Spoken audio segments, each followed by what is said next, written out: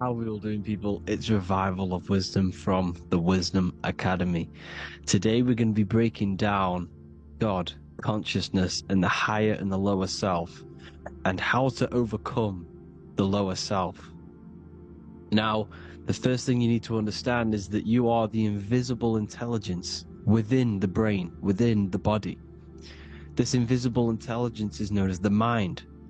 But you are not the mind, you are the observer of the mind, which is the soul, the invisible entity. The mind is your intellect, your intelligence. Now, the mind is, it's hard to put this in words, but the mind is something that gives you the ability to explore the universe. And this inner self is the I am. It's the quiet, the inner self, the voice you see in you hear in your head. This is why within spells high twin, inside, internal. The I is also the number one, which is one line. Because the one and only, is the inner self, which is the I am. This is why you say, my name is Harry. You are not Harry, you are the I, the inner self, the intelligence. Okay, this is why Jesus in French is I am. You look with the two eyes and you see with the inner eye. I and I, the same thing. Okay, because the I inside is what gives you the perception of what you're looking at. So when someone's trying to explain something and then you catch on saying, I see now, it's because you're seeing with your inner eye, the one that gives you perception, gives you intelligence, gives you the ability to understand things. This is the internal eye, the invisible self, which the physical body is nowhere near as complicated as this inner self. Is in infinite potential. God, G-O-D, generator, operator, destroyer, soul, mind, and body. Brahma, Vishnu, Shiva, the Father, the Holy Spirit, and the Son. They're all the reason why you see God is always a triad is because it represents yourself. Your invisible intelligence is God. Me and you are the same invisible intelligence.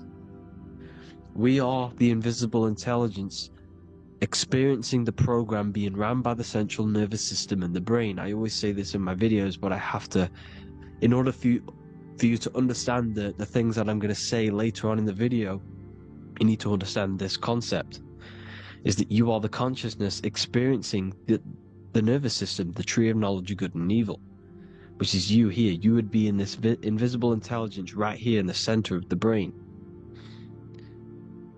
Now, this is why the ancient Christians show God is in the brain. This is the brain stem. This is the brain. This is also the brain stem and the brain. The brain stem and the brain.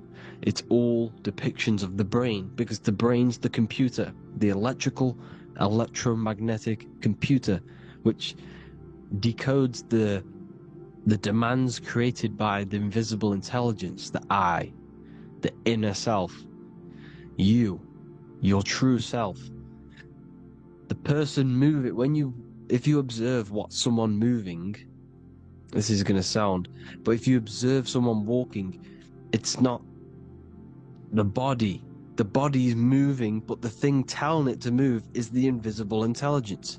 Before you kick a football, a decision is made within your invisible intelligence, your mind. And this consciousness, this invisible intelligence, is either stuck between the lower self and the higher self. Okay? When the invisible intelligence, meaning the true self, identifies itself with the physical body, it will trap its mind within physicality. This consciousness that we have is either operating in the lower self or the higher self. It's either feeding the material body or it's feeding the spirit. Okay? But because we are physical and spiritual, we need to be even. We don't want to be meditating all day long, because we do have a physical body as well whilst we are here. We are playing a game in physical matter. Okay? Now, the reason that you incarnated here is to learn a lesson, because the mind can manifest anything it wants within the astral planes, within the world of imagination. It can manifest anything it likes, but it incarnates into matter, into this game, so we can understand labor, because anything in matter you have to labor to manifest. But in the astral, you can manifest at the click of a finger. You come here to learn the knowledge of good and evil. And your consciousness, I came out a bit off topic there, but your consciousness is experiencing the lower or higher self. The lower self is manifested in the lower parts of the body. Sex, food, and power, the lower three energy centers. These centers are like mini brains. You are literally thinking with these centers. And when your mind is stuck within these lower centers, you'll think, have you ever heard the term of thinking with your penis, or thinking with your, you know what, as a man? Even females maybe, but mainly this is a boy saying, you're thinking with your penis. This is a truth, it's truth in plain sight. You think with these energy centers. When you're living off the lower three centers, all you care about is sex, food, and power. Eating, sleeping, and greed. Power's kind of like greed. Now, when we move up to the higher parts of the body, when we live our life within the higher parts of the body, this is considered heaven. Love, expression, intuition, and wisdom. This is what we need to be aiming to do, moving out of the lower half of the body and living our life within the higher self, the higher parts of the body, thinking with the higher energy centers, thinking with love, expression, intuition, and wisdom, spreading love, expression, intuition, and wisdom to others. Heaven is even. This is why Jesus is pointing at the heart chakra, always pointing at the heart. Earth rearranged his heart, because in earth you're manifested as a physical being. You're in the heart, good and bad. You need to be balanced between the good and bad, because love can be a demon too. That's a whole nother video, but love can be a demon. Now, the seven chakras are known as the seven seals in the Bible. When the Lamb opened the seventh seal, there was silence in the heaven for about half an hour. This is a verse from the Bible. The Lamb is Aries, which is the higher brain, the cerebrum, Ram, Aries. Because when the Ram opens the seven seals, you enter the kingdom of heaven. Because these chakras seal your invisible intelligence. They seal your true self. You are behind these seven seals, your true invisible self, your true consciousness. Because behind these seven seals, you do not think about anything materialistic. Your intelligence is not material. It's not physical. It's not from the physical world. It does not desire the physical world. The body is the beast. The body's the animal, the lower self, which can corrupt our intelligence. It can corrupt the intelligence. Okay? Now, we need to balance these chakras so that we gain a deeper connection between this intelligence and the brain. Because when there's a strong connection between the brain and the intelligence, your body and the intelligence, you have a strong connection. Therefore, you can manifest what the intelligence is saying at all times. Meaning, when, for example, your higher self, this is intelligence, the higher intelligence is always speaking to you. It's always guiding you. It's always telling you the right thing to do. You can feel it. When you're doing something wrong, you can feel that you're doing something wrong. Because this higher self This intelligence knows what it needs to do here. And when there's no connection between the body and this our intelligence, our true self, when we strip away, when you close your eyes for long periods of time, you will figure out you are this invisible, infinite, creative being. There's no words that I can't describe what it is. But it's the voice inside of your head that you can feel when you close your eyes. You are this being inside of the head, heaven, because this is heaven, this intelligence. And when there's a strong connection between the body, you can manifest everything it's saying. When everything is balanced, when you're no longer thinking with the lower centers, when they're all balanced, you're not thinking in particular with every center, you balance them all, you can manifest everything it says. Your body will act out what the intelligence is always saying. This is God in the brain, the intelligence, trying to touch Adam, representing the lower self. This is why they're not touching. Notice how Adam is resting, but the intelligence is always reaching out, stretching, symbolizing metaphorically saying it's guiding. I'm always reaching out. The intelligence, your intelligence is always guiding you. It's always reaching out to you. But Adam is ignorant of it. The lower self is ignorant of it. And that's why he's so relaxed and God is so stretching out. Because at our highest self, that when you think of when you want to better your life, that highest true version of yourself is God. When you're manifesting this, your highest self, this is God. Your truest form, your most perfect form, that is God. Your highest version of yourself, that is God. Emotions are not what you've been taught. Emotions are not something that should be reactive, okay? You should not let the emotion be you, except that you should experience them instead of letting them become you. You need to understand there's a separation in our consciousness. You have the soul, which is the person who is observing your thoughts. When you think a thought, who's the one observing that thought? The soul, you, the I am, the I, the inner self, the one and only. And inside of every single body, inside of me, inside of you watching this video, there is this same intelligence that is inside of me, inside of you. And it's the exact same intelligence, experiencing a different body. And this is what we mean by the universe is mental. We all are all sharing the same ball of consciousness in a different body. The animals, the fish, the cells, all expressing this one consciousness. Me and you are the same. This is why the golden rule is treat others like others should be treated, because I am you and you are me in a different body. Now, going back, you need to identify that there's different levels of consciousness: soul, mind, emotion, and body. Okay? Your emotions are on a separate layer than the body, the mind, and the soul. So when you identify there's a difference between all of these, you do not let them become you.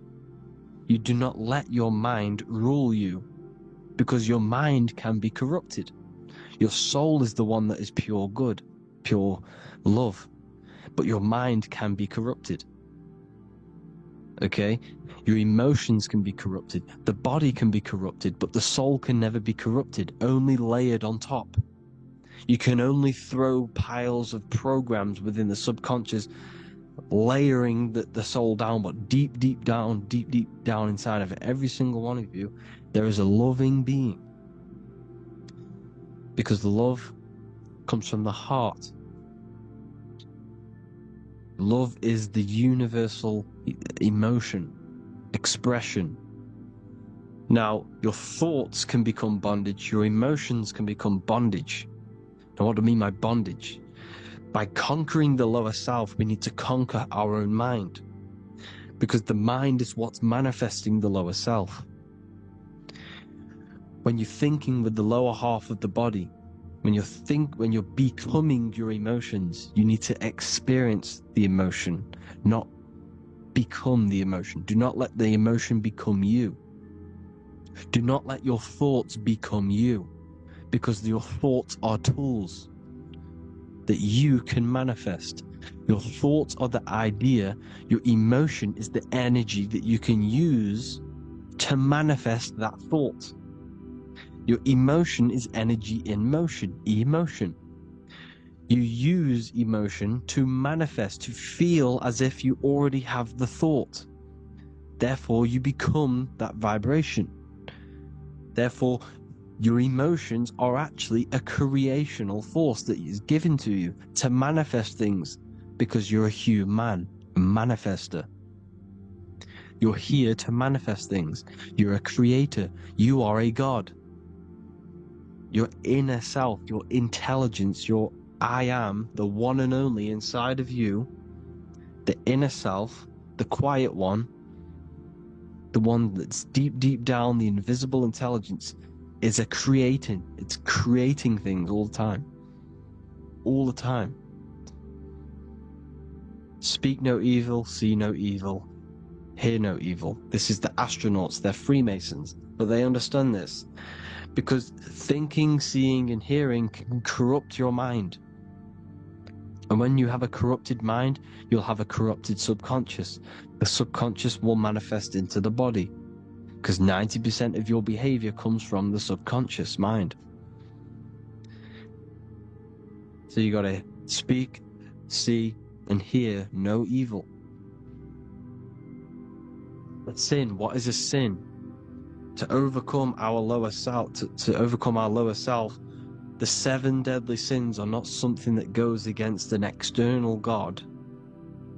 A sin is something that goes against your inner guide, your inner conscience, the inner self that's always speaking to you. It's always telling you the right thing to do. A sin is something that goes against this inner guide. And this is why you can feel something where you can feel you're doing something wrong, because the inner guide is speaking constantly. And when you commit these 7 deadly sins, which are 7 internal states which keep your invisible intelligence bound to your physical body. Because evil, right? Evil love bondage. This is why they stay in this realm and they control this realm, because they love the bondage of the body. They like matter. They want to stay in matter for eternal life. They don't want to ascend back into the heavenly realms, where you do not have a physical body. You can explore the universe within the astral planes. They stay bounded to the body, bounded to the 3D construct of the physical world. They have greed, lust, envy, gluttony, wrath, sloth, pride. They want all of this. And if you want that, that's okay. But deep, deep down, you don't want that, because your soul is always telling you the right thing to do. Your soul knows what to do to get out of here. It needs to detach from the external world. Detach from all of these 7 internal states which bound you to your lower self, your lower centers. That's what a sin is. You know, you have a left and right brain. The left brain is always analytic. The right brain is metaphorical. So the right brain is producing a holistic view of reality. Now, what do I mean? And not view, perception. When you see, because your eyes are parts of the brain, when you look at something, and you look, that image is produced in the back of the brain in the visual cortex. And then the right brain produces a perception, a holistic it breaks down what you're seeing into a holistic image, a holistic perception. So for example, if you're in a woods, the right brain sees the whole woods as one big woods. The left brain is breaking that perception down into individual trees, branches, and leaves. So the left brain's to do with duality, the right brain's to do with wholeness, unified. The left brain's dualistic, analytic. This is necessary so that we can pick things up and manipulate them and break things down. We need the left brain, we need the right brain. I'm not saying any of them's bad, but the left brain, sinister in Latin, means left. Because when you're left-brained, you see everything in dualistic. You see everything is dual, when everything's actually one. We need to be focusing and strengthening our right hemisphere. I'm not saying sit in the right hemisphere all the time, but we need to be strengthening our right hemisphere. And this is why left is sin and right is right. Because when you focus on the right hemisphere, you see the holistic perception of creation. The right hemisphere sees humanity as one unified consciousness. The left hemisphere sees everyone as individual persons and egos. Because the left hemisphere is dualistic. And this is why the Bible says, cast the net onto the right side of the ship and ye shall find. John 21:6. What does that mean? Cast your energy, cast your perception into the right hemisphere of the brain, and ye shall find unified consciousness. You shall find your higher self, the one and only. If then you have been raised with Christ, seek the things that are above, where Christ is seated at the right hand of God. Wow. Powerful. What does this mean? Seek the things that are above, where the Christ is seated at the right hand of God. God is your consciousness, your invisible intelligence between the two hemispheres. The right hand of God is the right hemisphere. Seek the things that are above the heart. Love, intuition, expression, and wisdom. Seek the things that are above the heart, the higher self, the higher part of the body. Because when you seek the things of love, expression, intuition, and wisdom, you create a strong aura. You attract the same frequency. And this frequency is heaven, God. This is the Sumerian artwork showing the Lamb. This is a step symbolizing stepping upwards, raising up. He's stepping over the Lamb up to the bird. His hand is going to the bird. The Lamb symbolizes the lower self. Okay? The bird with the wings is in the sky. It represents the higher self. This is why angels always have wings, because it represents the higher self in the sky. The lamb is a ground animal, symbolizing the lower self. He's stepping over the lamb to the bird, his higher self, his invisible intelligence. Horus and Set, Jesus and Satan. Look, Horus has an evil brother, Set, just like Jesus and Satan. Horus is a bird, higher self. Set is a ground animal, lower self, which is the devil and the angel on your shoulder. You see? The right and the left hemisphere. The two wings. So, the devil and angels always speaking to you. The higher and the lower self. It's the battle between the higher and the lower self. Between the invisible intelligence and the physical body, because the body's the one that wants the sugar, it wants the pleasure, it wants the sex, it wants the porn, it wants all of the materialistic things, it wants the 7 deadly things. Okay, it wants this. There's a battle between the higher and the lower self, your intelligence and the body. This is why you need to become balanced, so that there's a deep connection between the body and the invisible intelligence, the I am. You need to master your mind with discipline, and you gain a connection between the brain, the body and the intelligence. Resurrection, transmuting sexual energy. Okay, this is important. Res is resh, which is Hebrew. The early Hebrew resh symbol is the head. This is the head. Resh, erection. Erection is a sexual stimulation.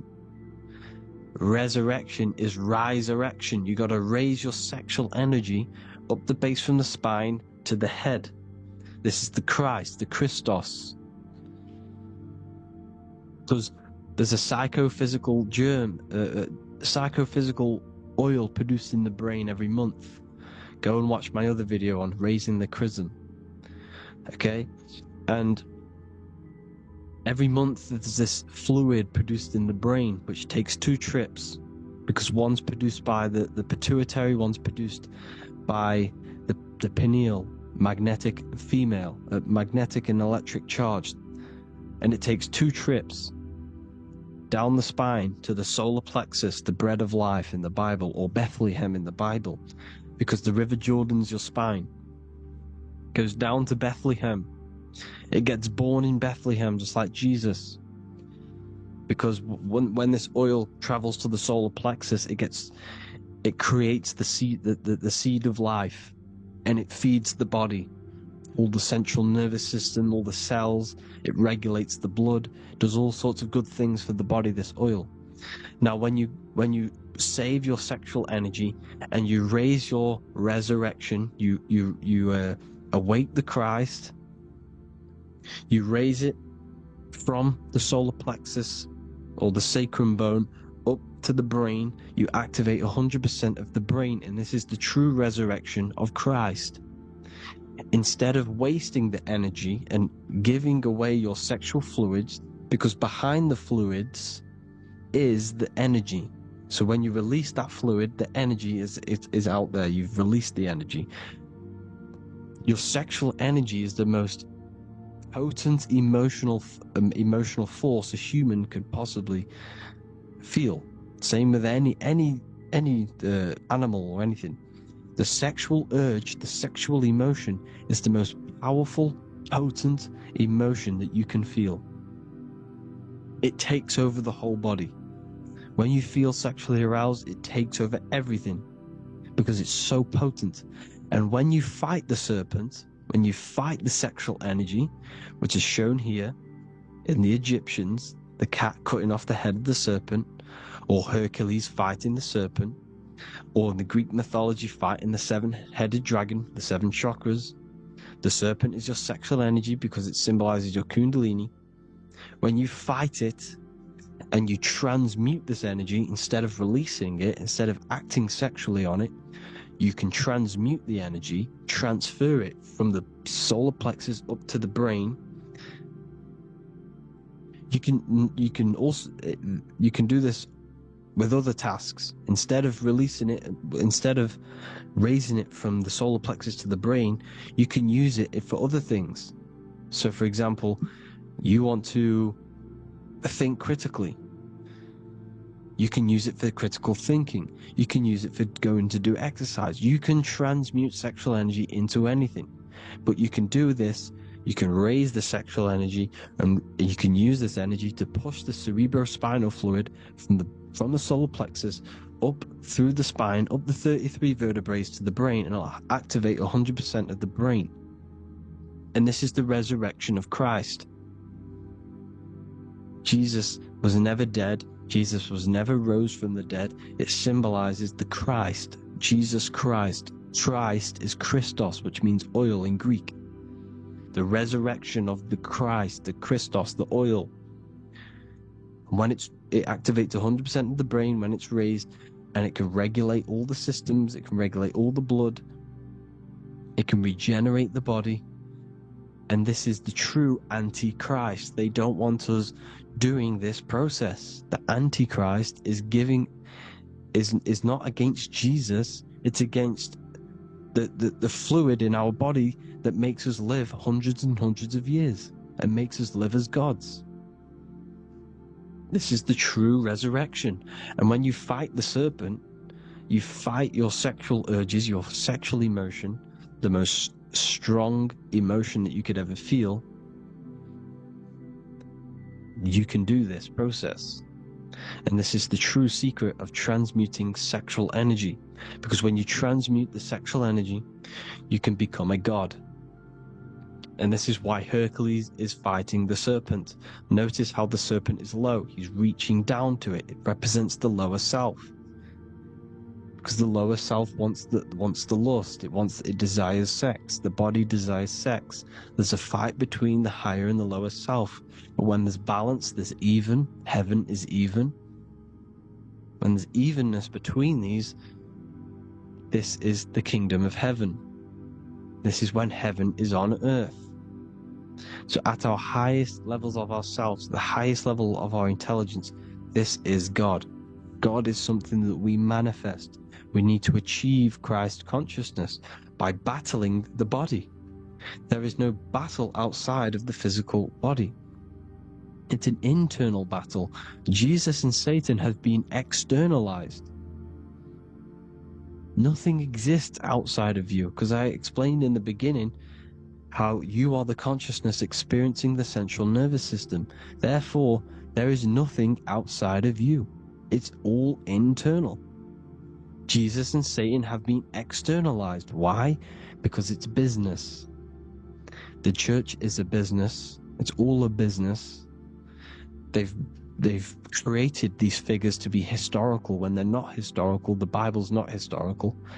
It's all externalized. It's called exoteric, when the truth is esoteric, internal teachings. So anyways, people, balance the chakras, balance the two hemispheres of the brain, balance the conscious and the subconscious. Balance is perfect, the yin and yang. You are spiritual and physical. You live in day and night. You need to be balanced. Oneness. Seek oneness. And this is the true kingdom of heaven. And when we all realize that we are all the same intelligence, the same consciousness expressed in different bodies, when we all realize this, we all realize we're all one. Doesn't matter what race you are. It doesn't matter what race you are, where you're from, your nationality, because none of you are actually from here. None of you are from the physical world. You're manipulating the physical world through the physical body. You are the I am. We all have a soul. Every single one of you has a soul. We all have souls. The reason why they say some people don't have souls is because they're trying to suppress your mind. They don't want you to know that you have a mind. That sounds crazy, I know. But a lot of people haven't realized that they have an infinite intelligence called a mind. And behind that mind, if you can observe your thoughts, the person who is observing the thoughts, you have a soul. Everyone has a soul. Don't listen to all these people saying some people don't have a soul, some people do. We all have a soul. Every single one of us. So anyway, you need to break the lower nature of yourself. At our highest levels, we are gods. Our intelligence, our universal intelligence, the I am, the intelligence that's inside of the brain, is God. Our minds are being corrupted within believing that you are the body, and by the result of this is a society like today, because everyone thinks they're the body, and everyone's living in the lower nature of self, where everyone only cares about themselves. But when we realize we're all one big consciousness ball, we're all the same consciousness expressed in different bodies, there will be peace. So thank you all, people. If you do want to learn more, if you do want to read my book, it's called The Book of Wisdom. I'll put it in the description. It's an amazing book, people. It's going to give you the best understanding possible about creation, yourself, and the world. It's amazing. The Bible, everything. I have just launched a new cymatic library. A friend of mine has just added this to the website. He creates beats and he creates the purest beats, so they are actually the frequency that it tells you. Most of the stuff on YouTube and Spotify and Apple Music is all, it says it's a certain frequency, but we know these major platforms are all playing with the frequencies of the apps. So if you want a real binaural beats, solfeggio scale frequencies to meditate on or listen to throughout the day, join the Occult Library. You can get a 2-day free trial. I'll put the link in the description. Thank you all, people. Hope you all enjoyed this video. God bless you all.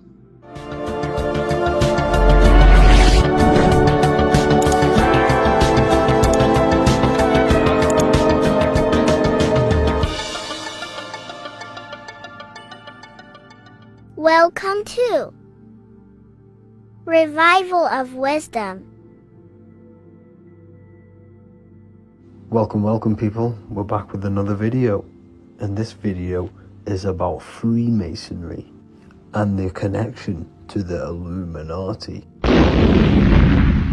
Please, as always, to make sure to hit that like and the subscribe button and turn on the notifications to never miss a video.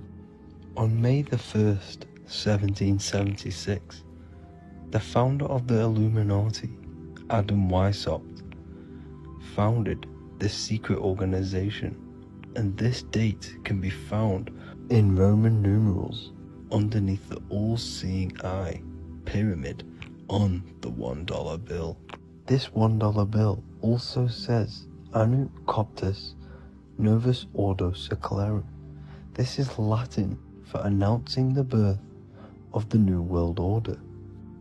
This New World Order will be headed by Lucifer, the all-seeing eye, and followed by the 13 layers of bricks for the 13 elite bloodlines. So your Orsini's, Rockefellers, Rothschilds, Soroses, and the other 9 elite families.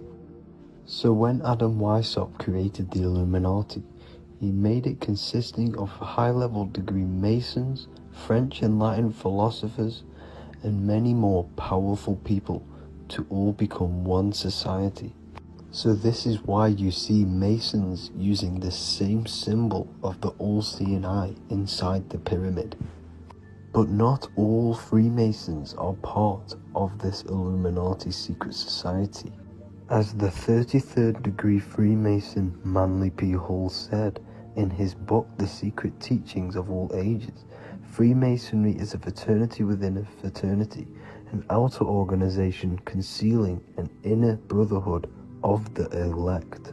So what he's saying here is that Freemasons have to go up the degrees of Freemasonry, and once they hit the top, they either get elected or not into these secret societies like the Illuminati, Skull and Bones, and Knights Templar. So when you see celebrities doing this one-eye symbolism, either covering one eye, doing the triangle, or doing 666 over one eye, this is showing and reflecting the symbolism of Freemasonry. They have taken the oath to never speak on anything they learn about Freemasonry. Duncan's Ritual of Freemasonry book states the oath they have to take, quote, I ... of my own free will and accord, that I will hail, ever conceal, or never reveal any of the secrets, arts, points of Master Mason's degree to any person whomsoever. All this most solemnly, sincerely promise and swear. Now, this is what happens when they break the oath, stated in this book, quote, myself severed in two, my bowels taken from thence, and burnt to ashes. So this states that Freemasonry comes first, before any law of the land. It has the right to kill you if you break your oath. This is the hand gesture they have to do every time they enter the ritual room inside the Masonic lodge. This is the cutthroat symbol, showing you and reminding you of the oath and what will happen if you break it. Now in this book, Richardson's Monitor of Freemasonry, it states, if you break your oath, binding myself under no less penalty than to have my throat cut across, my tongue torn out by the roots, and my body buried in the rough sands of the sea. If they do not decide to kill you, this book states this by pointing him out to the world as an unworthy vagabond, by opposing his interest, by dearranging his business. In other words, they have the power to frame you and destroy your reputation to the world and destroy your business if you break this oath. So yes, they do kill to keep this truth hidden, because this truth of this reality is what keeps them in power. They have the ability to manipulate people because people do not know what manipulates them. This is why they call themselves the government. They govern the ment, which is the mentality, because the mind is the root cause of reality. They control what you perceive to control what you manifest. By knowing the truth, you are set free, and you no longer need no controller above you.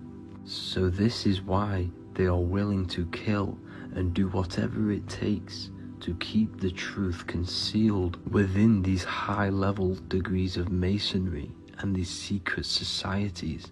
However, going back to Manly P. Hall's book, it states, part of the symbols are displayed here to the initiate, but he is intentionally misled by false interpretations. So this is saying even Freemasons are intentionally misled and told lies to conceal the truth, to make sure the truth is hidden in the high degrees of masonry. So that's it for this video, guys. Thank you all for tapping in.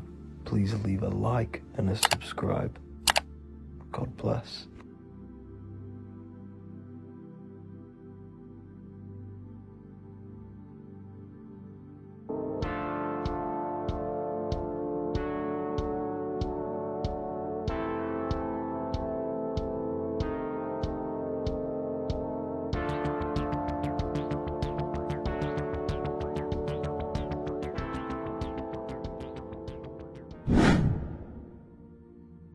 What is good, people? It's Revival of Wisdom. Today we're going to be talking about Saturn.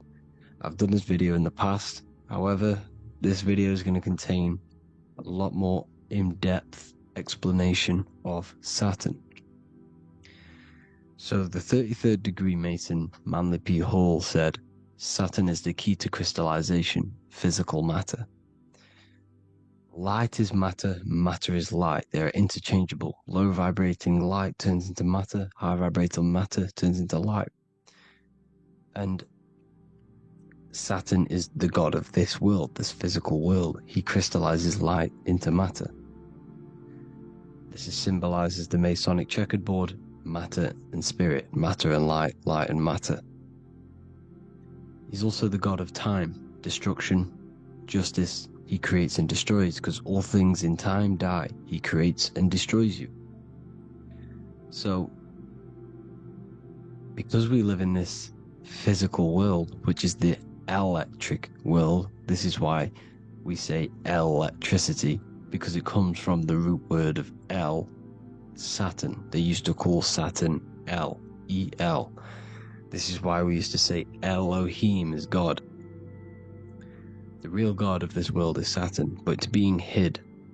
This is being hid. Jesus is Saturn. All of this is Saturn. It's all Saturn worship. It's the real god of this world, So, physical matter is a result of two opposing forces equalized on the plane of inertia, because everything is created out of electromagnetic toroidal fields. And these two poles equalize on the plane of inertia, which gives you planet Earth, plane of inertia. The plane of inertia is what Saturn is. It's the ring around the center of the plane of inertia. Thank you to Walter Russell saying, physical matter is a result of two opposing forces on the plane of inertia. This is what Walter Russell says, so please check out his work. He's got many books, many books on light and electromagnetism and stuff like that, so I advise you to check him out. So the torus field gives you the binary code 0 and 1, the female vagina and the male phallus. This is the code for this world. Saturn crystallizes physical matter. Now Saturn is the most outermost layer of the 7 layers of heaven, where it says in the Quran, it says, Allah, it is he who created the 7 layers of heaven. Saturn is the outermost layer. He's the top. He's the most high. So when we say the most high, we're referring to Saturn. He's the most high before the firmament, before the stars. So Saturn is the god of this world. He's the Lord of the Rings. He wears the crown. The crown is the rings. Crown, Kronos. So the planets are luminaries, they are lights, they are beings, they are energy, conscious energy. And we're in the heart of the solar system. Saturn is the outermost layer. He is the one of this world. He's the god of this world. Now, on the North Pole of Saturn, you have the hexagon. Add up all the sides, it creates the 6-pointed star. Or it can be created as a cube. The cube is very important. The 6-pointed star is very important. 6 points, 6 triangles, 6 side, 6, 6, 6. Black cube adds up to 6 in gematria. Now, what did I say in the beginning? Saturn crystallizes the physical world. He creates physical things out of light. You are a light being. This is why we say human. Hue means the light spectrum. Hue, man, we are light manifested into physical forms. Human. And we are incarnated through Saturn. Satan, same thing. The number of the beast is 666, and the 666 comes from the 6.6 triangle, 6 sides of Saturn, 666. We are all known as carbon-based life forms. Carbon, the atomic structure of carbon, is 666, 6 protons, 6 electrons, 6 neutrons. We are materialized into our physical bodies through Saturn, through the number of the beast. These bodies are the beast, the animal. The divine, the Christ, is the consciousness within, because you are a physical, spiritual being combined into one, hexed into one. Hexagram. This is a hexagram. You're hexed into physical matter, spirit and matter, light and dark, combined into one. Now you contain of the mark of the beast, the mark of your body. Your body's the beast. It says in the Bible, Satan, who is the god of this world. This world.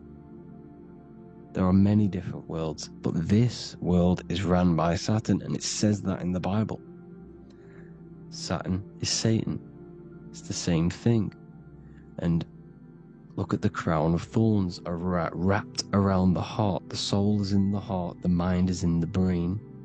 The soul is wrapped around the rings of Saturn. You're wrapped in physical matter. This is what it's showing you. This is symbolizing the rings of Saturn wrapping you. And the cross on top is the cross of the cube. The cube, the black cube of Saturn, unfolds into a cross. So Satan, who is the god of this world, Corinthians 4:4 in the Bible, Satan, who is the god of this world, has blinded the minds of those who don't believe. Saturn blinds your mind, because the god of this world materializes you, and he blinds your mind when you incarnate into physical matter. When you enter this soul system, not the solar system, you hit Saturn first. He materializes you. And look at the symbol for Saturn. This is the symbol for Saturn. All of the planet symbols are created out of the Holy Trinity. The Earth, Moon and Sun. Body, mind and soul. The sun is your soul, the moon is your mind, the earth is your body. Your body's made out of the 5 elements. The sun is your soul because the sun is life force, gives life to everything. Your sun is a soul. Your soul is the sun of your body. The moon is the mind. The moon is the moon of your body, the mind of your body. Intelligence. So all of the symbol of the planets are created out of these. The Saturn symbol is created out of the Earth cross, matter, and the moon crescent, moon, mind, matter over mind. This is why Satan, who is the god of this world, has blinded the minds of those who don't believe. He blinds your mind. Look at the symbol, it's showing you. The Saturn symbol is matter over mind when it should be mind over matter. So we descend into a soul system, into our 666 Saturn carbon suit bodies, and we are matter over mind. Then we have to move up the spine to go back up to spirit, to mind over matter, where you manipulate your own reality. Now look at this, it creates the number 5. 5 is the number of change. You're moving from this side of the number sequence over to the right side. You're moving from the spiritual into the physical world. You're incarnating into the 5 elements, the 5 senses. So the cube, the black cube of Saturn, is another major symbol. Very important symbol. Here you see the cube, and the color black is associated with Saturn because Saturn's associated with death. He creates and destroys. Light and dark. Death is associated with black, spirit, because you can't see spirit, which is blackness. So the black cube is black because Saturn rules the nighttime, which is dark, blackness, and he rules the winter, which is death, blackness. So Saturn is the black cube. Cubes have 6 sides: up, down, right, left, back, and forward. Cubes are 6-sided. Everything is 6-sided inside of this creation because you're incarnating, you're materializing, crystallizing into the cube, the world of the cube. Everything's a cube. Everything's got 6 sides. Here's Leonardo da Vinci showing you that you're in the cube. Leonardo da Vinci did this famous painting. You're in the cube, you're hexed into physical matter. Or you're incarnated into the 3rd dimension, the 3-dimensional world, which is a cube, 3D. And black cube adds up to 6 sides of the black cube. The Kabbalah means cube god in Arabic. And look at what they do. They worship the cube, the black cube, and they stand in rings like the rings of Saturn. Australia, Denmark, Manhattan, Santana all have these black cubes. You go to New York, you will see the black cube there as well. These black cubes are everywhere because it is the real God of this world,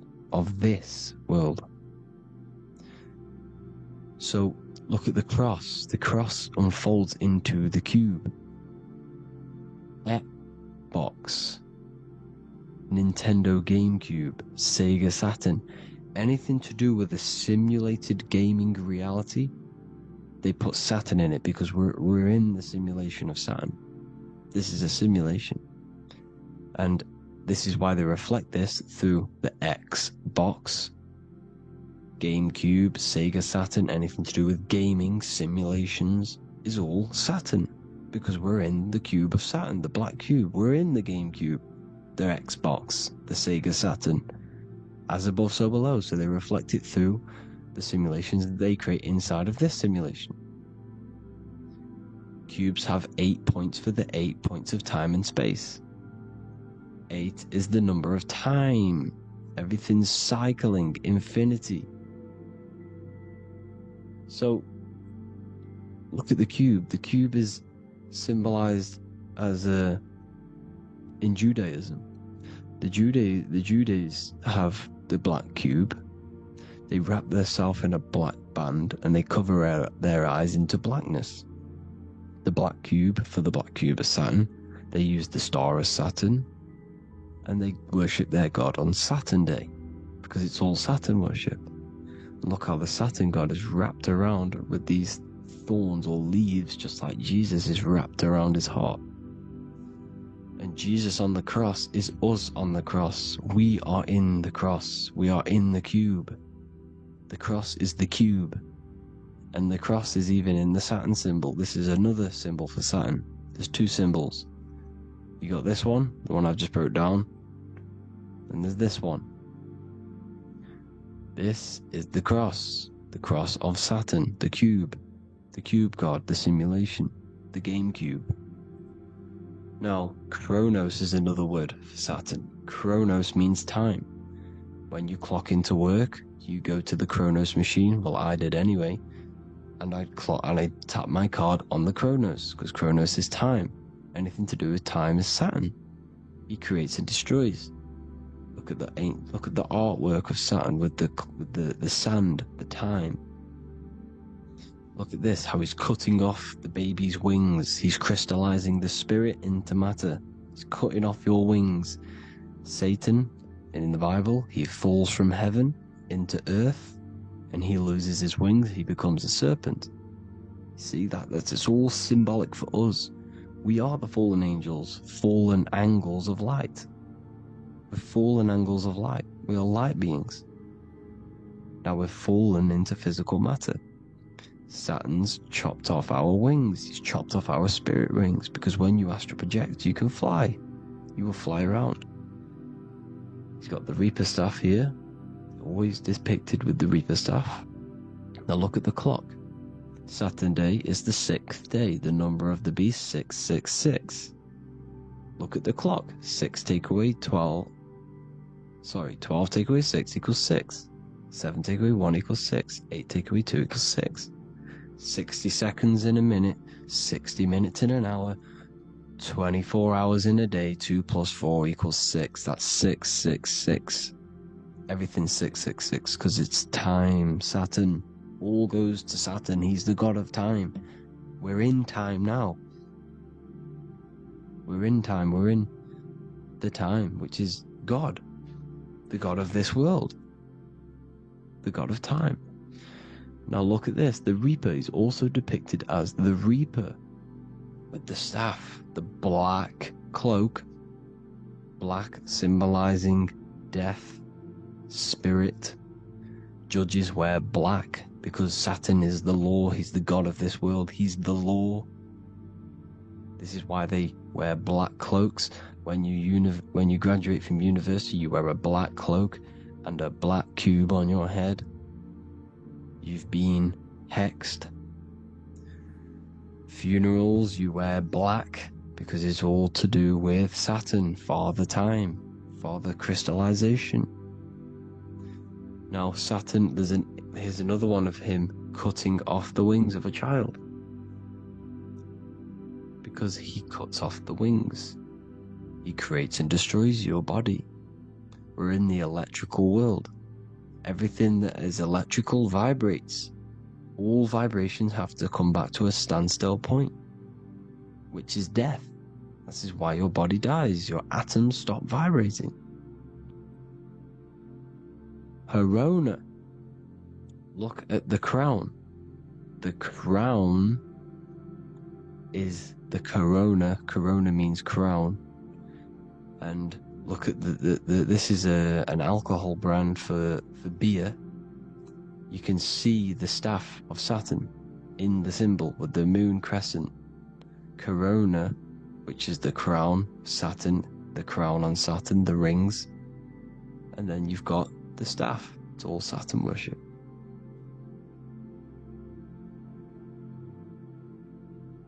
There's the black cubes of 9/11. 2 black cubes. This was a ritual for Saturn. It's all ritualistic. And look at the Star of David, the Star of Saturn. It's not the Star of David.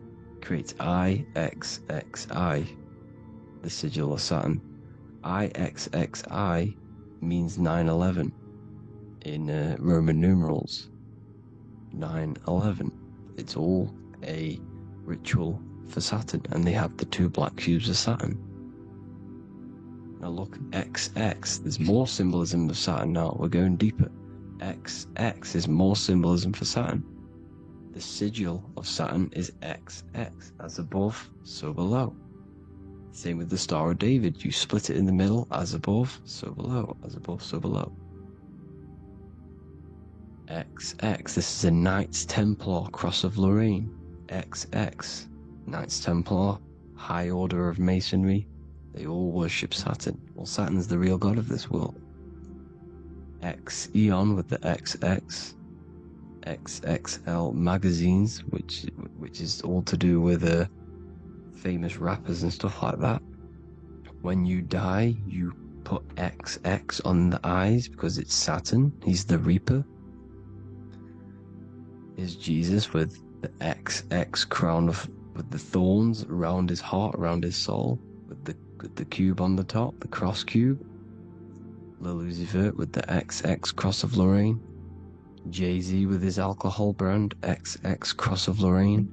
The X Factor with the rings of Saturn. All Saturn worship. The seal of Melchizedek is also Saturn. This is the cube. This symbolizes the cube with the 8 points for the 8 points of space and time. And this is the cube. It's another ancient symbol for Saturn. Here you see the star of Saturn with the Melchizedek symbol around it, which is all to do with Saturn. Here you see an altar, the Holy Grail, the Melchizedek symbol on it, and they're worshipping it. This is why we wear rings, wedding rings for the rings of Saturn. It all goes back to Saturn. Earrings. The 8-pointed star of the ancient Sumerians is all Saturn. It's all Saturn. So, the ancients, the symbols of Saturn goes on forever.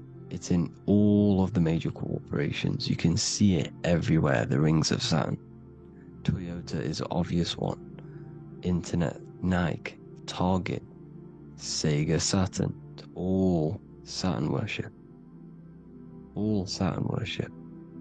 Because he is the real god of this world.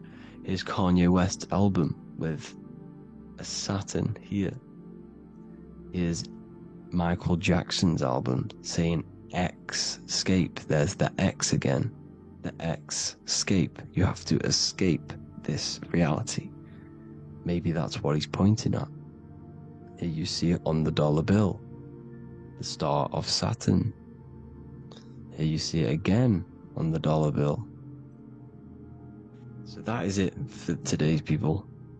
I hope you all gain some insight on Saturn. Please like, comment, and share if you can. Subscribe if you like the channel. Please have an amazing day. God bless.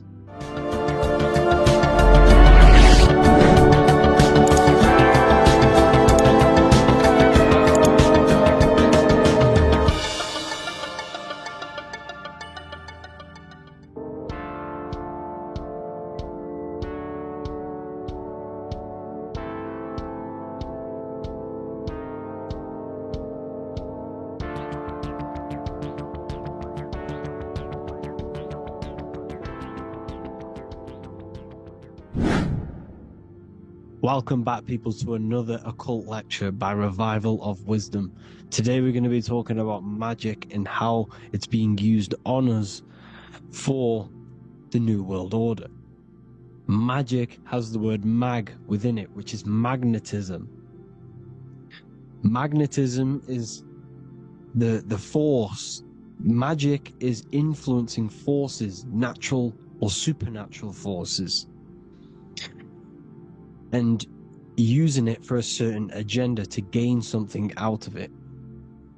Now, magic is not what everyone's being thought. It's not some sort of fantasy thing. It's actually very common, and we all do it, whether you believe it or not. Magic is all to do with the mind. As I said, always say in my lectures, your mind is what creates matter. Your mind is what creates your external world.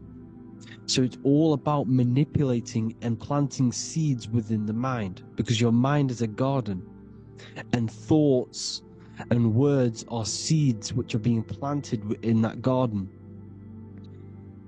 Your life, your physical life, the people you have in your life, your friends, your car you own, the job you have, is all a reflection of the thoughts that you've been thinking in the past. You are where you are in life because of the thoughts that you've been thinking. Therefore, your life is a direct reflection and manifestation of your mind. The Garden of Eden. Okay? The mind is what they are targeting. What you see, say, and hear has a direct effect on your mind. Me talking to you is influencing you. The words I'm saying is planting seeds within your mind. Now it's up to you to consciously act on these thoughts or these words, or to maintain these words. As above, so below. As within, so without. What's inside of me is outside of me. What comes into the storehouse comes out of the storehouse. You have the left, you have the right, you have the up and you have the down. As above, so below. Whatever is in your mind will be expressed in some sort of way, consciously or subconsciously, spiritually or physically. The mind is what manifests everything. And this is what we need to understand. We need to understand is that the mind is not physical. All things spiritual manifest physical. All things seen come from the unseen. The words you're thinking, that everything you have is coming from the unseen. The actions that you do come from the unseen mind. Another expression for as above, so below is you are the universe itself. You are a universe, a mini universe. But just because you are mini does not mean you are the whole thing. If I take a little piece of infinite, let's say there's an infinite light source. Let's say I take a little chunk of that infinite light source.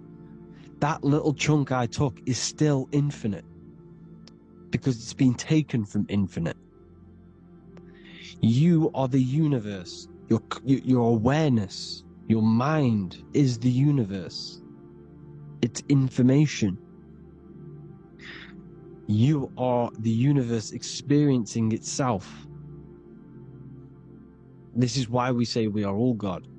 As above, so below. What is in me is outside of me. The sun, the physical manifestation of the sun, is your soul. The 12 constellations are manifested in the physical body. The 5 elements are manifested in the physical body. They're manifested in the 5 fingers you have. As above, so below. This is manifested, well, this is a symbolized in Freemasonry and secret societies as the 2 pillars. The mirroring reflection, the reflection of reality, the mirror. As above, so below. What happens in the mind, what happens in the astral, happens in the physical. This is Aleister Crowley. This is all symbolism. This is the 2 pillars with the all-seeing eye and the triangle at the top. Aleister Crowley was a master magician, very powerful dark magician, black magician. There's 2 types of magic. You have white and black, just like the checkered board. The Masonic checkerboard, you have white and black, you have good and evil. White magic is influencing natural forces to gain something that will help the collective consciousness, help the collective, help the earth, help other people. Black magic is something you manipulate something so you can get something personal out of it. Doesn't matter if it's good or bad. It's still considered as black magic because you're being selfish. Everything you do should be contributing towards the collective consciousness and helping others. And this is why the ancients lived in a system where everything was in unity. We understood that I am you and you are me. What I do to you happens to me because I am you and you are me. We are the same mind substance on the inside. We're all the same mind substance being expressed in different bodies. So what I do to your mind will have a ripple effect on my mind, because all of our minds are connected within the mental plane. So this is why they know all this knowledge.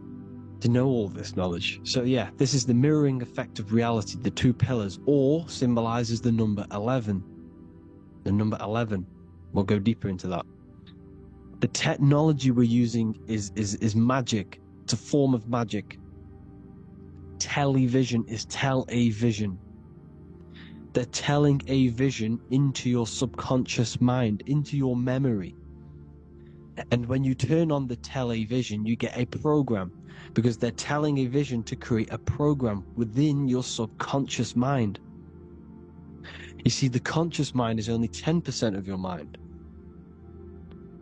which is to do with your, what you're aware of, your five senses. What are you consciously aware of? Well, I'm aware I'm here, I'm talking.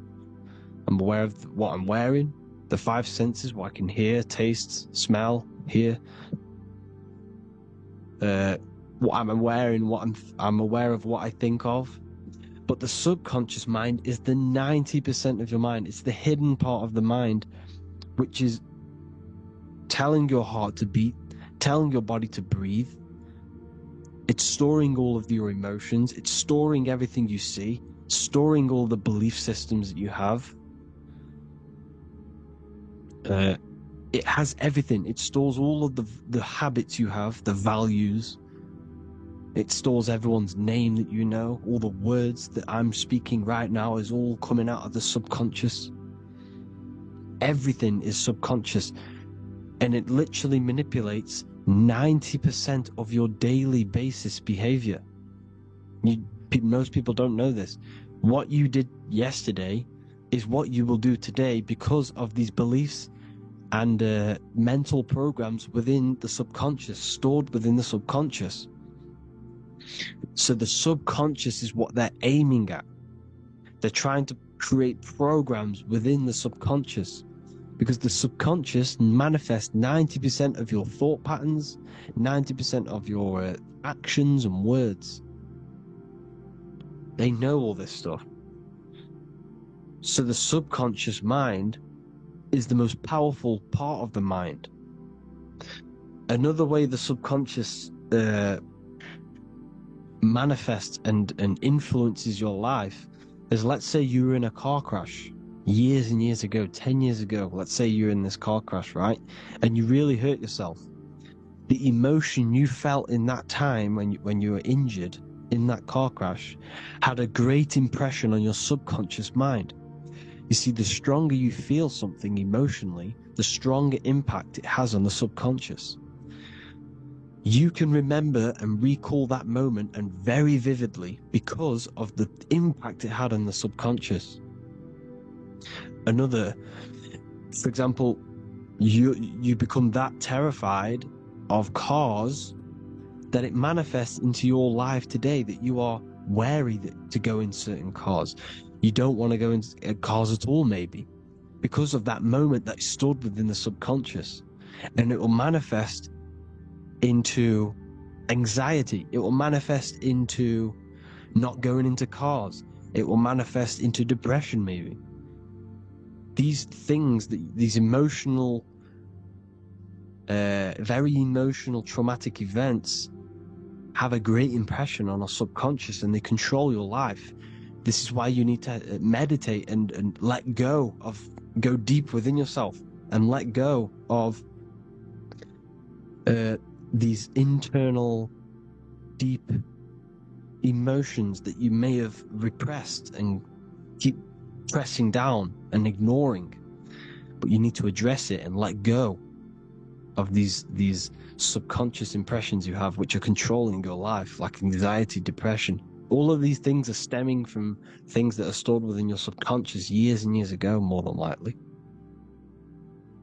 Broadcasting. They're casting spells to a broad audience, to news, north, east, west, and south. They're casting spells. No, if you watch the news, everything's red. breaking news in red writing or the red background. Everything's red. Why? Because red's the root chakra, which is all to do with survival. They want to stimulate this root chakra because they want you down there in survival mode. They want you in survival mode because you're easier to control. They control out of fear. And not only they're casting these spells as if, because most of the things they cast in the news hasn't already happened. They're constantly bombarding you with, there might be a war breaking out, war this, war that, kill here, kill there, murders. It's impressing, it's casting spells on your subconscious mind. So when the event does turn up in real reality, in physical reality, you're less emotional, you're less surprised. You're not as surprised because you've already heard it before. Your subconscious has already heard it all before. If you never heard of a war and then a war broke out, you'd be going crazy. So they subtly program your subconscious mind through the words, because the words they say is impressing your mind. It has an effect on your mind, which will have an effect on your behavior, your words, your conversations you have with people.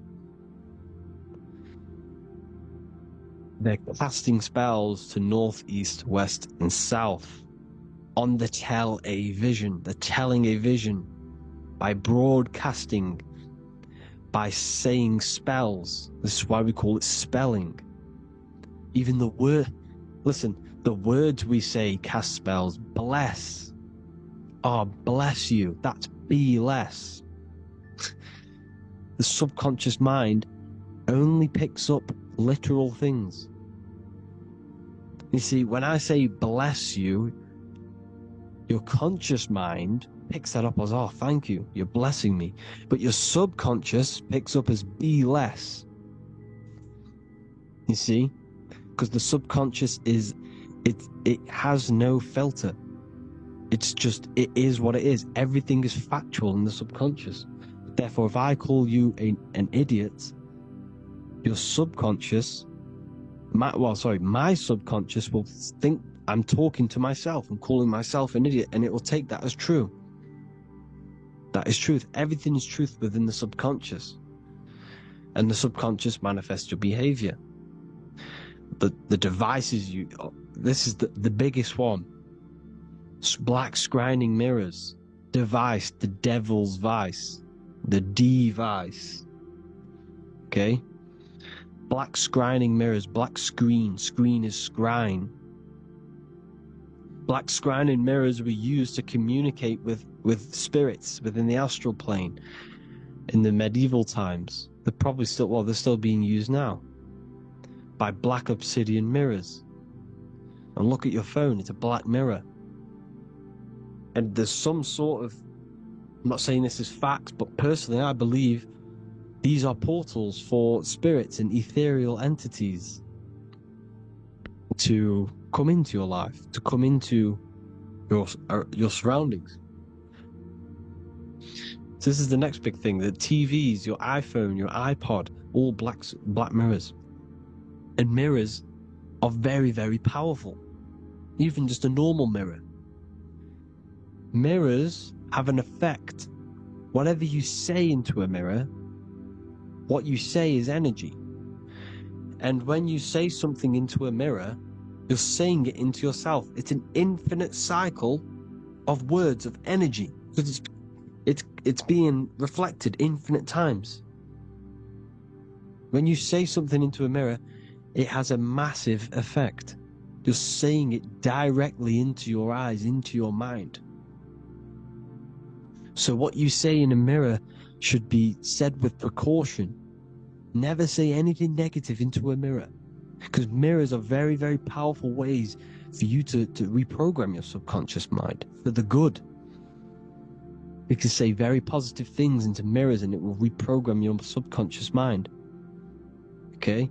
Manifesting is all magic. It's all magic. Everything is magic. But consciously doing it is what they're doing. They hid this knowledge. Your phone is magic. It manipulates your mind. The iPhone.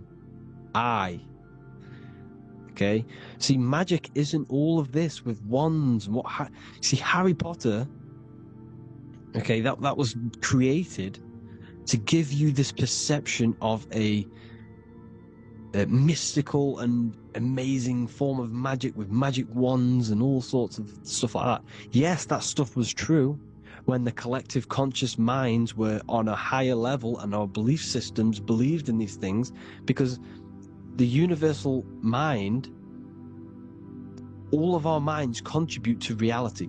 If the masses don't believe in magic, if the masses don't believe in a certain thing, it's going to have an effect on physical reality. So when the collective minds are higher and have more open minds, things like Harry Potter can come true. See, it's all in the mind. The iPhone, the eye is the symbol for the mind, the invisible intelligence. The triangle is the ethereal plane. Okay? So the eye in the triangle is the eye that sees into beyond the ethereal planes. The square is the physical plane. So the iPhone, your phone, is a black box, just like the Saturn black cube. It's a black mirror. It's taking photos of you every 2 seconds. And it's your mind.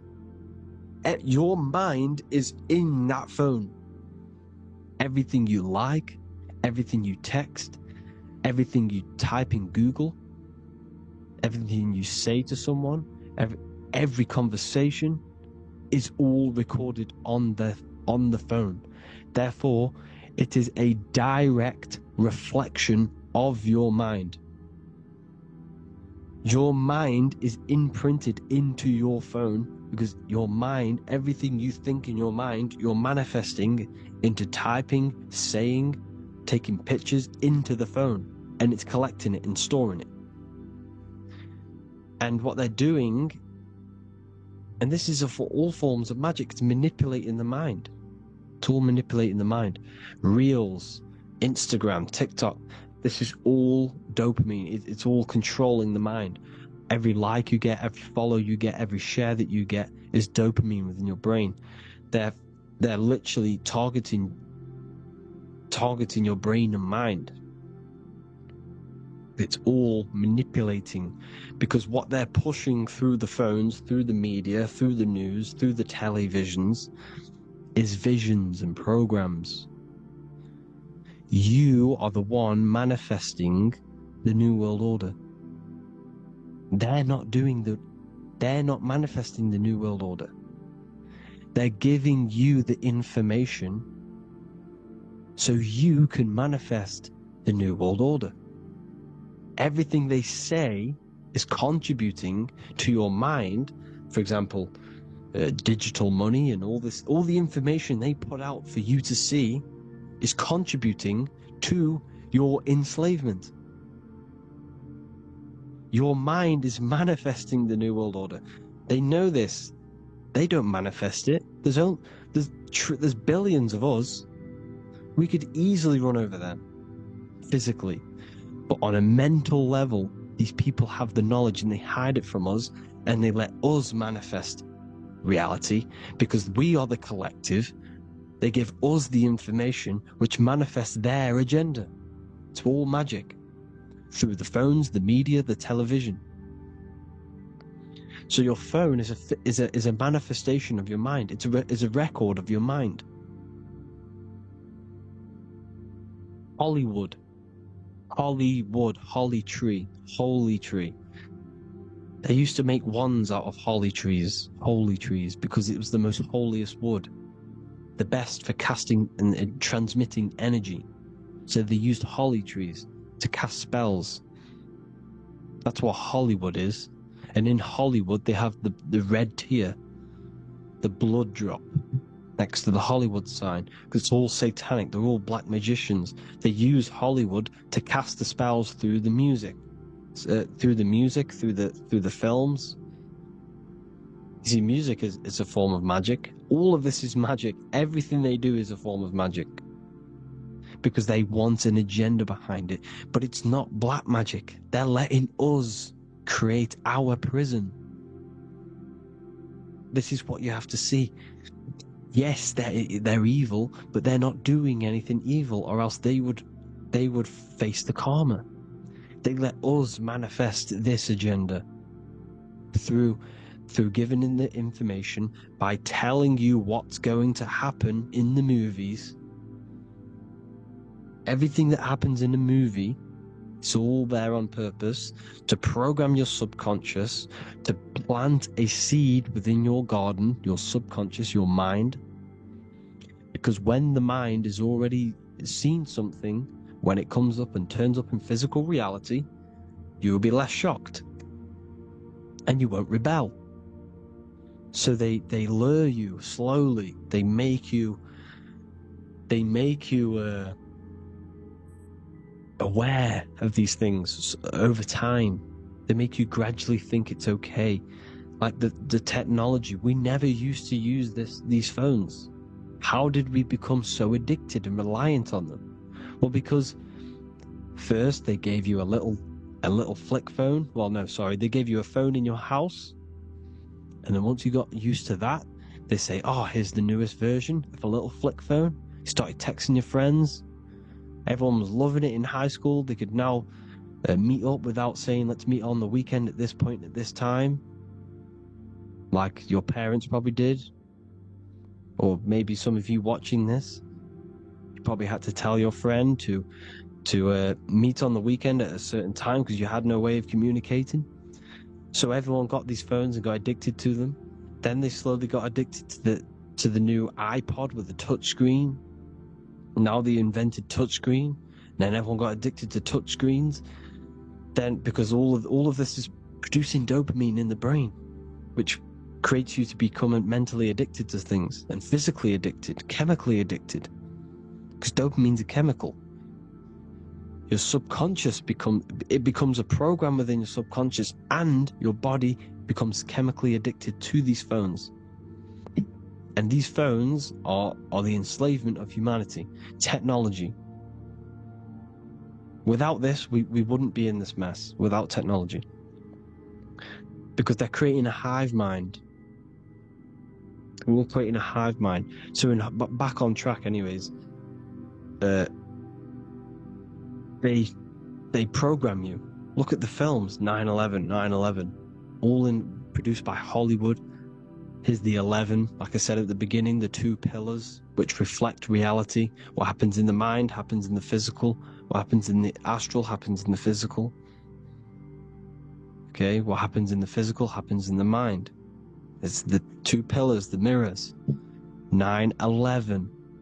9 + 1 + 1 is 11. Flight 11 was hijacked. New York is the 11th state. New York adds up to 111. This is not a coincidence. It's all a form of magic. It's a ritual, energy harvesting ritual, because your mind produces energy. Your mental attention produces energy, and they're feeding off this energy in the astral plane, these demons. Music is the most powerful. Personally, I think the music is one of the most powerful forms of magic they're using. Okay? Music is hypnosis. It puts your brain in a hypnotic state. It influences your electromagnetic field through vibrational energy. It reprograms your subconscious mind. Why do you think you remember the lyrics? You see, your subconscious stores all of the memories. Remember, the subconscious manifests 90% of your behavior. So therefore, the music you're listening to is manifesting your behavior. You wondered why some people wonder why they have drug addictions, and they can't get out of violence, and they can't get out of all this negative mind space. It's because the music they're listening to is creating a negative mind space. The words you listen to have plant seeds within your mind. So the reason you remember the lyrics is because that song created a program within your subconscious. Yes, that is what happens. You can use magic to reprogram your mind, but you can use music to reprogram your mind, because it's all forms of magic. It's using natural mental energy forces to manipulate the physical reality. You manipulate your mind, you manipulate reality, physical reality. Okay? So the music, another very, very big one. When you turn on the radio, it's just all talks about alcohol, drugs, and sex, because they want you down in the lower three chakras. They want your mind attached to matter when it's mind over matter. Your mind's not physical. You see, the word spirituality is the new trend. It's not about your spirit. It's not about your spirit. It's about your mind. It's not about, spirituality and looking after your spirit. And they've got you focused on your spirit. Why? Because they hide your mind from you. You see, a lot of people think their mind is their brain, but the mind is everything. There is no physical reality without mind. You can have a brain. Imagine if you had no mind but a brain. It wouldn't work. The mind is everything. The mind controls your avatar. It begins in the mind before it happens in the brain. Then the brain manifests through the body. The brain's just an electrical computer. So that, they've got people scared, or do I have a soul or not, and all this stuff. Listen, if you have a mind, you have a soul, because you are not the mind. This is why everything is sort of an illusion, because beyond the mind is your soul. But what is the soul without a mind? You can't have a soul without the mind. But if the mind didn't exist, the soul doesn't exist. You are the person listening to your mind. I shouldn't say person, because you're not the body. You're the entity behind the mind. But if you didn't have that mind, you couldn't understand what you even were. You would just be an observer who couldn't think. So yes, we all have a soul. If you have a mind, you have a soul. Everything is mind. Everything has mind. Mind creates everything. God is mind. And they're manipulating your mind through TV, your phone, every little thing. The school. It's all about the mind, people. Control your mind, you control your reality. Just the last thing, here you go. Aleister Crowley, the dark magician. Kanye West doing the exact same thing because they're implementing magic in the music. Here's the Beatles with Aleister Crowley in the background. Bet you never noticed that. Aleister Crowley was influencing music and placing magic within the music to influence the subconscious. This is what Baal worship was. This is why they kill children. They sacrifice these children. Why? Well, because in order to ascend, in order to raise your consciousness internally, godly, by being good, God, or being in order to be good and raise your consciousness and to get something in the physical world, you have to sacrifice yourself. And what do I mean by that? In order to raise your consciousness and ascend, you have to sacrifice the lower nature of yourself. You've got to abstain from having sex to retain your sexual energy, to transmute it. Or staying away from poisonous foods like meat. So, staying away from blood. We shouldn't be consuming other animals' blood. We should be keeping our blood pure. We are humans. We shouldn't consume chicken blood, chicken germs. We are the most divine creatures on this creation. We are the most intellectual creatures in this creation. Therefore, we should keep our temples pure. We are not animals. If you want to associate yourself with an animal, go out in the wild, go and find a wild boar, and go and try rip its guts out with your bare teeth, because you can't do it. You're not a carnivore. Okay? So in order to ascend, you have to kill and sacrifice your lower part of yourself to ascend up to your spirit self, your mind self, the highest version. And the elites don't want to do this. So they sacrifice other things like babies to kill them, to exchange their life over to the astral plane, so these demigods in the astral plane can give them something in return in physical. They don't want to sacrifice their lower self, so they sacrifice other things for exchange, for physical pleasure. But the godly person sacrifices their lower self for their higher self to do good and ascend. So this is what all the Baal worship is, people, and this is why they're doing it. Hope you all had an amazing lecture. If you haven't already, go and get the Book of Wisdom for more information. You know, I don't go into dark stuff in this book, because all I do is enlighten people in this book. You can get it in Spanish, English, German, Italian, and French. Worldwide shipping. You can get the PDF or paperback. Or there is also a new one called the Human Health Guide 2.0. It gives you a list of all the foods, grains, oils, nuts, you know, everything that's alkaline and positive for the body and not man-made and hybrid.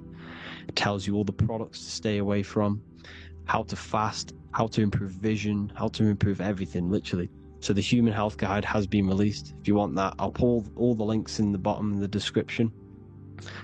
Hope you all enjoyed the lecture, people. God bless you all.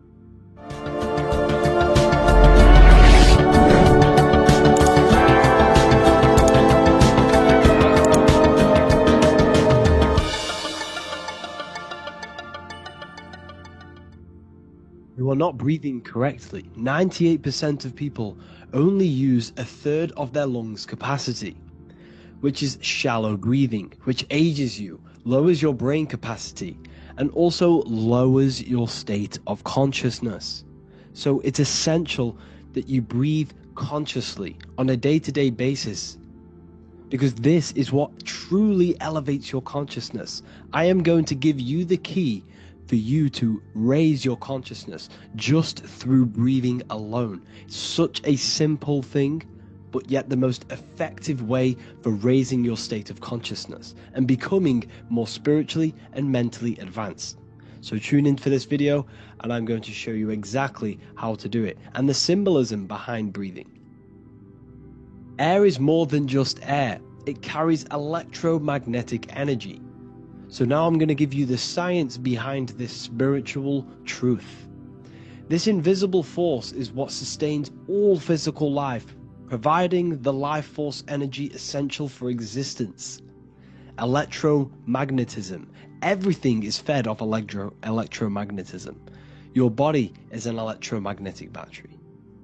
Now, we can prove that air carries electromagnetism just by doing a simple test, a simple scientific experiment, by getting liquid oxygen and pouring it between a north and south magnetic pole, two polar opposite magnets.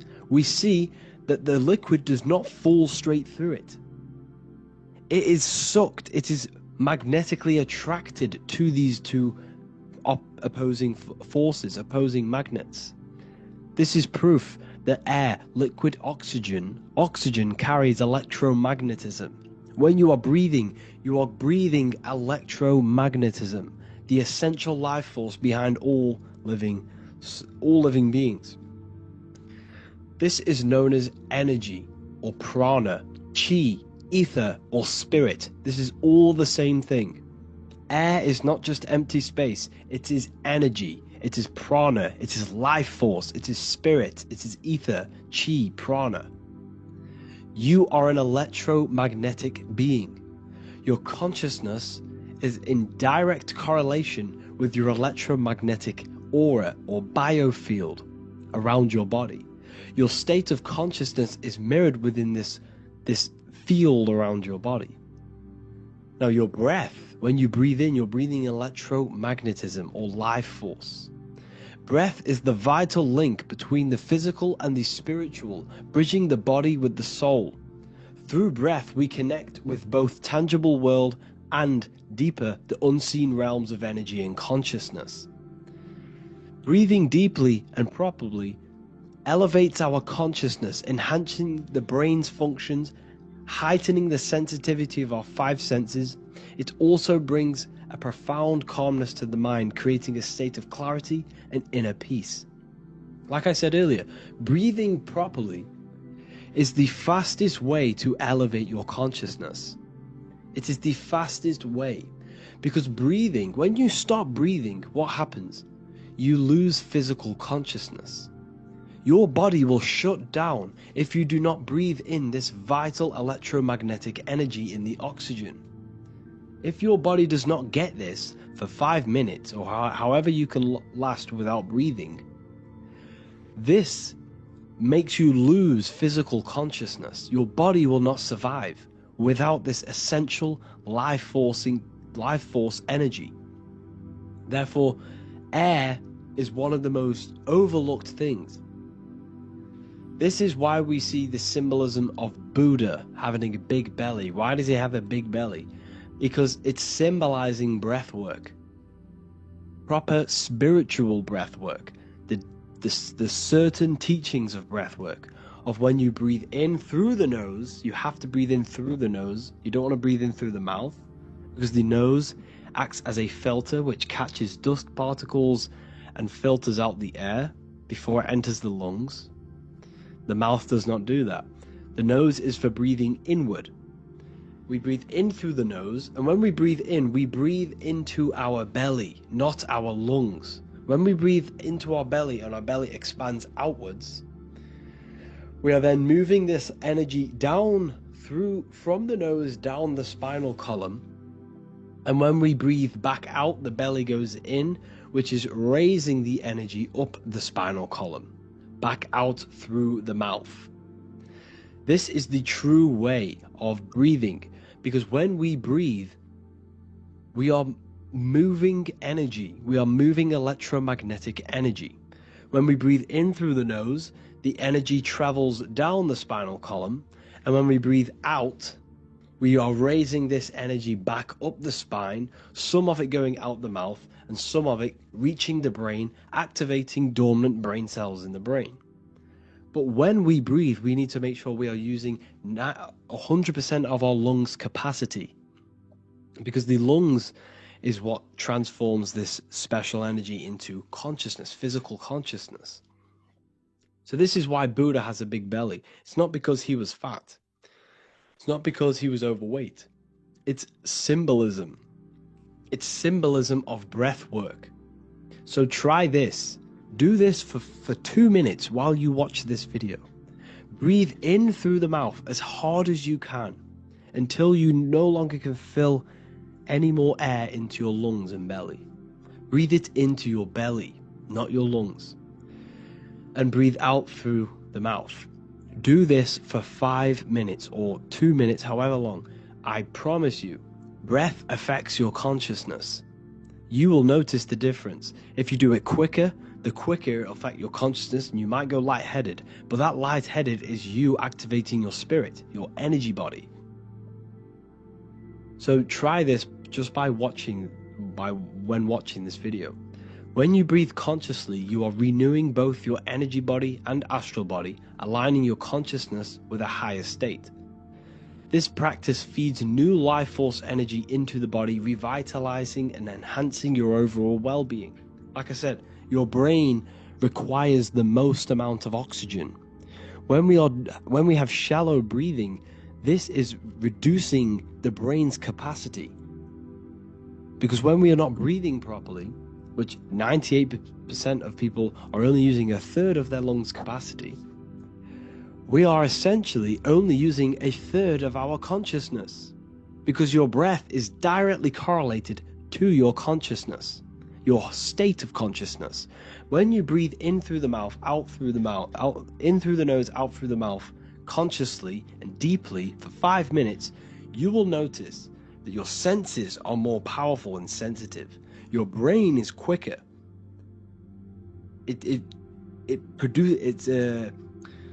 What's the word? It processes information quicker. You become quicker. You become a superhuman, and you feel more spiritual because it activates your spirit, your astral and energy body. So when we meditate, it's definitely important to breathe in through the nose and out through the mouth as deeply as possible to align with a higher state of consciousness. And this is the easiest way to separate your consciousness from the body. When you breathe in deeply for long periods of time, while meditating, while taking no thought, when no thought is present and you gain a rhythm of deep breathing, this is the gateway to opening your consciousness. Because when you stop thinking, other aspects of your consciousness can open up. All of our lives we've been thinking, which has blocked off the higher states of consciousness. So breathing is very, very important. It affects our overall well-being. And this is Yahweh, the in and the out of breathing. When we breathe in, this is Yah. You can hear it. It sounds like Yah. And when we breathe out, that is Way. This is the name of God, apparently. But God is within you. You can connect with God. You can connect with source consciousness within you by breathing, by raising your state of consciousness through breathing and meditation. This is why the Bible tells you the Spirit of God has made me, and the breath of the Almighty gives me life. You are consciousness. You are God. You're an extension of God's consciousness. Job 27:3. As long as my breath is in me, and the Spirit of God is in my nostrils. The Spirit of God is through breath. John 20:22. And when he said this, he breathed on them and said to them, receive the Holy Spirit. The word spirit means breath. In Greek, Hebrew, Latin, it all means breath or wind or air. The Holy Spirit is a certain way of breathing, a breathing technique that elevates your consciousness, that syncs you up to a holy consciousness, an elevated state. That is the Holy Spirit. That's why it tells you in the Bible, when he said this, he breathed onto them. He breathed onto them and said, receive the Holy Spirit. You must breathe to receive the Holy Spirit. When you breathe, you are renewing the body's energy. You're taking in new life force, which is regenerating your cells, regenerating your brain, nervous system, and also connecting with consciousness, pure consciousness. This is not something that we should be doing during meditation. Yes, it is. We should be doing it during meditation, but this is something that we need to apply all of the time. This is the fastest way you can raise your consciousness. I just want to say, all of this knowledge is inside of the Book of Wisdom, Volume 2. Make sure to give a like and a comment on this video to help the algorithm. And let me know what you think about the last book or this book if you have read them, to let the new people know what they're looking at with this book. This is truly life-changing. The Volume 2 and Volume 1 is truly life-changing. You can get them in a bundle also. Learn hidden knowledge inside of the Ethereal University. This is where truth seekers belong. I'm not here to try sell you this, but this is the place for truth seekers. And if you are serious about your spiritual journey and serious about gaining knowledge, which gives you the advantage of a life, join Ethereal University. This will definitely help you. Thank you for watching this video. Please leave a like and comment. Make sure to give me any suggestions on videos that you want me to make in the future. Thank you all. As above, so below. This is one of the most crucial teachings within esotericism, occultism, or what we like to call it today, spirituality. I don't like calling it spirituality because it's not spirituality. I teach human consciousness. I teach the science of you and your consciousness alone and your being. And in order to fully understand you and this world around you, you must understand this number one principle of as above, so below. There is many misconceptions of this, and there is many simple teachings of this, but I'm going to break it down today from the most simplest to the most complex, and you will see the connections between all things. This is the most important lesson you could ever learn, and I'm going to teach it you today.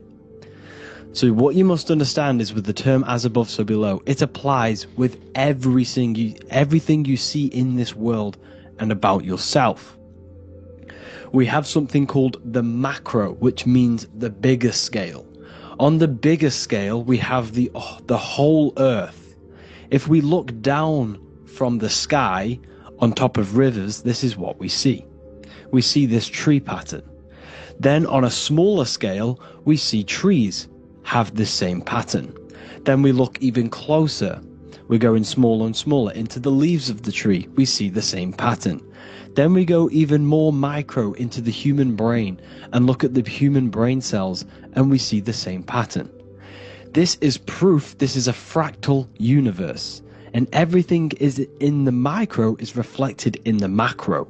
As above, so below. As within, so without. On the macro is a reflection of the micro. So now that you understand this, we can go a bit further. A yearly cycle of spring, summer, fall, winter is a macro. A micro is a daily cycle. So a day is a mini year. The summer is the midday. Autumn is the evening. Night is the winter, and spring is the morning. This is a macro, a reflection. We have a miniature cycle of the zodiac every single day. And this cycle is also reflecting the cycle of life and death. We live, we are born, which is the spring. We live, which is the summer. We then age, which is the autumn. And then we die, which is the winter, and then we are reborn again. This is the cycle of life and death, and you do this every single day.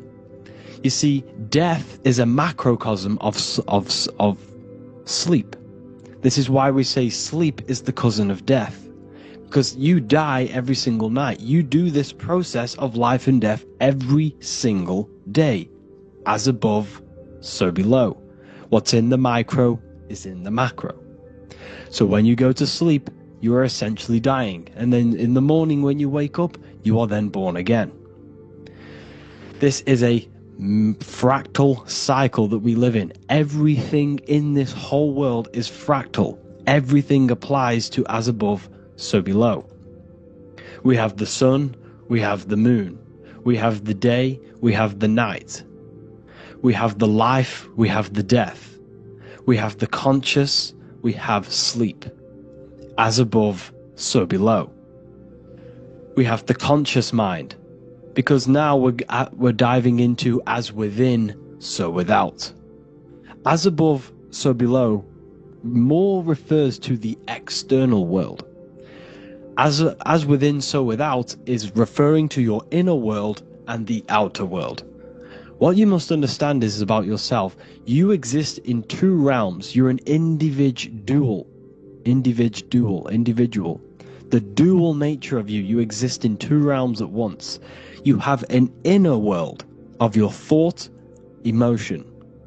This is the inner world that no one else can see but yourself. And you have an outer world with a physical body which everyone can see. So you exist in two worlds. You have the inner voice, you have the outer physical voice, which I'm speaking to you with now. But I also have an inner voice, which no one can hear, only but me. So you exist in the light and you exist in the darkness. The sun represents your external self, your physical, conscious mind. The moon represents your shadow self, the inner self, the psyche self, the spirit self. There is an as above, so below. The sun is within you. The moon is within you. Everything is within you. Now that you understand as above, so below, what is your body? Your body is a miniature earth. Let me repeat, your body is an earth. Your body is the earth. Okay? Because like I say many times in all of my videos, you are not in the world. The world is you. You are the universe. Your brain is a computer creating this reality. What you see with your eyes is produced in the back of the brain called the visual cortex. You don't look into the world, the brain produces the world. The body produces the world. When you touch something, you're not actually touching something. This is the electrical nervous system. When you touch something, what you feel is actually electrical signals on your nervous system reporting back to your brain. Therefore, when this body dies, you leave the earth because this body is the earth. Okay? As above, so below. You have the mental plane, the astral plane, the etheric plane, and the physical plane. This is essential for understanding reality and the teaching of as above, so below. Everything in this material plane began in the thinking mind. For example, the microphone I'm speaking into, the phone you're watching this video off, or the laptop or iPad. Where did this begin? It didn't begin in the factory. The first ever place this item begun was in the mind of an individual. The invisible realms of mind is where all physical things and physical items begun. Essentially, this physical plane is the effect of the thinking mind. This world is the world of effect. It's the world of outcomes. When you see something, it is already manifest. It is already being manifested. It is an effect. And in the effect of the cause, which is the thinking mind. Therefore, the mind creates thoughts, which is the mental plane. Then after thoughts creates imagination, which is the astral plane. These two are spiritual. They are non-physical. So spirit kind of means non-physical. Then you have the physical planes, the etheric and the physical plane. As above, so below. What happens in the mind is manifest on the physical plane. Like I said, the phone that you are holding, it was a thought, and then it brought down into a physical reality. As above, so below. You change the mind, you change your reality. Your environment, the word environment has ment in it because your environment is mental. So now that you understand this, so what is the world around you? The world around you was created by the mind of God. It was manifested through God's thought. So you are living in the mind of God. You are a thought in the mind of God. God thought you into existence.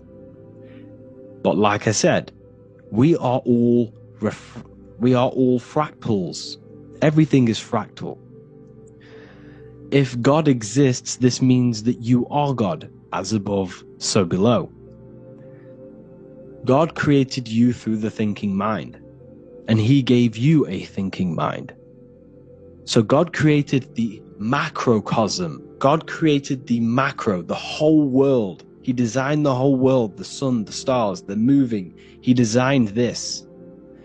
But then he gave you the thinking mind to design your own life and create your own life in his world. You are a microcosm of God's macrocosm.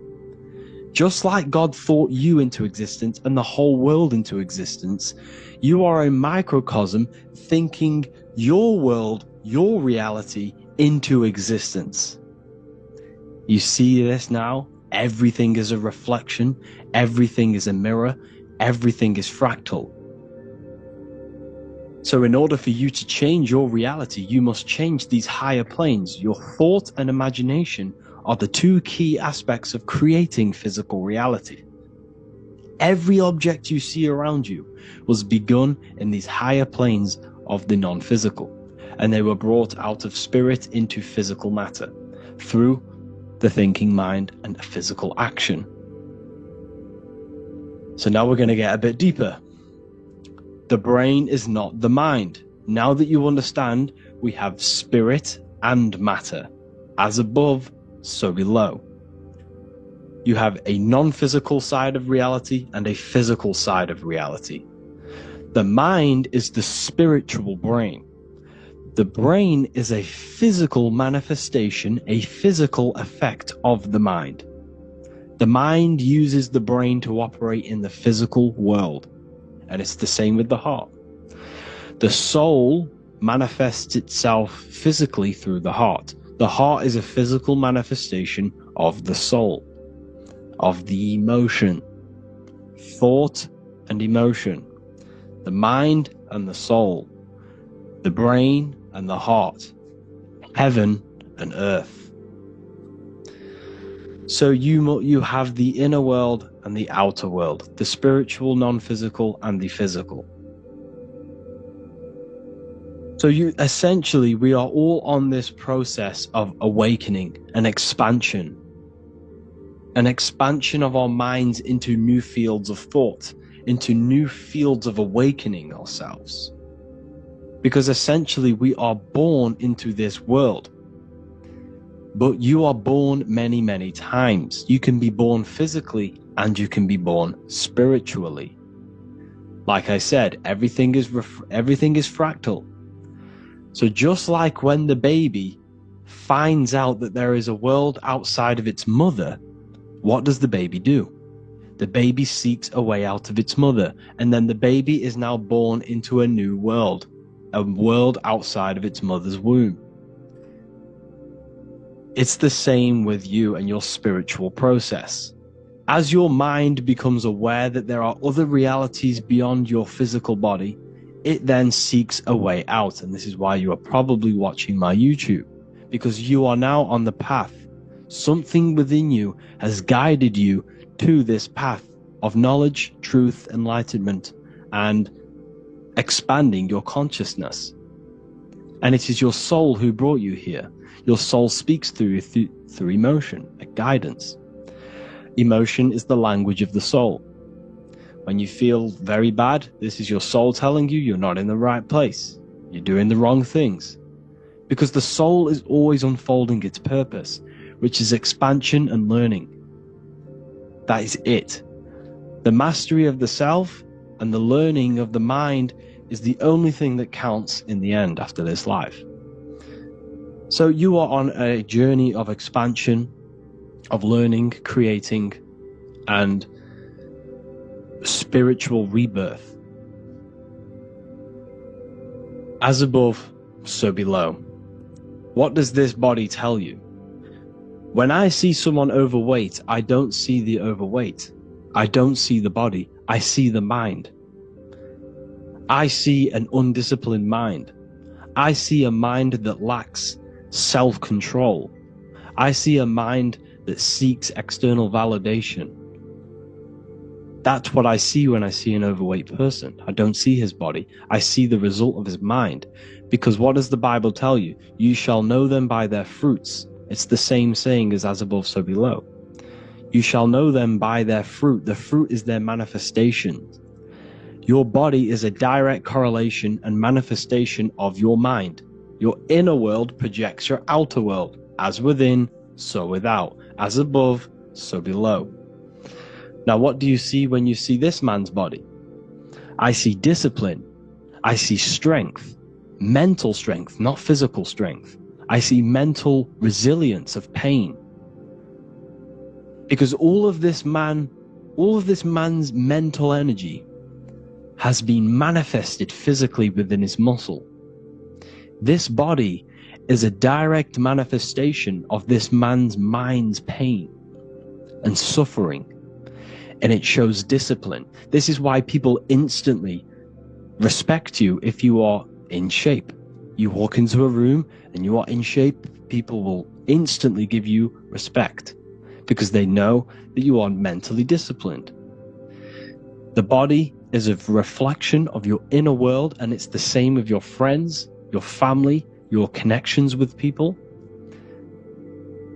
If you think about yourself very negatively all the time, and you don't have a good connection with yourself, you don't have a connection with your true self, this will manifest into every single relationship you have in your life. If you don't have a good relationship with your inner self, you don't have a good relationship with the people and the friends around you. Because as within, so without. If you think negative about yourself, you will only pick up the negative in other people. If I think very highly of myself and I think very happy and good things about myself, I will then see the good things in other people. Because it's as above, so below. As the inner world is, so is the outer world. It's the same with your life circumstances. Your life is a direct correlation of every thought you thought in the past.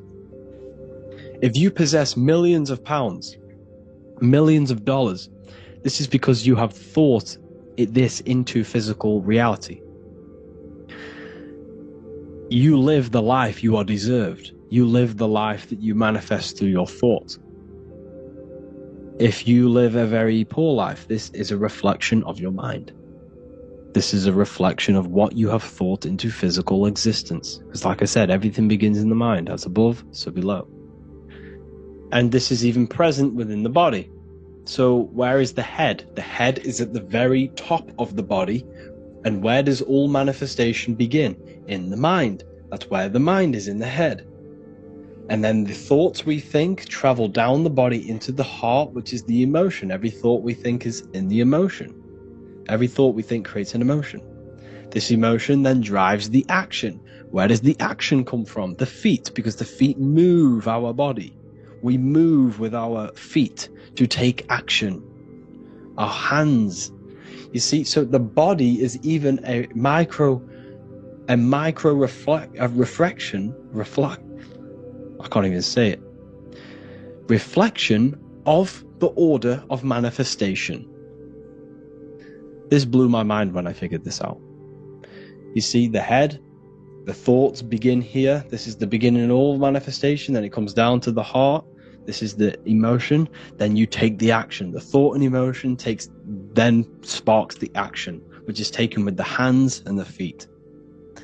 And where's the lowest point on the body? The feet, and that's touching the physical earth. So the head is where the thought is, the non-physical, and the lowest point on the body, which is touching the physical earth. So the head represents spirit, the feet represent matter, spirit and matter. Your room, if I walk into your room and I see a messy room, I don't see the room, I see a messy mind. The room is a reflection of the mind.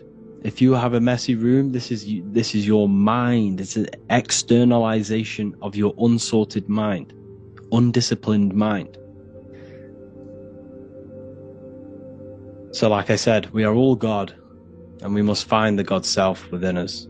And I teach all of this inside the Book of Wisdom, Volume 2. This is not just a book, this is a revolution. This is the beginning of a new age with this book. If you have read it, I congratulate you. You should feel very proud of yourself if you have an open mind. You should feel proud of yourself for watching these videos, because not many people have an open mind. Remember this, people. You are special if you're watching these videos. You have the mind. You have the ability to see through the illusion. And I take my hat off to you. You want to take this to the next step? Read the book. Or if you want to take it to the serious levels, join the university. The university, you gain access to every piece of my material that I've ever done, all of my books, all of my lectures that are hidden from YouTube, that are hidden from everywhere else, the lectures that give you real power. And if you feel alone on this journey, we have a conscious community where you can connect with like-minded individuals, because I've been there. I've been there when you feel lonely because you feel like no one else is thinking the way you are feeling. You can't talk to people about these things because people just think you're crazy. That's why I put together this, so we can connect, so we can unite, so you can connect with people, so you don't feel crazy about thinking about this stuff, learning about this stuff. And if you truly want to level up your life, people, and take your studies serious, this is for you. We do live calls, we do lectures. There's a whole library filled with books you can read. It's the perfect place for the truth seeker. I thank you all for joining. Please leave a like, a comment, a subscribe. Let me know any future videos you want me to make in the comments. Thank you all. Have an amazing day.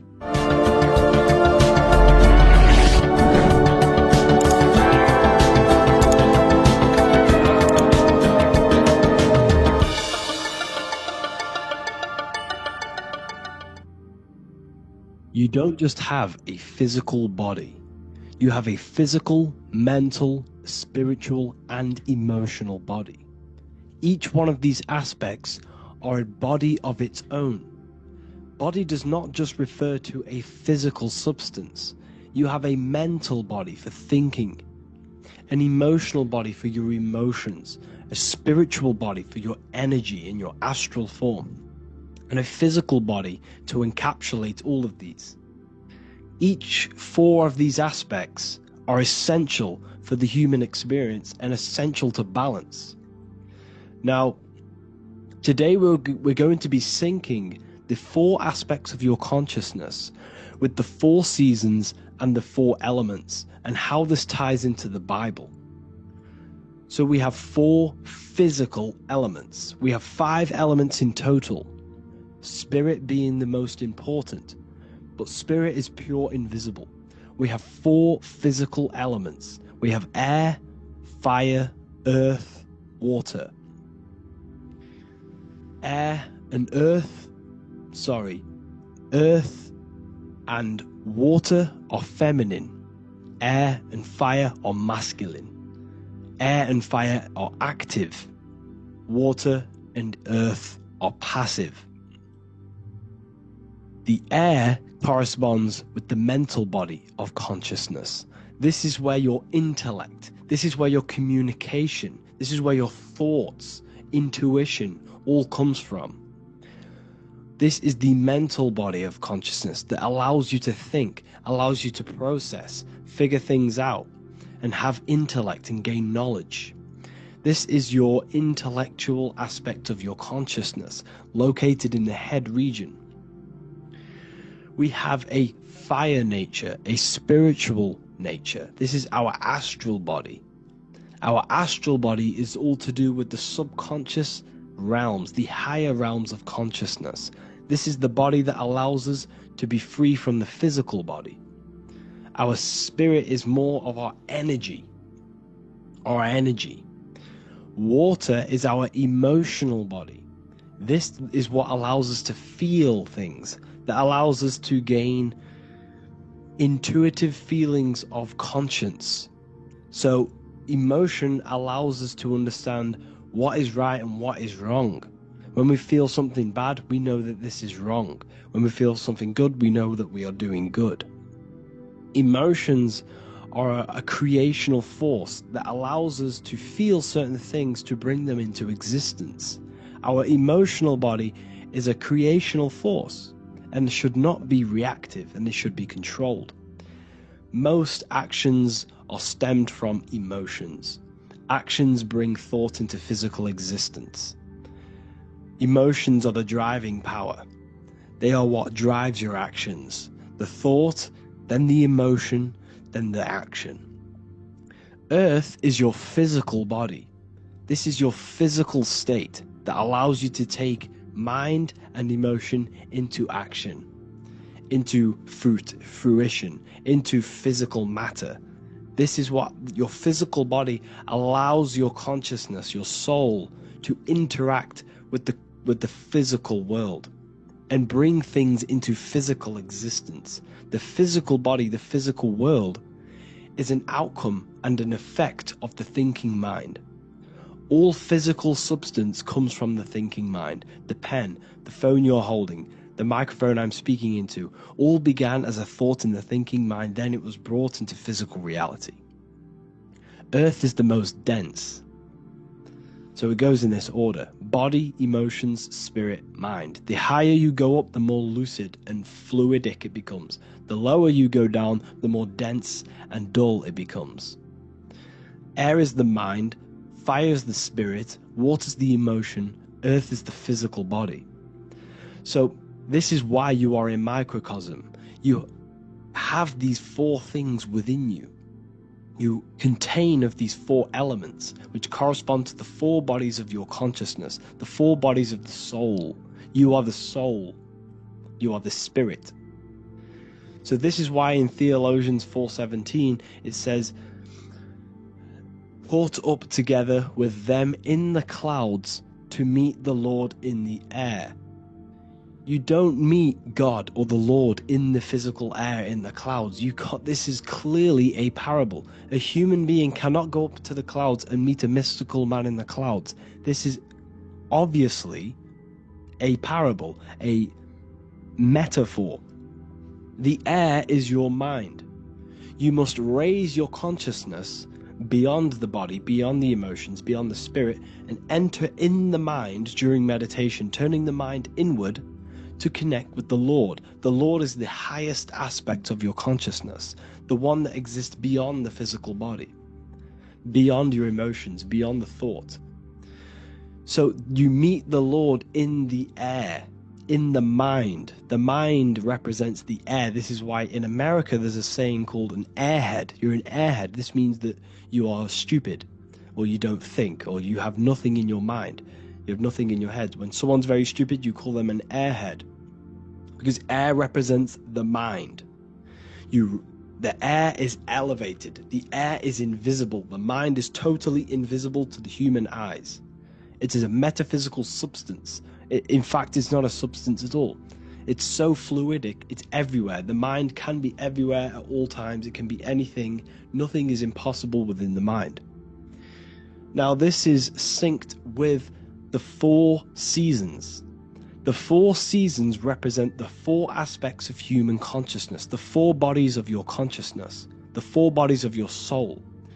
The sun is your soul, okay? And the sun travels around four seasons. Summer, when the sun is the most hottest point. Autumn, when the sun starts to move away from the hottest point. Things start to die. Then it goes to winter. This is when everything dies. This is when things enter in within itself. This is when darkness occurs. Then spring. This is the reignition of the sun. This is when the sun starts to bring back the warmth back to the summer. You have four seasons which correspond to the four bodies of consciousness. Fire is the spirit. This is when you are passionate. This is when you are taking action.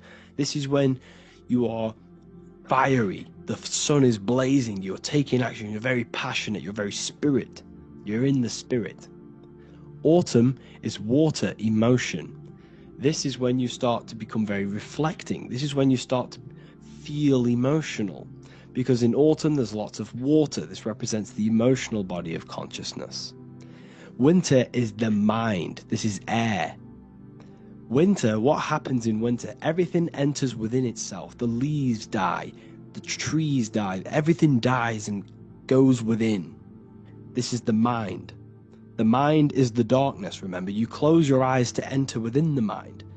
The winter represents meditation. In the winter, what do people do? They stay inside of their house.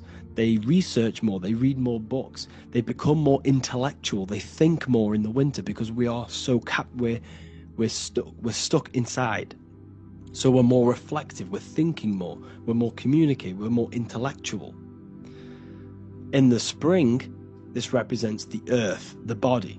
This is when we start to come out of the mind and we awaken to the body, and things start to grow again. The plants start to grow. The earth is growing again and reborn again. This is the body. This is when you become more active in the spring. And then the summer, back to the summer, we then take action on these thoughts and these thoughts that we gained over the winter. Essentially, this is just a massive cycle. And this is a daily cycle also. The nighttime is the winter. The morning is the spring. The midday is the summer. And the evening time is the autumn. This is a microcosm. We have 4 bodies of consciousness. You are the sun, you are the soul, and the soul has 4 bodies: summer, autumn, winter, spring. Emotion, air, body, spirit. Sorry, emotion, mind, body, spirit. So you are the soul. You are the pure essence of consciousness. The sun is your soul in the heart. And the seasons are inside of you because you are a microcosm. Okay? You are a microcosm. The word sun is son. The Latin word for sun is sol, which is soul or solo, because the sun is solo. It's on its own. You are the soul, and the soul has the 4 different bodies of consciousness. So, before we move on any further, if I've blown your mind, please, if you can, leave a like, a comment, a share, and a subscribe. Let me know what videos you want me to make in the future. Please drop a like, it definitely will help me. You are a microcosm of the macrocosm. Man is a miniature universe that goes through its own cycles. The seasons of the summer, winter, spring, and autumn do not occur merely outside of him, but within him as well. The summer is within you. You feel different in the summer. You feel different in the winter. You feel, depending on the body of consciousness, it's your soul's interacting with. So the sun in the sky is your soul inside, and the sun goes through these cycles, which is affecting your bodies of consciousness, because the cycles represent your bodies of consciousness. Now this ties in with the Bible. This is why we have 4 Gospels. This is why Matthew, Mark, Luke, and John are always seen with the 4 different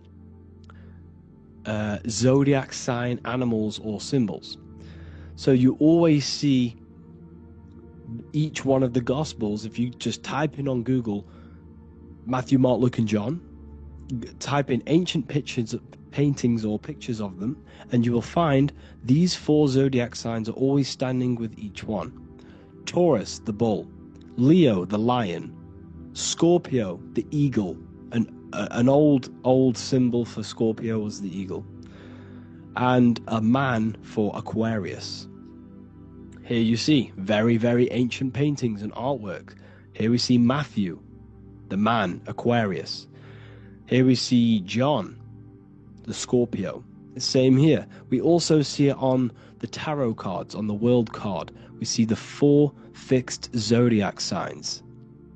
Here we see it as well. These are called the 4 fixed zodiac signs. Now, when we look at the zodiac, we're no longer looking at the sky. Because what you must understand is, as above, so below. What is above you is inside of you. What is above is what is below. What is outside of you is within you. The zodiac is inside of you. The zodiac revolves around the sun. The sun is your soul. These are different energies of your soul.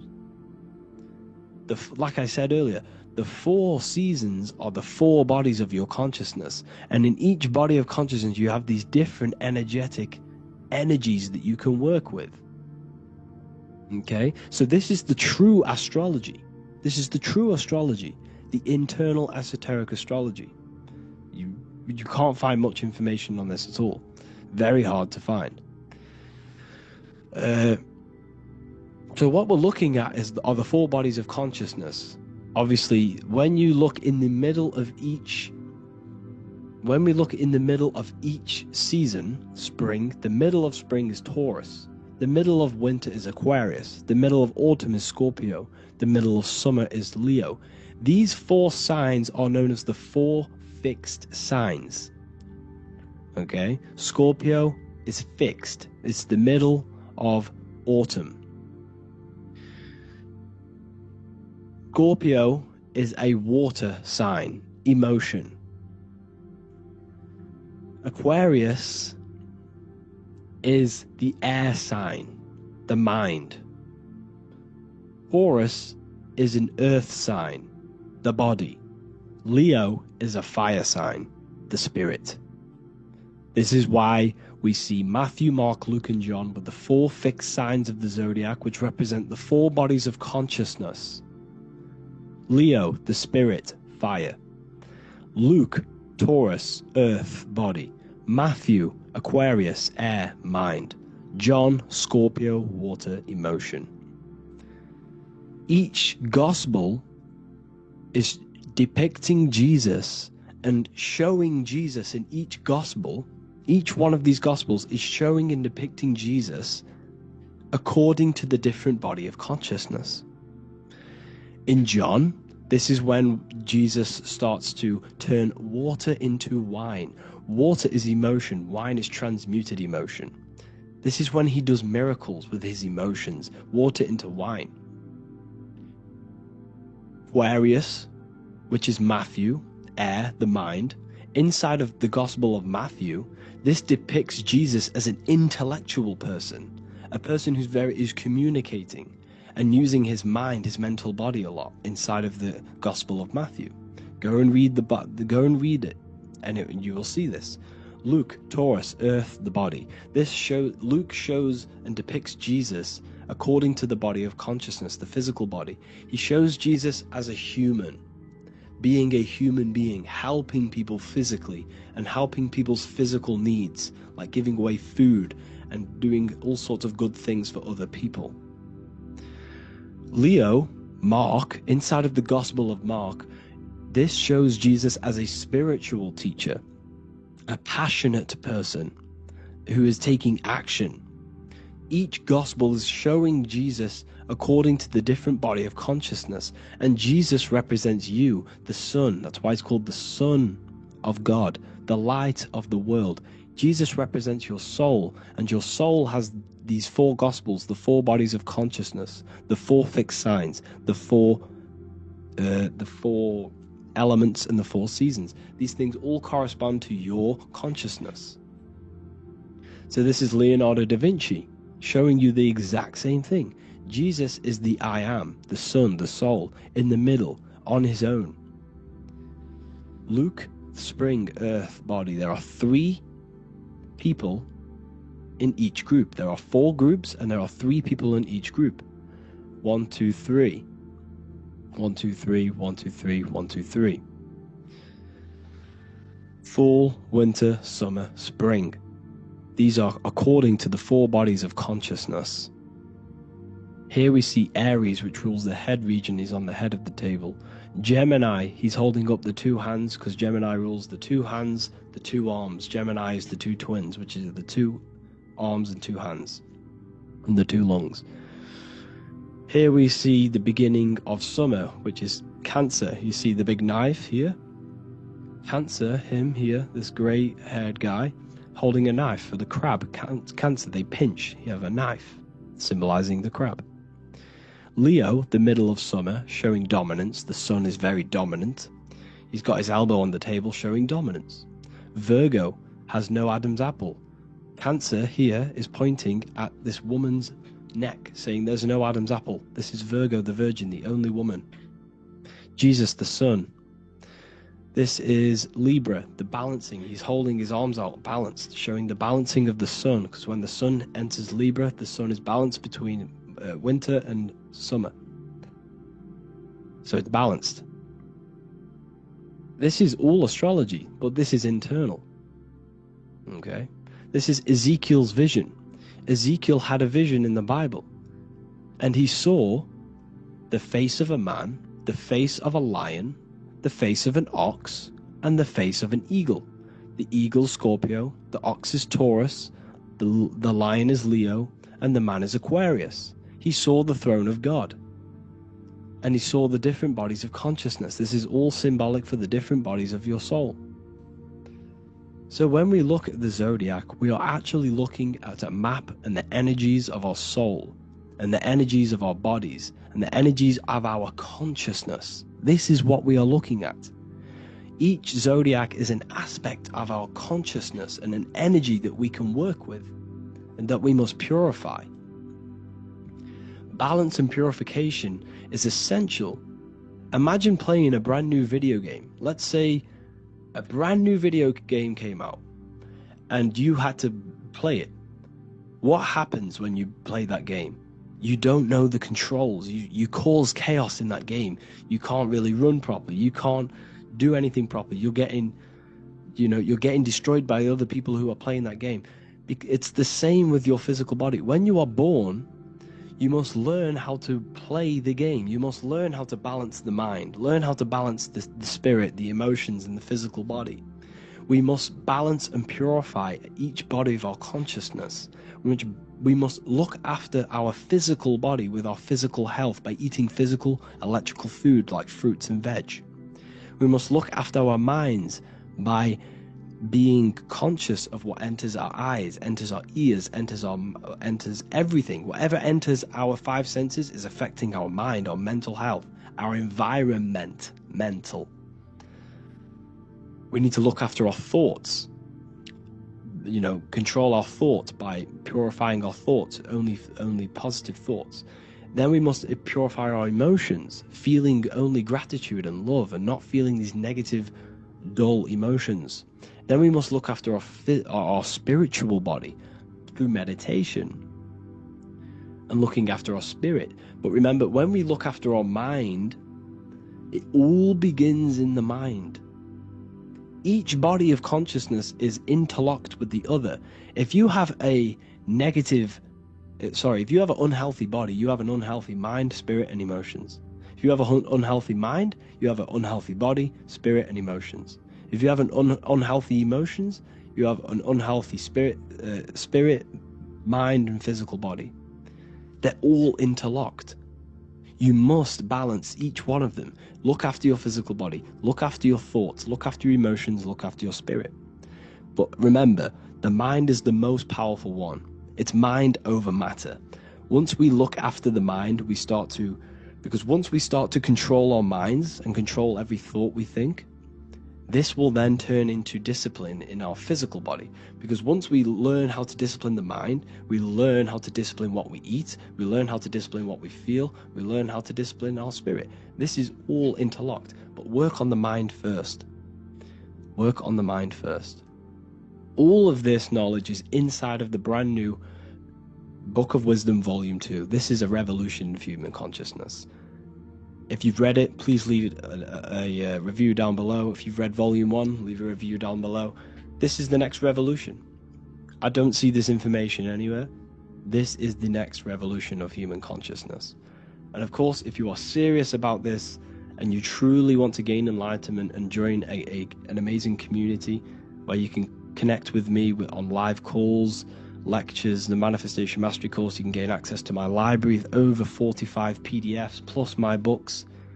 And if you do join the university, you can order a Volume 2 free of charge. All you have to do is to pay for shipping. If you truly take your knowledge serious and you want to take advantage of life, join the university. This is where truth seekers belong. Just want to say thank you all. Please leave a comment. Please leave a like. It's going to help me a lot spread this knowledge to the world. And yeah, share this with a friend and subscribe. Thank you all.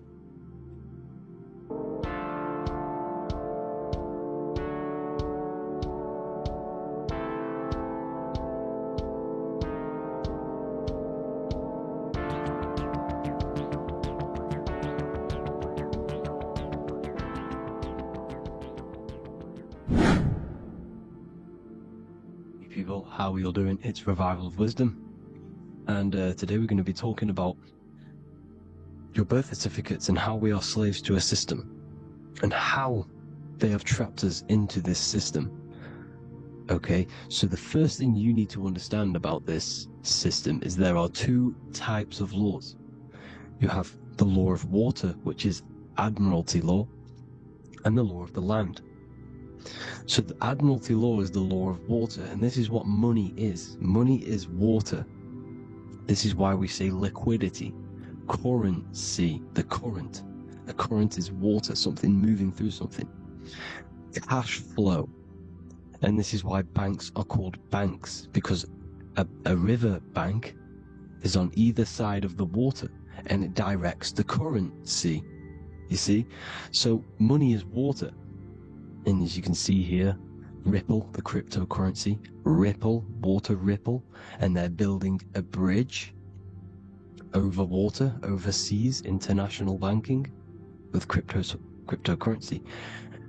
So money is water, and this has specific laws about water, but water is the same everywhere, you see. What the difference is with the law of the land is that you can have different laws in different lands.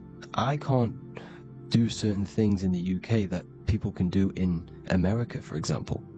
You see, that's the law of the land, but the law of water is the same, because water is everywhere.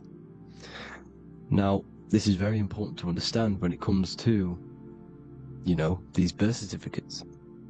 So, Pope Gregory, this is where we're going to start off. Pope Gregory in 1582 took the Orthodox Eastern sunrise calendar and changed it to his own Gregorian timeline, not a calendar, a timeline. This timeline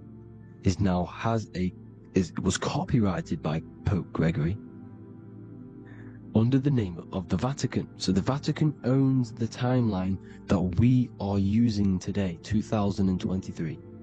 They own it. They own the title of this Gregorian calendar. Okay? Therefore, anyone who is born under this copyrighted timeline, not calendar, they are subjected to Rome, because Rome owns the timeline. They have a patent, a copyright for that timeline. What is on our birth certificates? That timeline. We are born underneath, we are subjected to the Vatican. This is why all birth certificates go to the Vatican. They own every single birth certificate. Okay? So when we use this timeline, we are subjecting ourselves to this timeline. Okay? Which the Vatican has a claim over. This calendar or timeline is set to sunset, not the sunrise, which is associated with death, darkness, and the moon, lunatics. You see, so this is a sunset calendar timeline. Okay, this is now, they've changed a couple things, right? They say that the new year is January the 1st. Okay, when we know this is in winter. January is winter, which is associated with darkness, death, the death of nature. So this is a death cult, people. These people are evil. They're so evil. The Vatican. And this is why we use April Fool's Day, because April is in Aries, and Aries is always the start of the zodiac. This is why Aries rules the head region. 12 zodiacs, 12 systems of the body. Each zodiac is associated with each part of the body, and this is why Aries is the head, cerebrum. But we're not going to talk about it in this video. But yes, that is what April Fool's Day is. They're putting it in your face. April Fool's Day is the real start of the year, when the sun starts to rise again, when the risen Savior is resurrected, when it's born again. This is when the Jews celebrate the Passover. This is when the Christians celebrate the resurrection of Jesus, and they eat lamb. The Jews eat lamb because we're in Aries, the new year. The sun is now born again, our risen Savior, the light of the world. So yes, this is what April Fool's Day is. It's the first day of the year, which they changed. Pope Gregory changed. So you need to understand is that you are in the womb. You are inside of a ship, because every ship, literally a ship, every ship is female. This is why they say she delivers the product, because she does deliver the product. You, the baby. Same thing with a ship, they deliver products. They are a she. And when they pull up to the bay, like you can see on this picture, they're pulling up to the bay. This is now called the birth canal. The ship is now in birth. on paper. Okay, this is law. And when they pull up, they tie up to the bay, and now they get a certificate of manifest certifying all of the products which are on the ship and what they are bringing into that nation. Okay, so you're bringing in this many of that, everything's on the certificate of manifest. And this certificate of manifest is also your birth certificate, because you are traveling through water when you are in the birth canal of your mother, because you are in water when you are in the womb, and you travel through the birth canal, and when you arrive you get a certificate of manifest with the name, how many, the quantity, that's your birth certificate. Okay, and this is what it is. We are a we're not a corporation, but we represent a corporation, which is your name in full capital letters. That is your corporation. You cannot physically tax a body, but you can tax a corporation. This is why we get charged. This is why we get taxed, because it all goes down to the corporation which our name represents, which we are subjecting ourselves to. We are my name, I am subjecting myself to this name, and that name has a corporation which I represent, which I subject myself to. You see, this is how we are attached to this straw man, this character that they have built on paper. So it's a character which is on paper. This is what we represent. So when the woman gives birth, she delivers the baby, and then she has another substance. Now I'm going to break down how they attach this name to us, how they do it. Okay, our mother is carrying us the product in the womb, the water, and it goes, for example, it goes from the United Kingdom into a state-owned, corporate, federal-owned hospital, which is government-owned. She does not declare the package when she enters the building. So keep that in mind. When she delivers the package in the federal territory, she does not declare the package either when she leaves. Therefore, there is no evidence that we exist when we arrive. On paper. On paper, there is no evidence that we came into the building or left the building.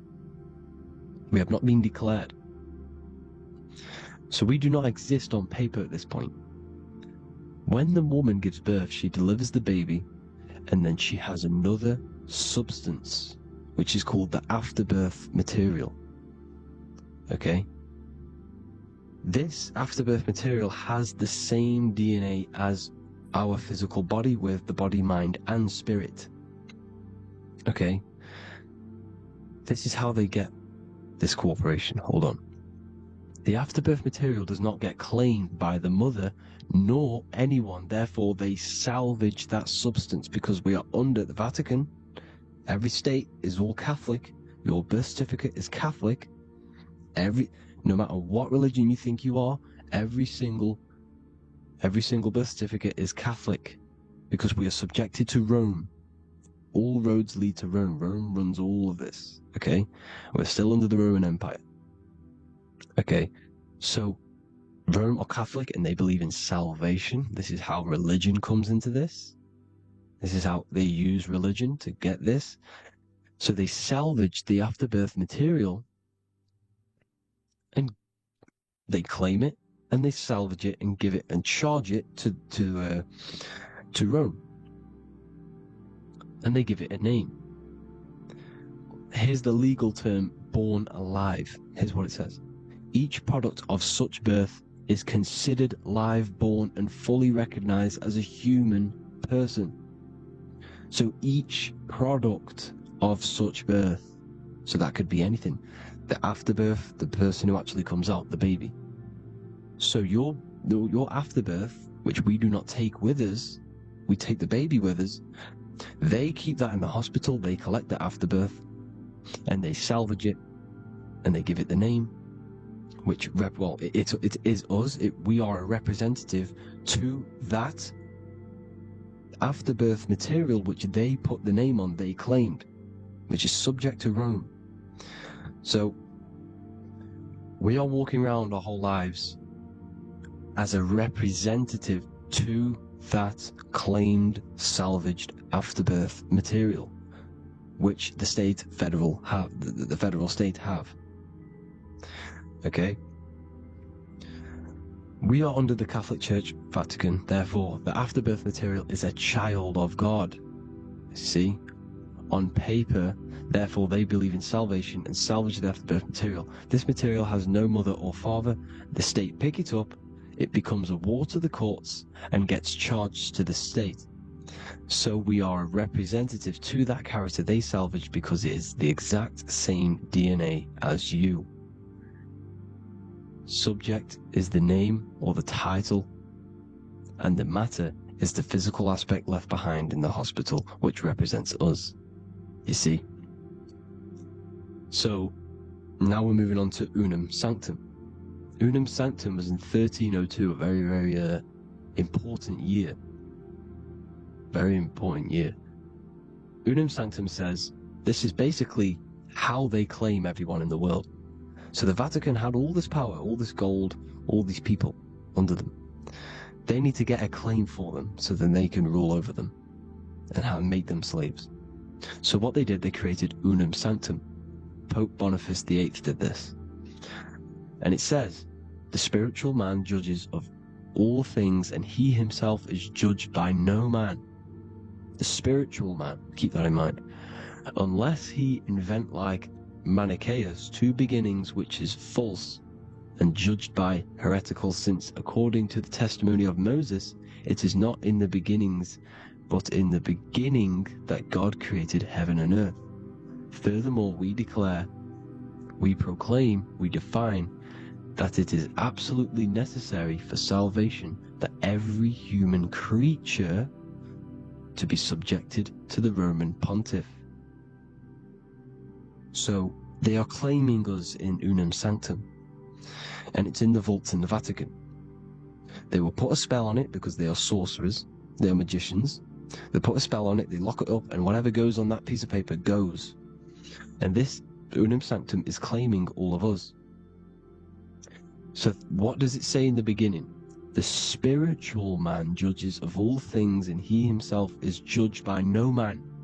The spiritual man, the man with the body, mind, and soul, the first baby that comes out the birth canal. That's you, your body, body, mind, and soul. You have the Christ, which is I am, which is grace. Grace means here now, in the present. You have the Christ, which means I am, therefore you have a soul. If you can say I am, you have the Christ, you have a soul.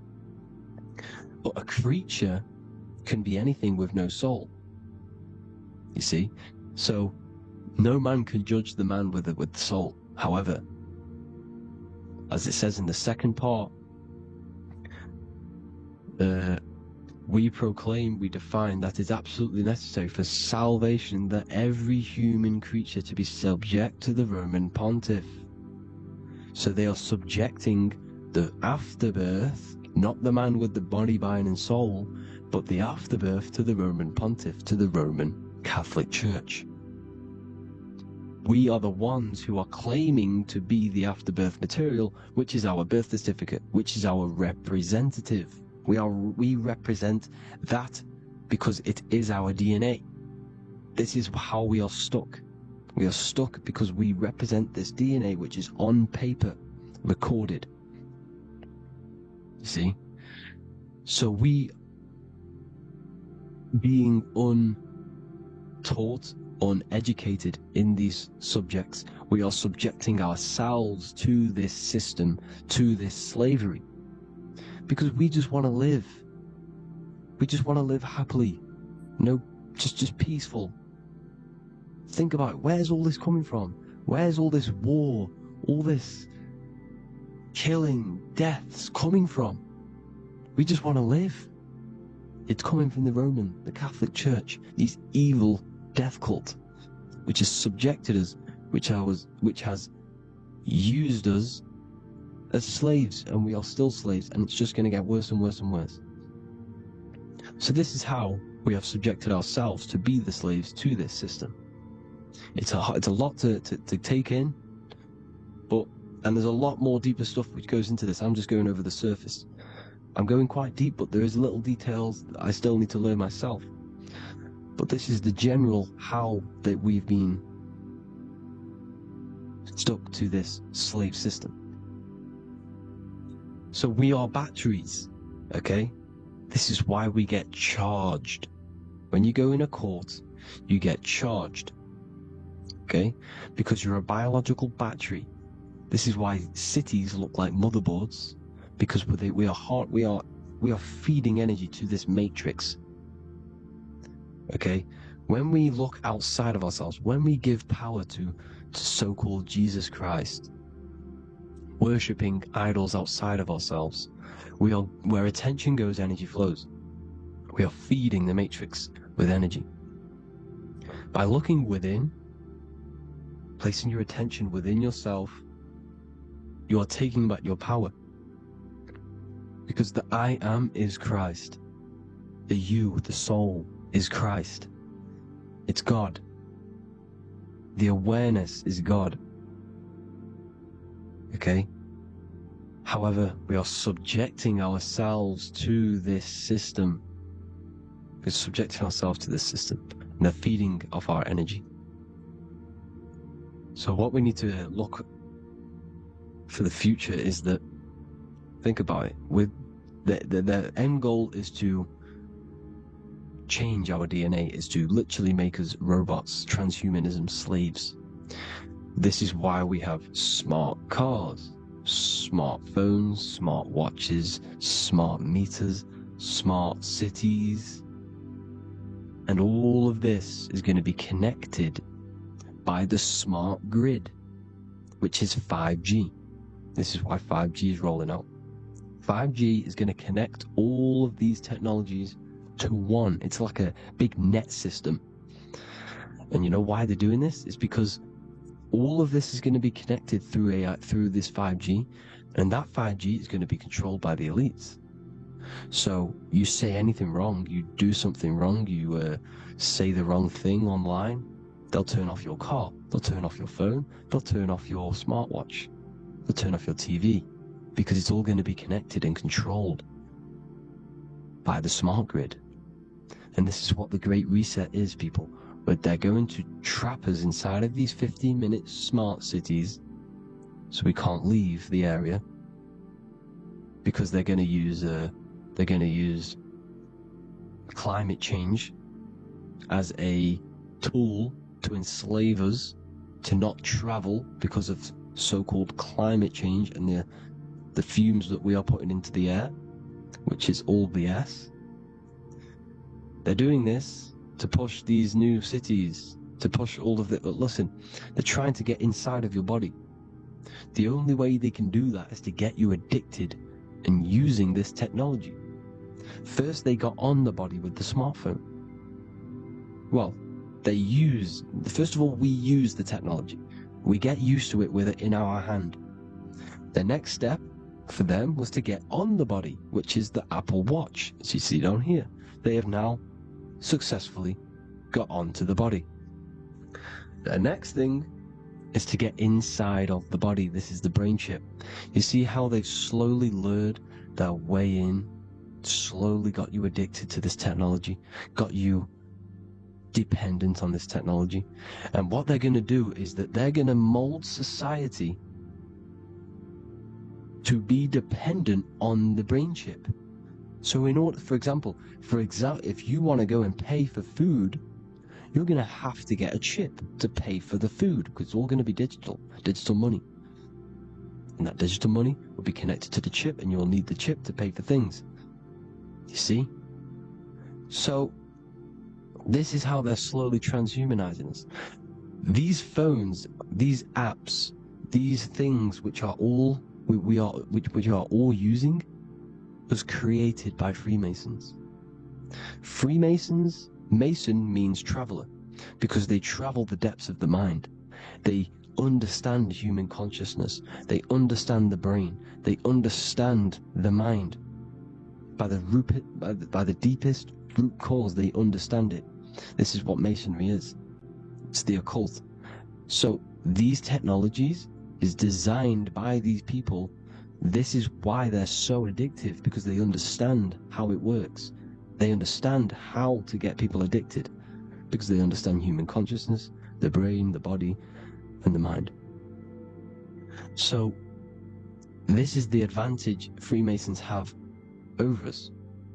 And these secret societies, which have gone through the orders of Freemasonry and progressed onto these secret societies, which are the evil side, because I'm not saying Freemasonry is evil, okay?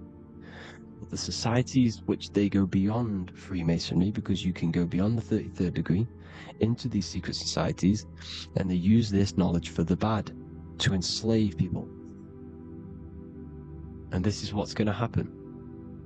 Transhumanism. So I hope you all learned some insight for today. Please do a bit more research on, birth certificate and stuff like that, the straw man. And have an amazing day, people. Please like, comment, and subscribe. Peace.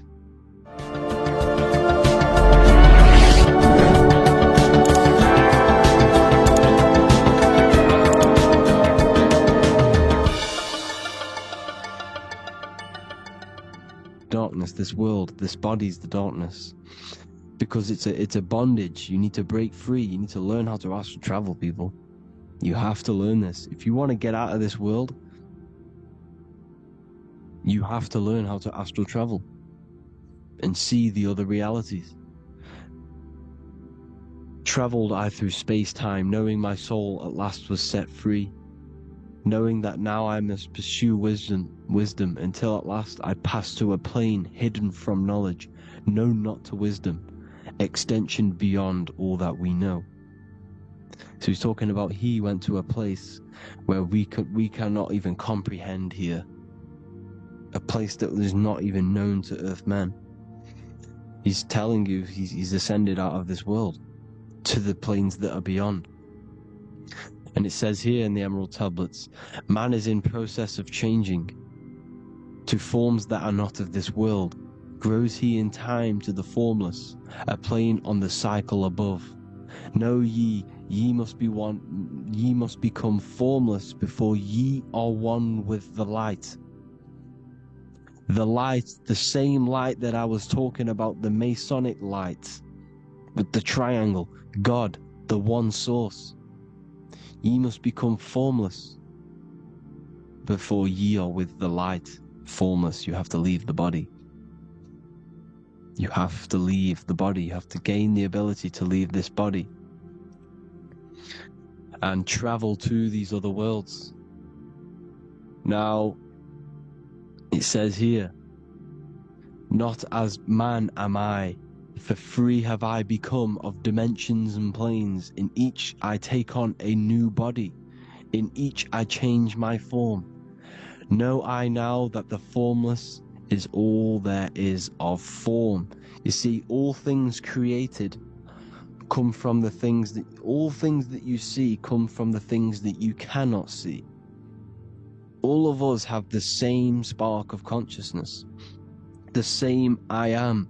Every dog, every animal, every human has this same I, this same thing which sees through the eye. It's formless. It takes, this formless entity is the same entity of us. We are all the same entity in different bodies. And this entity it was represented as the flame, the cosmic flame, which is inside of all of us. And this is why the Masons depicted your spine as a candle or the Holy Grail. You would either see this or a candle with a flame on the top, because the Holy Grail is your consciousness, which is on top of your spine, which is the candle. Now, Jesus, Thoth, Buddha were all these deities which were coming down to lift people up, because they were fishermen of men. And he would lift you up to the higher worlds, out of this world, to the ones above. Now Thoth, you can see him here, he's leading the way. He's holding someone and he's leading the way with knowledge and power He was leading the way to other worlds, out of this world. There's no point trying to change this world. This world will stay the same. It will stay the same. You have to get out of this world, and that's what they're telling you. That's what they're keeping you from. They're keeping you stuck within this thin layer of reality. So what the Masons are doing, they have the ability to astral travel. They're living not stuck and bound to one reality, but living within the different layers of reality. And this is what Morpheus was doing in the Matrix. Morpheus was going into the Matrix to go and get Neo, which is exactly what Jesus was doing, pulling up people out of this world to the ones higher. And that's exactly what Morpheus is doing in the Matrix. If you haven't watched the Matrix, go and watch it. It will blow your mind. Everything I'm saying in this video, you will see it. Except that you don't need to use a machine to enter the Matrix. You just use your body. Well, you use your consciousness to leave this body. You see, Neo was also uploading himself into the simulation to pull people out of the simulation. And this is exactly what all of these gods were doing. The Fisher of Man, look, he was pulling people up out of this reality with the knowledge. Now Jesus was always depicted with the mushrooms. Look at all this mushroom art. Mushrooms were literally the origin of Christianity. You can see it everywhere. There's mushrooms in all of the ancient art. Every single one of these paintings you see here, there's mushrooms on them. Mushrooms have the ability to see alternative states of consciousness. Now, if you go and do them, and you go to sleep, if you pop mushrooms, you go to sleep, and you will wake up in another reality. You will wake up in another reality. Don't try it if you don't want to do it. But if you've got the heart to do it, do it. Eat them, and go to sleep. You'll wake up in another reality. And Jesus was handing out mushrooms to the bright minds, to the minds that he wanted to fish out and pull up to the higher realities. He was giving them mushrooms to see themselves in an alternative state, in an alternative reality. This is why there was so much mushroom art. And it's not just ancient Christians, it's Sumerians, it's the Mayans, the Celtics, the Egyptians, all used mushrooms. All of them. Look at all this art. It's on stones, it's everywhere. Because mushrooms, see, everything in nature is a macro. Look at the form of a mushroom. It's literally your spine and brain. Because they alter your consciousness. Your body is just a radio receiver. Everything that you're experiencing is a program being ran by the central nervous system, and your consciousness is experiencing this program, these electrical impulses of the nervous system, because it's all feeding back to one point, which is the pineal gland. And this is the candle with the light on it. Type in Masonic candle and you'll see it. It's your spine with your spark of consciousness on top of the spine. And it's a mushroom, because this sends you to alternative states of consciousness, alternative realities. Now, they were all doing this, the Egyptians, the Mayans. Now, there's more symbolism which goes into this. Look at the Christmas trees we use. The Christmas tree with the presents underneath them. Magic mushrooms grow under trees. And these are the presents under the trees that we symbolize today with Christmas. Santa's red and yellow. for the red and yellow mushrooms. The same mushrooms Mario has to collect, and when he gets enough mushrooms, he levels up. And then what does he do when he go past the world? When you win that world in Mario, you go to another reality. You go inside of another world. It's truth in plain sight, and it's using mushrooms. It's using mushrooms. Everything, all of the characters in Mario, well, a lot of them are mushrooms. Look at this one. The presents, black, yellow, and red and white. Red and white mushrooms. And the bow on the top is the mushroom head. That's a bit of a reach, but you know, the symbolism never lies. Is what you need to understand. And it's as above, so below. Now look at the Sumerians. The Sumerians were also multi-dimensional beings. Okay, look at how they have the double faces.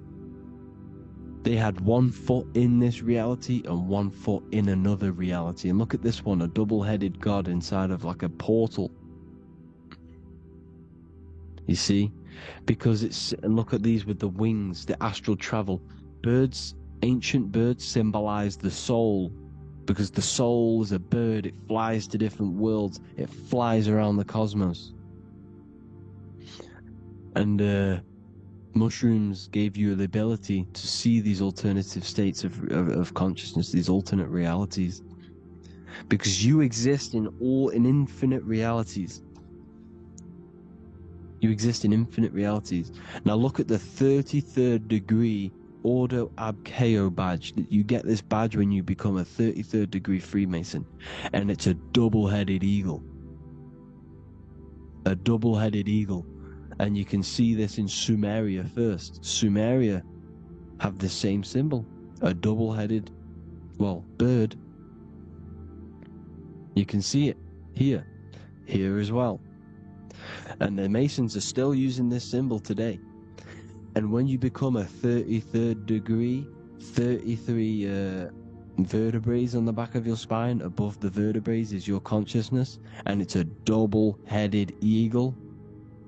One reality in one, you become a multi-dimensional being in the 33rd degree. And I've heard many interviews of Masons say it becomes Luciferian. You see, they speak in code. These Masons can't tell you about what they learn about, but they will speak in code. They said it becomes Luciferian. The word Luciferian is lucid. The root word of Luciferian is lucid, and lucid is lucid dreaming, alternative realities, dream worlds. You become a god. Luciferian means you're becoming your own god, pretty much, because you are becoming a multi-dimensional being living in between the different layers of reality at the 33rd degree of Freemasonry.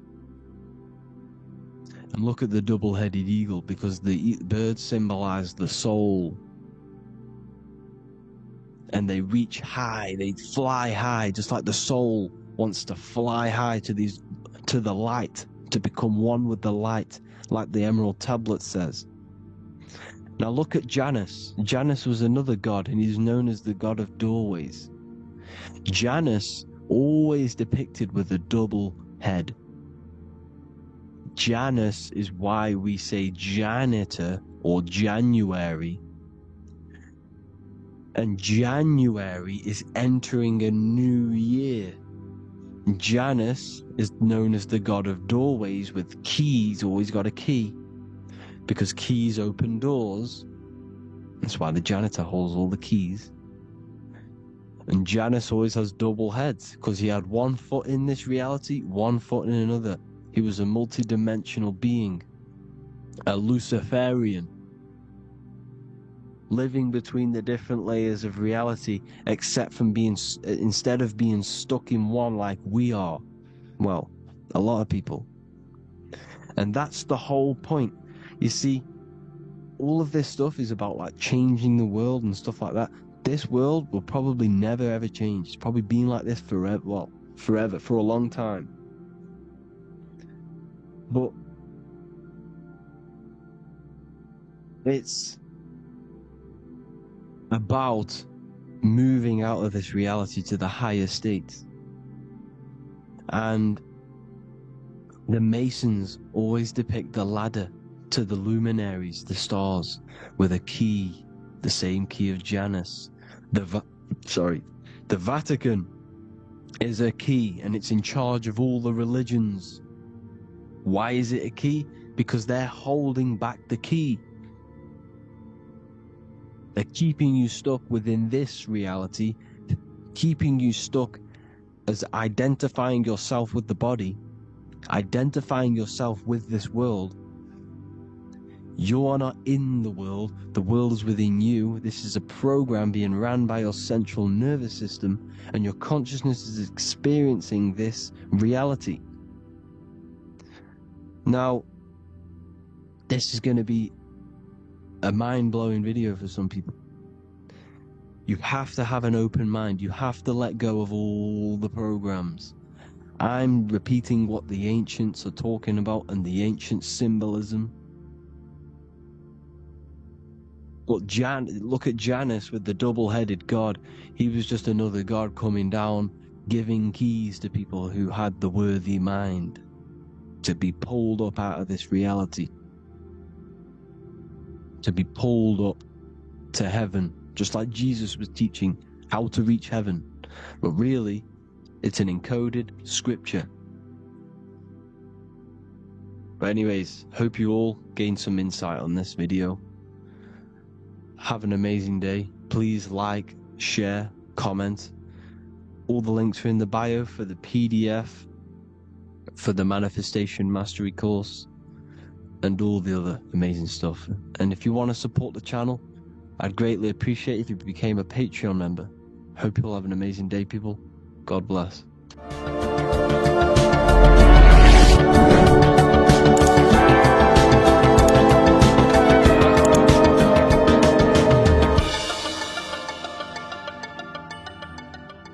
Welcome to Revival of Wisdom. Welcome people, we're back with another video. In this video we're talking about how Jesus Christ and Christianity is all sun worship. The Holy Bible of Christianity is not meant to be taken literal for history. It is a story and has lots of metaphors. Starting with the symbol of the cross of Jesus. This cross originates from this ancient cross of the sun. This symbol has been used for thousands of years, way before Jesus was a thing, in Europe, America, Asia, and all around the world. In fact, this symbol is still being used by Christians today, not knowing it represents the sun. This is a 4,500-year-old artifact, a golden plate with an equal-armed cross found in England. The gold to symbolize the sun, and the equal-armed cross for the 4 equal seasons of the year. So this is why in the Bible you have Matthew, Mark, Luke, and John, symbolizing the yearly cycle of the sun and the 4 equal seasons. Also in the Bible, Jesus is referred to as the light of the world. So yes, Jesus represents the sun. He is a metaphor for the sun. Hence why in all of these pictures and images and paintings of Jesus, there's always a sun behind his head, and some even with the sun cross behind his head. Jesus also has 12 disciples, which represent the 12 zodiac signs and the 12 months of the year. This is the Last Supper by Leonardo da Vinci. As you can see, the sun, being Jesus, is in the center, because the sun is in the center of the zodiac signs. There are 4 groups which symbolize the 4 equal seasons. Each group contains 3 people, symbolizing the 3 months and the 3 zodiac signs in that season. There is only 1 female in the painting, which is Virgin Mary, who symbolizes Virgo, the astrological sign. So yes, Jesus symbolizes the sun with his 12 zodiac signs and 4 gospels for the 4 seasons of the year. However, there is another phenomenon. The 25th of December is known as the birth of Jesus Christ, which is known as Christmas today. Jesus symbolizing the sun and is born on December 25th. This is the day the sun moves 1 degree northward, bringing back the warmth, the growth of crops, the life and light back to the northern hemisphere. Everything is springing back to life, as we call it, spring. So it is said that the sun is born again on the 25th of December, and Jesus is known as the risen Saviour, because the sun is our risen Saviour, because it gives life to the whole of this realm, the warmth, the crops. And without the sun rising in the morning, we'd all die in about 2 weeks. And we all know how Jesus died on a cross. The sun also dies on a cross in the southern hemisphere. It dies on the Southern Crux constellation. And on December the 22nd, 23rd and 24th, the sun remains in the same position. So the sun dies for 3 days and it is born again on December 25th, when it moves 1 degree northward. And this is when the sun is born again, or resurrected, just like Jesus. Constellation Virgo is prominent in the spring sky in the northern hemisphere. So therefore, the sun is born a virgin, Virgo. And as you see in this image, you see Virgin Mary holding the sun. Us as humans do not own the sun, so therefore God owns the sun. So yes, the sun is the Son of God, and this is what Jesus is symbolizing. And just how Jesus sacrifices himself for humanity, that's what the sun does. The sun gives out all of its energy so we can live. There are many other Bible verses which represent Jesus as the sun. Now in Matthew 8:23-27, his disciples are in a boat and there is a massive storm. Jesus is asleep, meaning the sun has not arose. And the disciples say, "Save us, Lord, we are perishing." Quote, "Then he rose and rebuked the winds and the sea, and there was a great calm." End quote.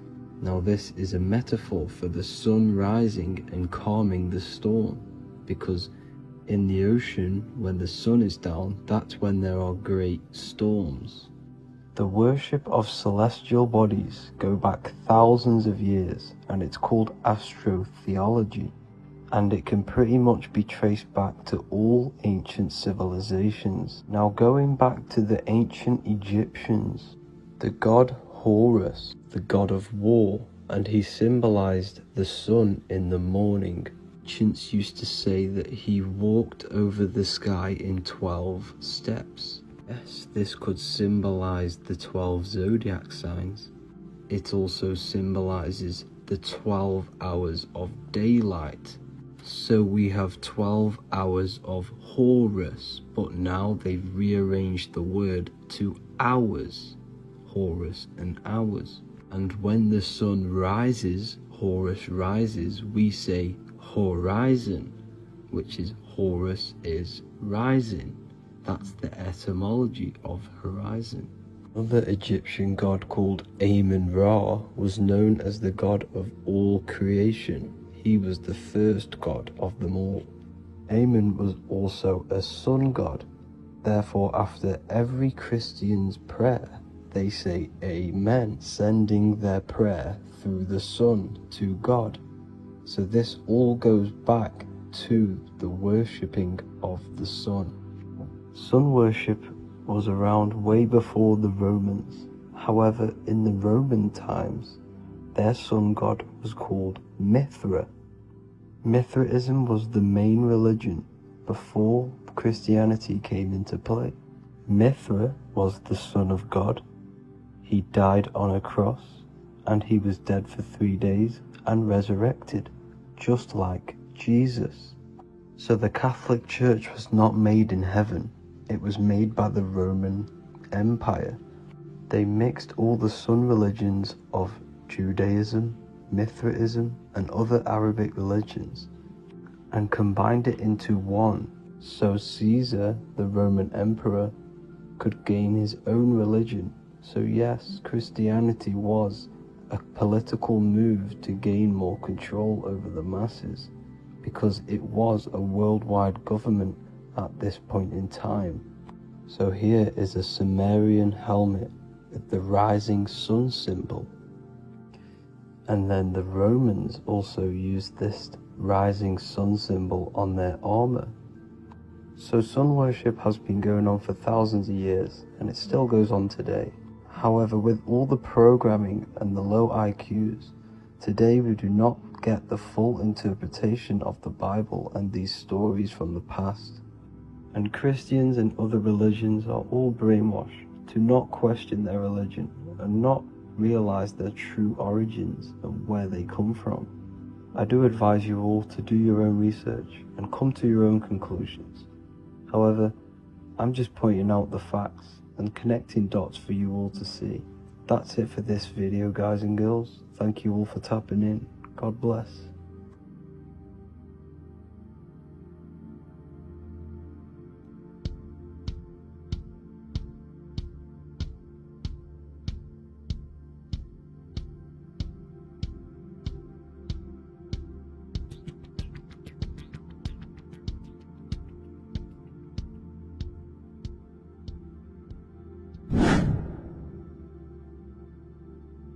What is good, people? How are we all doing? Today we're going to be talking about the different planes of existence, the occult side of the world, the things they don't teach you in school. And of course you can only find that on this channel, so welcome. So you need to understand is that your consciousness moves through these different planes of existence, these different states of consciousness, which make up all of you. Okay? They are all interlocked planes. They are all interpenetrated into each other. They are all one. They melt into the plane above and below. You see, each plane is a product of each plane. As above, so below. Now, the higher you go, the more fluid, the more dreamy, the less dense it becomes. The lower you go, the more denser it becomes, the more solid it becomes. The lowest plane is the physical plane, which you are obviously aware of. You are inside of the physical plane now. But while you are in this inside of this physical plane, you are indeed inside of all these other bodies which you have not awakened yet. You have to awaken these different bodies. You have these bodies. Okay? It's like a ripple effect. And the center is the most dense, the most solid. This is Earth, heart, the heart of the ripple. And the lower you, the further you go out from the center, the more dreamy, the less fluid, the more fluid, the more less dense it gets until you're one with the all. You see? And this is what it's like. This is what this system is. It's like a ripple effect. Now, let's jump straight into the planes. First, you have the physical plane, made out of 4 elements. Five elements. The ether is the mother of the elements. It's the womb of the elements. It's the 5th element. And it gives birth to the 4 other elements. 4 is stability. Tables have 4 legs, and this is why the ether gives birth to 4, because it's the foundation of the physical world. Fire, earth, water, air. They are not pure. Each one of the elements melts into the other one. For example, earth and water both share cold. Water and air both share wet. You see? They compose of each other. They melt, they mold into each other based off the vibrational state of the ether. That's what it is. The 4 elements are the vibrational states of the ether. Okay? So you have the 4 physical elements making this physical world. It's the lowest world. It's the world of effect. This world, whatever you see, whatever you experience, it's the effect. You can't change anything by manipulating this world. You got to manipulate the higher worlds to affect this world. You see, as above, so below. This is the lowest plane. It has three-dimensional. It's the third dimension. Space, height, and thickness. That's all it is. Front, backwards, upwards. You see, it's three-dimensional. We cannot perceive the hidden side, which is the interior of this existence. We cannot perceive the interior from our exterior view. We are looking into this world. Okay, this is the exterior view. We can't see what's inside of that. That's the fourth dimension, which is the next one. It's the most gross and dense plane. For all states of matter, the most slowest vibrational molecules exist in this plane. Above this plane, you have the ether.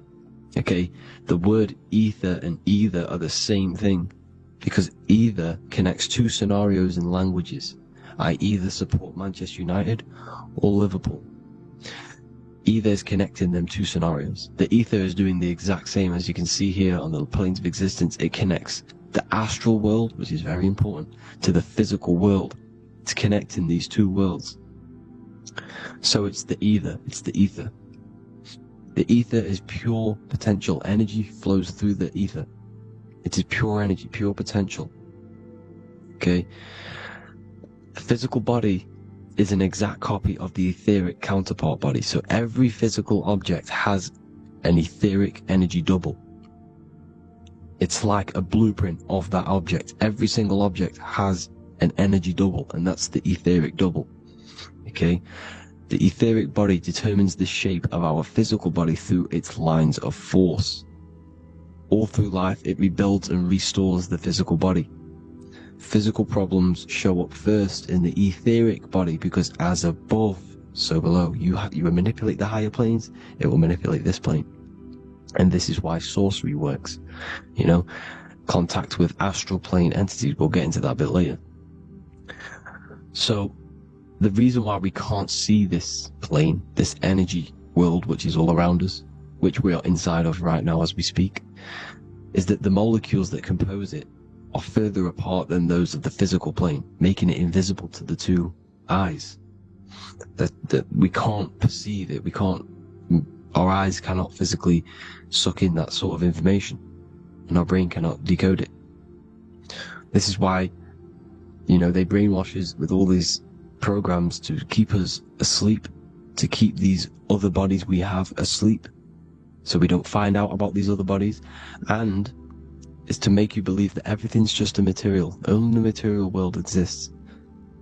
They don't want you to know is that everything that you see is a result of something you cannot see. As above, so below. There are realities within this reality. This is what I'm breaking down now, these different planes, on how this reality works. So your etheric double is your energy body. You can see here the physical, etheric, astral. Astral is your spirit. The ether is a part of the physical plane. It's like just above the physical plane, but it's still part.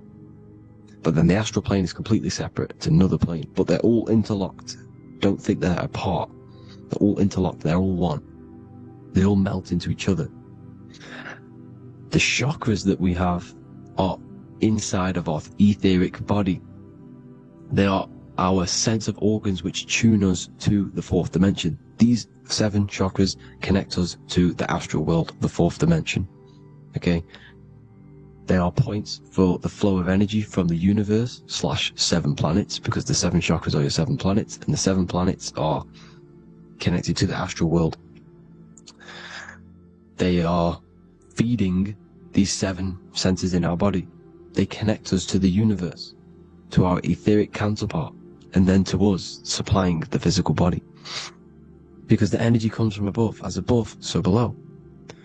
These 7 senses, these 7 etheric chakras, are being supplied with energy from the universe, the 7 planets, the solar system. Then it supplies the physical body. You see?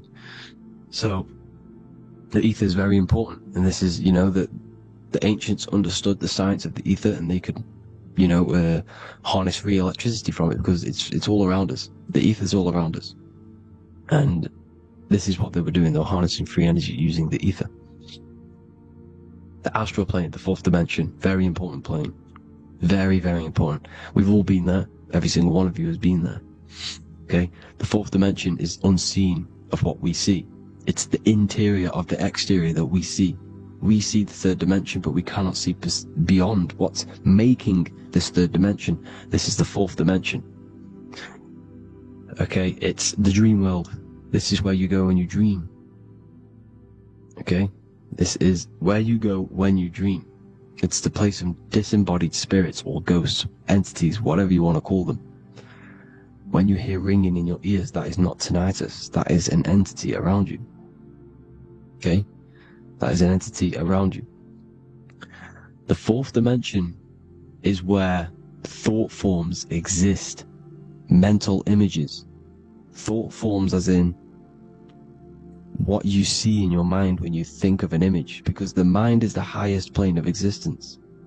Mind is the highest plane of existence, and it manipulates all of the planes below. So it goes the mental plane, then the astral plane. So the thought is in the mind, the mental plane. That just the thought alone, no image, but then the form depiction, the thought form exists. It manifests in the astral plane as a sort of image, an entity, a living conscious being. So this is why thoughts are things. You see, thought forms exist within the fourth dimension. So when you imagine something, when you are, for example, right now, look into your hand and imagine there's an apple in your hand. If you can see that, you are seeing into this fourth dimension. You can only see into this fourth dimension using the mind's eye, not the two eyes. The mind's eye. When you shut off the two eyes into darkness, the third eye opens. The mind's eye is open. And you can see, this is astral travel. You got to work on astral travel. And you will see this astral plane, this fourth dimension. And there are 3 different sections to this astral plane. Higher, middle, or lower. So yes, there is a kind of a heaven and hell. And a mid-God. Heaven being the higher vibrational entities manifesting higher vibrational thought forms existing there, the lower vibrational thought forms existing in the astral plane. But these thought forms are beings. You can create these beings. They're called elementals. Okay? If you entertain specific thoughts for long enough, this will plant a seed and it will grow. If you keep, so for example, you have a bad feeling or whatever, what's a good example? Unforgiving someone. You keep that energy inside of you for long enough, it will manifest in the fourth dimension. You entertain that thought long enough, it will manifest. And it will create an etheric body, and it will be an entity which will harm you. It will feed off you, this low vibrational energy. Your mind is so powerful. It creates thought forms, and these thought forms can take consciousness, can take bodies, etheric bodies. Now, that's why it's very important that you master your mind, master your thought patterns. So this fourth dimension is the astral world. So when you have a nightmare, this is the lower astral plane. You're in the lower astral plane. Whilst this physical body rests at night, your consciousness, you awaken this other body, your consciousness goes inside of this other body, whilst the physical body lays asleep. You see? So it's all inside of you. This is what you need to understand. You just haven't awakened these bodies yet. You can awaken them. You just got to awaken them. Okay? The next is the mental plane. This is the mind, the source, pure cause, pure motion, the most less dense, the most fluid.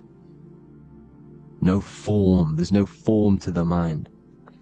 Astral plane is the first plane where a form takes existence, pretty much. The mental world has no form. It's pure mind, pure intelligence. Thoughts alone exist here without any images or manifestation. The most fluid, the most dreamy, the most causal plane. All of the rest take the effects of this plane. That's why it's mind over matter. Your thoughts they create vibrations, each vibration is vibrating on a specific frequency, which creates mental images, creates effects down here on this physical plane. This is why it's so important to master your mind, master what you think, master your mind. It's the hardest thing to master. You could conquer the world, but it's probably harder to conquer your own mind than to conquer the whole world. I can promise you that, because the mind can play tricks on you. You got to listen to that inner guide within you that will constantly manifest the good things. So anyways, people, hope you learned a lot from this. Please work on trying to activate these other bodies. I will maybe do another video on trying to activate these bodies if you wish. Please comment down below if you would like to see that. And have an amazing day. Please like, subscribe, comment down below any video ideas you want me to do, any information you want me to spit. Thank you all. Have an amazing day.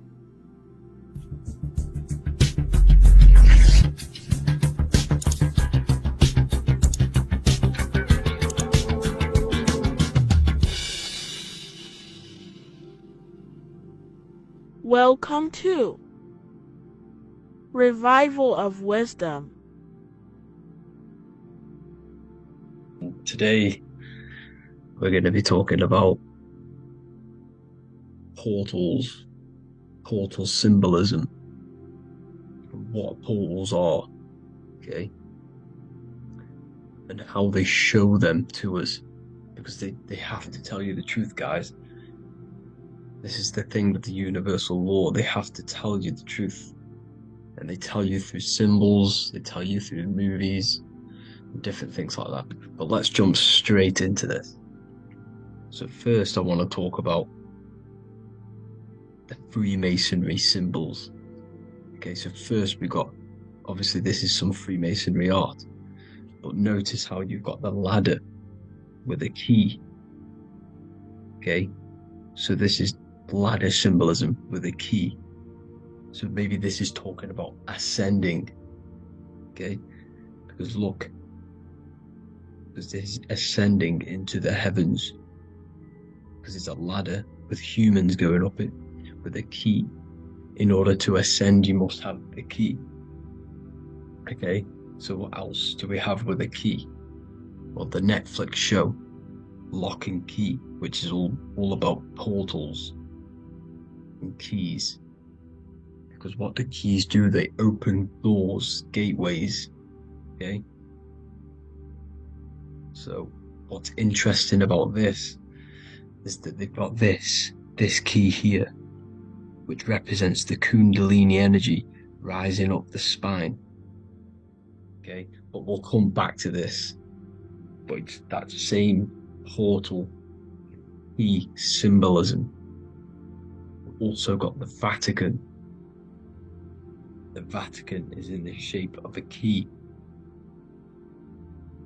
Okay, so you can see the start of it here and the end. So this is key symbolisms. Keys open doors. And notice how it's got the 8-pointed star. Okay, what is the 8-pointed star? Okay, we'll come back to this. This all ties in, guys. I'll break it all down for you. But then you've also got the god Janus. Janus, okay, is known as the god of the doorways. He's an ancient god of Rome, and they worshipped him. However, he's not a god, he's more like a high-level ranked demon. But he is the god of the doorways. And notice how he's got two faces. Because doorways always have two sides. You're going into somewhere, there's always two sides of a door. And he's always depicted with two sides of a face and a key, because he holds the key to the doorways, to the portals, to other worlds and realms. Okay, as you can see, he's always got two faces and a key. Okay, so now we have the Sumerians, the Anunnaki. and they are always depicted with the two faces. Why do they have the two faces? Because they're symbolizing doorways, and the Anunnaki come to Earth through doorways and portals. So these are what these gods are symbolizing in their artwork. But they always have the 8-pointed star. Okay, what is the 8-pointed star? You see how they always have. Look, let me try to find another one. It's the 8-pointed star. This 8-pointed star is Polaris. Okay, Polaris, just like the Vatican has the 8-pointed star with a key. Polaris is the center star. Polaris is a fixed star, it doesn't move. Okay, so the Anunnaki's symbol is also the 8-pointed star. So this is symbolizing the portals and doorways that they come through in order to get to the Earth. But Polaris is that center star which does not move. It's always symbolized with the 8-pointed star, just like a compass. Why is a compass the 8-pointed star? Because at the center of our realm is where the most electromagnetic energy is stored. As you can see, we have an aura field, an electromagnetic aura field. So does the Earth. And in the center, so like our heart, for example, is where the most energy is stored. And like the center of the Earth, this is why all compasses point to the center, because this is where the most electromagnetic energy is stored. It's at the center of our realm. Okay, so like I was saying with the lock and key series, see this here, the Kundalini energy rising up the spine, just like your Kundalini energy rising up the spine. Let me try. I can't zoom in, but you know what I'm trying to say here. Let's go back to Polaris, because at the center is where pole. Can you see the pole of electromagnetic energy? Polaris, the North Pole. It's symbolized. The truth is in the words. It's like a pole of electromagnetic energy. And this is where the Aurora Borealis comes from. Notice how it's got the word aura in it, because it's the Earth's aura, electromagnetic field. Just like you have an aura, also known as the Northern Lights, because it's coming out of this center hole in the center of our realm, where the black sun is. And this is where the electromagnetic energy is coming up from.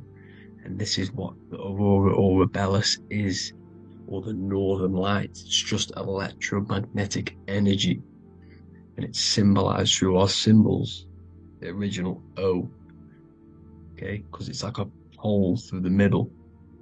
Polaris. So this Polaris is the sky vault. It's the portal into this realm, because this is what the Anunnaki are always talking about, always symbolizing with the 8-pointed star. And just like a compass is the 8-pointed star, pointed to the center, to Polaris. Okay, see here on the Sumerian tablets with the 8-pointed star again. And how we know it's talking about portals with this 8-pointed star is because CERN 666 are opening up portals to the underworld, letting in demonic entities into this realm. How do we know it's a portal? Because their Hydro Collider has 8 points, just like the 8-pointed star.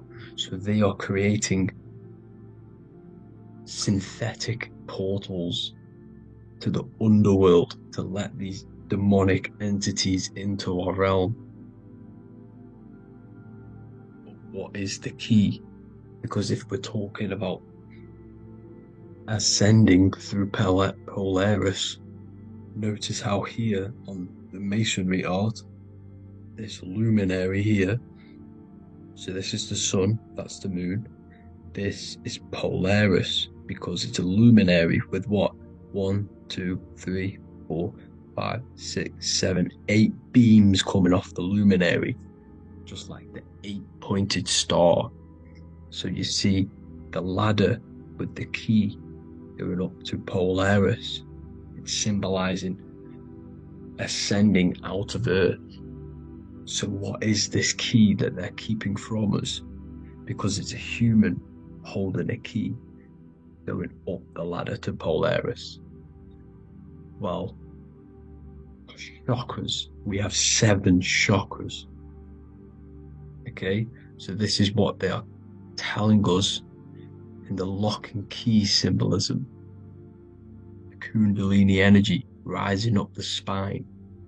Okay, just like they have 33 vertebrae on the back of your spine. Okay, this represents the Kundalini energy going up your 33 vertebrae, just like in masonry has 33 degrees. Okay, so what is the key? Your chakras. Your chakras have to be unlocked. Okay, you have to unlock your chakras, and you can't unlock this one without going through this one. You have to go through them all. It's like a ladder, just like Jacob's ladder. You can't go from the bottom to the top. You have to unlock each one. Okay, just like you have 7 chakras, you have 7 layers of your aura.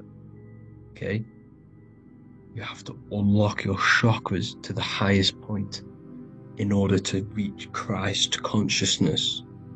And this is the key that they're talking about. They're symbolizing the organic portal within each and every one of us to ascend out of this realm. Okay, so this is the key that they're talking about, and they're holding back this knowledge to keep us trapped in this 3D realm. Okay, so like I was saying with the 33 vertebrae and the Kundalini energy coming up the spine, 33 vertebrae, you can see this sort of symbolism going up to the light, because it's the light. You see here, your crown chakra turns on and becomes enlightened, just like the Illuminati symbol. Can you see it? But also Jesus also died at 33. So this is symbolizing, okay, they're symbolizing the death of the ego, the body. So once you open up your chakras and reach Christ consciousness, which is your 33rd vertebrae, once your Kundalini energy goes up your 33rd vertebrae, your body technically, not physically, but spiritually dies, because you then become formless. You reach Christ consciousness.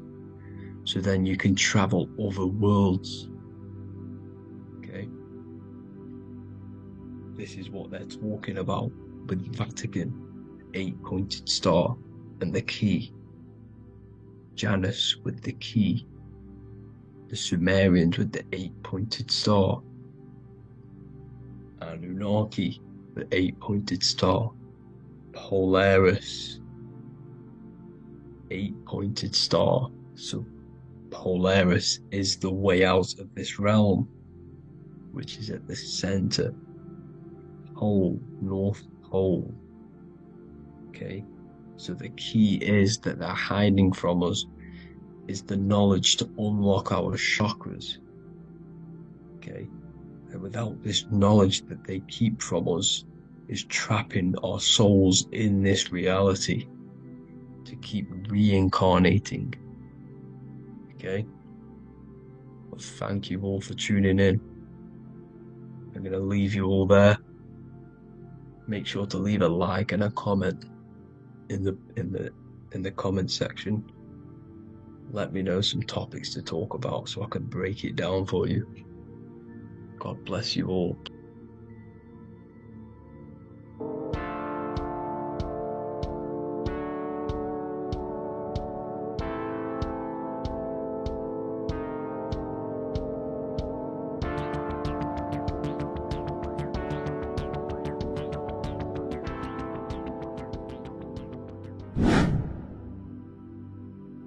How are we doing, people? It's Revival of Wisdom.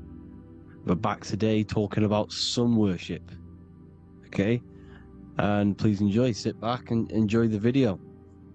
First thing we need to understand is that the sun is the risen Savior. It's the light of the world. Without the sun, we have nothing. Now, the sun is the Son of God. We didn't make the sun. No one owns the sun. But who created the sun? Obviously, the Creator created the sun. Therefore, it is the Son of God. And that is what Jesus is symbolizing in the Bible. The Bible is a metaphorical story. That's why it's called the greatest story ever told. Because it is a story about the sun, the zodiac. It's about you, the systems in the body. It's about everything that is sacred in this creation. Now you can see the suns behind Jesus' head in all of the ancient portraits. Even the ones that are more modern, you still see a sun on the back of his head. Because he is the sun. He's the light of the world, our risen Savior. And this is what Christians are lost, because they don't realize it's a symbolic story and they think Jesus was a historical person. He's not a historical person. Okay? This is what we need to get out of our mind. This wasn't a historical person. It's the Son, our risen Savior. The Son is the soul. It's the soul of this creation. Because what is a soul? A soul is pure life force, pure energy. Whatever a soul inhabits, it gives life to. Like our soul feeds our body. The sun feeds the earth, because the sun is a soul, and that's why the ancients called it Sol. Because it's the soul, and it's in you, and it's the light of the world. It's the light of everything. It gives life to all things. Here's Jesus and his 12 disciples. The 12 disciples symbolize the 12 zodiac signs. Aries, it rules the head region, because the 12 zodiac constellations rule specific regions of your body. Aries, the ram, you have a cerebrum in your head. This is Aries on the head of the table. His Gemini rules the arms and the lungs. The two twins, Gemini. He's holding up two hands for the two hands and arms. The twins. Cancer has a knife in his hand. It's not so clear, but he has a knife in his hand. Cancer is the crab. Crabs have claws. And he's pointing at Virgo's Adam's apple, saying there's no Adam's apple there. It's a woman. Who's the sixth sign? The sixth sign is Virgo, the Virgin. The only woman in the painting. Now notice how there are 3 people in 4 groups. For the 4 seasons and for the 3 months and 3 zodiac signs in each season. Spring, summer, fall, winter. Matthew, Mark, Luke, and John with the suns on the back of their heads, because it's the 4 states of the sun. The 4 states of the sun. Now, 6th sign, Virgo, the Virgin, the only woman in the painting with no Adam's apple. Then we have the sun, Jesus, red and blue, red shift, blue shift. Electromagnetism. The ancients knew this.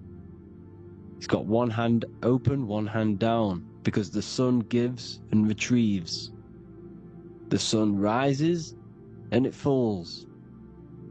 It gives, then pulls away. That's what the sun does, and that's what he's doing. His arms are out, symbolizing the rays of the sun, casting down onto the earth, giving and then receiving. Libra, his 2 hands are equal, he's holding his arms out equally, because Libra is the 2 balanced scales. Libra is when the sun is balanced between the summer and the winter. It's being judged. The sun isn't balanced. That's what Libra is, the two scales. Capricorn is the goat. Goats have two horns, and you can see the two horns on his head here. See? So this is astrology. This is what Leonardo da Vinci is depicting here. It's astrology. He knew the story of the Bible is all astrology. It's all based on astrology. The Son of God, the real sun.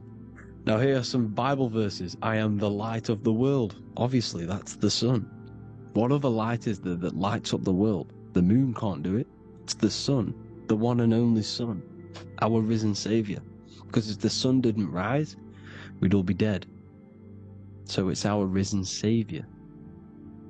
And it dies for our sins every night and then gets reborn every day. Now Jesus calms the storm. Mark 4:35-41. The disciples are all on a boat and there is a heavy storm. But Jesus is asleep. The disciple says, Jesus is asleep. We need to awake him. They wake up Jesus, and Jesus got up and rebuked the wind and said to the waves, quiet, be still. Then the wind died down and it was completely calm. Well, when Jesus was asleep, this is the sun not being risen. It's not risen yet. Because in the night times, that's when the storms happen on the sea, in the ocean. And when they awake Jesus, Jesus rises because he's the sun. He rises and everything calms. Because when the sun comes, the storms go. You see? So it's the sun. It's all about the sun. Here's another, Luke 22:10. A disciple asked Jesus, when will we know it's the end times? And Jesus says, as you enter the city, a man carrying a jar of water will meet you. Follow him to the house that he enters. Well, this is clearly talking about astrology, the topic that Christians think is satanic, when they don't realize the whole thing's based on astrology. Because the end times is the end of Pisces, which is the two fish, which is the age we've just gone out of. And you can see all these ancient churches here with two fishes, because they knew it was the age of Pisces. There's an ancient photo, artwork with the two fish, Pisces. And the end times, as it talks about in the Bible, when Christians think the world's going to end or something. But no, it's just the end of Pisces. As you enter the city, a man carrying a jar will meet you. Follow him to the house. The house is the zodiac sign that he enters. And the zodiac sign is Aquarius, because that's what it is, a man carrying the water. We know this is astrology because a woman, that is a woman's job in the ancient times. In the ancient times, the woman used to get the water. You would never see a man collecting water back then. That was the woman's job, whilst the man builds the houses, for example. You see, so we know it's talking about astrology because astrology is the man holding the bucket of water. It's the end of Pisces. Now we are in Aquarius. And of course, Luke 24:36, the risen Savior, the Son. Now the Son is also born on the 25th of December, a virgin, just like Horus, Mithra, Buddha, Krishna, Hermes, and thousands of other gods, all born on the 25th of December. Well, it's because the sun moves 1 degree northward on the 25th of December. And on the 22nd to the 24th, it stays in the same degree because it's moving south. But then on the 22nd, it stays in the same degree on the Southern Crux constellation. And the ancients called this the sun dies on a cross, because the cross is the Crux constellation, the Southern Cross. And it stays on that same degree for 3 days on the cross. The sun dies on a cross, and then on the 25th moves 1 degree northward, bringing back the summer, the light, the warmth, the growth of crops. And this is the sun being reborn again, a virgin, because it's pure. And here's Mithra, another sun god before Jesus was around, before Christianity. It was Mithraism, and Mithra, Ra is Ra, the sun god, Egypt. It's all about Ra, the sun. You see the crown of thorns on Jesus' head, symbolizing the rays of the sun. And here are the rays of the sun on the back of Mithra's head. Krishna, the sun. Buddha, the sun. Horus, horizon, all born virgins, all did miracles, all resurrected. Dead for 3 days. Well, here he is, dead for 3 days on the cross. And resurrected. Because it's the most ancient religion ever been on the face of the earth. The worship of the sun. And we should worship the sun. Because without the sun, we are nothing. The sun feeds us, feeds the earth, feeds everything. Without the sun, we are nothing. It's been reversed, and now we're worshipping man. When we're worshipping a man called Jesus, was never real. It's all about the sun, the most high, the most powerful, potent, celestial body in the sky, the orb that feeds us every day. It dies for our sins and rises every day. It's the sun. Now on the Holy Communion Day, it's the worship of the sun. They give out many suns. Here's Jesus holding a sun. And they raise the sun on Sunday, because they go to worship their sun god on Sunday. Not Saturn Day, not Moon Day, Monday, but on Sunday when the sun is exalting. And they hold suns up above their heads because the sun rises. They're symbolizing the sun rising above their heads. A savior. It's the sun. It's the Holy Communion Day. And here's Jesus giving a piece of himself to the children. It's the sun. The light. Judas was known as a backbiter, a backstabber, because he stabbed Jesus in the back. He betrayed Jesus. Well, this is just another astrological story about the constellation Scorpio. Because the Scorpio is the J. Looks like a J. J for Judas, the scorpion, the backbiter. Scorpions backbite. They bite with their back. And what does Judas do? He betrays Jesus by kissing him to let the warriors know who they need to get. So he kisses Jesus, and Jesus gets stabbed in the back. Well, when you get stung or bit by a scorpion, they leave like a kiss. So Judas kisses him and gets betrayed. Well, this is because the sun, when it hits Libra, it's balanced. The sun is balanced because it comes through summer. Now the sun's starting to die. The sun's starting to die. It hits Libra. And then as soon as it hits the Scorpio, it gets betrayed because now the sun has to fall to winter, and Saturn is there waiting to take over the darkness of the winter. So he gets stabbed in the back by Scorpio. Judas, the scorpion, the backstabber. You see, it's an astrological story. Here's Mary. Mary means marry, which means pure. The sun is pure. No one gave birth to the sun but the God. And it's born every day. It's born every day, every year. It's born pure. There was no controversy. There was no, activity for the sun to be born. It's pure. Now, the 7 metals come from the 7 planets. The sun gives you gold, and this is why the sun is golden. It looks gold. And this is why the banks are backed by gold, because gold is the most valuable metal, because it's the sun, the most valuable celestial orb in the sky, in the heavens. Well, here's Jesus, another ancient symbol of him being crucified on the cross with the big sun, the Southern Cross constellation. The sun dies on the cross constellation. And if you go to the old etymology dictionaries, you will see sun and son is the same word.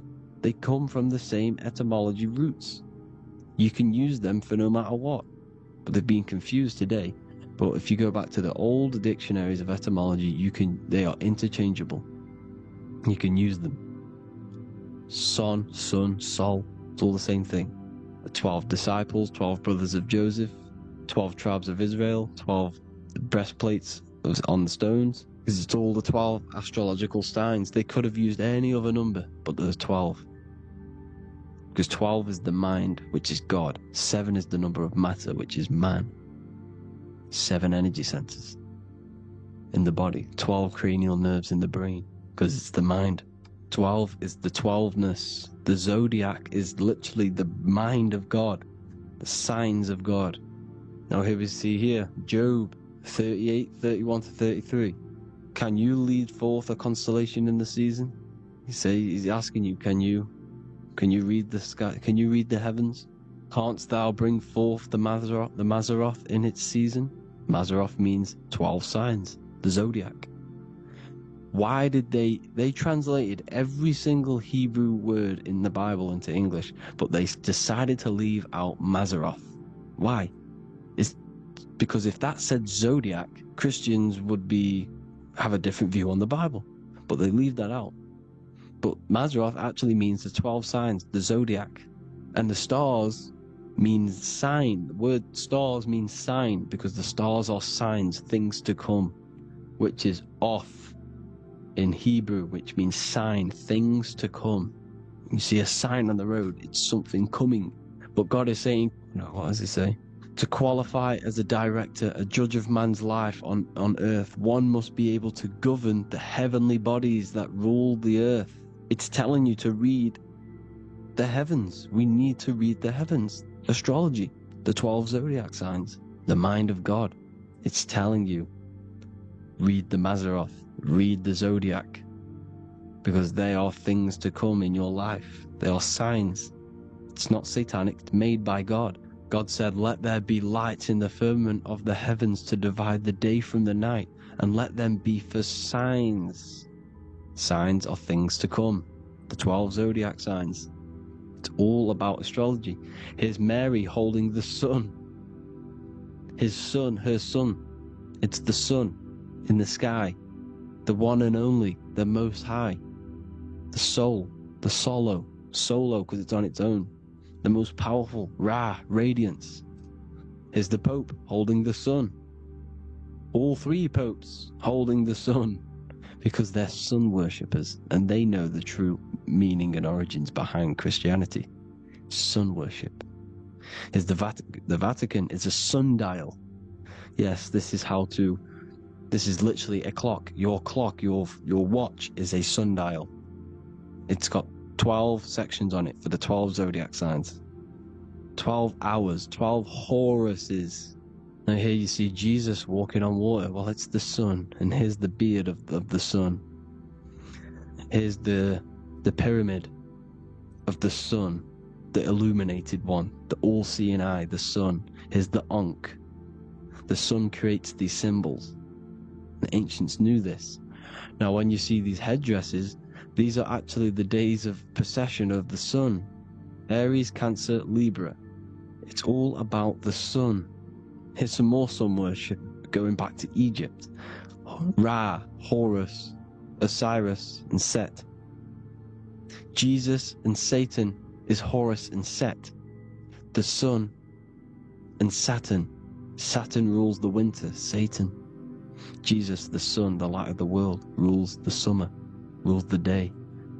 Satan's the night, Saturn's the night, the sun is the day. The evil brother, Satan.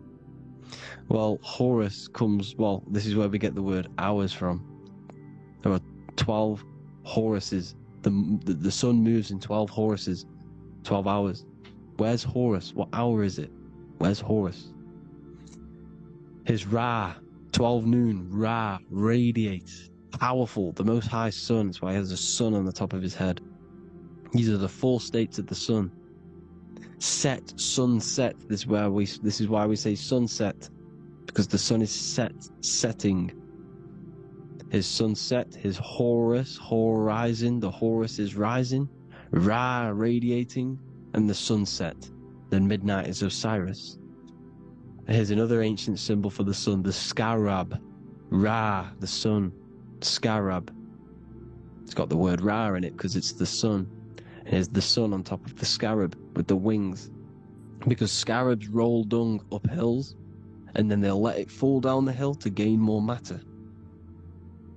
To gain more, bigger, like a snowball effect. And the ancients saw this as a process of the sun, because the sun climbs up the hill and then it falls. So they used the scarab to symbolize the process of the sun. The sun climbs and falls. Here's an ancient Egyptian cat cutting off the head of the serpent. Well, the cat is cutting off the head of the serpent, symbolizes the sun cutting off the nighttime. When the sun rises, it cuts off the nighttime. It cuts off the serpent. The serpents represent darkness or evil. And there's some more symbology of the sun and the heavens, the arch, the royal arch, the firmament, the sun inside the firmament. These are all ancient churches, and they all depict the firmament, but the sun inside is the ancient cosmology. You see, because it's all about the sun. Everything's about the sun, because the sun is our orb, made for us to sustain life and this inside of this creation, inside of this firmament, the royal arch of heaven. Here's the Freemasons depicting it. Here's the Masonic royal arch, but you can even see the zodiac signs. Here's Cancer, the checkered board. It's the royal arch of the firmament. Obviously, they don't want to tell you that. You live in space, apparently. Some more sun worship. Here's the beard of the sun on the water. They all have this long beard. And why do they say amen? Amen at the end of every prayer. Amen is a sun god, a creator god. It's all about the sun. So thank you all, people. Hope you all enjoyed. Hope you all gained some knowledge and insight. Please give me a follow, drop a comment, drop a like. Have a good day. Love you all.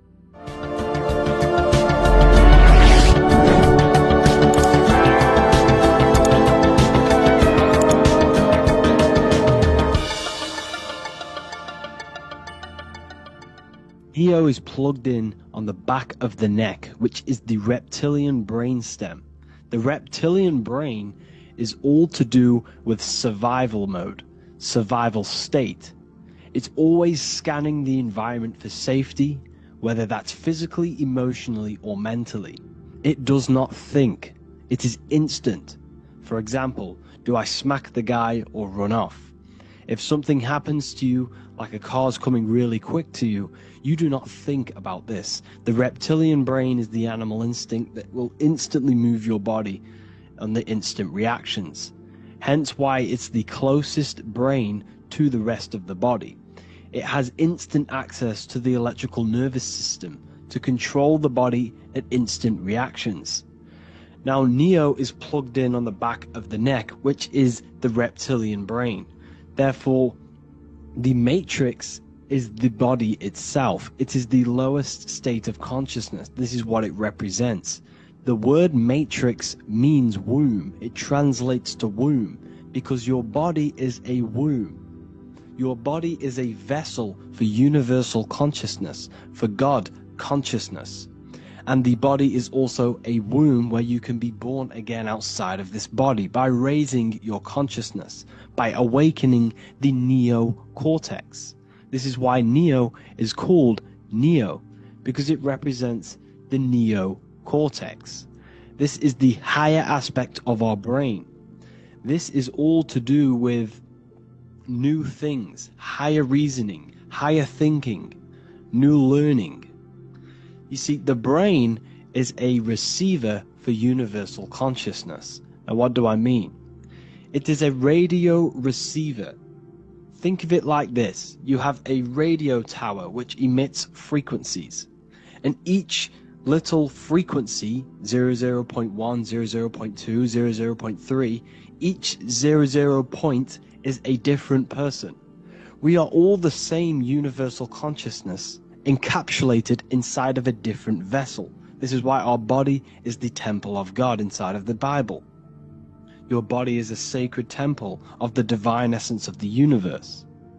However, consciousness is controlling this physical body. And I'll show you this diagram here. Consciousness consists of imagination, emotions, thought, and memory. All of these things are not physical. They're not made out of atoms. You cannot think with atoms. If I split open your brain while you are thinking of a cheesecake, I would not see a cheesecake. It's because these things exist metaphysically within consciousness. They are not physical. The body is physical. It's part of matter. It's part of time. You see the Leonardo da Vinci, the circle and the square. The square represents limitation, beginning and end, because when you draw a square there is a beginning and end. It represents the body, the mortal self, the ego, the echo. Then you have the spirit raised above, which represents spirit over matter, mind over matter. Invisible forces create physical forces. Everything physical exists in non-physical. This is also the Freemasonic square and compass, why the square is below the compass, because the compass creates the circle, which is spirit or mind. Then you have the square, which is matter. Mind and matter are the same substance. Mind creates matter through thought. Everything in this physical universe manifested through thought. Everything began as thought. So you are spirit and matter. You have a material body and a spiritual body. And you are right in the middle. This is why humans are very, very important. Because we have an animal nature, the reptilian brain, and a higher consciousness, the neocortex. And we must awaken out of the matrix, which means womb, which is the body. And neo is waken up from the lower self, the reptilian brain, and moves into the neocortex. Because the brain is a radio receiver for consciousness. Now, what do I mean? I went over this before. Your consciousness is controlling the brain. The brain is a computer. And when our consciousness, our imagination, our emotion, our thoughts, and our memories are all contributing towards just survival things, food, safety, fear, all of these things, and our consciousness is locked into a survival state, we are using the reptilian brain. We're no longer thinking. You don't think with the brain, but the consciousness is thinking, which activates the different parts of the brain. When we think for higher reasoning, we use the neocortex. It stimulates the neocortex. When we think about survival, we're using the reptilian brain. So therefore, when Neo wakes up, he wakes up to the higher aspects of consciousness, which is only utilized by the neocortex, by learning new things and expansion of the mind and expansions of consciousness. Okay? So the whole matrix is to keep you designed, well, the whole matrix is designed to keep you in a survival state, in the three-dimensional awareness. They want you constantly scanning for safety, scanning for food, scanning for emotional safety in relationships and other people. You see, they do not want you to think. They want you stuck in that reptile, that animal state, that beastly state that most people are in. Most people, all they do is eat, listen to music, consume, have sex, lust, desire. This is all the reptilian brain. So when we say the world's being ran by reptilians, it's symbolic. There is no physical reptilian humanoid beings controlling, manipulating human consciousness. We are all the same consciousness. However, there is a corrupted state of consciousness running this world. And this consciousness worships the physical plane. And they control the physical plane. So by doing that, they keep you stuck in a reptilian way of thinking, the animal state, to keep you stuck in the lowest state of consciousness. Now this is the god Osiris, which represents the reptilian brain. None of the Egyptian gods ever existed. They are all symbolic for the brain and anatomy of the human body. Osiris represents the reptilian brain. As you can see, this anatomy compare to the brain stem and Osiris statue found in Egypt. And we also see an ancient artwork of Osiris with green skin and two reptile crocodile alligators next to him, which also symbolizes the reptilian survival state of human consciousness and the activation of the reptilian brain. This is what it symbolizes. Now, this is what the Matrix is all talking about. It's talking about the awakening, the expansion of consciousness. The word divine is dive in because you connect with the divine by diving inward. There is no man in the sky going to save you. You must connect with the self. Know thyself. Truth comes from within. All of these things I'm telling you comes from within you. I'm just pointing it out. All of this is self-realization. A lot of people say, well, what are my sources? My sources is knowing thyself, observing thyself, using the neocortex of critically thinking, sitting down and thinking about yourself and having deep realization of yourself. You can realize that your thoughts are not of this physical world. It's quite simple. The brain does not think. The brain does not imagine. The brain does not hold memory. All of these things exist in consciousness, the one consciousness, but we are all fractal, infinite parts of. This is the eye on the triangle, consciousness being given down to the rest. This is separate. Consciousness is separate from the rest of the pyramid. The pyramid is your body. Neo is the one consciousness. This is the Egyptians symbolizing the one consciousness giving Ankh, which is life, to all the different life forms. However, you can see that the central sphere is giving a big Ankh to the humans, because humans, like I said, possess the advanced consciousness, an advanced brain that allows us to turn above our reptilian animal self. For example, we can go against our reptilian lower animal nature and turn to our godly nature. Animals cannot do that. They are stuck in instinct. They are stuck in a reptilian animal way of thinking and operating. Everything they create is to survive. We can turn against our lower nature and create for amazing things like buildings, architecture, technology. We can use our creative consciousness for anything we wish, not just survival needs. And it's the same with your spiritual journey. You can raise your consciousness beyond this animal state that they try to keep you in through fear, consumption, food, and the reptilian brain. We must awaken, start to think critically, and awaken to our divinity, because the mind, the consciousness within you has infinite potential to expand. There are infinite fields of knowledge that you can explore. The mind can never be filled. It can never ever be full of knowledge. It always expands, and that's why you are alive. That's why you are part of this universe. That's why the science always says the universe is always expanding, because the universe exists in your mind, and the mind is always expanding into new fields of thought, new fields of knowledge and information. And that is your whole sole purpose, of expansion of mind and expansion of consciousness, and the exploration of the mind of God.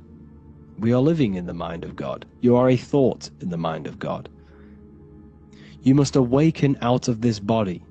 This is why Jesus says you must be born again to see the kingdom of God. You must be born again. You must raise your consciousness beyond physical limitation and awaken to your divinity. And this is pretty much it for this video. I hope you all understand this, that this is all symbolic for consciousness.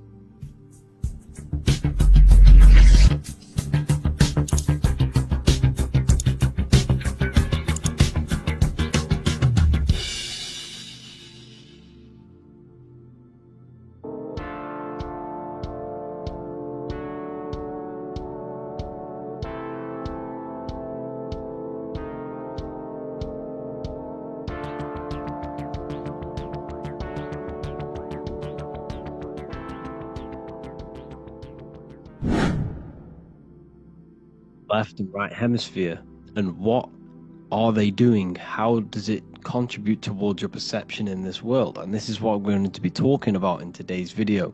We're going to be breaking down the two hemispheres of the brain and how they function in your life. So first we have the left hemisphere. This is the logical hemisphere. This is the analytical, divided, scientific, or verbal hemisphere. The right hemisphere is creative, wholeness, artistic, symbolic, and metaphorical. The right hemisphere does with non-verbal things. It produces a holistic perception. It is more to do with creativity. Because what you must understand is that we are not in the external world. The world is produced by our brain. We see with our brain. Our eyes are a part of the brain.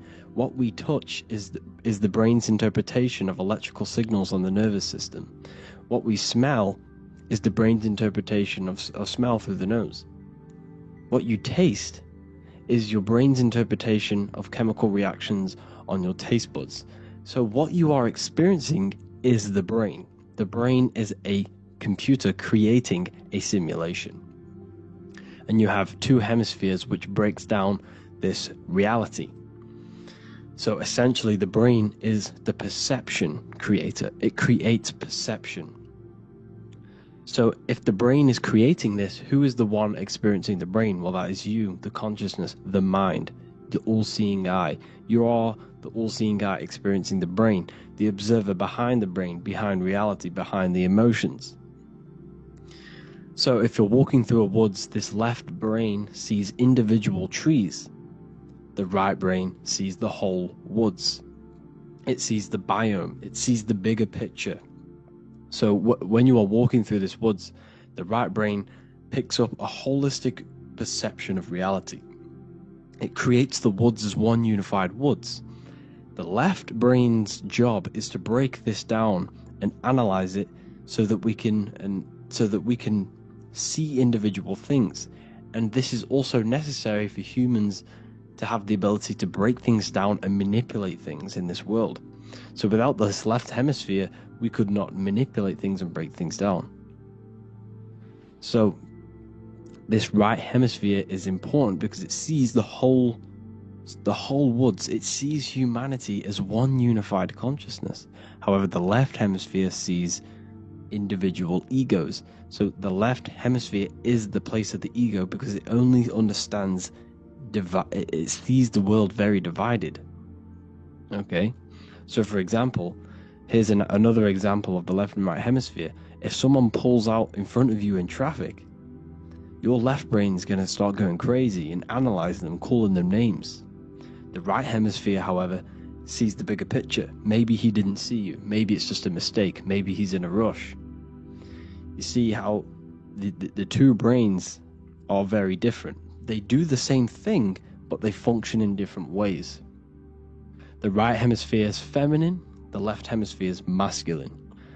So, like I said, this person pulls out in front of you, you start to think with the left. If you start to perceive that in the left brain, you're going to start analyzing them, you're going to start going crazy and calling them names because you're analyzing it. You're not seeing the bigger picture behind it. You're not seeing it from his perspective. So there is a crossover. So the left hemisphere of the brain controls the right side of the body, the right ear, the right eye. Everything to do with the right side of the body is connected to the left hemisphere, and the right hemisphere controls everything on the left side of the body, including your eyes, your arms, your legs.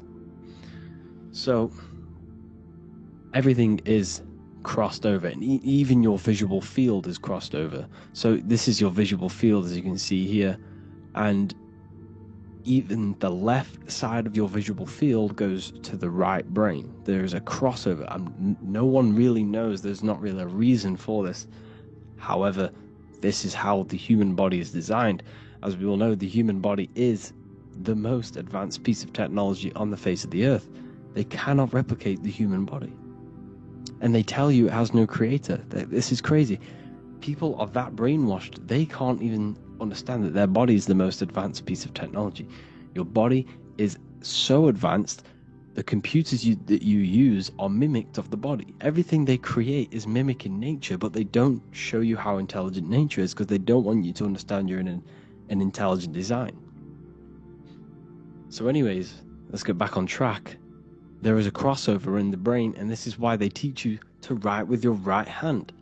And I was speaking to someone who's in a nunnery, or whatever you want to call it. They were a nun, or they knew someone who was who was a nun, and they forced these nuns, to write with their right hand. You had to write with your right hand. This is why, I'd say at least 70% of the world or 80% is right-handed and right-legged, because they taught us this to activate the left hemisphere more because of this crossover that happens in the body. So when we are using this right side more, we are using that left hemisphere more. Why? Why are they doing this? Well, they also called it writing. Writing is a spell, to cast a spell on you to use that right side of the body so that you use this left hemisphere, because they want you to see the world as a divided perception. They don't want you using the right hemisphere, using that left side of the body to activate the right hemisphere to see the bigger picture and see how everything is all one and everything is created. This left hemisphere domination keeps you from seeing the connections between everything, because that left hemisphere analyzes, it breaks things down. So when we are left hemisphere dominated by using the right side of the body, we are essentially seeing everything as divided. And this is why so many people will not understand my work, because my work connects dots and connects fields of knowledge, and makes you see the bigger picture. So people who are left hemisphere dominated will see my work and think this guy's crazy. But it's all about activating that right hemisphere. So they called it writing because every word you say is molding your mind in some sort of way. The things you see is molding your mind. Everything you take in through the five senses is molding your mind. And language is a massive spell, especially the English language. They called it writing so that you use that right side. It's a spell because your subconscious mind picks up everything you say. And 90% of your daily basis behavior and thought patterns is produced by these subconscious programs within the subconscious mind. Essentially, your conscious mind is only the 10% of you. The conscious mind is just what you're aware of, what you're wearing, how you're feeling, what you're thinking. That's your conscious mind. The subconscious mind is controlling every system in your body. It's telling your heart to beat without you being conscious of it. So essentially, this is what they're programming. They're programming this system in the back of the mind, which is controlling everything through the words. And this is what spells are, because it's all about creating perception in the subconscious. So they want you to use that right side more. I truly believe the ancients, they were balanced. They used the left and the right side of the body. They didn't have a stronger side because they understood this science of the body and how the body works. So this is actually called phonetics. It's not etymology. Etymology is the study of root words. Phonetics is the study of how words sound similar. The way words are spoken. So phonetics, phone, this is why we call them a phone. Because you speak into a phone. So this is write and writing, to use that right side to activate the left hemisphere more. So your hands are a manifestation of your brain. The left hand is the right brain, the right hand is the left brain. And as a child, we were always taught that when you place your hands together like this is the size of your brain, which is true because your hands are a part of your brain. They're an extension of your brain. Every part of your body other than your brain is an extension of the brain. Everything's working and feeding back information to the brain because you're experiencing the brain. So another trick that you can do, or another exercise, is looking in the mirror and closing one eye at a time. If you close your right eye, if you take your top off, for example, you'll analyze your body if you close your right eye, because you're using that left hemisphere. Sorry, other way around. If you look at yourself through your right eye, you'll use that left hemisphere, which will analyze yourself. You'll see individual body parts. If you close the right eye and use the left eye, you'll see your body as a whole. You won't really analyze it. This is how you can analyze yourself using these two hemispheres. So this whole system is created to keep you thinking logically and to restrict you from creating and restrict you from understanding symbolism, allegories, metaphors, and teamwork. They want you stuck in a logical way of thinking and a logical way of seeing the world. This is why when you go to school, you are told exactly what to do. You're told to think this way and no other way. You're told to do orders, do this. It's a very left-brained system. Because if we all started to open up this right hemisphere, we'd all see, wow, everything is all one, everything's all connected. And this is what my work is doing. I'm showing you everything is one. The physical world is an illusion of duality, but everything comes from the one source, the one mind. The universe is a giant mind. I am mind, you express mind. We all possess mind. Behind the physical body is the same mind consciousness. And we are all expressions and fractals of this infinite consciousness called mind. And this is what they don't want us to figure out, is that we are all just one consciousness expressed. It's an infinite consciousness. It's even in the squirrel, it's in the dog. All of these different animals, they're just different bodies, but behind the bodies is the same consciousness, which is mind. That's what the pineal gland is. The pineal gland is not the mind, and it's not the third eye. The third eye is your mind. If you have a closed third eye, it just means you have a closed mind. If you have an open third eye, it just means your mind has expanded from beyond physical things through astral projection and mystical experiences. This is how you gain an open third eye. It's just an open mind. A mind that has astral travel, that has explored the realities within the mind. So everything they do is to keep us in a divided state. Divide and conquer, right? That's their motto. All to keep you thinking how everything is divided. Everything they've done is division. Postcodes, countries, everything is divided. Like football teams and all this stuff. It's also a natural process when you grow up, because as you grow up, your brain is constantly analyzing the world. So this is sort of a natural process of how you become more left hemisphere dominated, because your brain is always analyzing. And unless something awakens you, you can awaken that right hemisphere where you can start to see the bigger picture. Even the music, it's all tuned to 440 hertz, shuts down the right hemisphere of the brain. 440 hertz, Spotify, Apple Music, the radio, every time you turn on the radio, it's tuned to 440 hertz. This was specifically tuned. It never used to be tuned to this. It was in the 1950s. It was changed. The standard music tuning was changed to 440 hertz because it shuts down that right hemisphere of the brain. They don't want you thinking, seeing the world in this way and perceiving things as one. And I'm going to show you. It tells you this in the Bible. Cast the net onto the right hand side of the boat and you will find the fish. What was Jesus saying? This is, you see, people read the Bible and they don't understand it. If the Bible is not talking about you, then it has no meaning. The Bible, everything you read in the Bible is about you and how it can better your life. It occurs to you. So if Jesus says, cast the net onto the right hand side of the boat, this is an allegory. The boat is your body. Cast the net, it's the awareness, the perception, onto the right hemisphere of the brain, and you will find the fish. What's fish? What do fish do? They swim deep in the ocean. It represents the knowledge. Deep knowledge. Cast the net onto the right hand side of the boat and you will find fish. You will find the wisdom. You'll gain understanding when you cast that your awareness into that right hemisphere. You will see that I am you and you are me. We are all one consciousness. You will see everything. You'll see that the trees are the same patterns as the nerves in your body.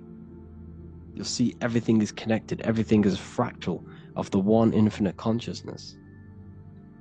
And how many fish did they catch? 153.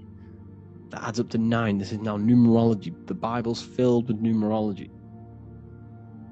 Adds up to 9. What's 9? Human consciousness. It represents consciousness. You're in the womb for 9 months.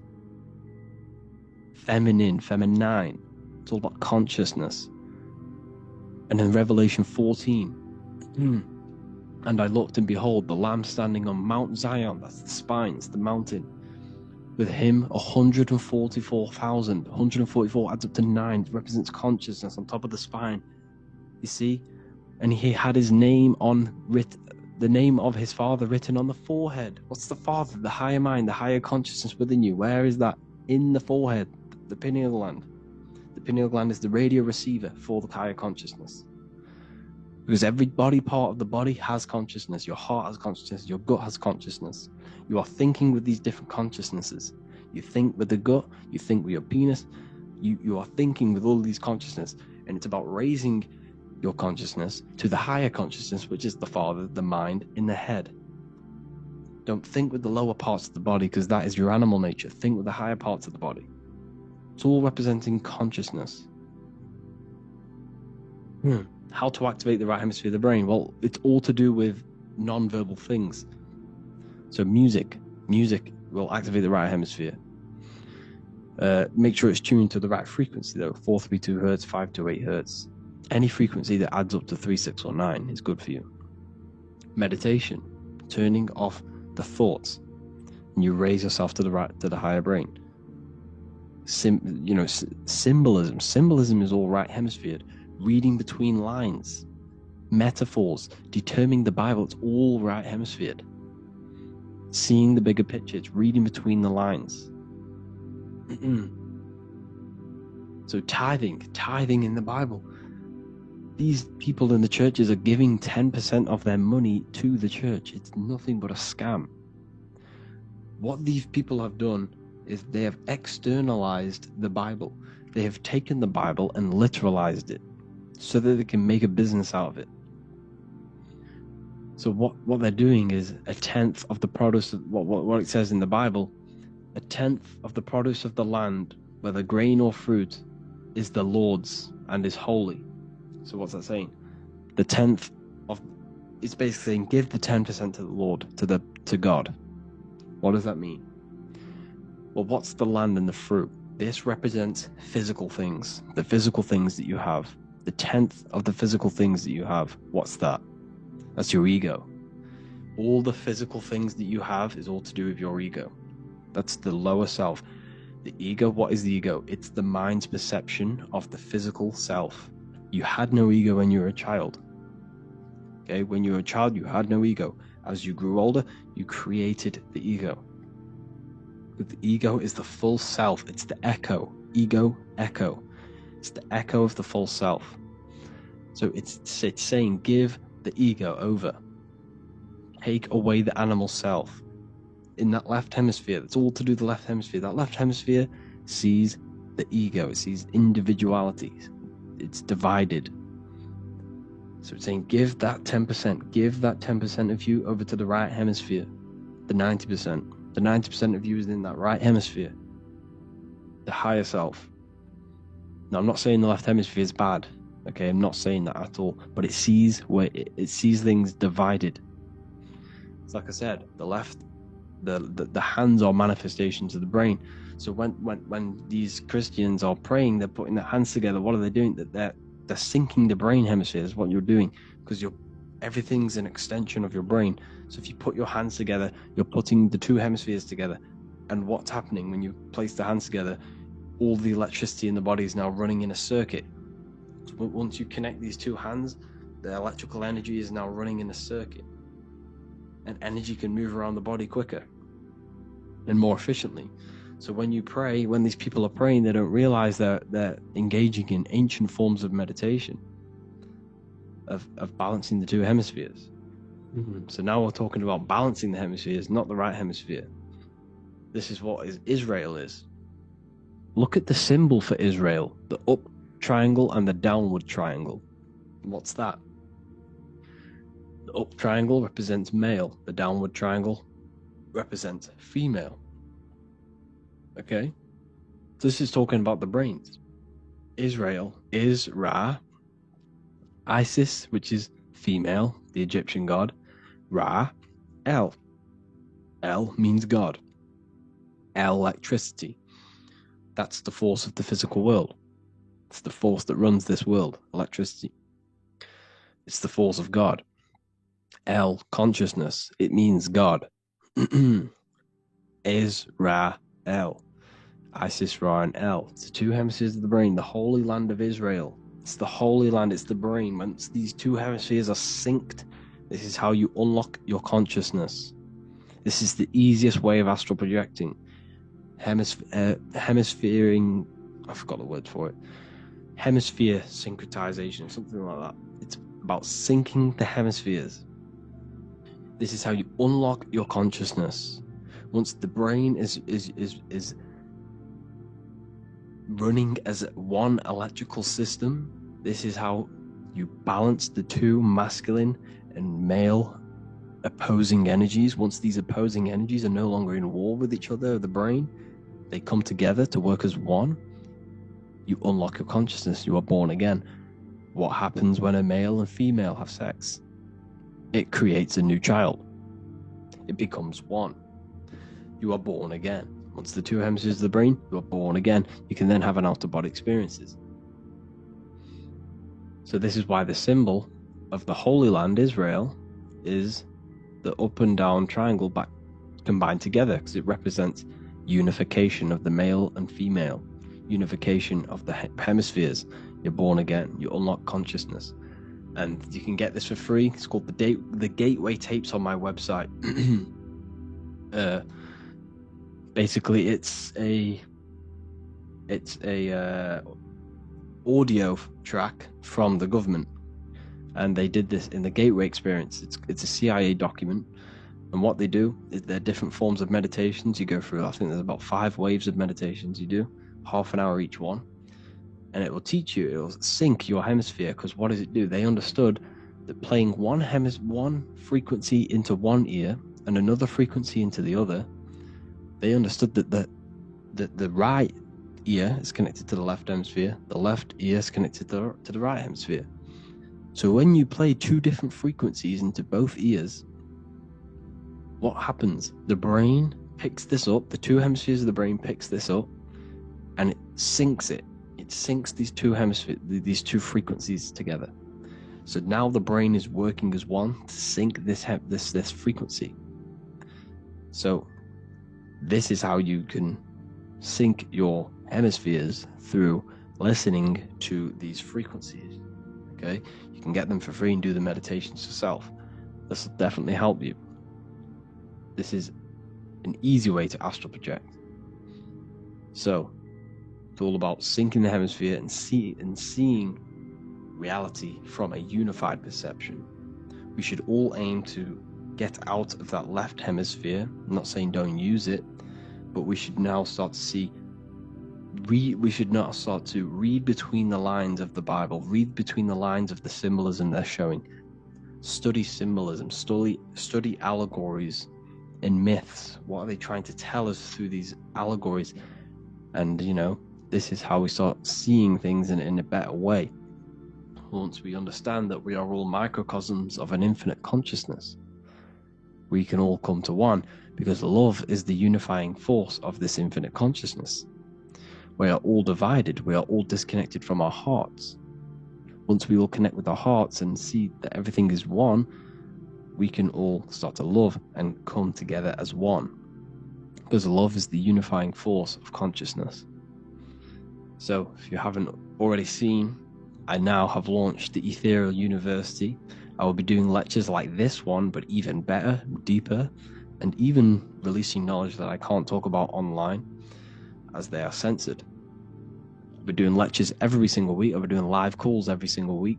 You also gain access to my library, which is filled with over 45 occult books, filled with knowledge. Okay, I'll show you now. Plus, you get my book, The Book of Wisdom, PDF form, and the Human Health Guide, PDF form.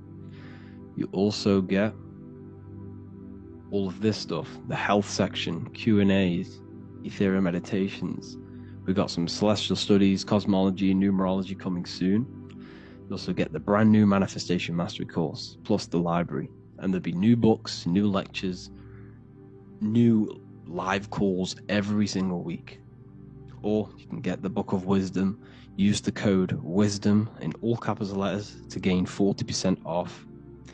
This sale will be ending very, very soon, so if you're watching this, be very quick to get yourself a physical version or a PDF of my book. You can get it in all these languages. Hope you enjoyed this video, people. I'll see you inside the ethereal university, the real university. Have an amazing day.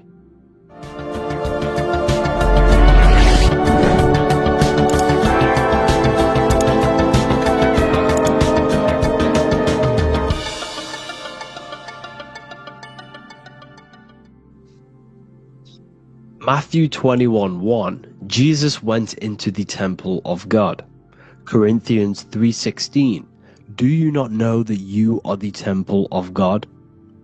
Now what is this telling you? That God is within you. Hence why in Luke 21:12 it tells you the kingdom of God is within you. And the side of your head region is called a temple for a reason. Because the brain encapsulates the mind. The brain is a physical manifestation of the mind. The heart is a physical manifestation of emotion. So we have these different layers of our consciousness. We have an intellectual, communicative aspect of our consciousness, which we would call the mind. We have an emotional aspect of our consciousness, which is the heart.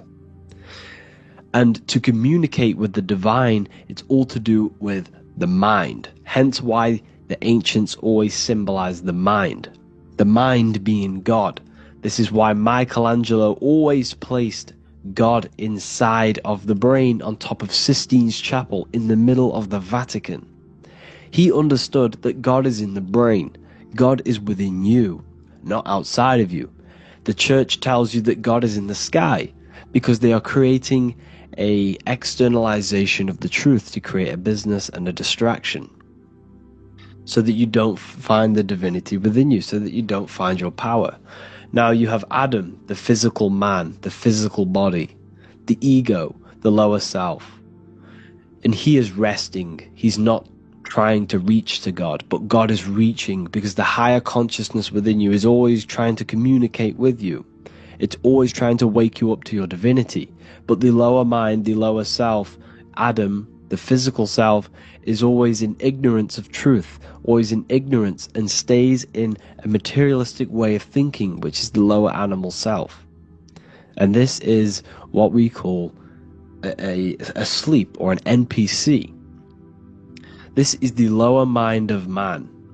But all you have to do is to move your finger to touch God. You have to look within yourself, within the brain, meditate, and you can find God.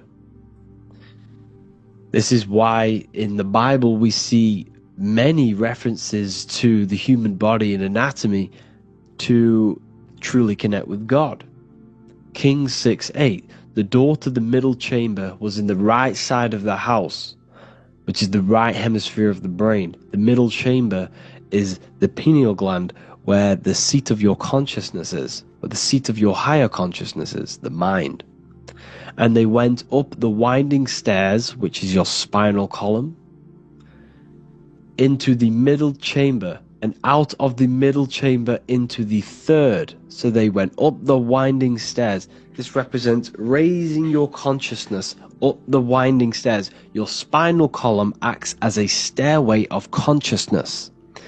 Depending on what sort of consciousness you are operating in, depends on what part of the spinal column you are using. Because the spinal column ascends and descends consciousness. What do I mean? If you are in a reproductive way of thinking, and you're always thinking about sex, you're jerking off all the time, and you're always eating, all of your brain's power and your mind's power is being descended into the lower aspects of the spinal column, which represents hell, the physical state of man, Adam, the ignorant state. We're basically living off low-level pleasures like an animal. And the stairway to heaven is your spinal column. They went up the winding stairs into the middle chamber, which is your mind, your pineal gland, and out of the middle into the third stage of consciousness, physical, etheric, astral. When you meditate and you start to raise your consciousness during meditation, you enter the astral plane when you turn off thought.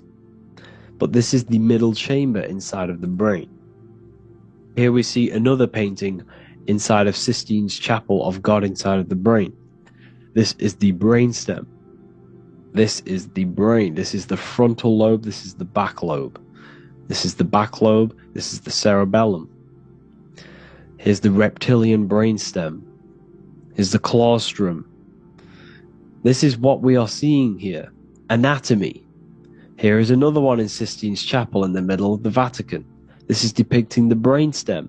God's neck looks exactly like the brainstem.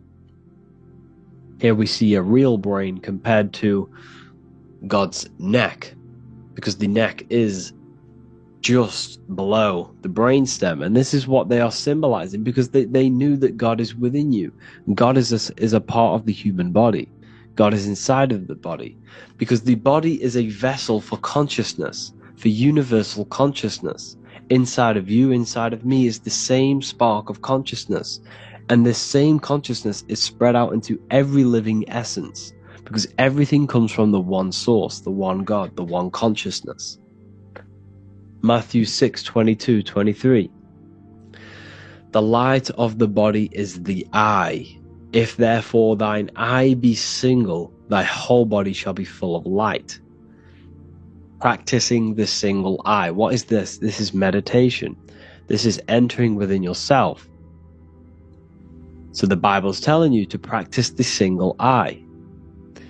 But if thine eye be evil, thy whole body shall be full of darkness. What does this mean? If your consciousness is in an evil way of thinking, if your mind is filled with an evil, negative mind space, then your body shall be filled with darkness, with evil, with negativity. Because negative thoughts destruct the body. Positive thoughts heal and regenerate the body. So he tells you to be, the light of the body is the eye, your consciousness, the inner eye of consciousness, the eye that lets you see. And what do I mean? You look with your two physical eyes, but you see with the inner eye. What you see is perception. You look with the two eyes, and what you see is perception. You are seeing, you are understanding, and that's what consciousness, the mind, gives you. Consciousness, or the mind, is the force that allows you to be a human being, that allows you to understand things and interact with things and make decisions. It's an infinite intelligence. See, the mind is not the brain. This is a big confusion with people. Hence why the eye on top of the pyramid is separate from the bottom half of the pyramid, because the consciousness is separate from the body, the eye, the all-seeing eye. It represents the observer, the eye that sees into this body, into this world, into this. You are the perceiver. You are the invisible spirit within the body. Theologians 4:17. After that we are still alive, and our left will be caught up together with them in the clouds to meet the Lord in the air. You don't meet the Lord in the physical air. Okay? This symbolism of the ancient Christian artwork is showing you this is symbolic. These things never happened. There's no man in the sky. Moses didn't go on a mountain to meet with God. The air represents the mind. This is why you say you're an airhead when someone's very stupid. Earth is your body. Water is your emotions. Fire is your spirit. Air is your mind. The invisible mind. So Anton Mengs, an ancient Christian art worker, is showing you anatomy of God in the clouds. But this is the anatomy of the human body. Raising yourself to the mind and turning the mind inwards on itself during meditation. And that's how you meet the Lord in the air. You meet the Lord in an elevated state of consciousness. The air represents an elevated state of consciousness because the air is up. You have to raise your consciousness to meet the Lord in the air. This is why Moses went on a mountain to meet with God. The mountain represents elevation of consciousness, raising the mind up the spinal column taking all of the mind's attention away from the reproduction and the physical aspects of self and raising it to the brain and turning off the brain and going inward into the air. It's talking about raising consciousness. It's allegorical, it's a spiritual metaphorical text. The side of your head's called a temple because inside that where that temple is, right in the middle of where you call the temple, is the inner chamber, the open room, the holies of holies in the Bible, or the land flowing with milk and honey, or Mount Zion. There's so many different names for the brain, or the upper room where Jesus meets his 12 disciples, the 12 cranial nerves in your brain. This is the temple of God. Your body is a temple of consciousness. It encapsulates consciousness. It encapsulates the mind and soul. John 10:30, Jesus states, I and the Father are one. Psalms 46:10, be still and know that I am God. He's talking about the I am within you, not within Jesus. Everyone refers to ourselves as I. I am God. When you say I, you're referring to the highest aspect of yourself. The aspect that is above all thought, above all emotion, and above all things. When you say I, you're referring to your pure awareness, your pure consciousness, the highest aspect of yourself. And anything after I is egotistical. I is God. The letter I is the Roman numerals for one, because there is one God, one consciousness. The letter I is one line, just like the number 1. Matthew 6:3-4, take no thought. Therefore take no thought.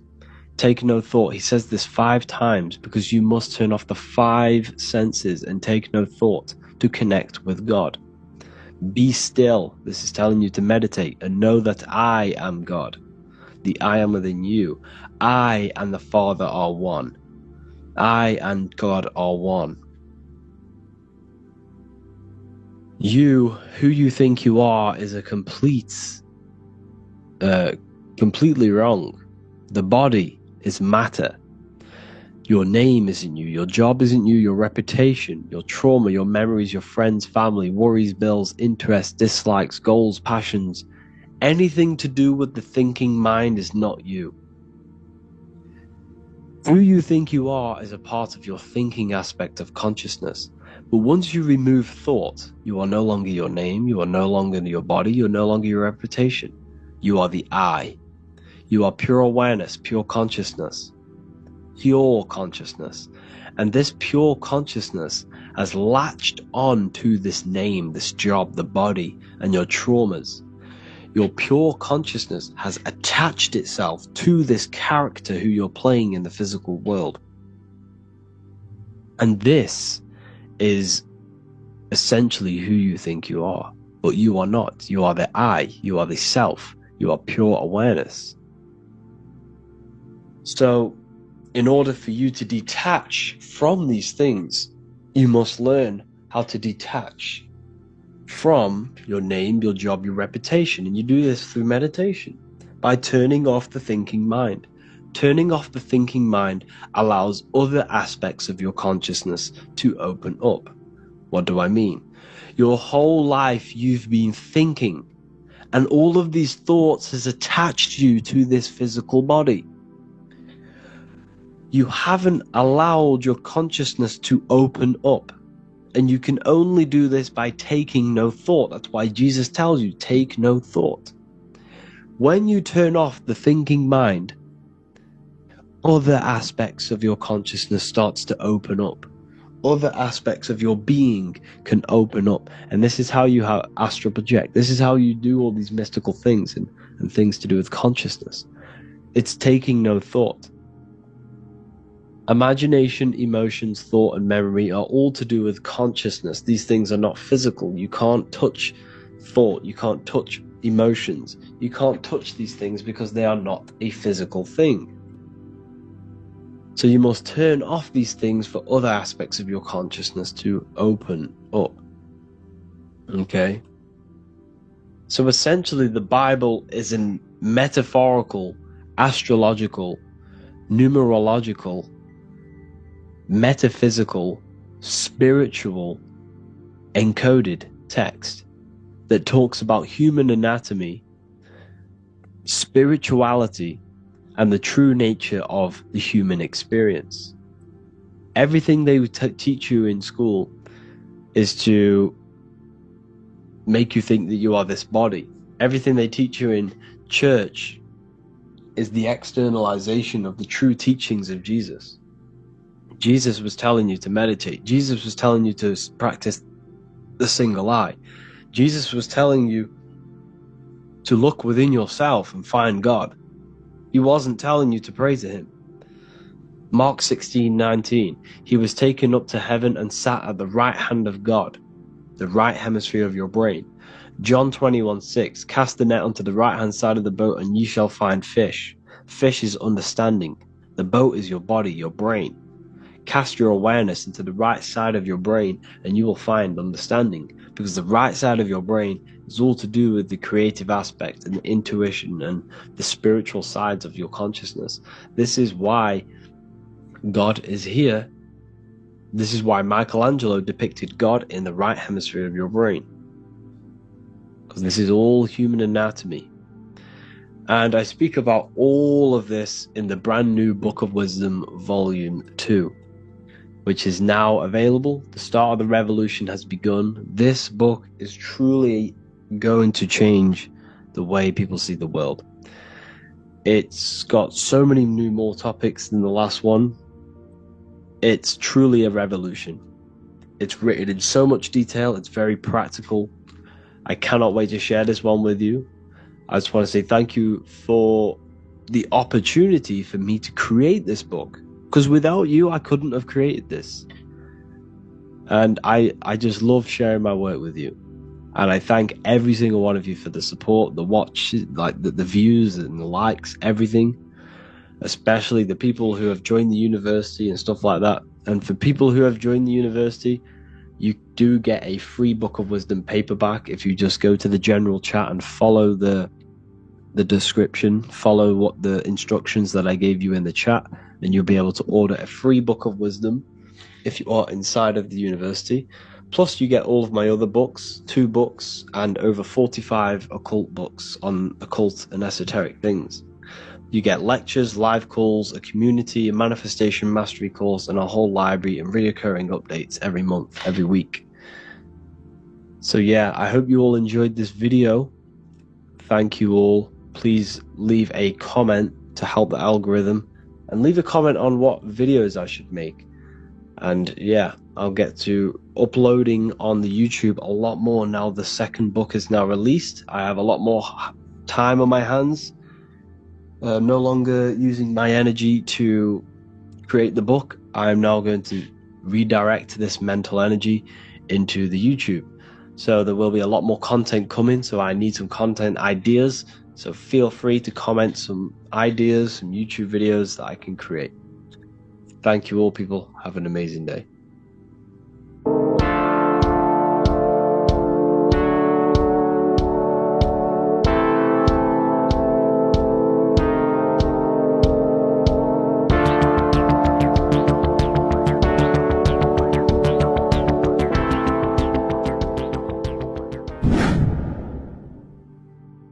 What is good, people? It's Revival of Wisdom. I hope you're all doing well.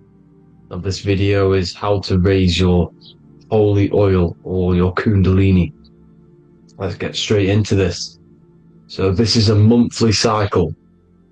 Every month, when the moon is in your zodiac sign, this oil is released.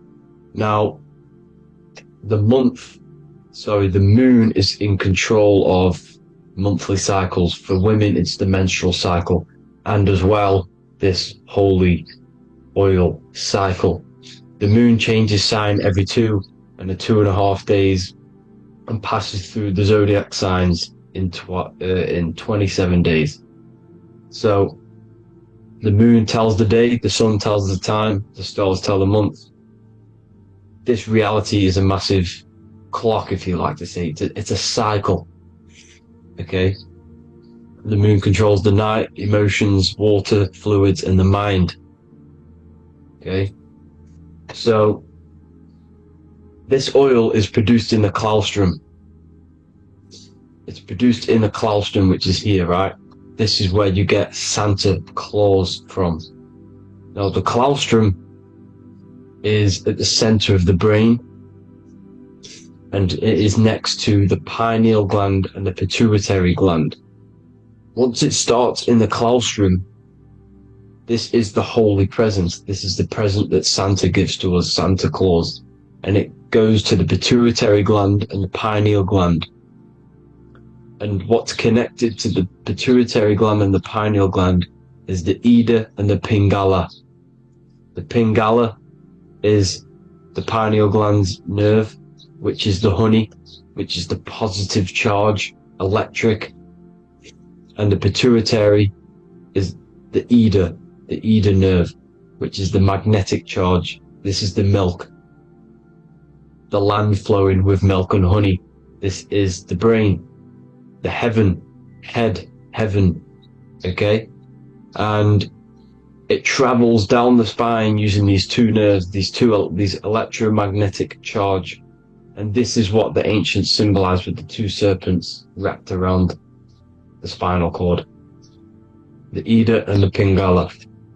And this travels down to the sacrum or the solar plexus.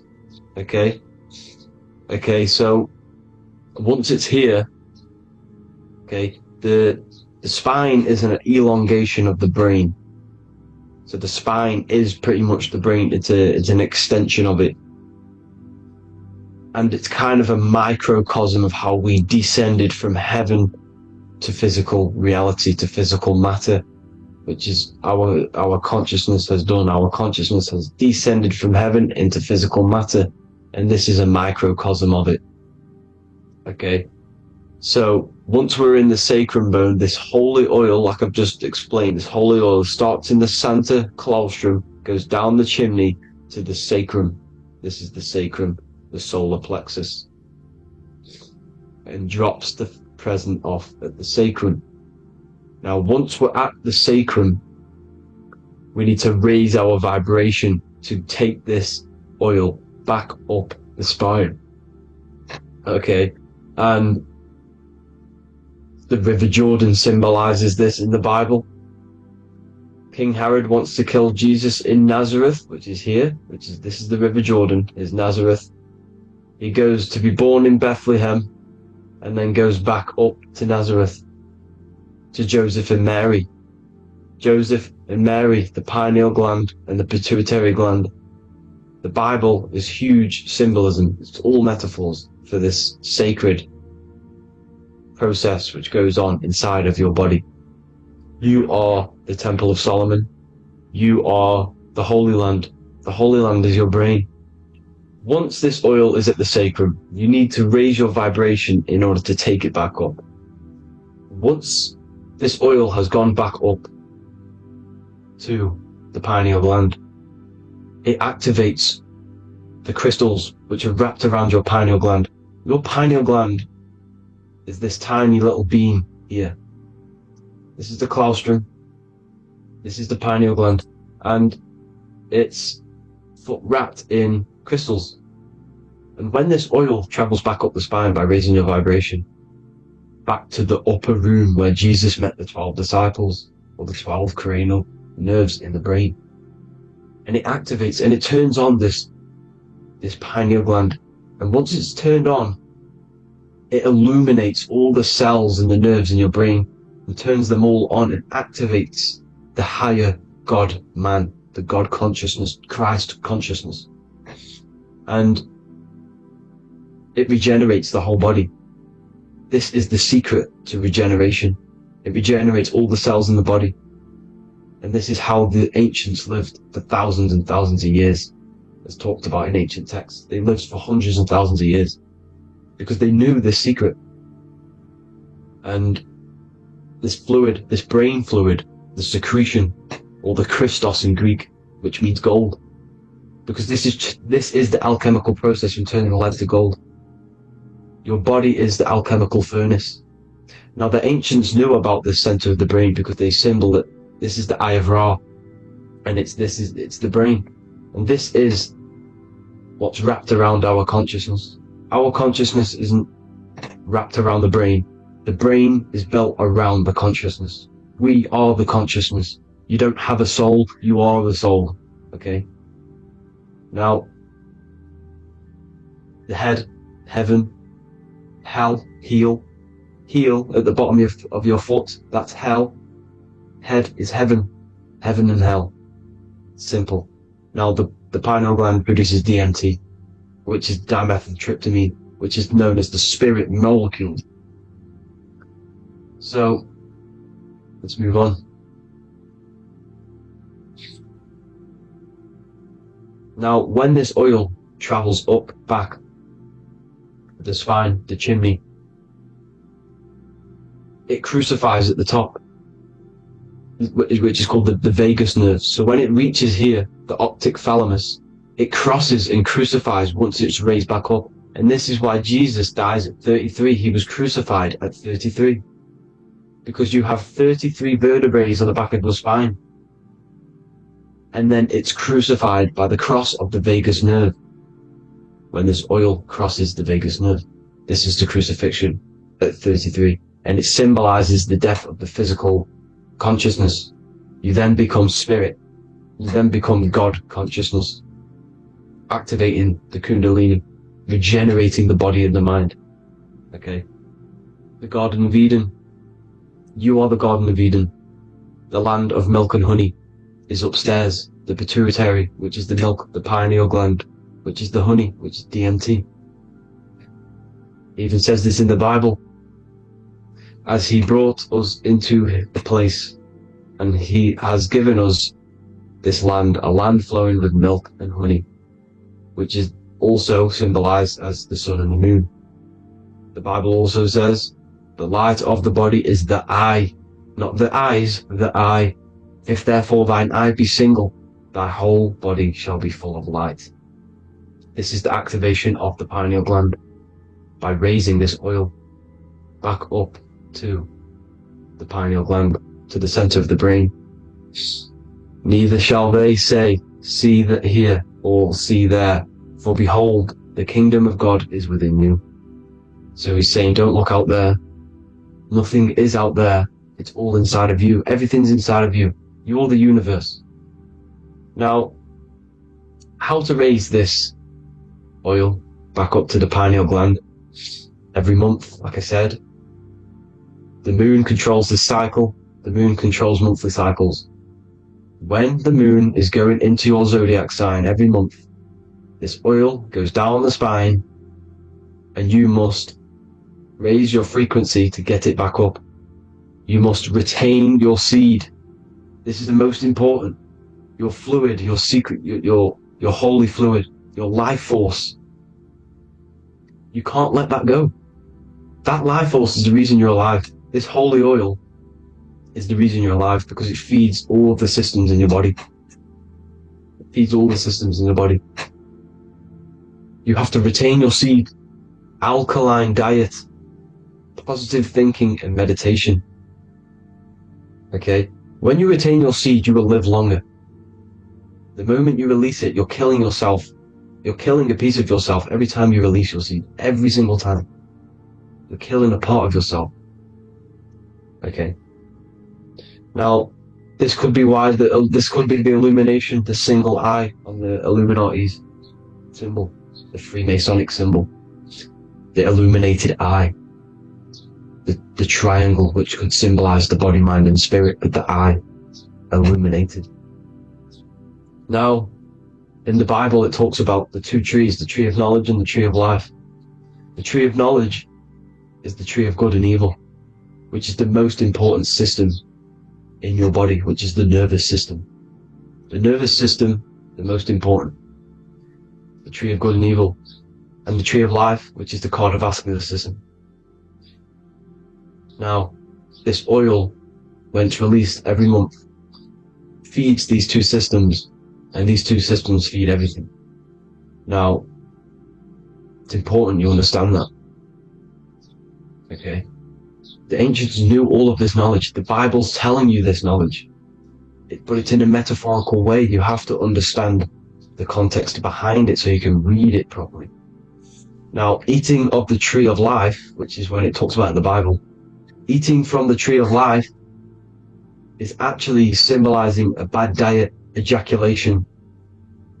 Because you're eating from these two systems, you're killing yourself with a bad diet. You're killing yourself with an ejaculation. Okay? So, that's important to understand. Now, this is Jacob's ladder in the Freemasons. Jacob's ladder, which is the spinal cord, it's the stairway to heaven. And this is Jack and the Beanstalk when he goes up the beanstalk and finds the golden egg in the grey clouds. The grey clouds symbolize the grey matter in your brain. Now, the Garden of Eden talks about the 4 different rivers in Garden of Eden. As we see here, the North Pole map, the ancient North Pole map. Because the center of the earth is the center of the torus field. Everything's the torus field. Atoms are torus fields. Everything's torus fields. You are the universe. Everything's within you. The North Pole is your spinal cord. This is why they say Santa Claustrum comes from the North Pole. This is the North Pole. And the Santa Claustrum is the center of your brain. Now, there's 4 rivers which come from the Garden of Eden. There's the blood, the Christ oil, which is the oil we're talking about, urine and saliva. These are the 4 sacred oil, 4 sacred fluids in your body. And these are constantly abused in today's society. These secret societies are targeting these fluids. Okay? This is why porn is free. They sexualize society through Disney. Go and look at some of the Disney movies. There's so many subliminal messages which sexualize these children because they want you sexualized. So you release your seed, which is one of the holy fluids in your body, especially your semen, your sexual energy. So important you retain this. So important, because it's your life force. It keeps you alive. Okay? Now, let's recap on this. If you want to raise your oil every month, you can't just retain your seed for the month. You have to retain your seed forever. Don't just do it for a couple of days. Have to do it. It's a lifestyle. You want to become God consciousness, you got to do what it takes. It's hard in this society because this society is made around, it's designed to kill you pretty much. It's designed to keep you in these lower states of consciousness with all the bad food, the chemicals in the food, the chemicals in the water, the sexualized TV programs, sexualized adverts, sexualized TikTok and apps, videos, subliminally stimulating you. Because that is your weakness, sex. It's your weakness. Now, you have to retain your seed, meditation, and an alkaline diet. Why alkaline? Because acidic is low vibrational. This is the color spectrum. And what's the highest vibrational color? Violet. It's the lowest, red. You have to have an alkaline body in order to raise this oil. When you drink, when you have a bad diet, when you drink alcohol, when you smoke, this destroys the oil. It destroys the oil in your sacrum, and it can't be raised again, can't be raised up. This is why it's so important. Without that oil, you don't live. That oil makes you live. It feeds everything in your body. It's crazy how we're not taught this. It's insane. But that is how you raise the oil, people. I hope you all gain some knowledge out of this video. And I hope this assists you on your journey, your spiritual journey. And please like and share this video. We need this knowledge out to the public to wake up humanity. Thank you all, people. God bless.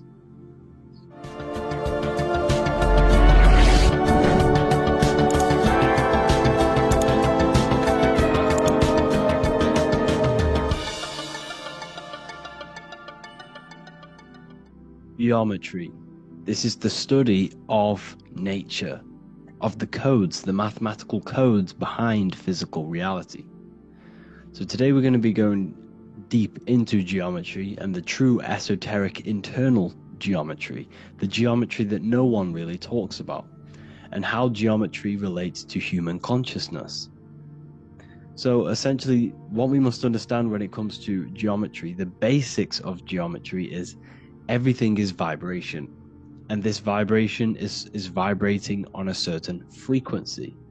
And this certain frequency creates a geometric shape, which is why in nature we see all of these different geometric shapes. All matter takes form in shapes. So if we put sand on a plate and we vibrate the plate on a specific frequency, we see that the sand goes into specific geometric shapes and patterns. So essentially, matter is energy condensed. It's energy vibrating on a low frequency, vibrating at a certain frequency. So matter is condensed energy. And each geometric shape is manifesting and showing a specific energy. Some shapes carry more energies than others. For example, the cube is what traps energy. A square is what traps energy. So geometry and the flowers are basically how energy manifests itself into physical matter. We are in a world made out of energy or light. Light is energy. So everything is vibration, everything is frequency, and everything is energy. Even the words, each atom in our body, everything. So everything in nature has these mathematical, energetic codes. So geometry is basically the study of nature and the shapes that are in nature and their energetic principles. Because like I said, matter is energy. So this is what we call cymatics, when we place water in a petri dish and we shine light on top and we vibrate the water. And we can capture, this creates certain patterns. Each frequency, like you see here, has its own pattern. So what we are seeing here in the physical plane is essentially energy condensed into physical reality. We see it in the turtle. We see it in every single form in nature. Now, external geometry and normal geometry, we normally get taught that this is God's way of creating physical reality, which is essentially true. However, it's far more deeper than that. Far, far, far more deeper. Okay, so what geometry truly is, it's not God's codes to reality. What we must understand is what the brain truly is. And what we must understand is that we are not in the world. We are not in the universe. The universe is us ourselves, and the world is produced by our brain itself. Okay, so the way you must understand how the brain works, so what you visually see, so geometry is to do with what we visually see. And what we visually see is heavily connected with our eyes, which are an extension of the brain. The eyes are the brain. And essentially how we see is energy enters the eyes, and each eye goes to the optic nerve. And this energy is transferred into electricity, which travels to the back of the brain, to the visual cortex of our brain. And this is where the image is produced, what we see. Therefore, the world outside of us is truly inside of us. It's a projection from within the brain. The brain is an energy condenser, a decelerator, an energy decelerator. Everything outside of us is basically formless energy. It is formless energy vibrating at a certain frequency. So what the brain is, it's sucking in this energy, this light, and turning that frequency, that code, that light code, into a physical reality. It's condensing the energy and turning it into a visual image inside of the brain. Therefore, everything outside of you is not what it looks like. Everything outside of you is basically energy, infinite energy. And our brain is condensing this into a physical reality and projecting it outwardly, which you experience your visual field. Okay? And the ancients knew this. So this is basically called the sigil of Lucifer. Lucifer is known as the light bringer. Lucifer in Latin means to bring the light. This is the sigil of Lucifer, which shows the visual field and the brain. We also see this in the Google Play symbol. It's a powerful symbol showing you the visual field, which is basically a symbol that tells you that reality is inside of the brain. The brain is what produces reality, but consciousness is not produced in the brain. The brain is essentially a consciousness downloader. It's a computer, and it's a reality simulator. The body is a simulation of physical reality. You are inside of the body experiencing the body simulation. The body produces this reality. It's a piece of technology. So Lucifer is to bring the light. Lucifer is the light being produced in our brains. Okay? So this is why they say Lucifer can tempt you. Lucifer can be the devil, because it represents physicality.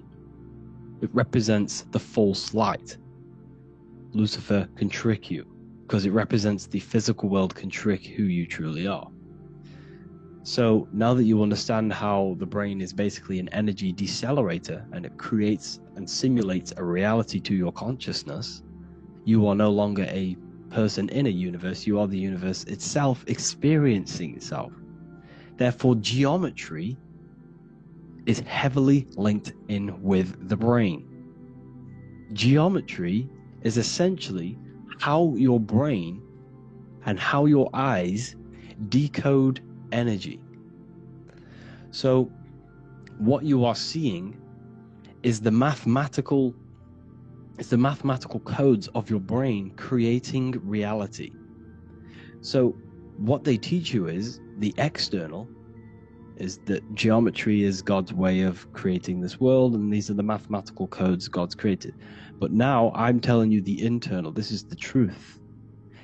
Geometry is how your brain mathematically condenses energy and light into a physical reality.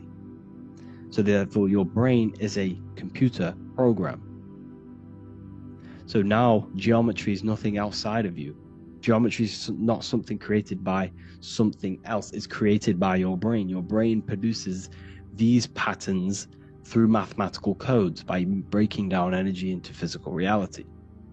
And this is why you see geometry in everything around you. This completely changes your view on geometry. It's in your ear, it's in your face, it's in everything. Geometry is everything. Okay? So now that you understand this, now, as we were talking about the visual field earlier, the ancients knew about this. The ancient Egyptians knew about this. We can see this symbolism inside of the casket, the Egyptian casket. See, this crossover represents the visual field. This represents the back of the brain. This is the left hemisphere, the right hemisphere. And now some of the most simplest teachings in geometry is that straight lines are masculine and curved lines are feminine. And we even see this in the human body. The feminine human body is curvy and the masculine human body is liney. And even with the genital reproductive area, we have a line and a curve, 0 and 1, the binary code of all creation, 0 and 1, because that's basically all that exists. Nothingness and 1, nothingness and God, nothingness and consciousness, that's all that exists. Now that I've told you that, the basics of geometry and the line and the curve and the feminine and the masculine, what do we have here? You see this stick here? This is a curve. And what's the right hemisphere? The right hemisphere is the feminine, the feminine energy, the feminine aspect of our brain. Then we have a straight line. This is straight lines. Now this represents the left brain. So the Egyptians are showing you the left masculine brain and the right feminine brain because of the curve and the straight line. And this is the visual field, the crossover. So there's a crossover in the brain. The left eye is connected to the right brain. The right eye is connected to the left brain. Okay, so the left eye is connected to the right brain. The right eye is connected to the left brain. The solar and the lunar. So, like I said, everything outside of you is basically energy. Your body is basically a holographic avatar, condensed energy produced by your brain. There's nothing actually outside of you. Your 5 senses are electrical threads of light. And when you touch something, this is basically electrical signals in your nervous system, which are reporting back to the brain. Therefore, what you touch is actually, you're not touching. The feeling that you feel when you touch something is not the true feeling. That's your nervous system you're feeling. You're feeling your nervous system in the brain. It's electrical signals to your brain. So the 5 senses do not decode, well, what you're experiencing as the 5 senses is not outside of you. This is your brain interpreting electrical signals. You don't experience the world, you experience your nervous system and your brain. The nervous system is an extension of the brain. So this is the truth. This is not woo-woo spirituality. This is true consciousness science. But I'm teaching you here. Okay? So nothing is truly outside of you. It is a universe. You yourself are the universe, the fabric of the universe itself. The only thing that exists outside of you is essentially energy. That is it. And your body and your brain condenses this energy into reality. So when we look into architecture, why is architecture, the ancient architecture, so important? Because what did I tell you at the beginning? Shapes and physical matter is condensed energy. Each shape holds specific energy. Some shapes hold more energy, emit more energy. Some shapes condense energy. Some shapes transfer energy. Each shape, each geometric shape has an energetic principle because matter is essentially energy. So when we look into cathedrals and the ancient buildings, they were filled with geometric patterns, geometric shapes, because they understood the energy principle. Architecture is basically solid energy. It's physical energy.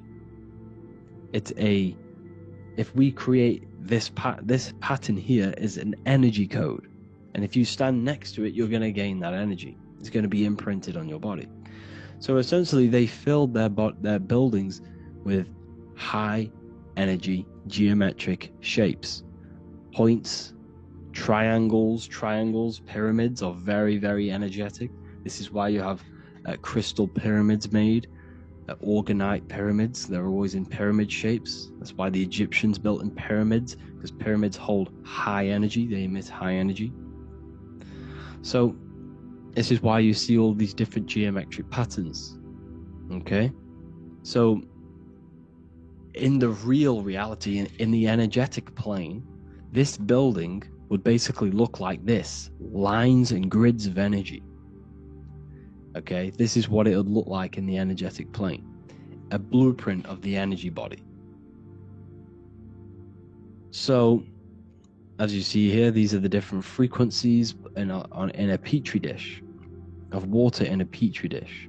And you can see they are specifically aligned up with these specific patterns. You can see geometry even within geometry. It's fractal. So essentially, when you would stand inside of these buildings, they would imprint the energy of the building in your body, because your body is healed through energy. You have an electromagnetic field around your body. So by creating buildings with geometric patterns, we are essentially increasing the energy of the building, because the building itself is energy. Okay, so when we fill it with geometric patterns, we're increasing the energy. we're giving it a certain energetic imprint. So when you stand inside of that building, you're being imprinted with that energy. Okay? So especially with these windows, these stained glass windows. Well, why are they stained glass? Well, color is frequency. So when you have all of these different colors, and not only were they just painted, some of these colors are specific gemstones, crystals, natural stones, which all hold energetic principles. Each crystal is vibrating on a certain frequency. Wood has its own frequency. Metal has its own frequency. What you must understand is that everything in nature is not just a piece of matter. It's vibrating. The atoms of wood are vibrating on a certain level, which give it a certain energetic principle. Each crystal is vibrating. The atoms of the crystal are vibrating on a certain frequency, which give it a certain energetic principle, quality. So each thing, this is why the ancients were obsessed with natural stones, natural things, crystals, natural metals, and they wore different metals, different things like copper on their bodies, because they understood the atoms of these natural things are vibrating, which give certain qualities to you if you wear them. So you're not wearing it, you're basically putting that frequency onto your body, because they understood this is energy. If I put copper on my body, I'm not putting copper on the body, I'm putting the frequency and the energy of the atoms onto my skin, and that frequency of them atoms are going to vibrate my skin, that frequency, and heal my body. So this is why this is so important. So each building is an energetic code. Okay, so when you stand in these buildings, it can heal your body. This is why when people walk into these ancient churches, they feel like they've met God. They feel a certain way. They feel so amazing when they enter these churches. They feel holy, for example. It's not because God's there. It's not because these man in the sky dwells in these holy places. It's because the energy of these buildings affect our consciousness. They increase your energy. They raise your vibration. They heal your body, they heal your cells, they imprint the water in your body, especially with these stained glass windows. Like I went a bit on a tangent there, but these stained glass windows were encoded, well, they use different gemstones, different lights, different colors. And when the sun would shine through this window, well, what's the sun? The sun is light. Light is energy. The sun's light would go through this filter of the window, of the crystals and the different gemstones and the different colors, and the sun's light would be encoded, imprinted with these crystals, with these colors and these natural glasses which have healing energetic principles.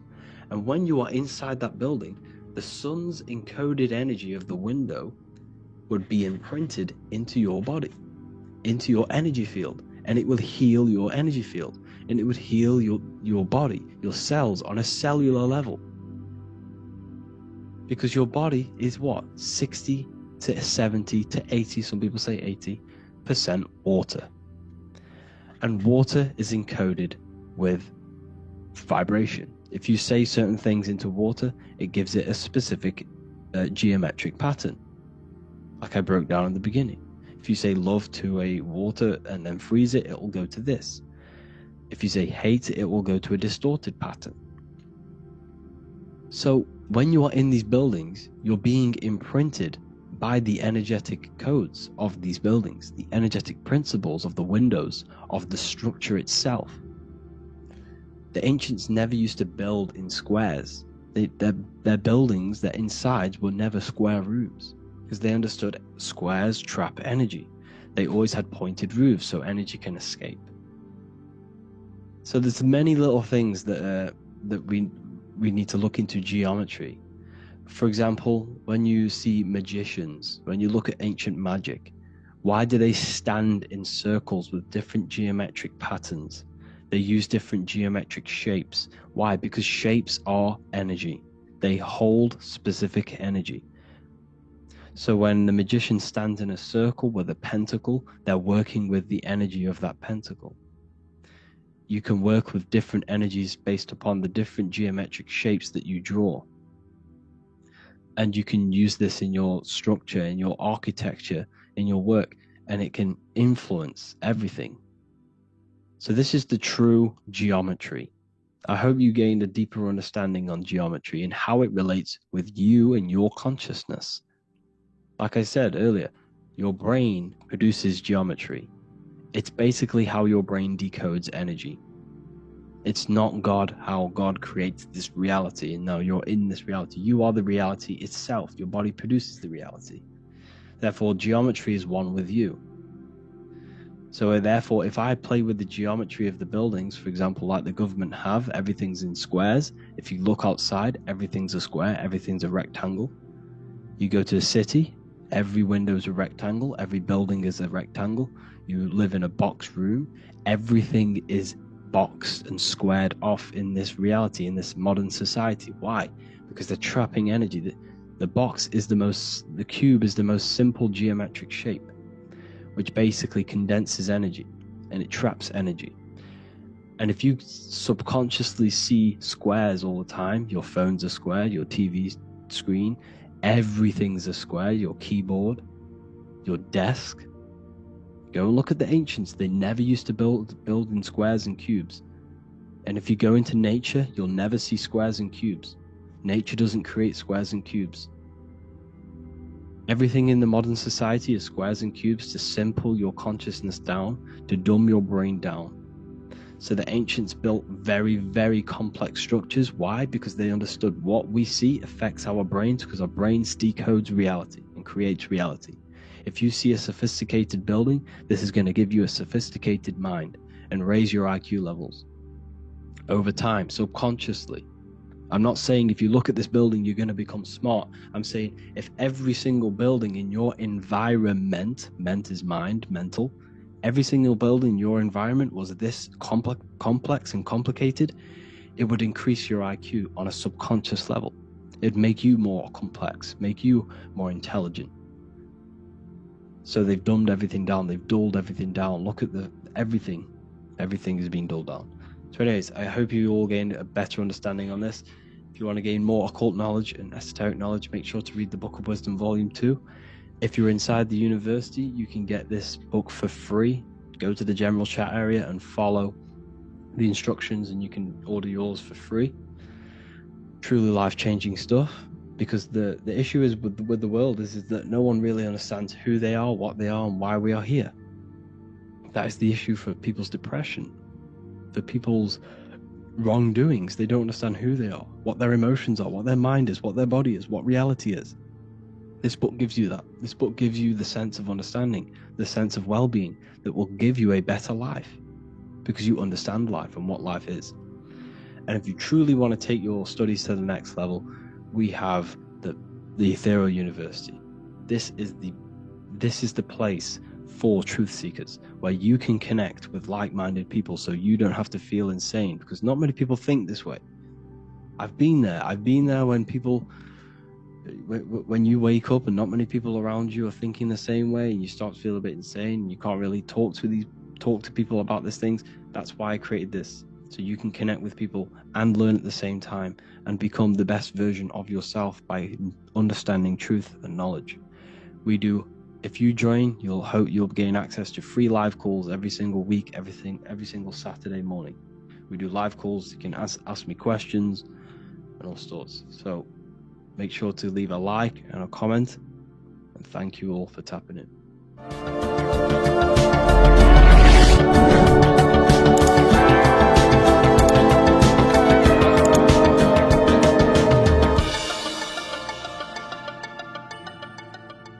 Welcome to Revival of Wisdom.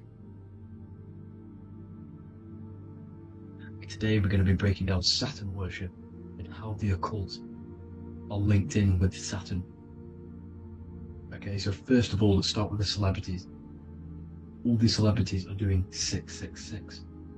Okay, covering the one eye, which also symbolizes the all-seeing eye, which is another occult symbol.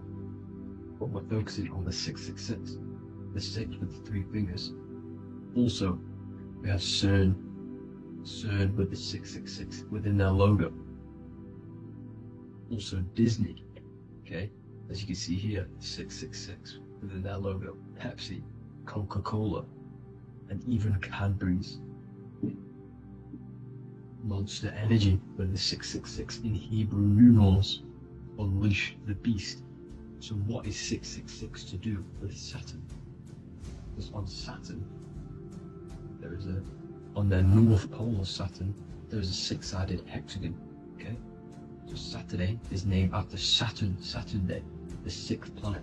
It is also the sixth day of the week, and has a six-sided polygon on its north pole, 666. Not only that, when you create a star out of the hexagon, you create a six-pointed star, okay, with six triangles within the star, and a six-sided hexagon, which all adds up to 666. Okay, so this is why all these symbols contain 666. So why do they worship 666? Saturn. Because Saturn is the god of time and death, okay, and order and lessons. Okay, Saturn is a very cold and dry being. That is the sixth planet from the sun. Okay, Saturn represents the winter, which symbolizes death. Okay, because all nature dies within winter because the sun's not there. So it represents darkness and death. It rules the zodiac sign of Capricorn. Okay, so in the celestial cycle, Saturn is always opposite the sun. So it's the opposite of the sun. So they're worshipping this energy which is death-like. Okay, this god which is death and does not bring life. Okay, also is the god of time. Okay, also in the Roman and in Greek it's called Chronos. Okay, which is just a translation for time. It's also known as the Father Time, aka the Grim Reaper. Okay, the Grim Reaper. Keep that in mind. We'll come back to this. Here are some more logos with Saturn, NAG, Internet, Wi-Fi. Okay, all these occult logos all worship Saturn. They are satanic occult. They worship this death god, this evil god. Okay, this is where the cube now comes in. Okay, because what colour is associated with Saturn? It's black, because it's the absence of light. It's opposite the sun. So black is the colour associated with Saturn. Each planet has its own colour associated with them. Okay, so when you make the cube, okay, as you can see here, the cube out of the polygon, it creates what? A black cube. Okay, and the Kabbalah, okay, Kabbalah means cube, Allah means the god, the cube god. These religions are secretly worshipping this cube god, the god of death, Saturn, Satan. It's the same entity behind it all. Okay, so also we have these black cubes in Australia, Denmark, all around the world, these black cubes, because this occult is worldwide. Saturn, Satan taking over this realm. Okay, also with this black cube, they walk around it like the rings of Saturn. Around the black cube of Saturn with the rings, they walk around in circles. What are circles? Cycles.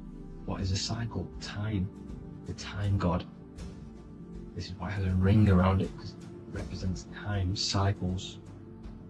Okay, and this is another depiction of Saturn, always depicted with this Reaper staff. Okay, keep in mind this staff, just like we associated it, aka the Grim Reaper. The Grim Reaper also wears a black robe, representing Saturn with the same staff. Can you see it? This is where it comes in. Okay, the same thing, look, the same staff with the black robe, black representing Saturn, the god of death. Okay, the Grim Reaper, Satan. Okay, also when you graduate from university, what do? You wear a cube on your head, a black cube with a black robe. This is Saturn worship. See, this is how Satan has tricked the world into worshipping him, not God, the sun, which represents God. So what is a corona? Because a corona is a crown, a circle, okay? A set of concentric circles of light seen around a luminous body. So Saturn. So this is why they used to worship Saturn by wearing crowns in the ancient days, and we still do to this day. The king or queen has a crown, a corona. Also, corona, the drink. Corona adds up to 666, just like Saturn is 666. But like you see in the corona, you see the staff. You see this staff, just like the staff of Saturn, the Saturn god, like the Grim Reaper, with the black robe and the staff, just like the Saturn god. What is the Grim Reaper? It's a killer. It represents death, just like Saturn, the god of death and time. So all these occults and secret societies all worship the 666 god, which is Saturn, Satan. All of our energy is being put into Saturn, okay? And Saturn, Satan, is harnessing all of this energy. So gradually, this is what the mark of the beast is. Like it says in the Bible, the mark of the beast, or the name of the beast. Here is wisdom. Let it know that you have to understand and count the number of the beast, for it is 6. It is the number 6 of a man, and is 600 666, 666. So this is what the mark of the beast is. They are going to eventually put green chips, just like Neuralink, which is what Elon Musk is pushing. Okay, so this chip is the mark of the beast, and it's going to be implanted to our hands or brains. Okay, and they will manipulate our consciousness, and it will manipulate our DNA, and it will directly connect us to AI, and AI is linked in with Saturn, Satan, as the demons and the people who rule this world are in love with AI. They want to connect humans to AI, and this will control our consciousness completely and give all of our energy back to Saturn, Satan, this deity that they worship. Just like when you get married, you wear a wedding ring, the rings of Saturn, over the finger, which represents the sun. So you're basically seeing Saturn over the sun. The sun is the son of God. It represents the sun, represents God. So you're putting Saturn over the sun. So thank you guys all for tuning in. I'm going to leave you guys here. Please leave a like, comment some topics that you want me to talk about, and please subscribe for more amazing content. God bless.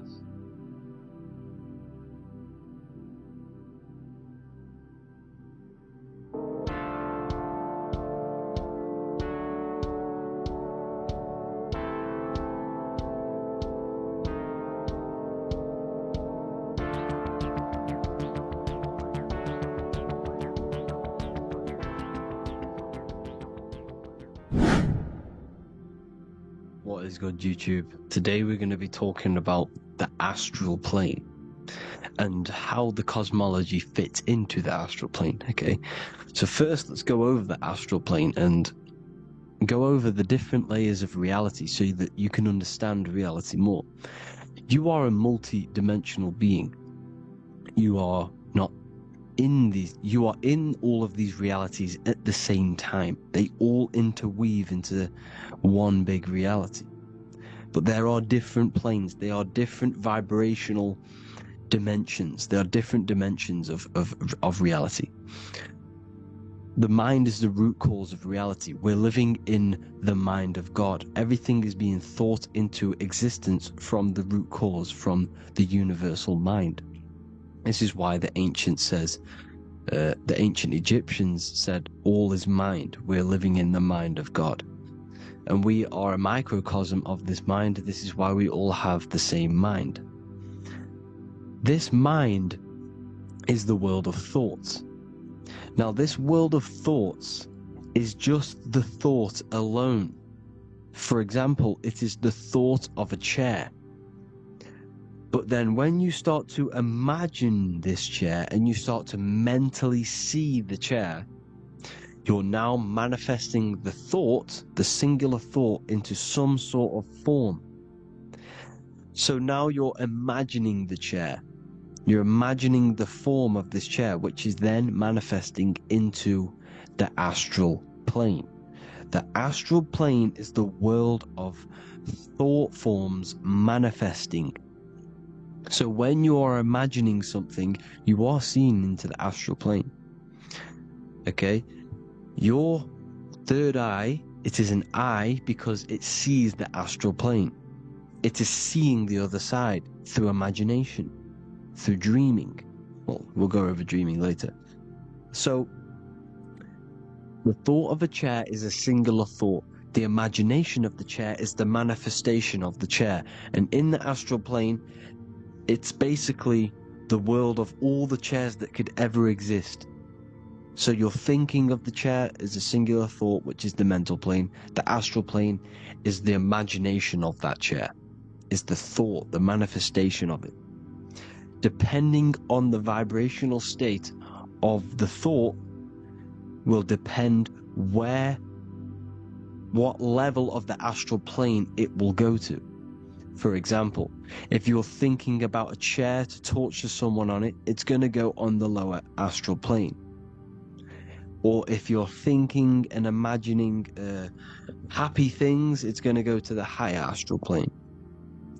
So wherever your mindset is, that we call it a mindset because your mind is setting frequencies to certain things. Thoughts are frequencies. And a mindset is setting your frequency, setting your mind to a certain frequency.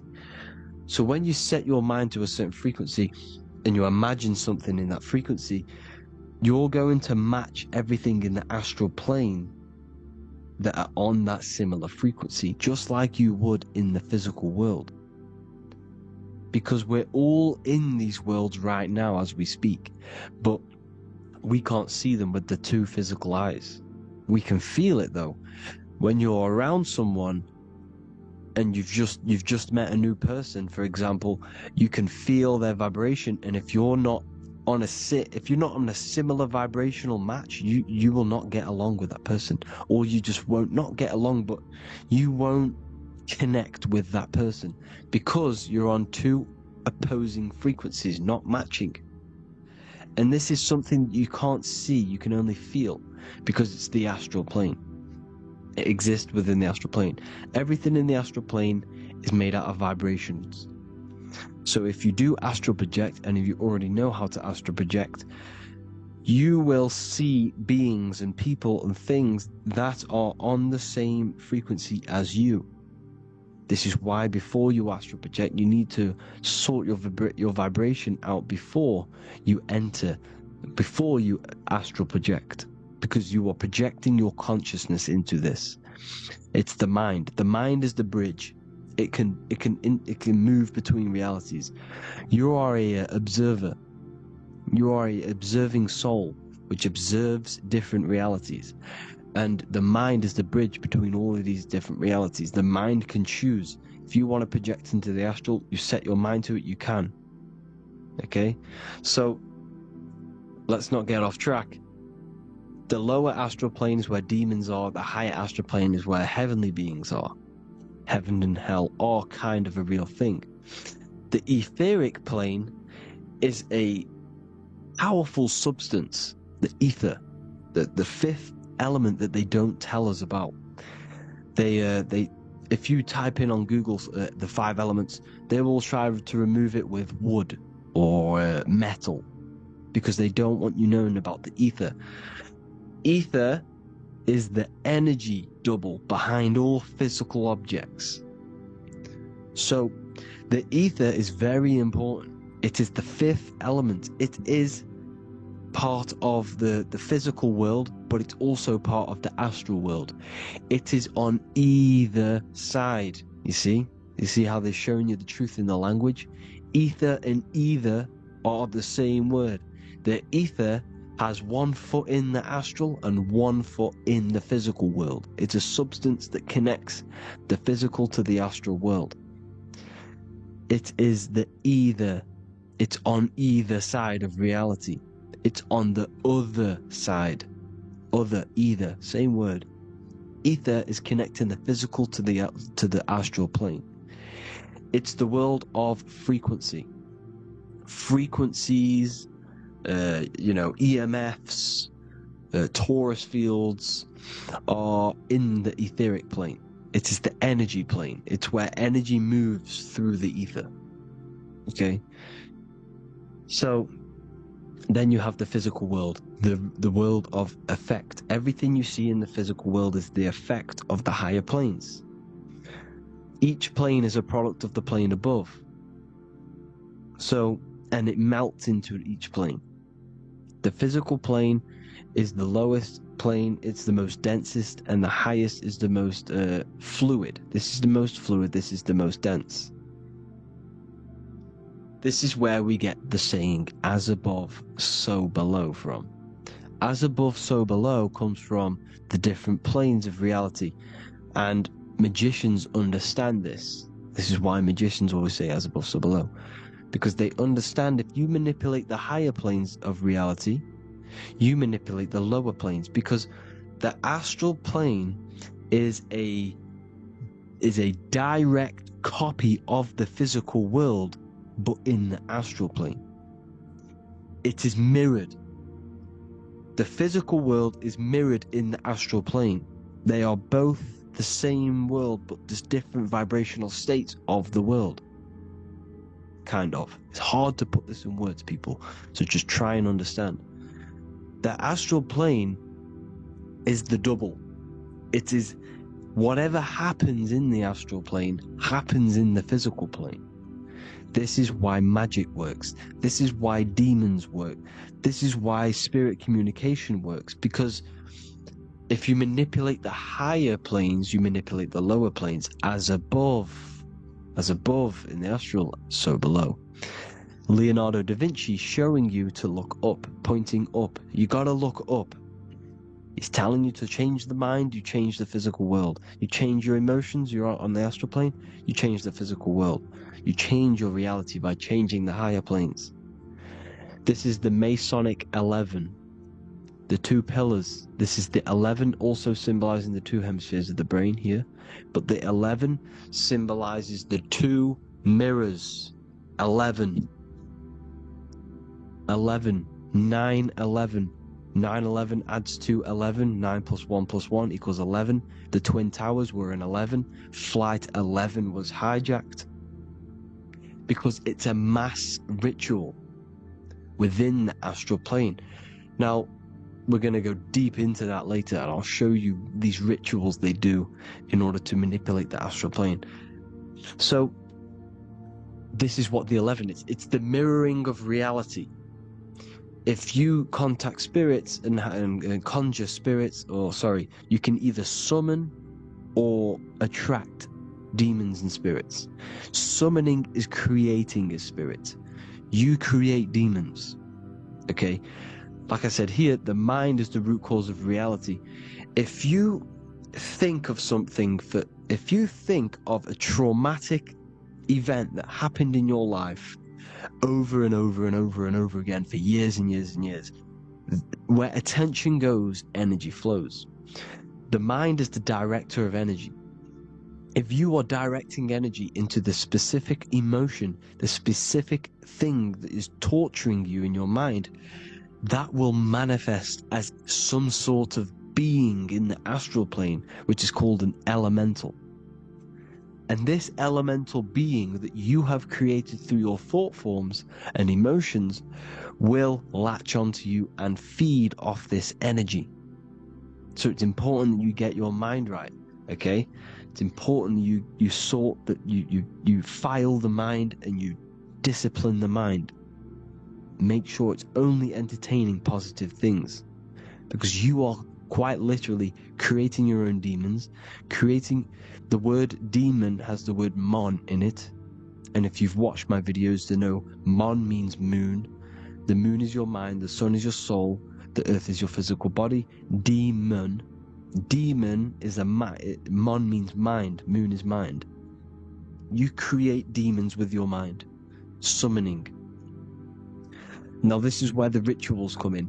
9/11 was a ritual because everyone was thinking about this big fearing, the death of 9/11. Everyone was thinking about it, and all of their minds thinking about this horrific thing will manifest and summon a negative energy spirit elemental within the astral plane. That's how all of this works. This is why it was a mass ritual. Okay, Chris Brown, new album name 11/11, release date on the 11/11. This will be my 11th album and contain 11 songs. All of these people know the occult. This is Hermes Trismegistus with the star of Saturn, the six-pointed star, as above, so below, the mirroring of reality, physical and astral, the two Masonic pillars. So as above, so below. What's above us? The stars. The stars are connected to the astral plane. This is why we call them stargates. When we dream, we are experiencing these different realities. And what are stars? They tell in the Bible, it says Genesis 1:14. And God said, "Let there be lights in the firmament of the heaven to divide the day from the night, and let them be for signs." Signs translates to things to come. Why things to come? The stars tell the future. Why? And why do we say as above, so below? As above us is the astral plane and the etheric plane. As above, so below. Whatever happens in the stars happens on Earth. The stars are connected to the astral plane. Above us is the astral plane. We are a star in a physical body. This is why we say Mr., Sister, stir equals star. The E and the A are interchangeable. We are stars, and the stars are the start of our incarnation. We start in the stars, same root word, and we descend through the seven energies, which are our seven chakras. Then we enter the heart of the soul system. Heart rearranged spells Earth, and this is the true cosmology. Here's the Masonic cosmology. This is Masonic now. Here's the firmament. Let there be a firmament in the midst of the waters to divide the waters from above from the waters that below. Genesis 1:6. The firmament, firmament comes from the word firma, Latin, I'm pretty sure. Which means firm. When something is firm, meaning it's stable, it does not move, it is firm. The firmament is firm. So is the firmament. Genesis 1:6. What does he say? Genesis 1:3, sorry. Let there be light. This is before the sun and the moon was created. Let there be light. Before the sun and the moon was created, light was appeared. So what's that tell you? This is a holographic projection from some sort of light being, some sort of projector.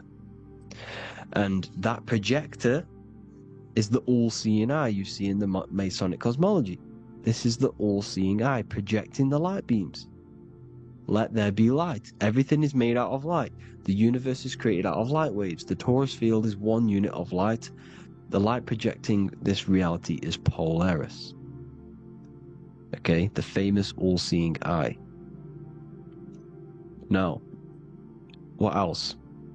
Then we have, after let there be light in Genesis 1:16, And God made the two great lights. This is the sun and the moon, electric, magnetic, male and female. Then we have the Masonic checkerboard, the black and white symbolizing dualities within the dualistic reality we're in, spirit and matter, light and matter, rest and motion, positive and negative, good and evil. Everything's dualistic here. Okay?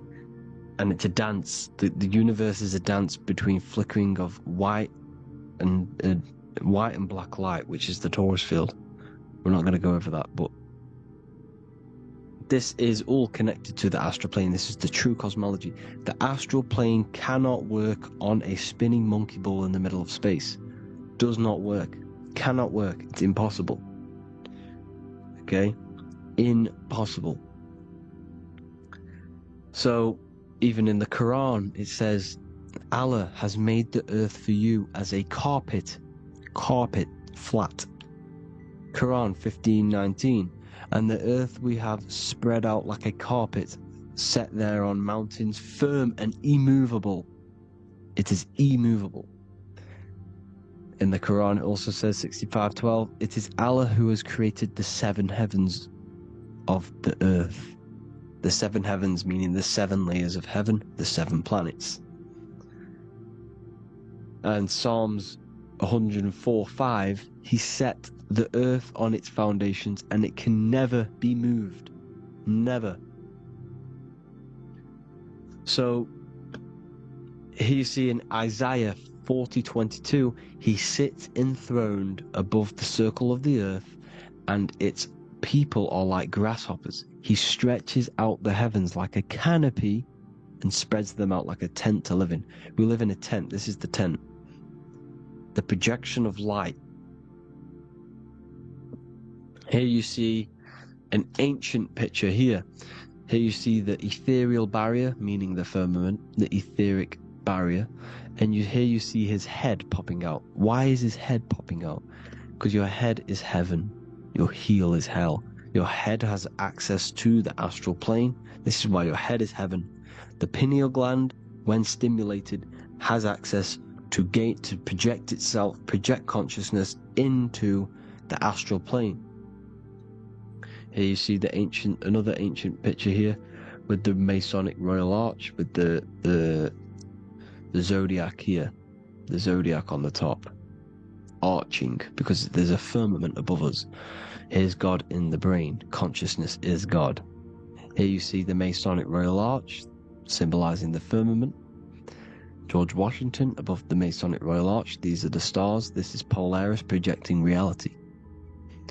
Here's ancient churches with the dome. Polaris projecting reality with Jesus. Disney World is under the dome. The seven layers of heaven, ancient paintings, all depict if you go and look at the ancient paintings, they'll all depict the firmament, the arch above us. This is where we get interesting. The Masonic Royal Arch has the 6-9, which is Cancer. The constellation Cancer, which is 6-9 is associated with portals, because CERN is the 6-9. Okay, CERN is opening portals. They're trying to create a portal to the other side. Cancer has the word CERN within it, so there is a link between Cancer and the opening, the firmament opening above us, to ascension. Here you see the Masonic art with the Royal Arch and the light and the opening. Here you see the light and the opening.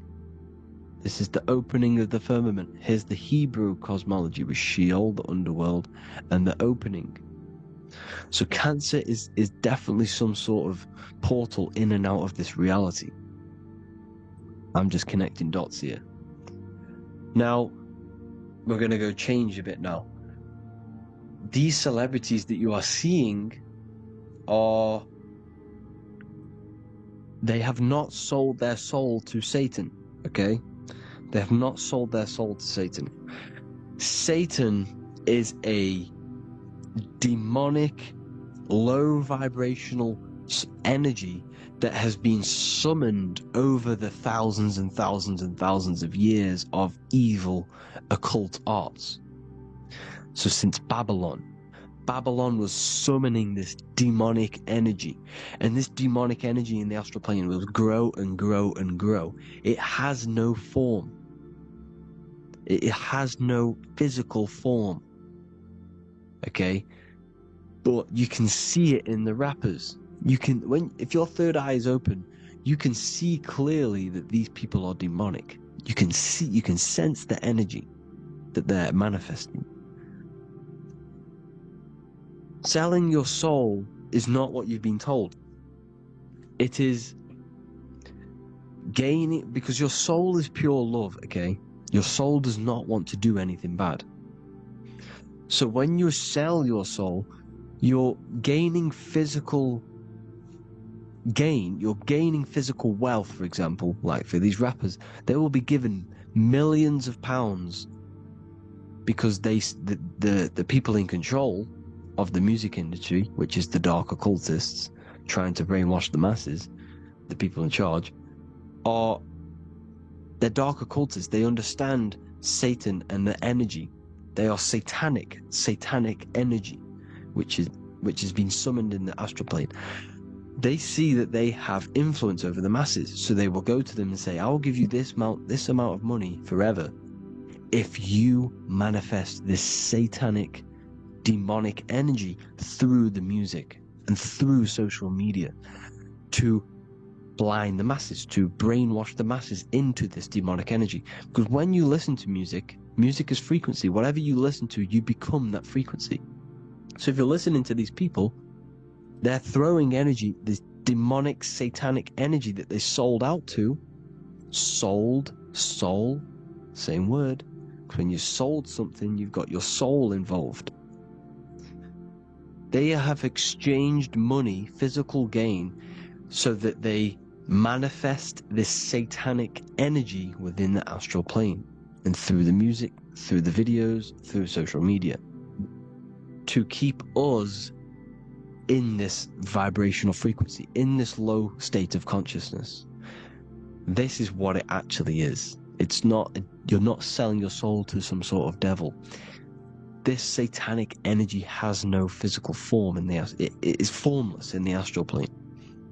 It's a summoned energy. Now, the root chakra is red. This is why the devil is red, because it symbolizes the animal nature of man. When you are operating off your root chakra, you will kill, you will fight, you will do anything to survive, because it's all about survival mode in the root chakra. They want you keeping in that fighting mode, that surviving mode, so that you are manifesting this low vibrational frequency, this satanic energy, this demonic red energy. This is why the devil is red. And the devil has a tail with the red arrow pointing down, because it symbolizes your light body. This is your Merkaba. Your Merkaba is your light body. Mer equals light, Ka equals spirit, Ba equals body. Merkaba, this is the devil's tail pointing down, the descension, your heel, up to your heel, hell. Ascension to heaven, head. You see? This is the all-seeing eye with the illumination coming off it. Your head, when you're illuminated. The Merkaba is your celestial sphere to portray different planes of reality. It is the vehicle of ascension. It's your light body. It's in the word Kabbalah. Kabbalah. Ka, spirit. Ba, body. La, light. Same thing. Kabbalah. Merkaba. Same thing. It's all about the light body. This light body sees different realities. So when you see the goat in the music industry, it's this satanic summoned energy that's been summoning for thousands of years within the astral plane. When it becomes to the physical plane, it will manifest through different things. A goat, an owl, Satan, Moloch, Baal, same deity, same demonic energy that's been summoning in the astral plane. And this is why the Baphomet has a goat head. Drake's new album is the goat. The Polo G, the Masonic G, with the goat. And here's Rylo Rodriguez in the mirror, with the goat in the mirror and him in his physical body. It symbolizes, the mirror symbolizes the astral plane, because he's manifesting the goat, the demonic energy. He's sold out to the demonic energy.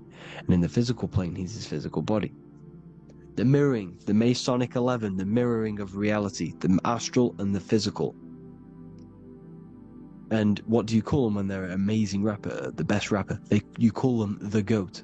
Because the GOAT, you're the GOAT because you're manifesting the GOAT energy, the satanic, demonic energy within the astral plane.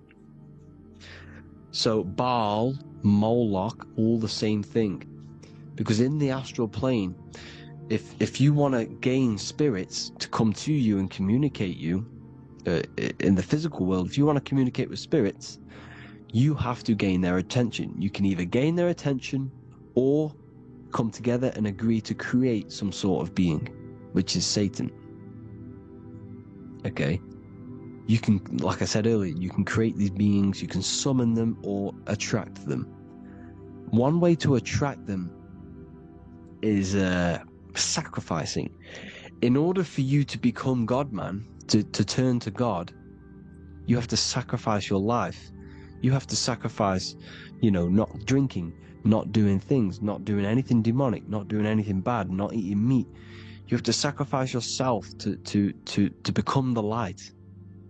However, if you want quick, instant gains in the physical world, you can sacrifice something else to communicate with these spirits, because these demonic energies feed off demonic energy, your demonic energy. So these dark occultists will give away babies, they'll sacrifice, torture babies so that they gain, so that they can communicate with these spirits for physical exchange. Yes, you can do this. These powerful spirits, these powerful demons can give you powers. They can give you certain things. And this is what they are doing. They're summoning and attracting these demonic energy.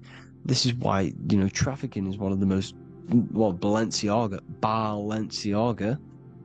Baal is the demonic energy in the astral plane, which requires child sacrifice for his presence.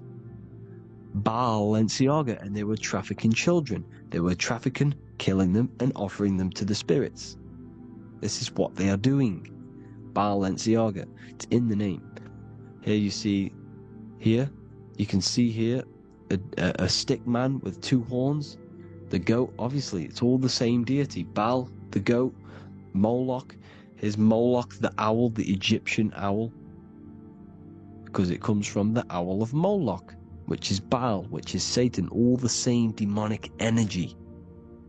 And it's on the dollar bill, a tiny dollar bill, on the $1 bill. All the same thing. Bohemian Grove, they worship the big owl, Moloch. It's all the same thing. It's all one big demonic energy which has been summoning in the astral plane. And it's trying to take over Earth, the physical plane. That's what it's doing. So I hope you all gained a deeper understanding of the astral plane and what's actually going on in the world. Please leave a comment if you can to help the algorithm. Drop a like if you like this content. And hope you all learned something today. And God bless you all. Thank you all.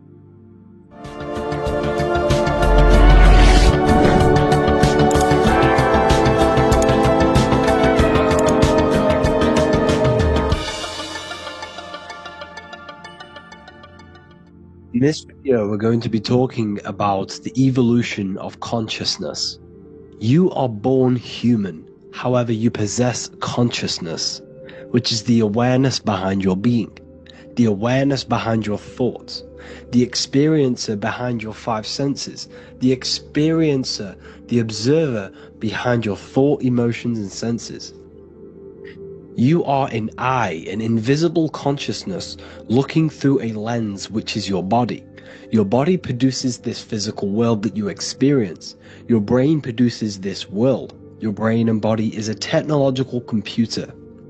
However, you are an infinite, ever-expanding consciousness behind this physical body. And there is an evolution of consciousness, a cosmic journey of expansion. And this is why we see so much pyramid symbolism in the occult and esoteric world, and especially within Freemasonry.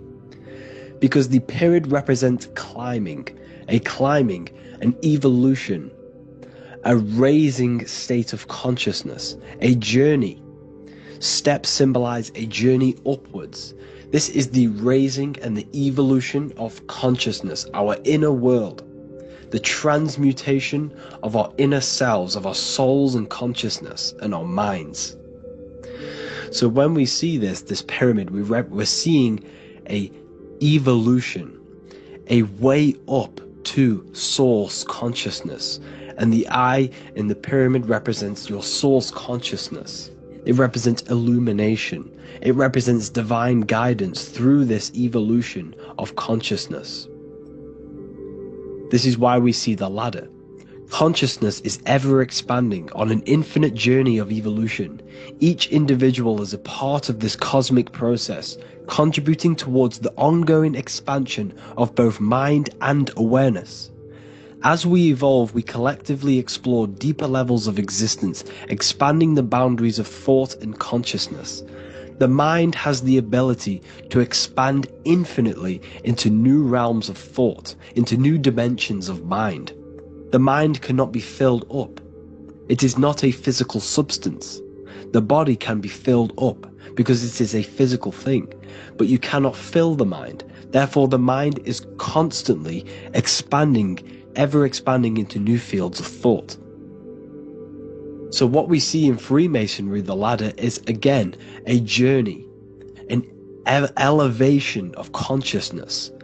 When we are born with an infant consciousness, and as we gain older, we gain an adult consciousness. Our inner world, our inner mind, and our emotional intellect changes and evolves. We are significantly different from when we were very young as an infant. It's because our consciousness evolutes, it changes, it alters like water. So, just like this evolution of your own consciousness as growing up, there is consciousness of beings existing in cycles beyond our own. And their consciousness is unimaginably different from ours. They operate on a higher level of understanding and knowing, experiencing reality in ways that transcend our current comprehension.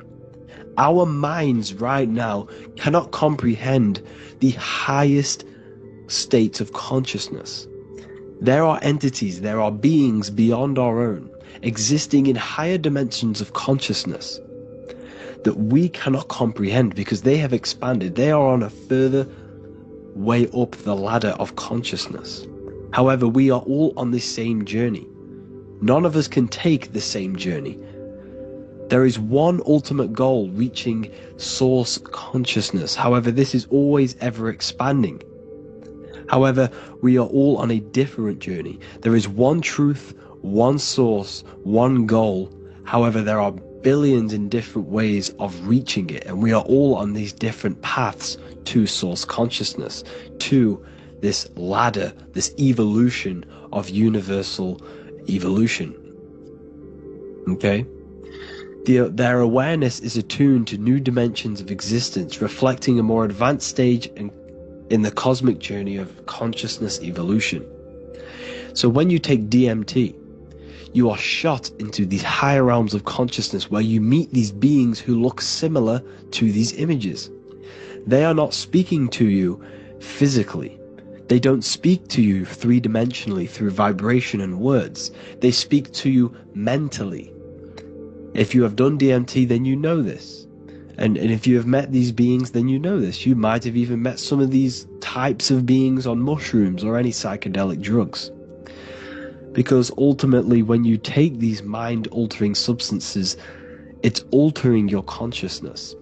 It's merging your consciousness with the spirit of that substance. And you are essentially attuning your mind to higher dimensions of consciousness. That's why we say we're getting high when we take these substances.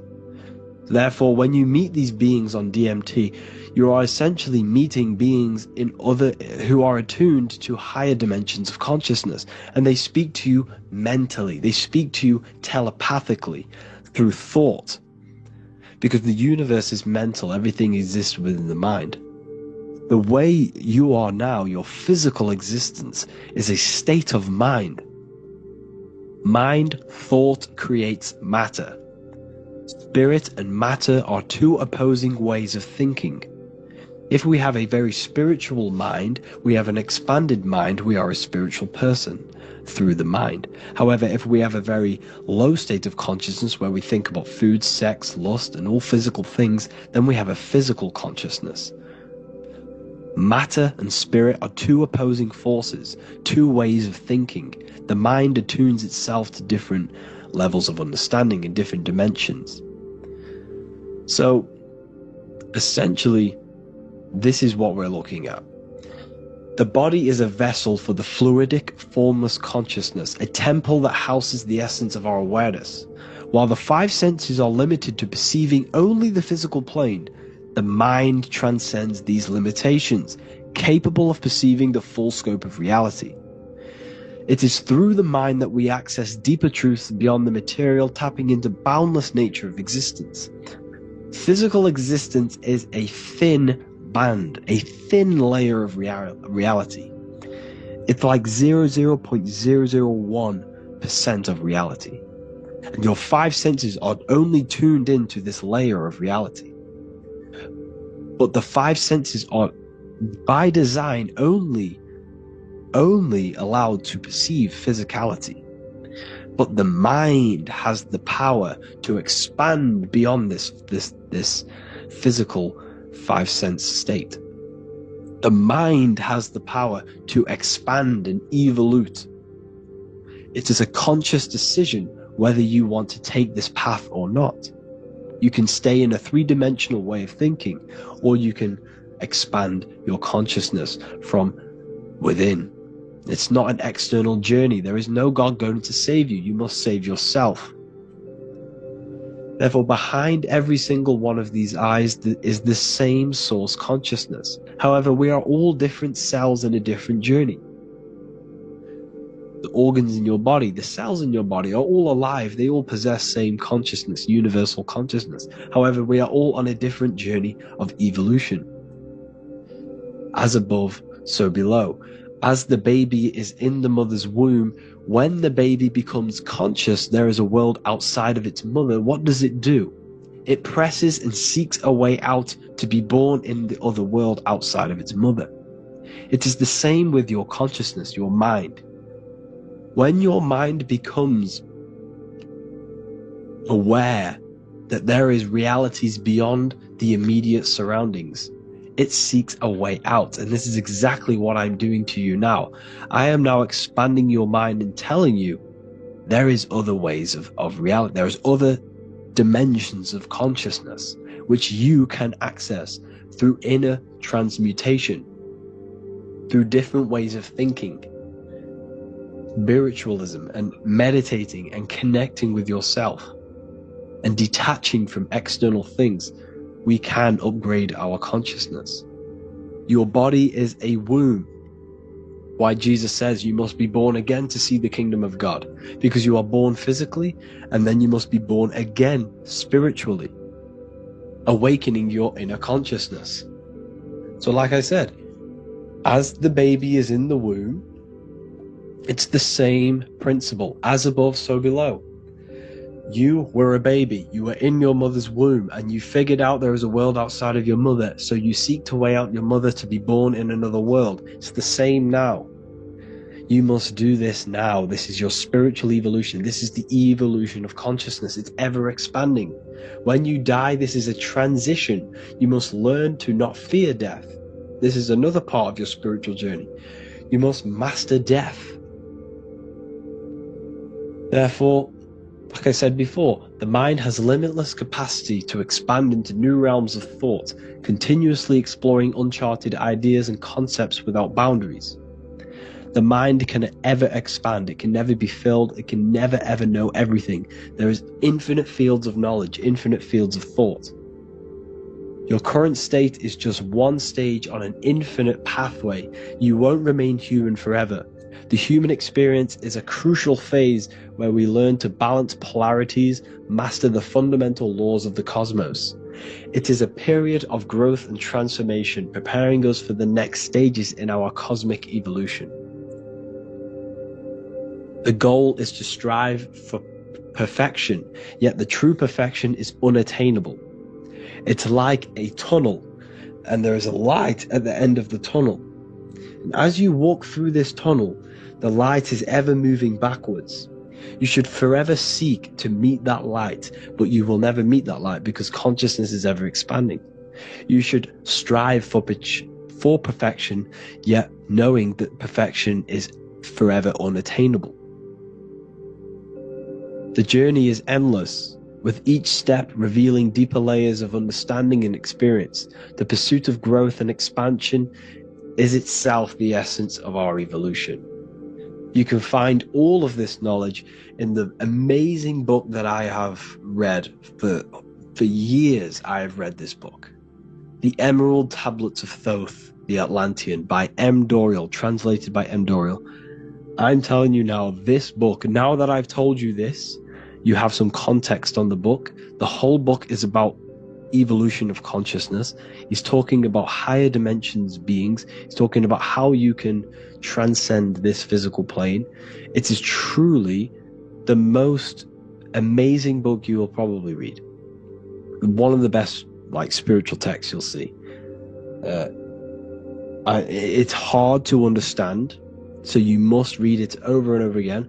And the more your mind progresses, like for me, I read this every couple months. And the more I learn about consciousness, the more I expand my own consciousness.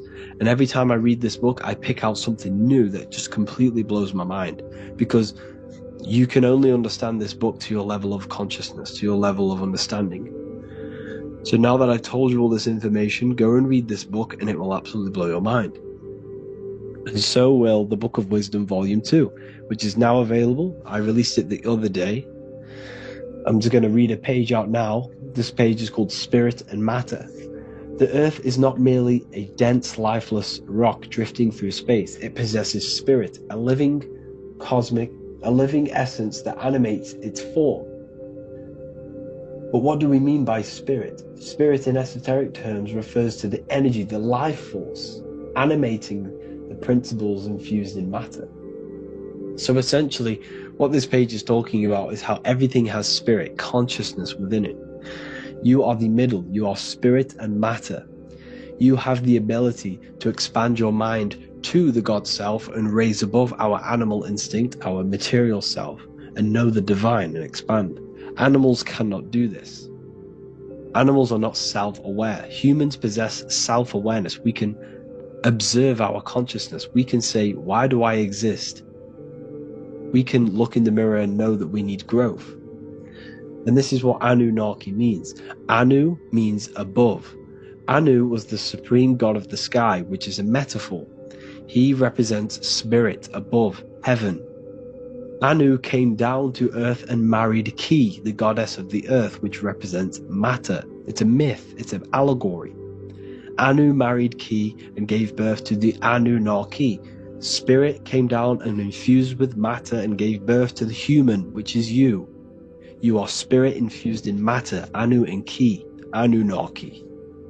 You are the Anunnaki. And this is just one of the teachings in my book. Honestly, this book is absolutely amazing.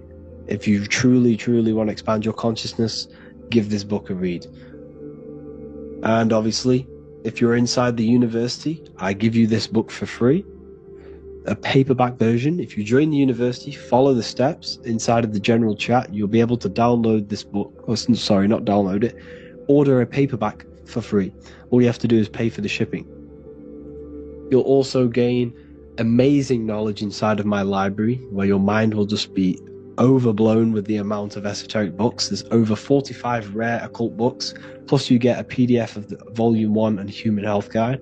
You get reoccurring updates where I expand on symbolism, occultism, where you'll just feel absolutely amazing once you understand esotericism in yourself. You'll also learn how to create the dream reality that you want with the Manifestation Mastery course, where I teach you how your consciousness creates reality. You'll have a real lectures where I post lectures on symbolism, occultism, esotericism. There's a conscious community and live calls and Q&A where you can ask me questions and I'll answer your questions.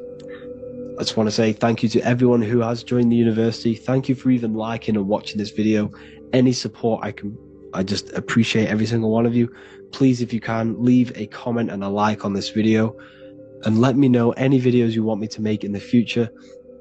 And I will start uploading a lot more to the YouTube. So yeah, thank you all for tuning in today. Have an amazing day.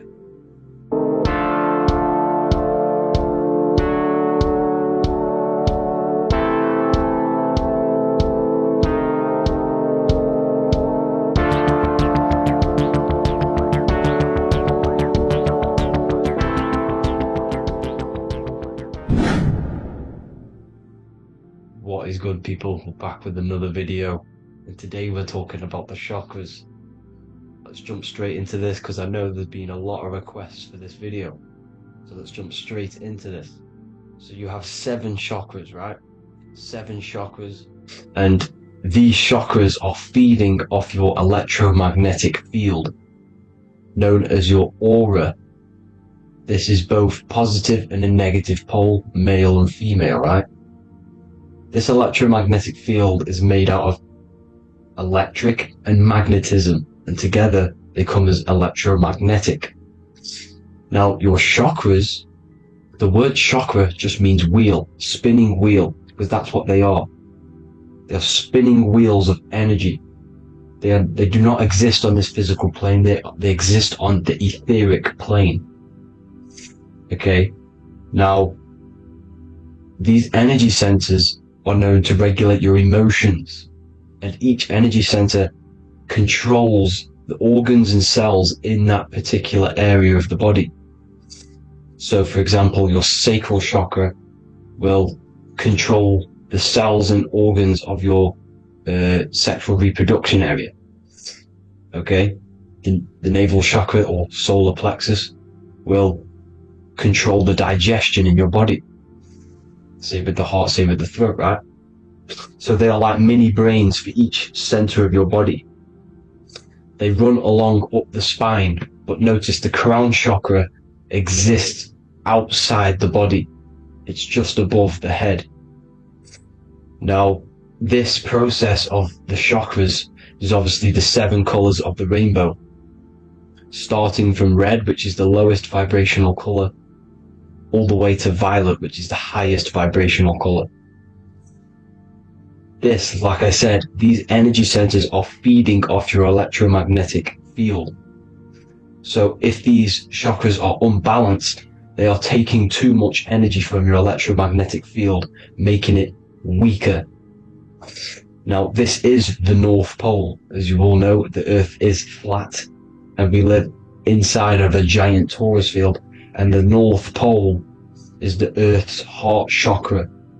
And this is why the aurora borealis, or the northern lights, whatever you want to call them, that's why they are green, and they are being emitted from this center point of the Earth, because it's symbolizing the heart chakra, which is green, right? Now, you do work your way up to these. However, this is a torus field. You are a torus field. You have different layers of this torus field, right? And you need to balance all of these chakras, but you can't move up these chakras until you open the one below it. So it's like a stairway. You can't go to your solar plexus without going through your sacral. You see? So you have to work up these. However, you have to work up these and then live from the heart. because the heart is the center of the torus field. It's the balance between male and female poles, positive and negative poles. So you have to balance all of these chakras and then bring them all into one, which is the heart chakra. Now, they exist on the etheric plane. They exist on the etheric plane, and the etheric plane is a layer of the material plane. It's the one higher than the material plane, and then after the etheric plane, it melts into the astral plane. So they exist just between the physical and the astral aspect. Now, this is the yin and yang matter, which is the lowest root chakra, physical matter, and then to spirit, because high vibrational matter turns into spirit, low vibrational spirit turns into matter. So they're interchangeable. This is the yin and yang. Now, when you see ancient paintings with the halos, you see this is like a toroidal field coming out the top of his head, you see, with a halo. This was symbolizing in the old days, in the ancient days, that they've aligned their chakra, they've reached Christ consciousness, which is God consciousness, right? Now, this electromagnetic field is the apple that we bit out of in the Bible, because you see that apple is a torus field. So they were metaphorically or personifying the torus field. That's what the Bible is. It's a massive personification. It's all metaphors. You have to read it properly. It's got a greater meaning behind it. Now, when we bit from the apple, we ate from the tree of knowledge, which is good and evil. Our lower mind took over, so we materialized to feed our physical bodies. We materialized through Saturn. That's what Saturn does. Now, if you don't understand that, go and watch the video previous to this one called Occult Secrets of Saturn, and that will show you how Saturn is the materializer. Now, this is one of the secrets behind the Masonic compass: electric and magnetic, male and female, duality, positive and negative. Now, like I said, they teach you about the torus field, about a magnet in school, but they don't teach you about your electromagnetic field. Everything alive has a torus field. It is the building block of this creation. Absolutely everything has a torus field. There's not one thing without it. And as you can see here at the center of the apple, that's where the seed is. That's where the life is. The reproduction of that organism. As you see, this is where the most electromagnetic energy is stored, in the center, because this is where the two duality, this is where the field meets at the very center. This is why the seed is at the very center. Now, your spine is a elongation of the brain. The brain is heaven, and the bottom of the spine is hell. So this is Saturn, which is the root chakra. The 7 planets are associated with each chakra. Moon equals mind. Okay? Now, Saturn is physical matter, as I've just explained. This is the lowest vibrational color. And they want you trapped down here, which is your hell state, your animal nature, your physical nature. They want you to identify as the physical body. They don't want you to reach these higher states of consciousness. Okay? Now, in the brain, you have 12 convolutions. Now, this is what they were symbolizing in the Bible with the 12 disciples. And obviously in the Bible, it says the upper room where Jesus met with his disciples. This is heaven, the brain, the higher states of consciousness. Now, this is your North Pole. This is Jacob's ladder. Okay? This is why you have 33 levels of Freemasonry, because it's symbolizing the 33 vertebrae, which are these little things here on the back of your spine. Because once the Kundalini energy from the bottom of your spine rises to the top, this is when you get enlightenment and opens your third eye. Spiritual enlightenment. As you can see here, this is Jacob's ladder. This is the Kundalini symbol, right? And they're even showing you this in the medical symbol. They're putting it in your face. But the serpents are wrapped around the spine. Now the serpents symbolize how the energy moves around the spine, because it's a torus field, you see? At the center of the torus field, it wraps around the center pole. It wraps around it, and this is how the energy moves up. So they're symbolizing it with the serpents. Okay? Now, every religion has a sacred river. For the Egyptians, it's the River Nile. For Christianity, it's the Jordan River, right? This river is the canal, the energy canal at the center of your spine, all the way leading to heaven, to the Holy Land.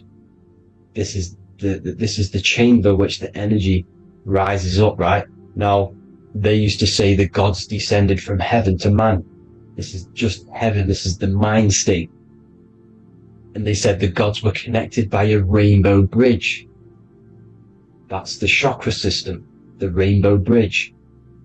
Okay? Now, the ancients called this place Midgard, Earth, where both evil and good live, right? Midgard. But you can go to heaven, which is a pure mind state, because once you're in heaven, nothing negative can ever bother you. That's completeness, pure Christ consciousness. Now this is why Jesus dies at 33. He didn't actually die, but it's symbolizing the death of the physical body. Not the death of the physical body, but his consciousness rising above the physical body to, as I said here, matter to spirit. Matter died off and he came spirit consciousness. This is symbolized by the 33 vertebrae, which is obviously the 33 levels of Freemasonry. And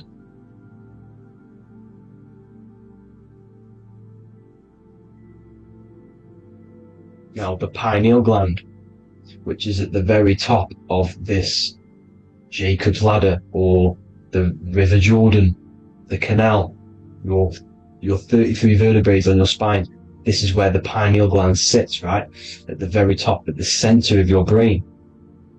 Now, there's multiple ways this was symbolized. The Eye of Ra, which is used by the Egyptians. Now, this pineal gland is the seat of consciousness. This is where your consciousness is stored, right? And the ancient Sumerians used the pine cone, hence why it's got the word pineal gland, the seat of the soul consciousness. It produces DMT, dimethyltryptamine, which is known as the spirit molecule.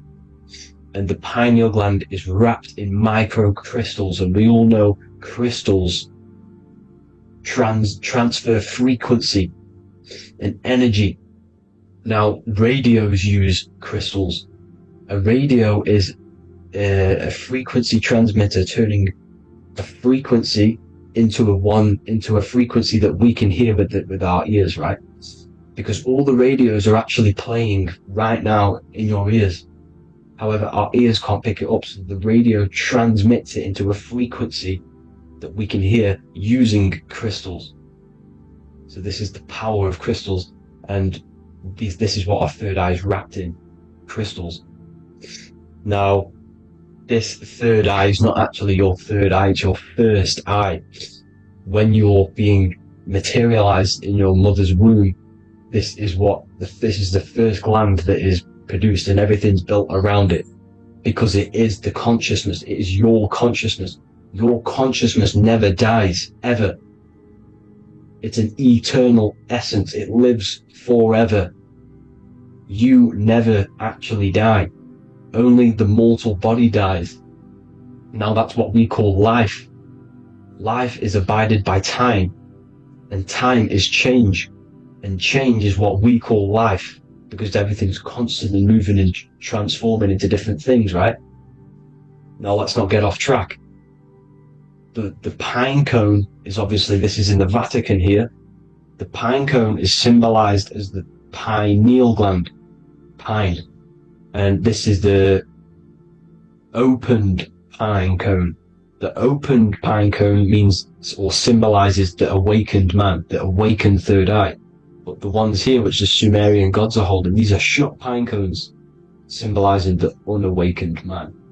But let's not get confused, people. These gods were not gods. They are human beings just like you. They reached Christ consciousness. They are nothing more special than you. They just had the ability to reach Christ consciousness. And obviously their knowledge was far more intelligent than ours, far more advanced than ours.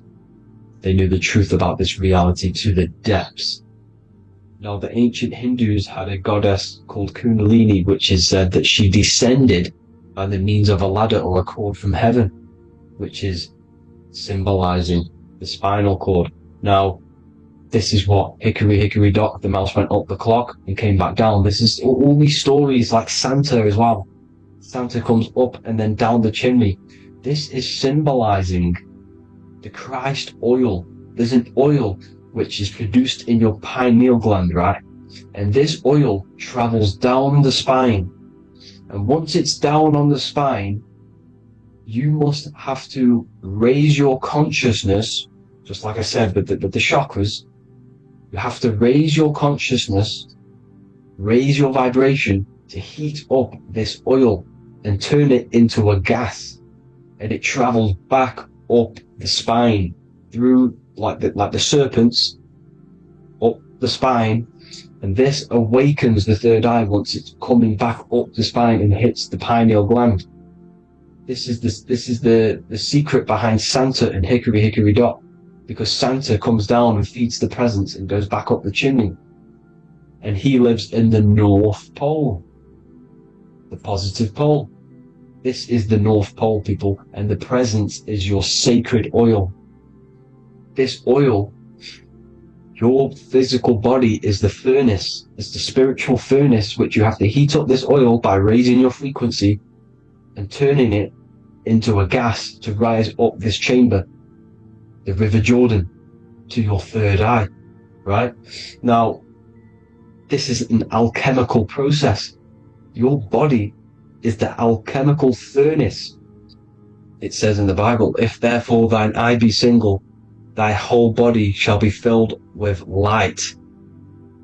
I shouldn't have cut that out, but that's what it says. The light of the body is thine eye. If therefore thine eye be single, thy eye shall be filled, their body shall be filled with light. This is symbolizing the pineal gland enlightening the body, the spiritual body, filled with light. Now, as I said, they want you kept down here, which is the root chakra, which is your animal nature, which is obviously mind, matter over mind. This is the symbol of Saturn, right? As you say, we're built of body, mind, and spirit, the Holy Trinity. That is the sun, moon, and earth. The sun's your soul, solar. Moon is your mind. Earth, which is the cross, which is your physical body, the 5 elements, right? So body, mind, and spirit. So the Saturn symbol is actually made out of the cross on top, which is the earth, and the moon on the bottom, which is symbolizing matter over mind, because earth is physical matter. You don't want to be matter over mind. You need to be mind over matter. See, they want you identifying as your physical body. They don't want you to realize you're an eternal consciousness. You're an eternal essence of consciousness which never dies. They want you trapped in your animal nature. And this is why the Baphomet has a goat head, because it's symbolizing your animal nature, which is evil.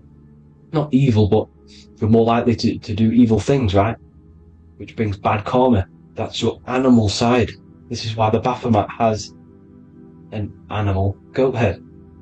As you can see here, he's got the Kundalini energy here. So when you see the inverted cross, the cross is your body, as you can see here. The inverted cross means your chakras downwards, down here. Your head's down here. Your mind is down here. But your mind needs to be up here, which is the upwards cross, which is Christ consciousness. And as we all know, 7 colors of the rainbow, 7 planets, 7 chakras. Red light is low frequency and long range. This is why Saturn is the slowest moving celestial body. And it's the lowest chakra, because it's low frequency, long range. The moon being the crown chakra, which is high frequency. This is why the moon moves around the quickest. The moon is your crown chakra. which mirrored in mind. See, so there are multiple ways of your chakras becoming blocked. Now, each chakra has a specific intelligence. It has a specific thing that it's doing for the body, right? Now, this can be overused. It can be abused. For example, masturbation. That keeps you down here in your sacral chakra because you're abusing that energy center. You're abusing your sexual energy, which is then becoming unbalanced. So this is how energy, this is why these centers are pulling more energy out your electromagnetic field, because these centers are wheels. The chakras just mean spinning wheel of energy. So when you're abusing these certain centers, you're pulling energy out of your electromagnetic field, which is making your field weaker, which is making your frequency lower, which makes you prone to diseases, prone to lower negative energy, right? So you need to align these chakras. You need to unbalance them. And as you can see here, you can screenshot these to see how they're blocked. I'm not going to go over each one because it'll take me forever, but have a little read yourself. This is why they're blocked. Now, the ancients used to say Aum when they meditated. Now, these are the 7 vowels. There's not 5 vowels, there's actually 7. Now, when they say Aum, they're aligning all their chakras by saying this when meditated. This is where the Aum originated from. Now, emotion is energy in motion. So if you're feeling a certain way, that's the energy you've put in motion. It's a reflection. We live in a mirror reality. Everything's mirrored. Everything's mirrored. As within, so without. As above, so below. Everything's a reflection of some sort. So whatever you're feeling, you're doing something wrong. It's telling you you're doing something wrong from the root cause.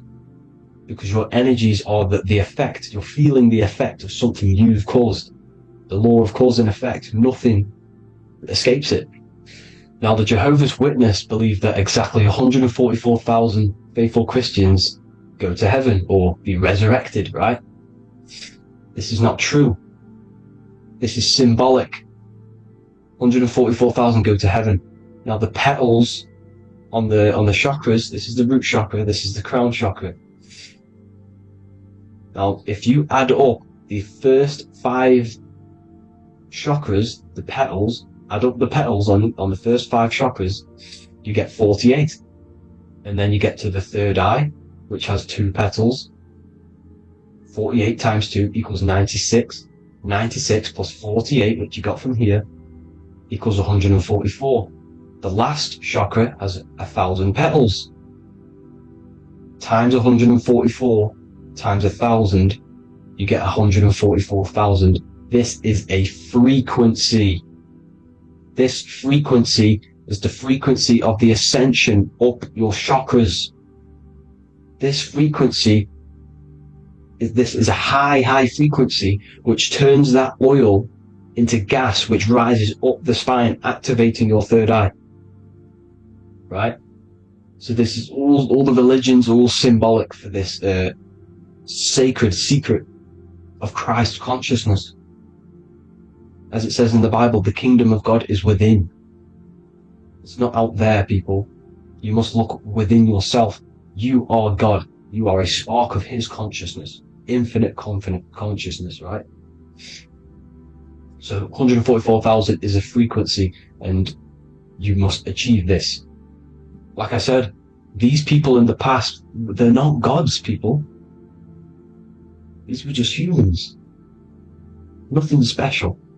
They just reached Christ consciousness. Now, they keep you in these lower vibrational states with the food, right? And as you can see here, all of these fast food restaurants are mainly are red and yellow, which are these lower states, these lower 2 chakras, lower vibrational colors, because they want you trapped down here in matter. And these foods are so low vibrational, they will keep you down here, because your gut produces, I think it's like 80% of melatonin. Melatonin is your feel-good hormone. These foods will not make you feel good. This is very low vibrational. Meat. It's not meat, it's raw flesh. these animals are stripped from their family, put on a conveyor belt, watch their friends be tortured, and then get slaughtered in a slaughterhouse. Think of all the fear that's running through their blood, all the hormones, all the fear, and you're going to go and eat that very low vibrational energy. As you can see here, this is the light photons within fruit. You can see the light, the life force in this fruit. You must think, feel, and do positive to raise your vibration. As you can see, earth equals heart. If you rearrange it, everything in nature is green, right? The aurora borealis is green.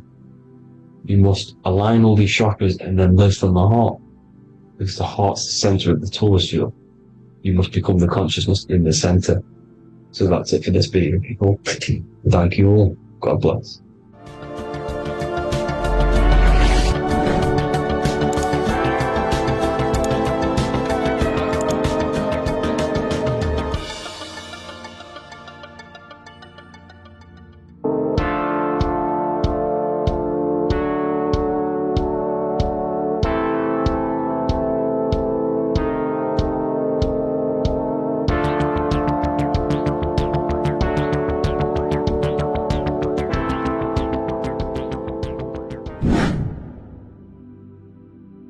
What's good, people? We're back with another video. This is going to just be a quick video. Manifestation, magic, bending reality. So let's jump straight into this. So you have a conscious and a subconscious part of your mind. The conscious is what you're conscious of, what you're actually doing, where you can choose or not. However, the subconscious is the part of your brain which is automatic. So all of the systems in your body, like the digestive system, your heartbeat, these are automatically being ran. And you do not have to tell these systems to do anything. You do not have to consciously tell your heart to beat. It's automatically doing it. And this is what the subconscious mind is controlling. It's like the dark aspect of your brain or your mind. It is the way bigger aspect of your mind. Okay, it controls all the systems in your body. Okay, and this is where all of your programs are. So when you're in it, from your childhood, what you've learned in school, all of these things are being kept in your subconscious. Maybe traumas and stuff like that. So the subconscious is the female aspect, and the conscious is the male aspect, because the male is all about action and doing, and the female is all about creation, creativity, intuition. So you have a right and a left hemisphere of your brain, and these are obviously male and female. The right side of your brain is your female. It's to do with creativity, imagination, intuition, insight. Okay, and this is one of the most important sides of the brain. This side of the brain is the most attacked by the elites, whatever you want to call them. This side is one of the most important, because obviously your intuition is a massive part of reality. And if you don't have intuition, then you lose track of the things around you. You can't consciously feel if things are wrong or right. They don't want you to have intuition or creativity or imagination. They want you in the left side of your brain, which is just reasoning, logic, and basic things. So they just want you to tell you what you want, tell you what to learn, and then that's it. They don't want you thinking for yourself, which is the right side of the brain. So whatever the conscious side of your mind impresses the subconscious side of your mind. So if you do affirmations, for example, if you consciously do affirmations every day, you're reprogramming your subconscious mind. You're impressing a vibration and a word into your subconscious mind, and therefore it will reprogram it. So the male and female aspect are symbolized by the Star of David as well. The male being the upside triangle, the female being the downside, connected all in one, because we both have male and female energy. So every thoughts are electric, which is the male aspect. Emotions are magnetic, which is the female. Each thought creates a wave of vibration. in all directions.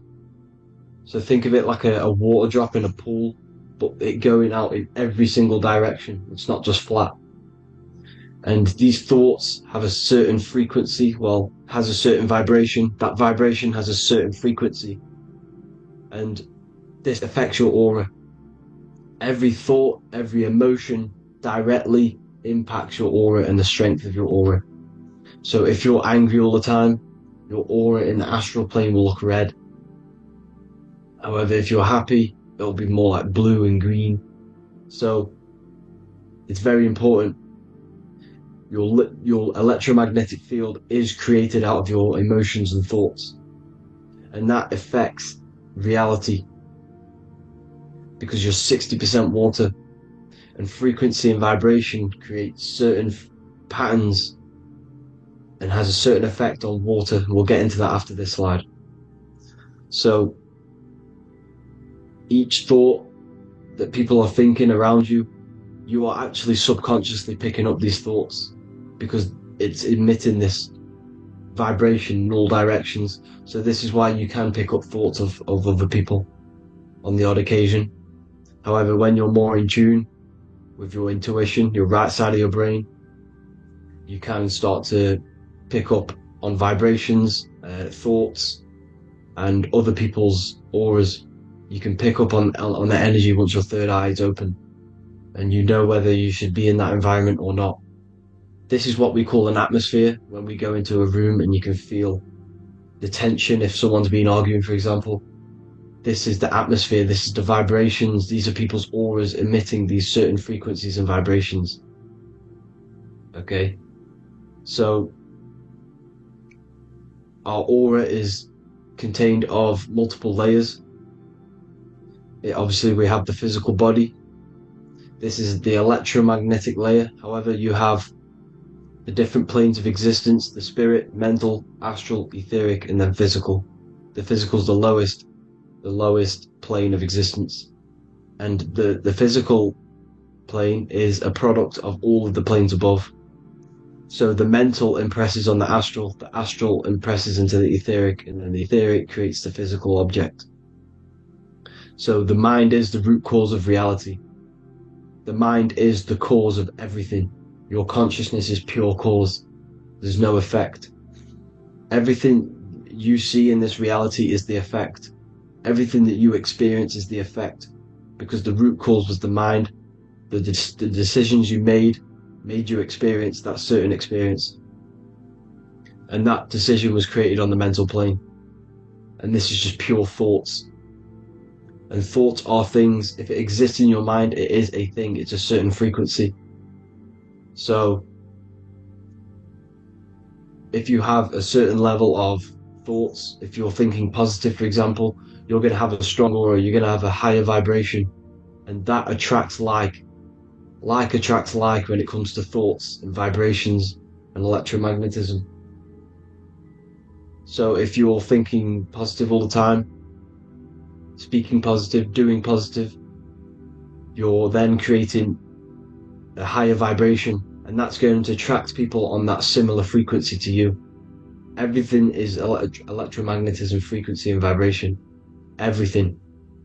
You see, so this is why, for example, if I put my hand to a TV screen, if my finger was the same vibration as the TV screen, it would go straight through it. However, the particles in my hand and the particles on the TV screen are two separate vibrations, and this is what causes the friction to stop, and not my finger to go straight through it. So like I said, when you don't feel the vibe of someone, when you don't feel right, you don't really get along with someone, this is a vibration. Your vibrations are not matching, they're not similar, they're two complete different vibrations, and they're not aligning properly. So music has a massive part on this. Music is a massive, massive tool for the elites, because music is frequency. And in 1975, the musical instrument are all tuned to 440 hertz. So Spotify, Apple Music, most of the music on YouTube is all set to 440 hertz. And 440 hertz is not divisible by 3, 6, or 9. And when you can't divide a frequency by 3, 6, or 9, it's not a natural frequency. As you can see here, this is 432 Hertz. This makes a nice geometric pattern. However, 440 Hertz is a distorted pattern. So when you listen to this actually shuts off the whole right side of your brain. Like I said at the start, this is the most attacked side of your brain. It's to do with creativity, imagination, intuition. When you listen to 440 Hertz, it shuts off the whole right side of your brain. And obviously shutting off all of these forms of your brain. Music is a very, very powerful tool for the elites because it's the only thing which can enter your soul or your ears without consent, your body without consent. Everything else has to be through consent. You choose whether to eat something, you choose whether to drink something, but frequency, you're going to hear it no matter what. This is why it's so powerful, and music influences the body in many different ways. It's the most powerful imitator of everything. It directly affects all listeners. It directly affects intentions, gestures, movements, and actions. It stimulates your mind, and certain songs, certain catchy songs, can reprogram your subconscious mind, invoking certain emotions. This is why when you listen to slow beat songs, it makes you feel more sad. When you listen to upbeat songs, you feel more energetic. This is because these frequencies have a profound influence on reality and on how you feel. Because like I said, you are 60% water, and as you can see here, each frequency creates a different geometric pattern, and inside of you is 60% water. So like I said, 440 Hertz is going to make a distorted pattern in your water, and this is going to have a profound effect on your emotions and your reality. So like I said, health is not just the body. You are made of body, mind, and spirit. You need to look after what you put in your body. You need to look after your spirit and look after your mind. It's very important to keep all these in balance, because once one of these are unbalanced, it affects the other two. So if you're eating wrong, it's going to affect your spirit and mind. If you're thinking wrong, it's going to affect your body and spirit. These are all interlocked. You have to look after them all. So it's very important you understand music. Stop listening to low vibrational music. To be honest, you want to listen to music without any sort of speaking inside of it. You just want pure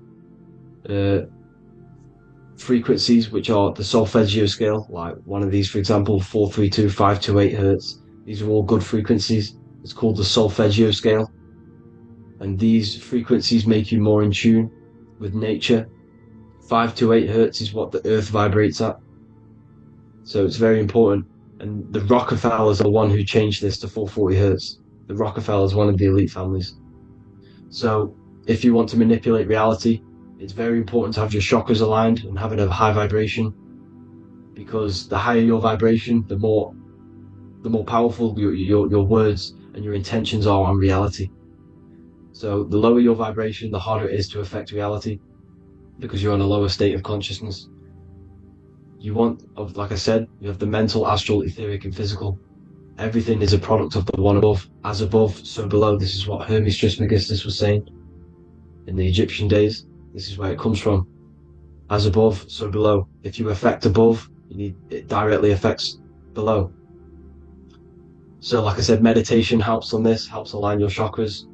Think positive, feel positive. Like I said, your feelings are magnetic, your thoughts are electric. So once you combine these two together, you're then creating an electromagnetic frequency, and that will have profound effect on reality. So the law of cause and effect. The law of cause and effect. Every effect has the root cause. Like I said, your mind is the root cause of everything. Every decision you make is having a different effect on reality. Everything happens for a reason due to the root cause, which is your mind. You choose everything that happens in your life. Okay? So it's very important you understand this, and you constantly make the right decisions, the good decisions, to have good effects on your reality. You have to be very conscious of this law because nothing escapes this law. This is the law of all consciousness. So think about it. Imagine a massive ball of consciousness. However, off this ball are different sparks, and each one of these sparks are in each and everyone's body. This spark is governed by these laws, the law of cause and effect, the law of correspondence, the 7 Hermetic principles. It's very important you understand this because this mass ball of consciousness is what is obeying these laws, and everyone has this spark of consciousness inside their third eye. And like I said, everyone is the same consciousness. This is why if you do bad onto someone else, that will directly affect your reality. So if you hurt someone, it's going to come back to you in one way or another because you are that same consciousness. This is like a mirror reality. As within, so without. Whatever you feel on the inside, you're gonna see that on the outside. You're gonna experience that reality, whatever you've impressed. So there's different ways to bend reality to your will. This is kind of a sort of magic. So obviously you have black magic, which is manipulating reality to harm and influence others, or to be very selfish. And then you have white magic, which is manipulating reality for the good of humanity. So you do have to be very careful with your intentions, people, when you're trying to manipulate reality, because this is nothing to be played with. If you are manipulating reality for the wrong reason, it's going to come and bite you in the ass in some way or another. Because everything is balanced. Everything balances out in this reality. Nothing escapes the laws. Not one thing escapes the laws. So if you're stealing from yourself, because it's just going to come back in one way or another. Inside of everyone's heart, you know whether you're doing good or wrong. You know, you can feel it when you do something wrong. You can feel it when you do something good. The heart is the center of the torus field. It's balanced. And this is why you say follow your heart, because it's the center of the torus field. It's very important to listen to this inner voice inside of you, because that is telling you the right things to do, the good decisions to make. And when you keep following that voice, that good voice inside of you, it takes you to your life path. Very important to follow that voice. However, don't let the ego get in the way of it. Don't care what your friends are going to say. It's very important to understand this. So, you have different ways of manipulating reality. You have sigil magic. This is where you create your own sigil or symbol. You create your own sigil and symbol, and then you charge it. You behind that symbol you have an intention. So for example, if you want to manifest wealth, you create a sigil which represents what you want. You create that sigil, you draw it out, you charge it, because wherever your attention goes, energy flows. So whatever your attention is, you're sending energy that way. So what you do with your eyes and your hands, you place attention on the sigil. Imagine that it's glowing. Imagine that you're sending energy to the sigil. And then you burn the piece of paper once you've done this. And then after this, you meditate on that symbol. You constantly think about that symbol, because that symbol is the frequency, is the thing that you want to manifest. So that's one way. Or you can just meditate on your reality. So imagine yourself having already what you have. This is what they call a mindset. You must set your mind to the frequency what you want to manifest. Okay? So if you want to manifest wealth, for example, imagine yourself being wealthy. What would it feel like? What would you be doing? Imagine a scene in your mind. Constantly do this, and you're putting out that frequency. Like I said, you must think, because the thoughts are electric, and then you must feel, which is magnetic. Together this creates an electromagnetic frequency, and this is how you attract things to you. You will attract the certain people to come in your life to bend reality to your will. Okay? Or you've got mirror magic. Stare yourself in the mirror, because a mirror reflects light, it also reflects energy. So you've got to be very careful with what you say to a mirror. You've got to be very, very, very careful, because whatever you send into that mirror is directly sent straight back to you. So if you're thinking negative, you're sending negative energy back straight to you, and that's going to have an effect on your reality. Affirmations are very important, because your words are frequency.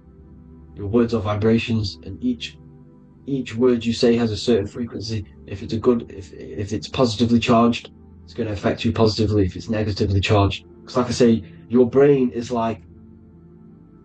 your mind is like the director of energy.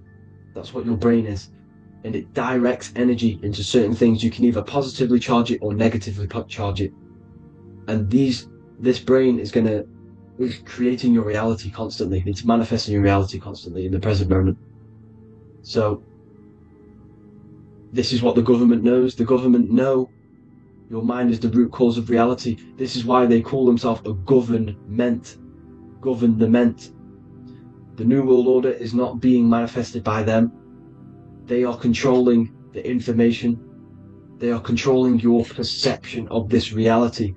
And they know the mind is the root cause of reality. Therefore, if they control your perception of reality and your information, what you believe, you're going to manifest that information, that perception. So we, the people as a collective consciousness, are the ones manifesting this New World Order. You see, so this isn't black magic. They're actually tricking us into manifesting their own their plans, this New World Order. You see, this is how smart these people are. They know how to get around the laws of reality. They know how to bend reality to their will without facing the consequences. They're getting humanity to do it. You see, there is a collective consciousness. As like I said, we all have that same spark of consciousness, right?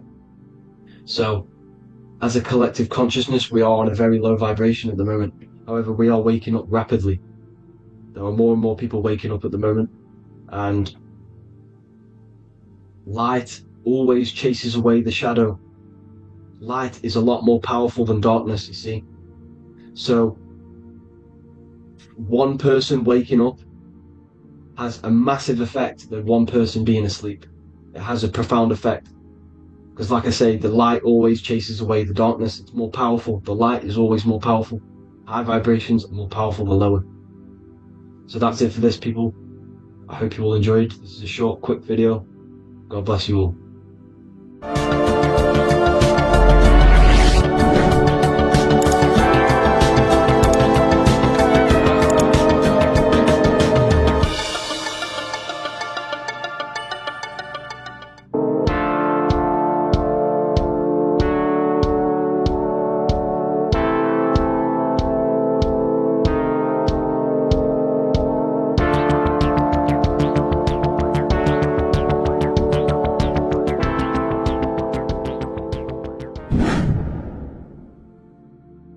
Welcome back, people. We're back with another video. Let's jump straight into this. Make sure to tune in till the end, because this has got so much information in this video. So sit back and enjoy. So everything's Taurus fields. The Earth's a Taurus field. Everything's Taurus, which is electromagnetic field, electric and magnetic. The center of the Taurus field is where the two opposing forces meet in the center. And this is what creates the plane of inertia, the dielectric plane of inertia. Okay? You got red shift, blue shift, positive, negative, south and north pole, right? This is what the ancients were showing with the tree of life. As you can see here, this is the plane of inertia, and this is the Taurus field. Everything consists of this. Everything is a Taurus field. A atom is a Taurus field. Okay, now the inertia is the 0 point. So this plane is a 0 point. It's the balance between two poles. Okay, now this creates matter, because matter is two opposing forces in motion equalized. So these two forces coming together is what creates matter on this physical plane.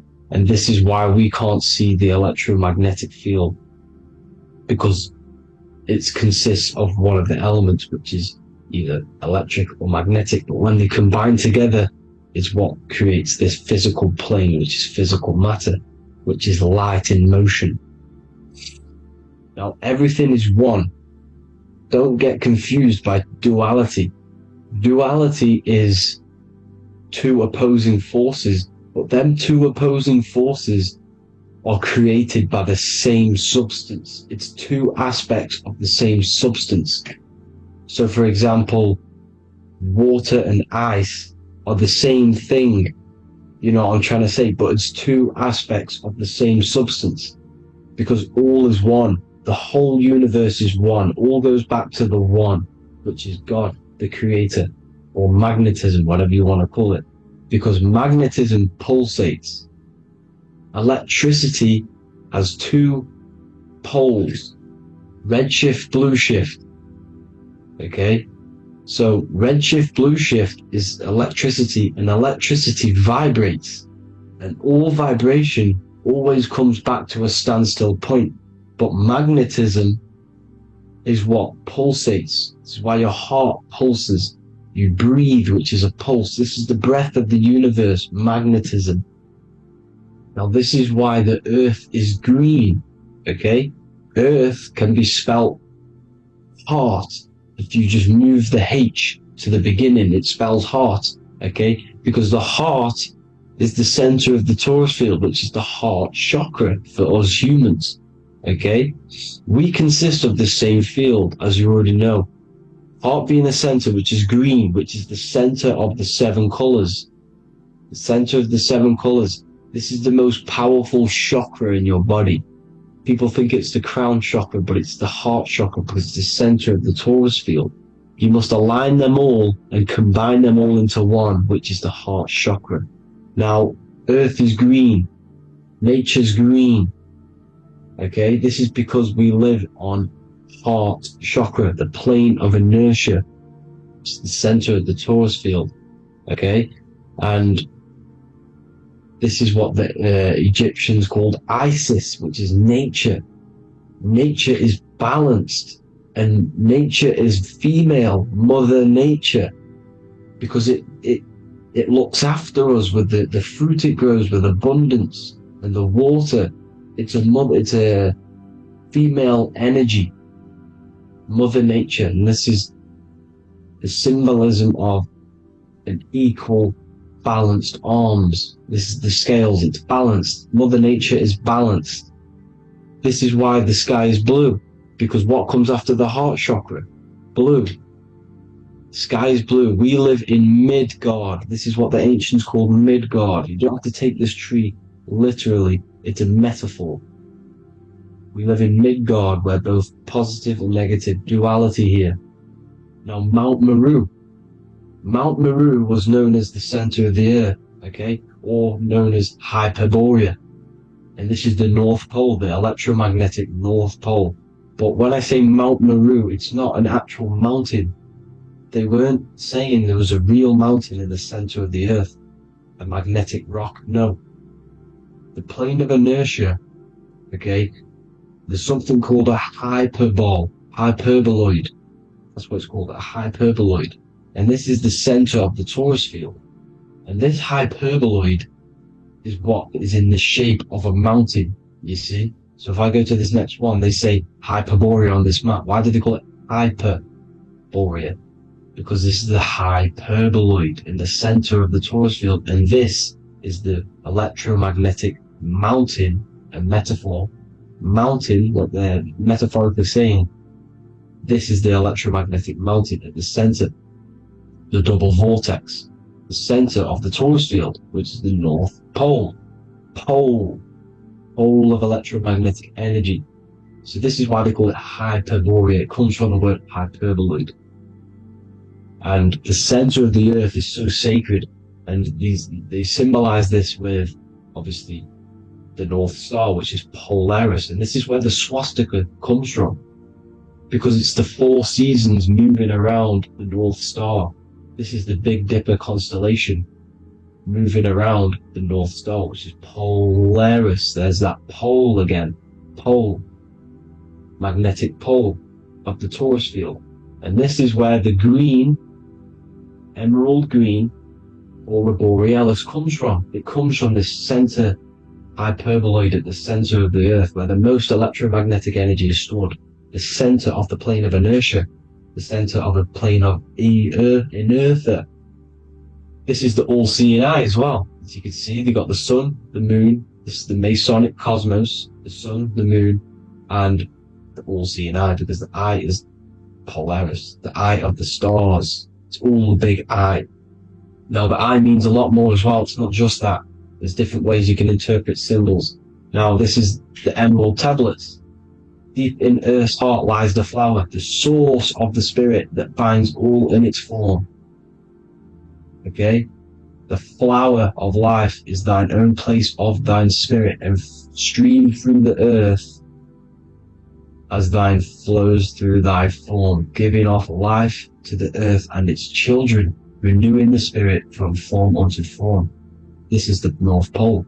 This is what he's talking about. He's talking about the aura borealis. Aura borealis. It's the earth's aura. Emerald green. Heart chakra. Plane of inertia. Green. Earth. Heart. You see? All related. Now, there's many symbolism of this. So much symbolism of the ancients. The 7 layers of heaven. 7 layers of heaven, which are the 7 planets. Okay? These planets are the solar system. It's the solar system because we are the soul. We are the sun, the soul. And we're inside of a solar system, which is the 7 planets. That's why there's 7 layers of heaven. Okay? The rings of Saturn, the rings of the planets are moving around us. Okay? So, this is what the ancients were depicting in their cosmology. Now, this is the Hebrew cosmology of the earth. This is the Mayan cosmology of the earth. You see, it's all an enclosed system. We live inside of a giant torus field. All is atum. It's what the ancients said, ancient Egyptians said. All is atum. Atoms are torus fields. Don't be tricked by the modern science today with the current model of an atom. It's completely wrong. They're hiding the torus field. They're hiding the electromagnetic field, which is in everything. Absolutely everything is in motion, and motion comes from this field. And you see, this is upside down, but this is I think it's pretty sure it's candles, but the 7 candles, the 7 planets, the 7 Elohim. You see? It all goes back to the stars and the heavens. Now, this is how the earth really works, with the stars on the outside of the cosmic egg, and then the torus field spinning around the sun and the moon, the positive and the negative charge. The sun gives you energy, the moon takes your energy. The moon controls monthly cycles. Moon is Mon. This is etymology. Mon, month, money, demon, monster. Stir is star, moon star. We are all stars. Youngster, minister, superstar, Hollywood star. We're all stars. We come from the stars, which is heaven. Our soul comes from the stars. You see? We are the universe, the image of man is made in the universe. We are a microcosm of the universe. The universe is a macro, we are micro. We consist of everything. The body, mind and spirit. The sun, the soul. Moon, the mind. Earth, the body, mind and spirit. We have 12 systems in the body, which are governed by the 12 zodiac signs. Starting at the Aries, which is the ram of God, all the way down to Pisces. And Capricorn, kneecap. It all goes back to the stars. We are the stars. We are the universe. Everything is inside of us. Everything. I would say the Temple of Solomon, the Temple of the Soul, and Mon. The soul, the temple is the body. The soul is the soul, and the Mon is the mind. The temple of the soul and the mind. Body, mind, and spirit. We consist of the 5 elements. Air, spirit, water, earth, and fire. We consist of everything. We are the universe. We're made in God's image, which is the universe. You see? Now, everything goes back to the stars. The ancients worked with the stars because the stars govern everything. They govern the systems in the body. They govern your life. This is why your zodiac is so important, your sign. Each zodiac has a specific element associated with it as well. Aries, which is the first sign, the Ram of God, the Lamb of God, which is a fire sign. Fire first. F-I-R, this is etymology. The cerebrum, ram, which is in the brain. Aries, the ram, controls the head, the face, and the nose upwards. So it controls the cerebrum, the Torah, which is, I'm pretty sure it's the Hebrew Bible, which is the Taurus. Tornado comes from the Taurus field. You see? Everything's inside of you. It all goes back to the Taurus field, and the Taurus field is everything. Now, like I said, 12 zodiac signs, 12 systems, 12 cranial nerves in the brain, the 12 disciples of the Bible. All symbolic. You have to read the Bible properly. Now, this center, at the center of the earth, right? This is what's stirring the ether. And the ether consists of the four elements. Because there's 5 elements. Spirit can be called ether. People call it spirit or ether. Ether is pure potential, pure energy. It's what connects the astral to the physical. It's the dimension between the physical realm, which we're on, and the astral. So it has pure potential. It's pure energy. This is why we say either. I either want to go there or there. It's connecting 2 scenarios. That's what the ether is. It's connecting the 2 worlds, the astral and the physical. The center is like the cosmic womb. There's a black hole in the center. This is the center of the Taurus field. This is the womb of creation. This is the womb of creation. And inside of this black womb are the 5 elements, and everything's being stirred around. Everything's in motion. Light is motion. Everything's motion. Now, like I said earlier, light crystallizes into physical matter. They are the same substance. Spirit and matter are the same substance, but different variations, different aspects of the same substance. Low vibrational spirit turns into matter. High vibrational matter turns into spirit. Or light, whatever you want to call it. Matter is light crystallized. This is where we get the 7 metals from. The planets are light, specific frequencies and vibration of light. When these lights, or the planets, materialize, material metals, materialize, they turn into the 7 metals. Saturn turns into lead. That's why lead is red. Saturn is red. The sun turns into gold. That's why the gold is yellow and the sun is yellow. You see, Saturn is the time god. What happens in autumn? The leaves turn red and they die. This is why Satan, time god, the reaper, everything is crystallized till its death and then reborn again. You see, rust, when things rust, it turns to red. Because it's Saturn. Saturn crystallizes everything. He's the reaper who comes around in winter. You see? He's Satan. Jesus and Satan, the sun and Saturn. They say we live in a solar system. The solar system. I think I've already just broke this down. The 7 planets are the 7 chakras. Everyone already knows this. But I'm going through it anyway. But this is where we get the 7 planets from. And the 7 metals. You see, all the ancients knew. It was an enclosed electromagnetic system. It's not a spinning ball in the middle of space, people. They want you to believe this, so you get stuck in this material world. Because if you believe everything's material, you can never affect this plane effectively. You can never create your life effectively if you don't understand the planes of existence. Because the mental plane is a higher plane. And it breaks down and it controls the planes below it. The mental plane, hold on, I've got it here for you. The mental, the astral, etheric, then physical. Etheric connects the physical to the astral, but the mental is what's above them all. You see? Now, it's important to understand this. It's important. However, the ancients always talked about the enclosed system. Only NASA, which is introduced around the Roman times, not NASA, but the globe Earth was introduced around the Roman times. Okay? By these Masons. These Masons introduced this because they wanted to take over the minds of the masses and control them. These people worship the physical realm. They know how it works. They know the ins and outs of it. They know how to do the magic. They know how to do it all. They understand it all.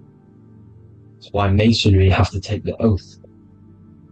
The oath of not speaking. You're not allowed to speak about anything you learn about in Masonry. Because they're discovering the truth about your mind and how it creates reality and stuff like that. So, this is the Masonic cosmology. The 5-pointed star, the 5 elements. The checkerboard for duality, positive and negative. The 2 aspects of every substance. This is another ancient painting depicting the firmament. The stars inside the firmament. The sun. You see, the ancients worshipped the sun because it's so important for sustaining our life. It's the only reason we're alive is because of the sun. But then people think it gives you cancer today. They brainwash you to think the sun gives you cancer when it's the #1 source of all life. They want you to believe it's a big, spinning, dangerous ball in space. It's not. It's here to give us life. It's God's Son. That's why Jesus is known as God's Son. It is the Son of God. God created that to sustain us. You see? So it's important you understand the true cosmology of where you are, because if you don't know where you are depleted of all of your morals. You're depleted. You're demoralized. You're lost. You don't know where you are. You don't know where you exist. Okay? Once you accept the globe model, the heliocentric model, you will subconsciously think that you come from nothing. This is why they implemented the evolution theory just after the globe model was introduced by Charles Darwin. Charles Darwin came in after the globe model. He's a Mason, he was another Freemason, and implemented evolution where we came from monkeys, because they want you thinking less of yourself so they can manipulate your mind. You see? They want to manipulate your mind, and they have done since you got here. Since you came through that portal, you were manipulated from that day to believe this, believe that. The true cosmology, the truth will set you free. You will understand things better. You will feel better in yourself when you know the sun is here for you. You'll feel better in yourself that you know that you didn't come from a monkey. So you're created as a human, a manifester, a creator. You're so intelligent. Your mind is amazing. It can manipulate matter, mind over matter. See? Thank you all people for tuning in. Tap in with yourself. Love yourself. Find the truth. Spread the truth. Nothing dies. Nothing in this creation dies. Everything's energy. Everything's light. Light can never die. You're a light being. That's why it says Q. Q-man. Q is light in Hebrew. Or Latin. Either one of the two. You are light. You're a light being. You never die. Ever, ever, ever die. Ever. Stop thinking you're going to die. This body will die because it contains electricity. And electricity always goes back to a standstill point because of vibration. Electricity vibrates. You are pure light. You will never ever die. Thank you all people. God bless. Make sure to like, subscribe and share.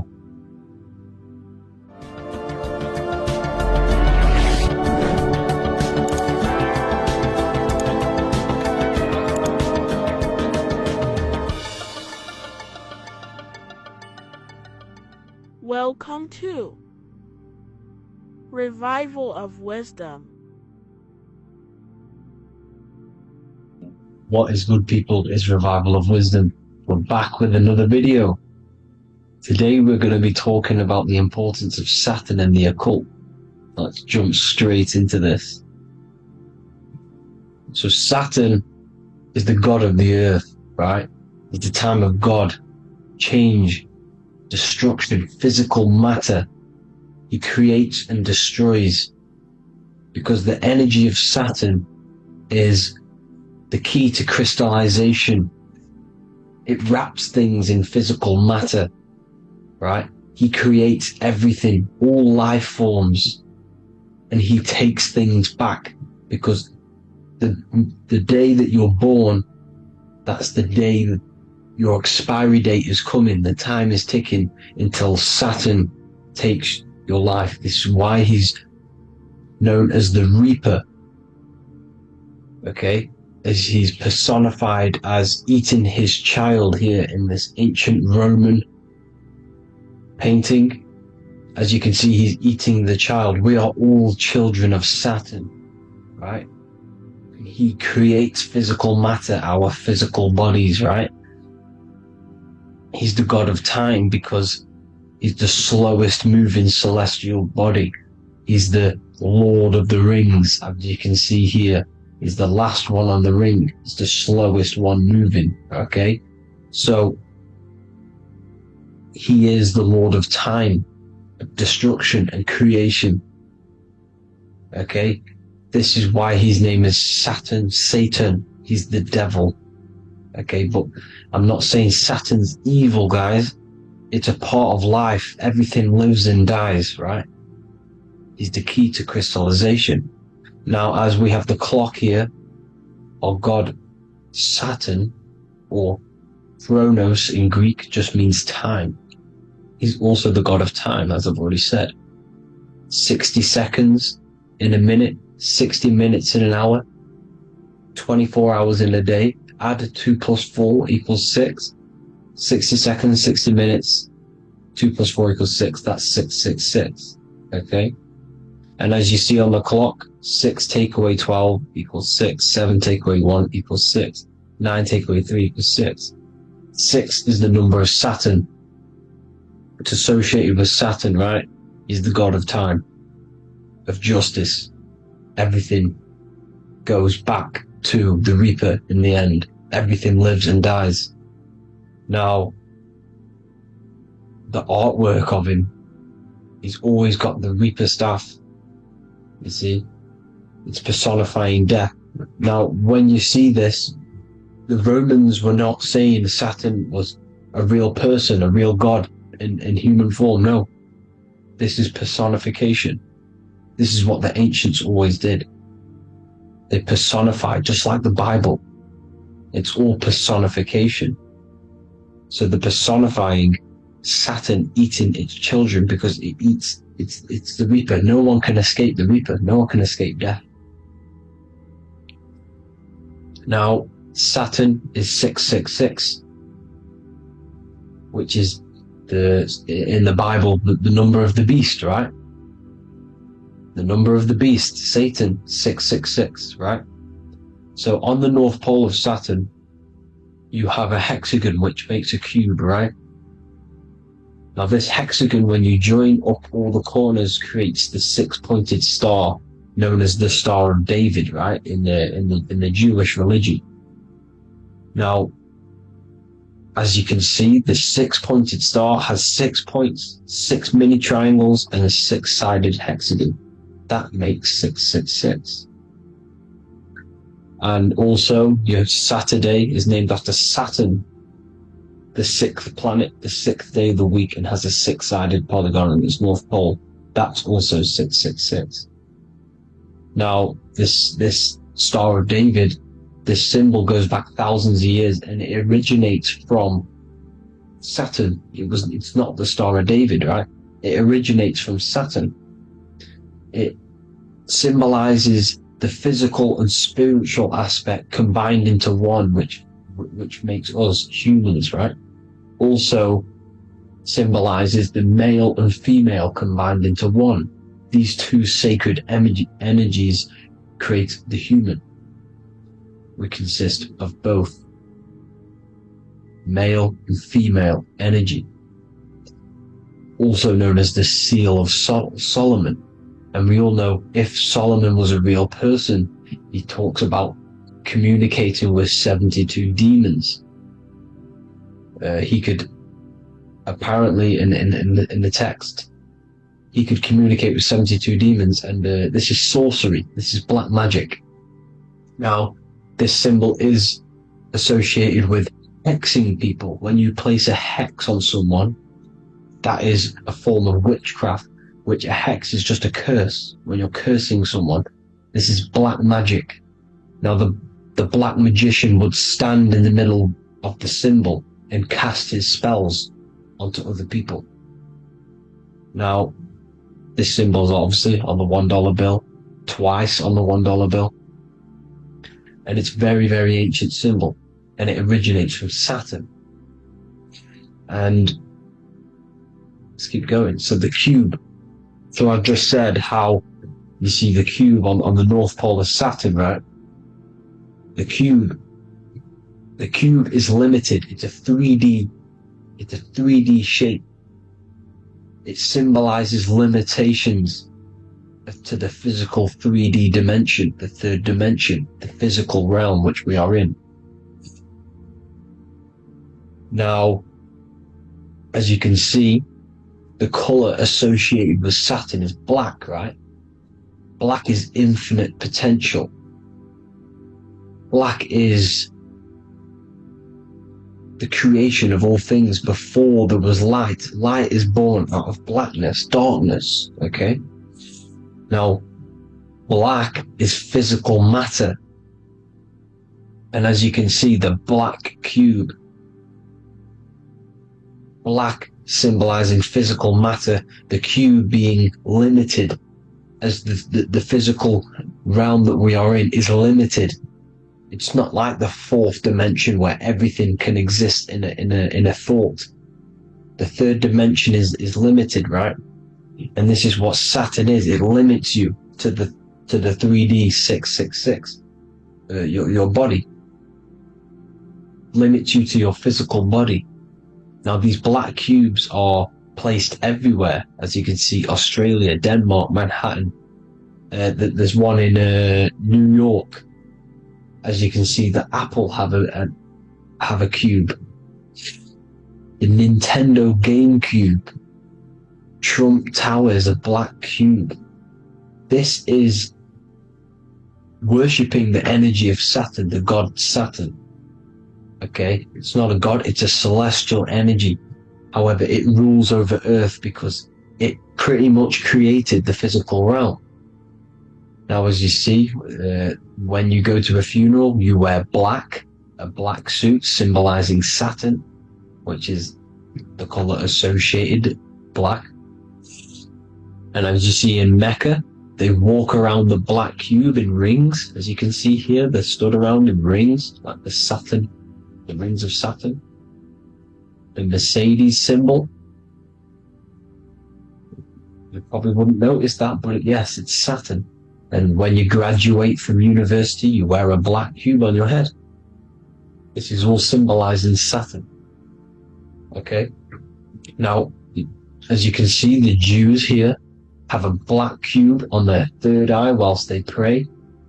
Notice how he's shutting his eyes into blackness, darkness, and he's wrapped around a black strap around his arm.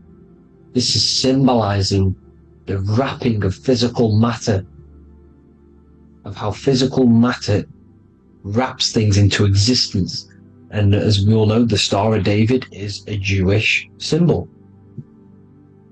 So he has the black cube and the Star of David, right? So all of these religions are secretly worshipping Saturn. Okay, this is all Saturn worship, Kronos, the god of time and destruction, the physical reality. Now, as you can see, it's symbolized everywhere in all major corporations. Pepsi, internet, that's obvious. NASA, of course, NASA. NASA means to deceive in Hebrew. Universal, Walkers, that one's so obvious. Nike, Toyota. So many different ways they symbolize it. You either see the rings of Saturn or the black cube, as I just showed you here, the Nintendo and the Mercedes, right? It's absolutely everywhere. Now, they also use 666 to symbolize it, as I've just broken it down to you. 666, the World Economic Forum. We all know how they're trying to enslave us into this new world agenda. Google Chrome, CERN, Disney, Coca-Cola, Cadbury's, all of these have 666. Now every UPS barcode has 666. And even www. Is Hebrew for 666, as you can see here. Monster. It's the same Hebrew letter that means 666. Drake, 6 God. That's his God, Saturn. Why? Because they love physical realm. They love the physical dimension, the third dimension. Because they can rule here through riches. They can build an empire here. It's not like the fourth dimension. They don't want to ascend. They want to stay down here in the physical realm. Okay? Now this is why they're cloning. They can move their consciousness into other clones to live forever. This technology exists. This is why they love the third dimension. As you can see, all of these sellouts here, Drake, Leonardo DiCaprio, you know, all of these people doing 666 because this is their God. This is their God. They love the physical realm. They sold their souls for wealth and fame in this physical realm. So why would they leave? You see? Now, this isn't all just evil, okay? So you have 7 chakras, right? You have 7 days of the week, 7 solfeggio scale notes. These are frequencies, the solfeggio scale. Now, it's called the Saturn Moon Matrix because the moon symbolizes your mind, because you're created out of the Holy Trinity, which is body, mind, and spirit, right? That's the triangle, the equal triangle, body, mind, and spirit. Now, the 3 main celestial bodies are Earth, Moon, and Sun. The Earth being your physical body, the Moon being your mind, and the Sun is your soul, hence why it's called solar. It's a solar, soul. Now, these symbols are alchemical symbols, so when you're doing alchemy, you use these symbols to obviously symbolize what we're talking about. Now, as you can see, these are all the symbols of the planets. Now, Saturn is created out of the moon on top, the moon on the bottom and the earth on top, as you can see here. You see? And this creates the number 5. Now, with the moon being your mind and the earth being your physical body, this is mind over matter, because the earth is your body's matter. This is matter over mind. You don't want to be matter over mind. This is low states of consciousness. You won't be mind over matter. You see, to manipulate matter, to create your own reality. Now, obviously, we all know Saturn is associated with the lowest chakra, which is the root chakra. This is to deal with your animal instincts. When you're down here, you identify as the physical body. You don't know anything spiritual. You're pure a physical, you have a pure physical mind. You don't believe in anything spiritual. This is survival mode, consumption.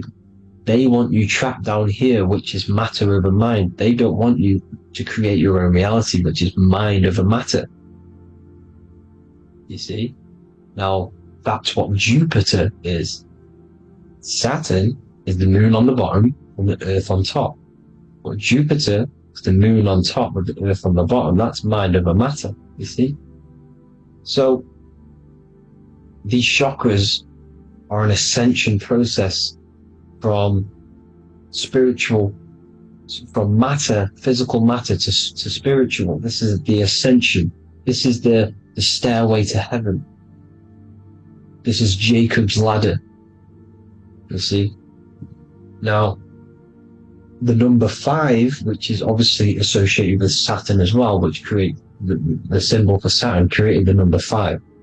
You have 5 senses, 5 elements, 5 physical elements. As we all know, Saturn crystallizes everything into physical matter out of the 4 elements. 5 fingers and toes, 5 points of man. Okay, the number 5 is the number of justice. Saturn holds things back. He restrains things from you, makes you learn the lesson. Now, 666 is not all evil. 666 is the atomic structure of the carbon atom. 6 protons, 6 electrons, 6 neutrons, right? We are carbon-based life forms. All life forms are based on the bonding properties of the element carbon. Because Saturn crystallizes everything into physical matter. Now, the Masons symbolize this with the checkered boards. They have the black square, which is obviously matter, as I just said, the black cube, and spirit is the white square, because white is eternal light. White and light, you see. Black is physical matter. Now, this is what we are. The point of our soul is to transmute from matter to spirit, but these are interchangeable.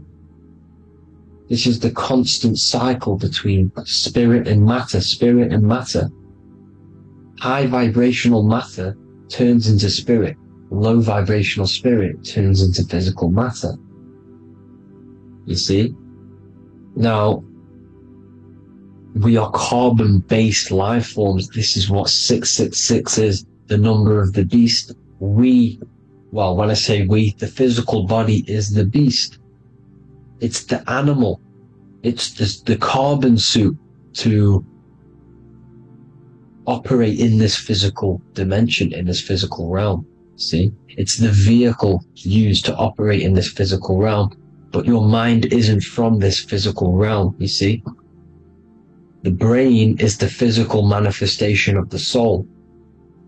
Okay? So, as you can see here, the spine is an extension of the brain.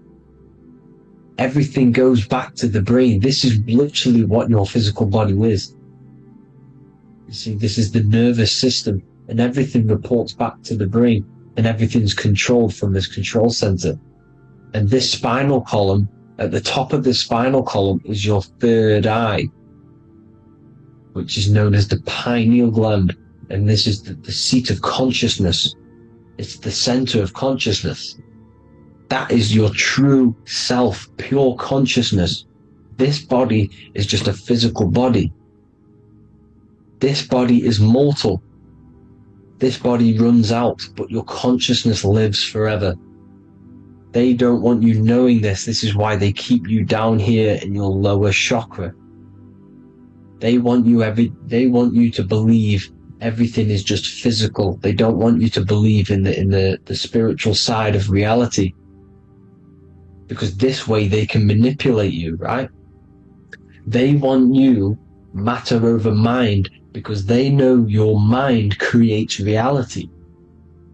They know your mind is the root cause of reality. You manifest your own reality from the inside out. So this is why they control your perception of reality. They control your information in order to manifest their new world order. You, who are ignorant to knowledge and wisdom, you who are ignorant are manifesting their agenda because you accept their information and their perception of this reality. Now, this is why they tell you the globe model, the heliocentric model, to trap you into physical matter. Now, if you understood about this true form of this realm, you'd understand that there's a spiritual side behind everything. The spiritual side, something has to exist. The root cause of reality is higher planes of existence. It happens in the mind before it happens on the physical plane. You see? They don't want you knowing this. They want you matter over mind, which is the symbol for Saturn. moon over earth, the Holy Trinity.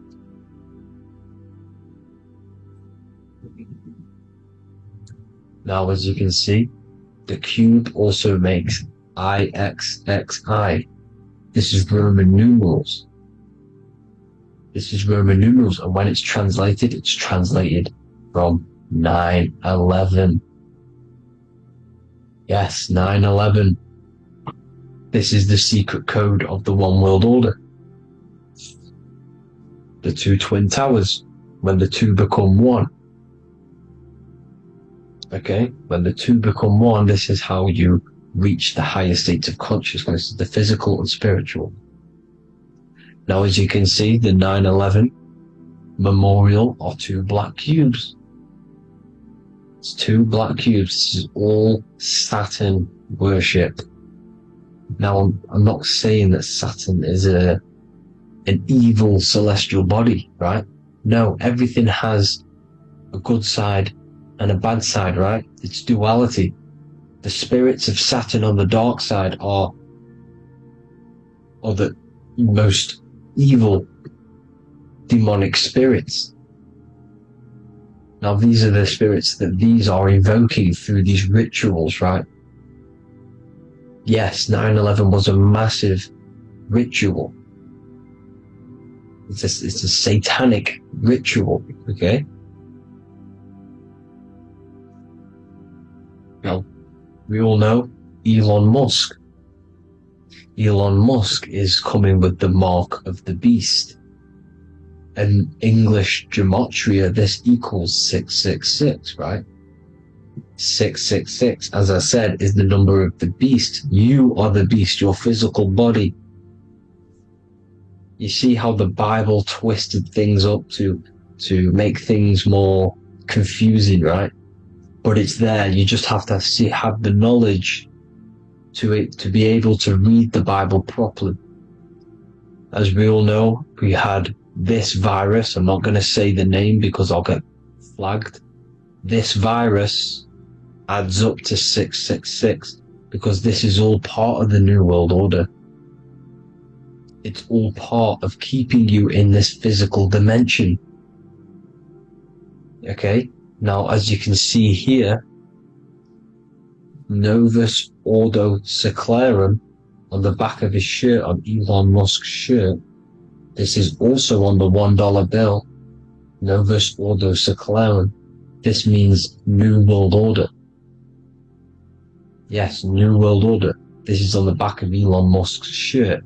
And as you can see here, he owns Neuralink, which is the brain chip, which they're going to be putting into implanting this onto your brain. This is the New World Order to connect you and merge your consciousness with AI. Neuralink and Meta, he owns Meta as well, which is the metaverse. These are going to be linked in, hence why they have the same symbol, but just in a different format. It's the infinity symbol. And the infinity symbol comes from the torus field, as you can see here, your electromagnetic field from around your body. Now, the end goal is for this New World Order is to trap your consciousness inside of an alternative reality being projected from the metaverse. Because the metaverse will be the reality, Neuralink will be the brain chip inside of your brain, projecting your consciousness into an alternative reality while they harness your energy of your physical 666 body. Now, this stuff gets real deep, people. Now, this is the end goal of the New World Order, is to connect you with AI. This is why they're trapping you and keeping you in these lower states of consciousness in the Saturn-associated root chakra, so you don't find out about the spiritual side of reality, because if you knew the truth of this reality, you wouldn't connect to AI. You see, you have the power within you to travel to other worlds, the astral plane, for example. You travel to different worlds when you are sleeping. Okay? They want you to know it's just a dream. However, their end goal is to trap your consciousness and feed off your energy, spiritually and physically. Okay? I don't know why these people are just pure evil. As I said, evil love bondage. They love the physical dimension. They don't want to ascend to other realms. These evil love the third dimension. This is why evil spirits will inhabit bodies, exorcisms, because they miss being in the physical realm. They miss it. Evil love bondage. So this is why they're cloning and putting their consciousness in clones to stay in this third dimension, to stay as further away from the source as possible. Okay? This is why they're doing it, and this is how it's all linked in. So I hope you all enjoyed this video. Hope you gained some wisdom.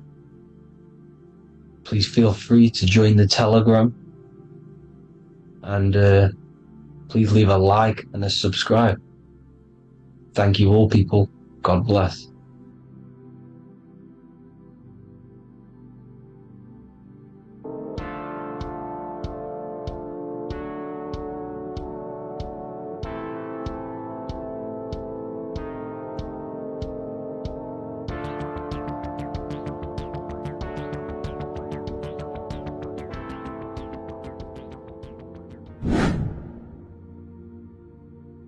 What is up, people? How are we all doing?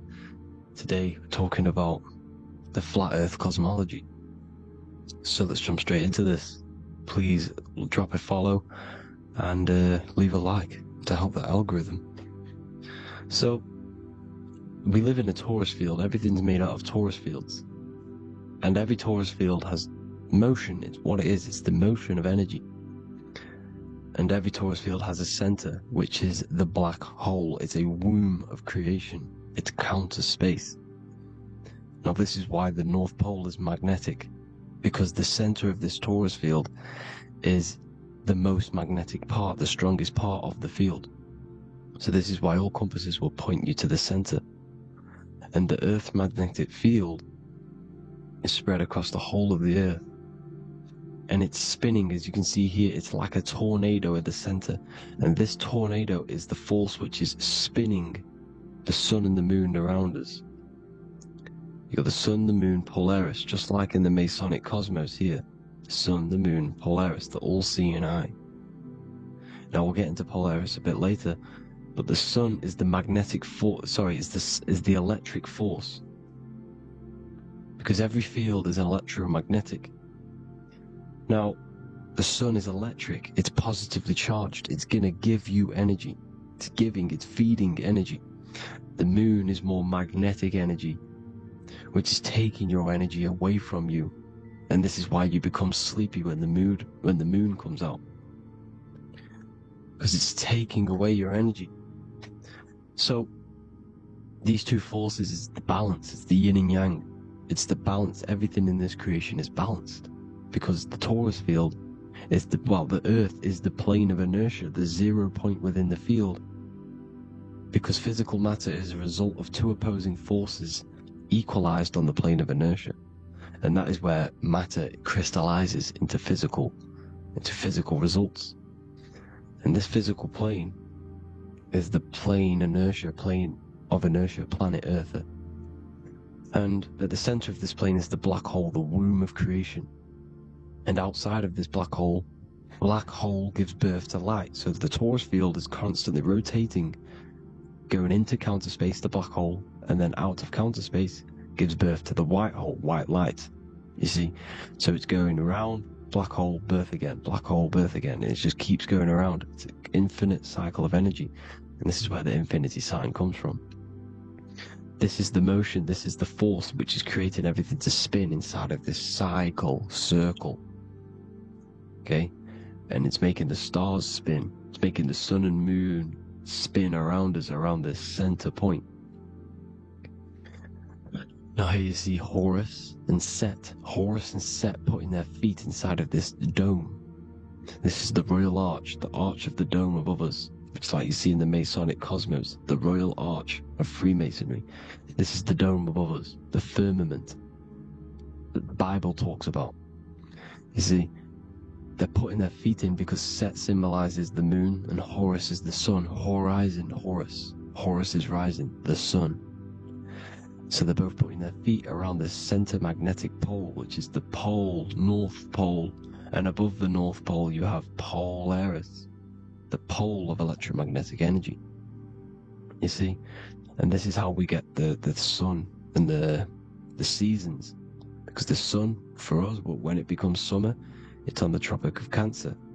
Then it spirals outwards, going out and out and out, then goes to the Tropic of Capricorn.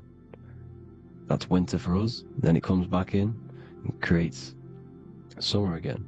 So it's constantly spiraling around this center magnetic North Pole. You see? So this roof above our heads is the firmament, and this is what they've taken off of us. They haven't physically taken it, but mentally they have taken this away from you. It's a female energy, and this is what the Egyptians called Nut, the sky god Nut. And this is the womb. We are inside God's creation, God's womb, and the woman's womb when she has a baby is a microcosm of this, because everything inside of this creation is micro, macro. It's a reflection of the bigger things, as above, so below. So the dome above our heads is the dome we are in when we are a baby, and you can see the sacred geometry of it is the exact same. It's the dome.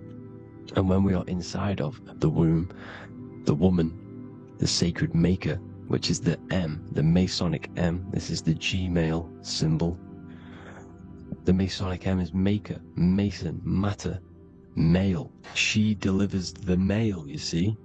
She delivers the male because it's the maker, the female, the magnetic. The woman is magnetic in nature, the male is electric in nature. So when we are in this womb, the female, we are being fed by the center umbilical cord, by the center of the mother's stomach. We're connected to the center of the woman's stomach, just like we are when we are in the earth. The center is where the aurora borealis is being emitted from, the electromagnetic aurora borealis, the northern lights. This is our spiritual umbilical cord, connecting us to counter space, connecting us to the realms beyond this world. Because at the center of every torus field is counter space. And at the center of the earth is our spiritual umbilical cord, and this is the earth's belly button, as you see. As above, so below. We had a physical umbilical cord, we have a spiritual umbilical cord, and this gets cut when we die, when we're cut away from the physical reality. You see, here's the ancient Egyptian tablet showing this female. You can see the hair, it's a female above us, because the female energy is nurturing, helping, looking after. And that's exactly what the dome is. It's protecting us. It's the Ark of the Covenant, the Ark covering us, you see? And this is what they've taken away from us. By you believing in space, it completely destroys the idea of this being a sacred creation. They've taken the roof off your head, whether if you believe in space, you believe that there's chaos, there's planets, there's asteroids that could kill us at any moment. But this isn't true. They've made you fear your own creation that you're inside of. They've made you fear what's above you. You see, and it's to hide the power of astrology, the power of the lights in the firmament, which are constantly flowing through the ether. These powers which are above us are sending rays down to the earth, which are influencing our psychology, how we behave. And this is what astrology is. It affects human consciousness. It interacts with our consciousness. And there's a different energy every day because the planets are in different houses, different alignments. And this is, we'll go into this a bit deeper later on. So the world tree, this magnetic North Pole, the pole of electromagnetic energy, was symbolized as a tree. The great tree at the center of the earth. You see? And this tree is symbolized everywhere. You can see here how the center person, this Egyptian person, is holding up the sky. This is the North Pole, the hyperboloid, at the center of every torus field. And this tree was in the Mayan cosmology. This is an ancient depiction. This is the torus field. There's the plane of inertia. Here's the center tree. Here's the tree in the center, the magnetic North Pole, the woman holding the stars. Here's the Hindu with the two birds symbolizing the sun and the moon revolving around this center tree. The Mayan tree, his Horus and Set around the North Pole. They all knew this flat earth cosmology. They knew these secrets. It's so sacred you understand the creation that you're inside of. Because if you don't, you'll be led astray. You don't know where you are. You're lost. You see? And here's the Masonic art, with the rays of the stars coming down with the tree in the center. So it was personified as a tree. And we are in Asgard, Midgard, the middle garden, where there's good and evil. So the 7 layers of heaven, which is talked about in the Quran. Each planet has a different layer of the firmament, and this is the 7 layers of heaven, and these are our 7 layers of the energy centers in our body. So we start in the stars, so we are stars in a physical body. And this is why we say Mr., Sister, Fraudster, Sinister. Stir is star, and we are in the stars, and our star descends into the soul system, not solar system. And as we descend into the soul system, we enter Satan's kingdom, Satan's world. As it says in the Bible, Satan is the god of this world. Well, if you've been into my research for a while, you know Satan is Saturn. Saturn's world, because Saturn's the outermost ring. He's the Lord of the Rings. And you enter his kingdom, the kingdom of time, and this is why Saturn's the time god. As soon as you go past the rings of Saturn, you're now in the soul system, you're now in time, you're now bound by space and time. And you're bound to the earth plane, the heart. Earth is heart. It's a rearrangement, it's an anagram for heart. And the heart of the electromagnetic color spectrum is green, and that's why the earth is green. And above green is blue, and this is why the sky is blue. In order to go to heaven on the macro scale, you have to go through the blue sky, through the 7 layers of heaven. In order to reach heaven in your body, whilst you're here, you have to go through the blue chakra to your head, which is heaven. It's micro, macro. Everything is micro, macro inside of this creation. There's an ancient, I think this is a French image, piece of art from the ancient French, with obviously the 7 layers of heaven, which they all depict. And notice how it's like a dome. We'll go into this dome symbolization, the Royal Arch of Masonry, which is next.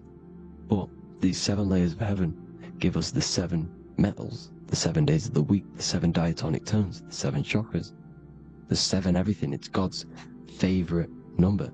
And this is why the Masons use the G inside of the compass, because the G is the 7th letter, and God starts with G. You see? So it's 7. God is 7. Here's another depiction of the heart, the soul system, the 7 layers of heaven. La Fermete. You see, La Firmament, with the stars on the outermost layer. Here are the 7 planets: Jupiter, Mars, La Sophie, the sun, La Luna, the moon. So, Saturn. So we are in the heart of this soul system. In order to ascend, we need to ascend up our chakra system, reach 144,000 hertz, God consciousness, the God man. You have to unfold God man, master of the mind, mastery of the mind. So, what are the stars? The stars make everything unique. The stars are constantly rotating around the center, magnetic North Pole, the tornado at the center, which is stirring everything. It's stirring the ether. The center is the ether, and the 4 elements are born out of this ether. There's 5 elements: ether, spirit, water, air, and earth. The ether gives birth to the 4 other physical elements, which the whole of creation are made out of. about them 4 elements. 4 is the number of stability. You know, a chair, a table has 4 legs. It's stable thing. It's a foundation, and these 4 elements are the foundation of this creation. You see, and this magnetic North Pole is stirring this, and the 4 vibrational states of the ether are the 4 elements. Now let me get back to the stars. I just wanted to give you that. The stars are being stirred around this center point, center. It's stirring everything, and they're always in different alignments. Every millisecond, they're moving in different placements of the stars. And the planets are called the 7 wanderers because they're not fixed. The stars are fixed, but the planets they're called the 7 wanderers, the 7 layers of heaven, because they move faster and slower than each other. Each planet is slower and faster, has a different rate of speed it's moving. So these alignments are mixing in with the energies of the different 12 constellations. And this is why you have a unique characteristic. You have a unique look, a unique energy, a unique personality. This is because when you were born and you took your first breath, that energy which was in the ether, because the ether is all around you, and energy travels through the ether. The energy that the stars were casting down and the energy that the planets was mixing in with the 12 constellations was in the ether. So when you came out of the womb and your first breath, because breath is spirit, okay? So that first breath you took, that is the energy that is imprinted within your DNA, your soul. And you reflect that energy, you emit that energy. That's the energy that is with you forever. Until you die, until this physical body dies off. And that's what the stars are. The stars are giving a unique energy, characteristic, personality to every living thing. Every dog, every cat, every animal has a unique personality because it was born at a different time and place in the sky. Okay? The stars are your destiny. Now, the stars are constantly changing as well. If you look at stars through a telescope, they're constantly changing and forming different forms. You can see here, it looks like water. It looks like light through water because it's the ether above us, a sea of ether. And this light is being emitted through it, and it's just constantly changing, giving different energies, each star. So this is why this is what the zodiac is. It's the expression of energy. It's the expression of the stars. And each constellation has many different personality, different energies, different traits. Each planet has different traits, depending where your planets are, depending what energies you hold. No two person have the same energy. There's no one. It could be similar, but no one's the exact same. It's because of the stars. The stars are never in the exact same split place. The planets are always in different houses. So here's some Royal Arch symbolism. Here's the Royal Arch of Masonry, as it says here. The sun and the moon, the constellations. Here's Cancer, the 7 planets, the 7 stars. Here's the Royal Arch. This is the firmament. Here's the duality. Black and white, duality, good and evil, rest and motion. Dielectricity, magnetism. See? So this is what the Royal Arch is. It's symbolizing the cosmic dome above us.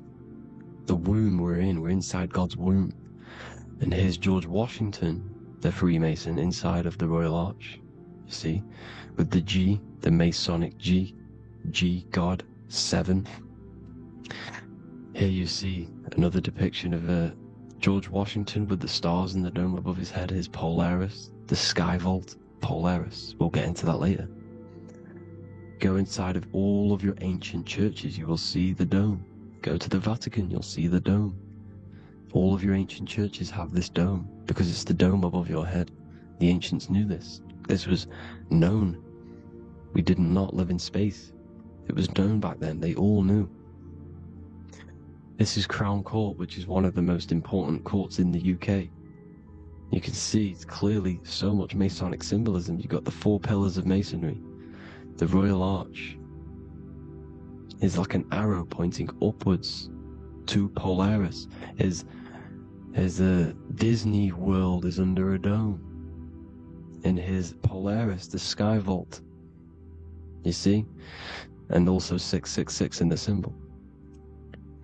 Here's more, 7 layers of heaven. Here's an ancient depiction of the firmament. Here's the astral plane outside of the firmament. The Royal Arch. You see? It's everywhere. Here's Polaris, the 8-pointed star. Polaris is in between the sun and the moon. It's at the center of the Taurus field. And Polaris corresponds with the pineal gland as well, because it's the all-seeing eye. See? So, here's Polaris, the 8-pointed star, which is at the very top. It's the very center. It's on top of the North Pole. And it's an 8-pointed star that's always symbolized as an 8-pointed star. Here you see the Vatican. The Vatican is a giant key with an 8-pointed star. See, it's a key. Here's the dome. Here's the Space Delta, the USA Space Delta logos. Here you see the Egyptian god looking from the center of the North Pole, looking upward to an 8-pointed star, Polaris. An arrow pointing up to Polaris.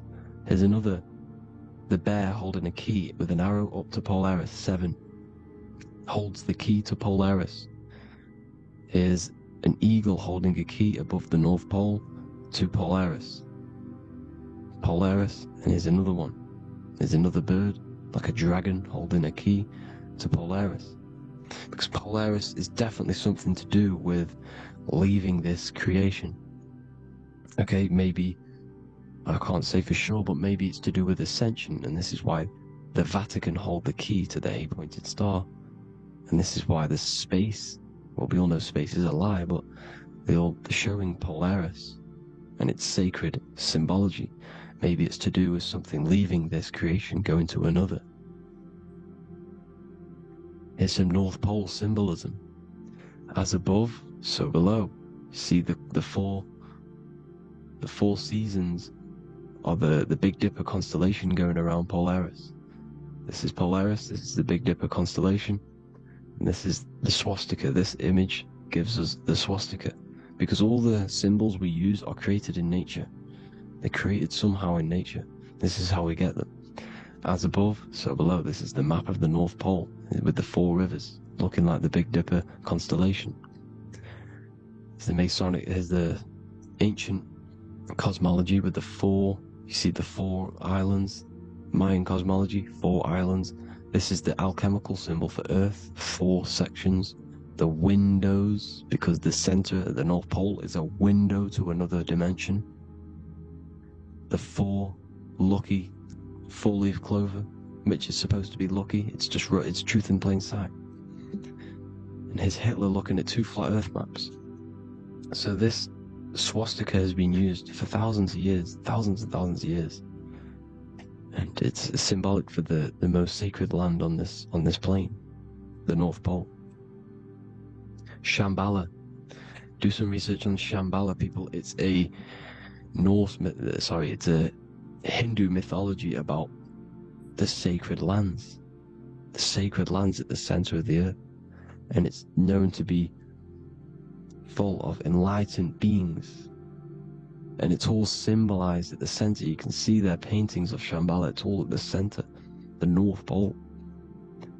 And it's known to be the most godly place ever, because it takes you to a portal to the higher places. And maybe this is something to do with Polaris, connecting you to this sacred land at the very center. But anyways, people, thank you all for tapping in. Hope you all learned something. Have an amazing day. Please follow, subscribe, like, all the links in the description for the courses, the PDF. Please have an amazing day. God bless.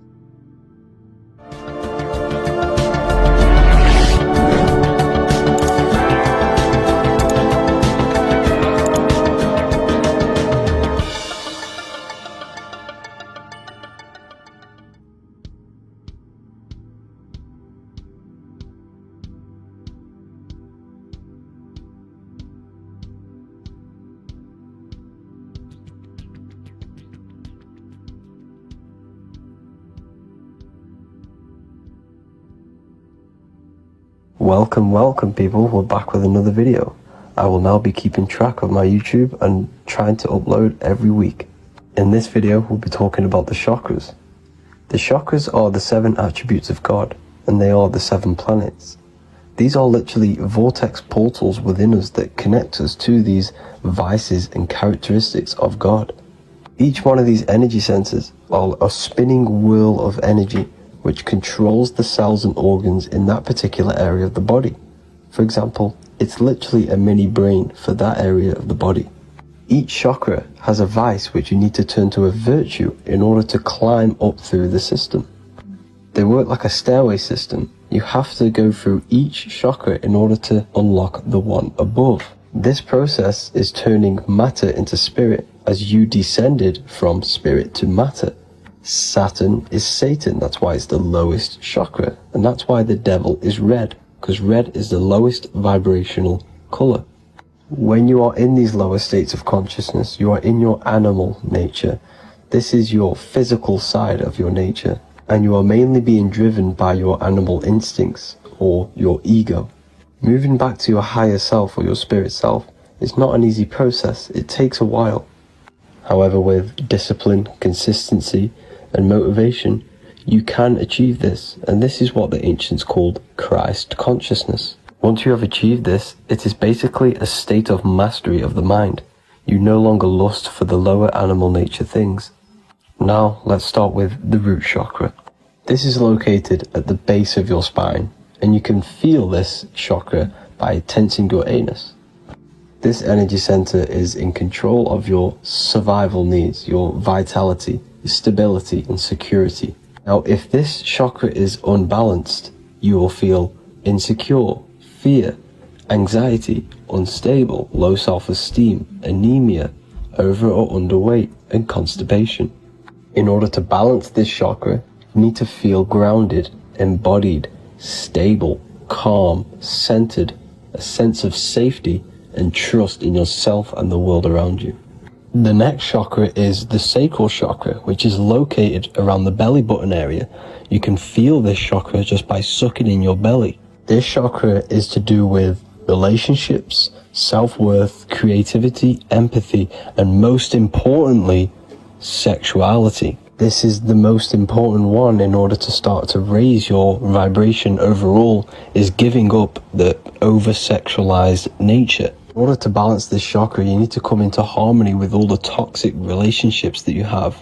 Get rid of the fear, the anxiety, the isolation, and 100% get rid of the over-sexualized nature. Lust is one of the most lowest vibrations you could possibly feel. It is literally manifesting hell. In order to work on this chakra, you need to feel self-worth. You need to do creative things, empathy, healthy relationships, and 100% being confident. The next chakra is the solar plexus. This is to do with personal power, will, metabolism, eating, happiness, and your self-esteem and self-identification. You can feel this chakra just above your belly, below your ribs, and you can suck in this area. If this chakra is blocked, you will feel lack of confidence, difficulty in manifesting your desires, low self-esteem, misuse of power, misuse of dominance, weak will, and shame in yourself. Biggest one for this chakra is overeating, as it's to do with metabolism. If you are overeating, you are literally unbalancing a lot of your lower chakras, not just the solar plexus. In order to work on this chakra and balance it, you want to have a positive self-identification. You want to feel happy, a happy self-esteem, effectiveness to people, not overeating, and a strong willpower. Now for the heart chakra, one of the most important chakras. Chakra is to do with love, understanding, trust, hope, openness, compassion, balance, and forgiveness. The most important because your heart is the tree of life in the body. It is the center of the toroidal field. It is the most powerful chakra. Your heart is 5,000 times stronger magnetically than your brain. Once you have hit the heart chakra and you start surpassing the heart chakra, you are now turning matter into spirit, as the lower 3 chakras are dense and physical, and the above the heart chakra are turning to spirit. As you can see already, This is a hard and long process of working on yourself physically and internally. The symptoms of a blocked heart chakra would be lack of love or too much love, difficulty to accepting or giving love, lack of compassion, loneliness, and lack of emotional fulfillment. Finally, a lack of connection with a divine or to nature. In order to balance this chakra, the most important thing and the most powerful thing you can do is loving people, accepting and giving lots of love. Second most important thing to balance the heart chakra is balance.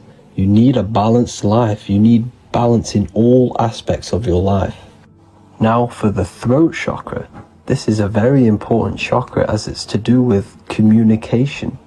A symptom of this being unbalanced is a lack of self-expression and putting on a front all the time, acting with the ego. In order to balance this chakra, you need to constantly self-express yourself. You can't be putting on a front. That voice inside your head, you have to let it come outward. Don't just block it off with a wall. Self-expression will lead to you gaining friends who actually like you for being you, and not these fake friends that you have to put on an ego for. In order to balance this chakra, you need to express yourself, express the word that's within you. Don't be lying to people, don't deceive or be deceptive. The next chakra is the third eye chakra. This is starting to get very advanced and you are coming very close to spirit. Just before we head on, I want to announce the PDF is now available, containing all the presentations I've ever made, all into a condensed 38-page PDF. The link will be below this video for you to access. And if you want to learn how to create reality using your mind, how to attract your desires, how to get out of the situation you are in, the link will also be there for the Manifestation Mastery course. Now for the third eye chakra. The third eye chakra controls the pineal gland, which is your first eye. It's to do with your psychic abilities, channeling, telepathy, astral travel, visions, and connection to the higher self. You need all of the chakras aligned to get the full potential out of your third eye or pineal gland chakra. For example, if you're astral traveling and you fear something, you will be instantly shot back to your body. So you need to master all of the chakras before you go on and try and do these higher spiritual activities. Symptoms of the third eye chakra being blocked is lack of imagination, lack of vision, lack of concentration, blocked or clouded intuition, can't see the big picture, and especially overly reliant on logic and intellectual thinking. A good way to work on this chakra is imagining things, vision things, trust your intuition at all times, always follow that inner voice. Cut out the tap water which contains fluoride. Fluoride blocks the pineal gland. And cut out all junk food because all of this is affecting your pineal gland. When in meditation, you want to focus your eyes and your attention to the center of your head between the two eyebrows. This is where the pineal gland is located. This will help and awaken the pineal gland over time when you keep doing these meditations. Finally, for the crown chakra, this is to do with universal consciousness, all-knowing, enlightenment, cosmic connections, the God source. This chakra is blocked by being cut off from spirituality, plagued by the senses, being tricked into the five senses and being tricked into thinking you are the body. In order to work on this chakra, you need to feel grounded. You need to know yourself, your real self, the voice within you. Have common sense, have specific decisions that you're making, be very direct. Now we've got out of the way all of the chakras, I can now introduce methods and meditations which will help you unblock them spiritually. When meditating, you want to get into the present moment in a nice, comfortable position. Bring yourself to the present moment by saying, I am here right now, nothing else matters. Keep repeating this over and over with your eyes open or closed. After a couple minutes of bringing your attention to the present moment, you can now start to breathe in through the nose deeply and breathe out through the mouth slower than you breathed in. Place your attention on the chakra that you want to balance. Think of a high vibrational emotion like love, and think of this while placing your attention on that chakra. You can do this exercise every day for 10 to 20 to 30 minutes. The longer the better. Another practice you can do is by chanting the Bijis for each chakra. They are here starting from the root chakra all the way to the crown chakra. Or you can chant the 7 vowels. There are not 5, there are actually 7. A, I, A, O, U, M.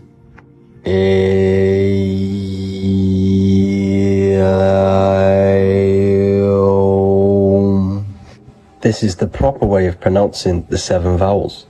These are so powerful because these are the only things that exist. It is literally the sound of God. By pronouncing them right, you can actually create a lot of power within you and align your chakras. That's it for this video, people. I'd appreciate a comment and a like to help the algorithm. I appreciate you all. Love and light.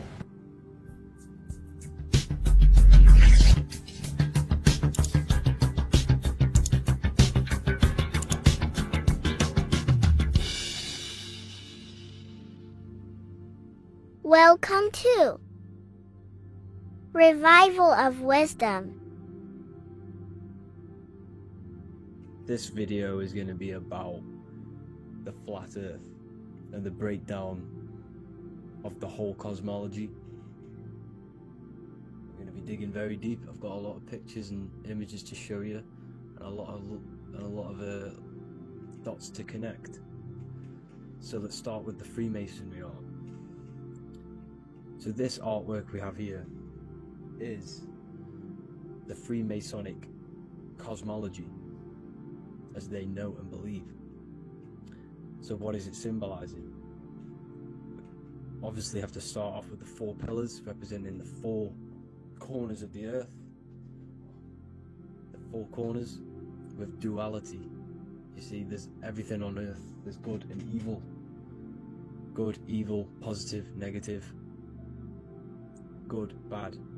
This is the checkerboard. This is what it symbolizes. Okay, obviously we have the sun, the moon. The sun gives you energy. It's the anode. The moon is the cathode. It's the opposite. It takes your energy, so therefore you become sleepy when the moon comes out. You see, everything on earth, everything in the universe is balanced.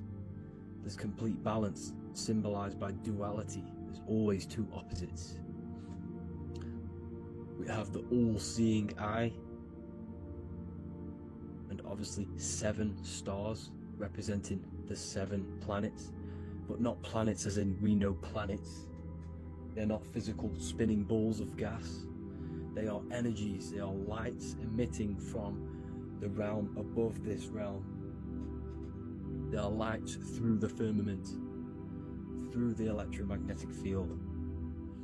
So let's go through that again. The 4 corners, duality, positive and negative, cold, dry.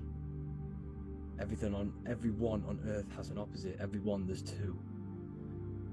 Okay, and then we have the sun, the moon, the 7 planets with a 5-pointed star. What's the 5-pointed star? Of course, it's the 5 elements: spirit, water, earth, fire, and air. Okay, that's what the 5-pointed star is symbolizing, the 5 elements of earth. And then, most importantly, we have the compass. The compass is very, very important, hence why it's in the center. The compass is symbolizing many, many things, and one of the most important things, but we'll get into that after.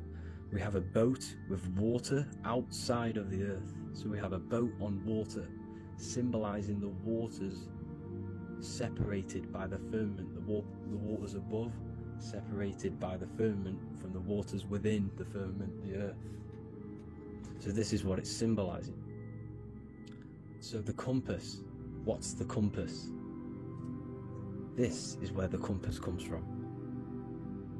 The Polaris, the most important star there is, because it's in the center of Earth, the sun, the moon, and the black hole, black sun. Because all creation comes from center, the seed center. Okay, but we'll get into this after. But also, this is a very important Masonic symbol because they use this symbol a lot. This is one of their main symbols, hence why Neil Armstrong has the Masonic ring with the compass on it. The people who supposedly went to the moon, which obviously they faked to push this globe model, because the globe model is based upon fear. Because the globe model, if they can sell you the globe model, they can sell you anything then. You don't know where you actually are. The globe model is to push fear upon the masses, because the globe model means there's not enough resources. There's also risks of asteroids hitting the planet. There's also risks of space extraterrestrial invasions, global warming, asteroids. You see, this is all the fear that they can gain of selling you the globe model.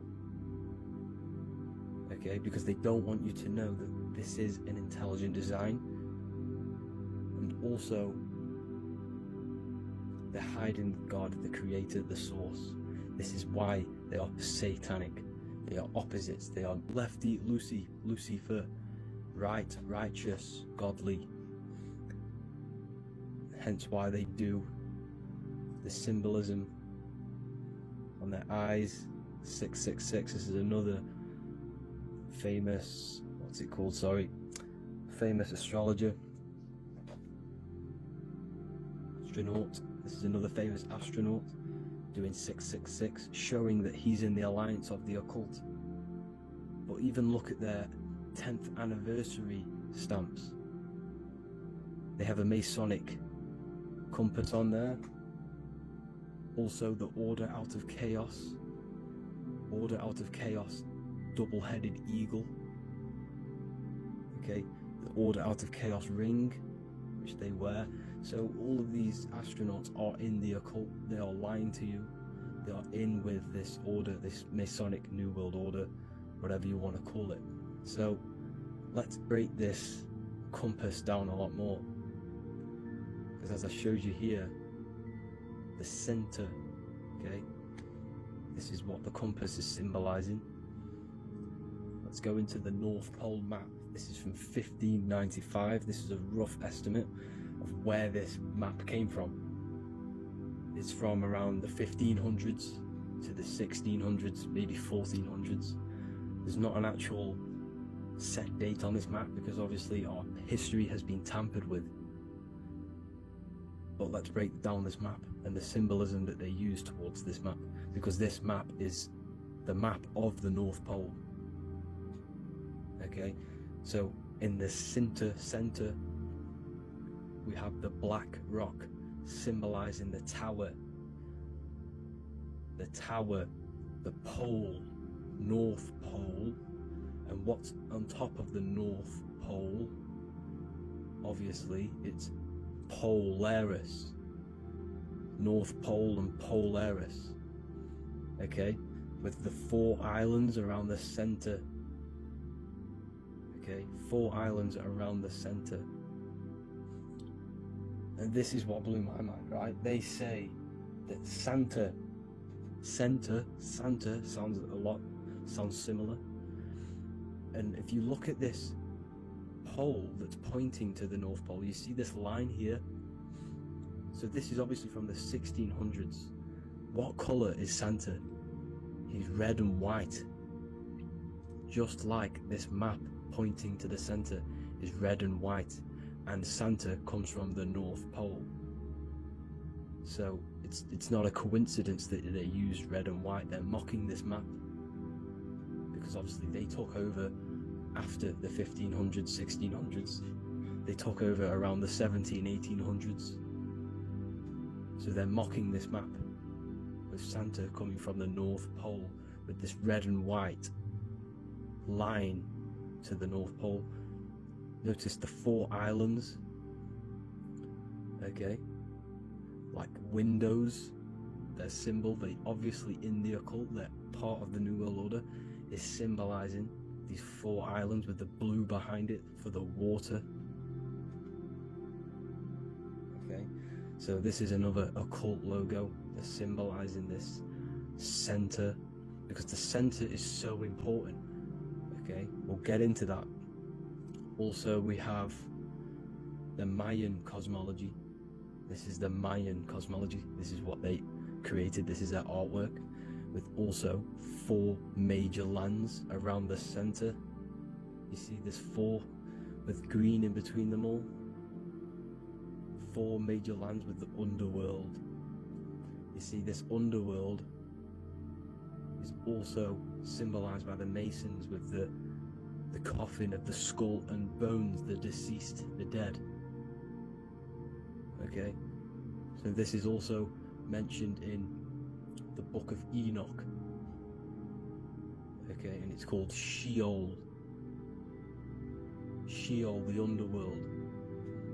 Okay, and in the Book of Enoch, it says all spirits of the dead go to these hollow places, that they all wait until their appointed time of judgment. And it also says in the Book of Enoch, there are 4 hollow places underneath. 4 as above, so below, representing the 4 islands.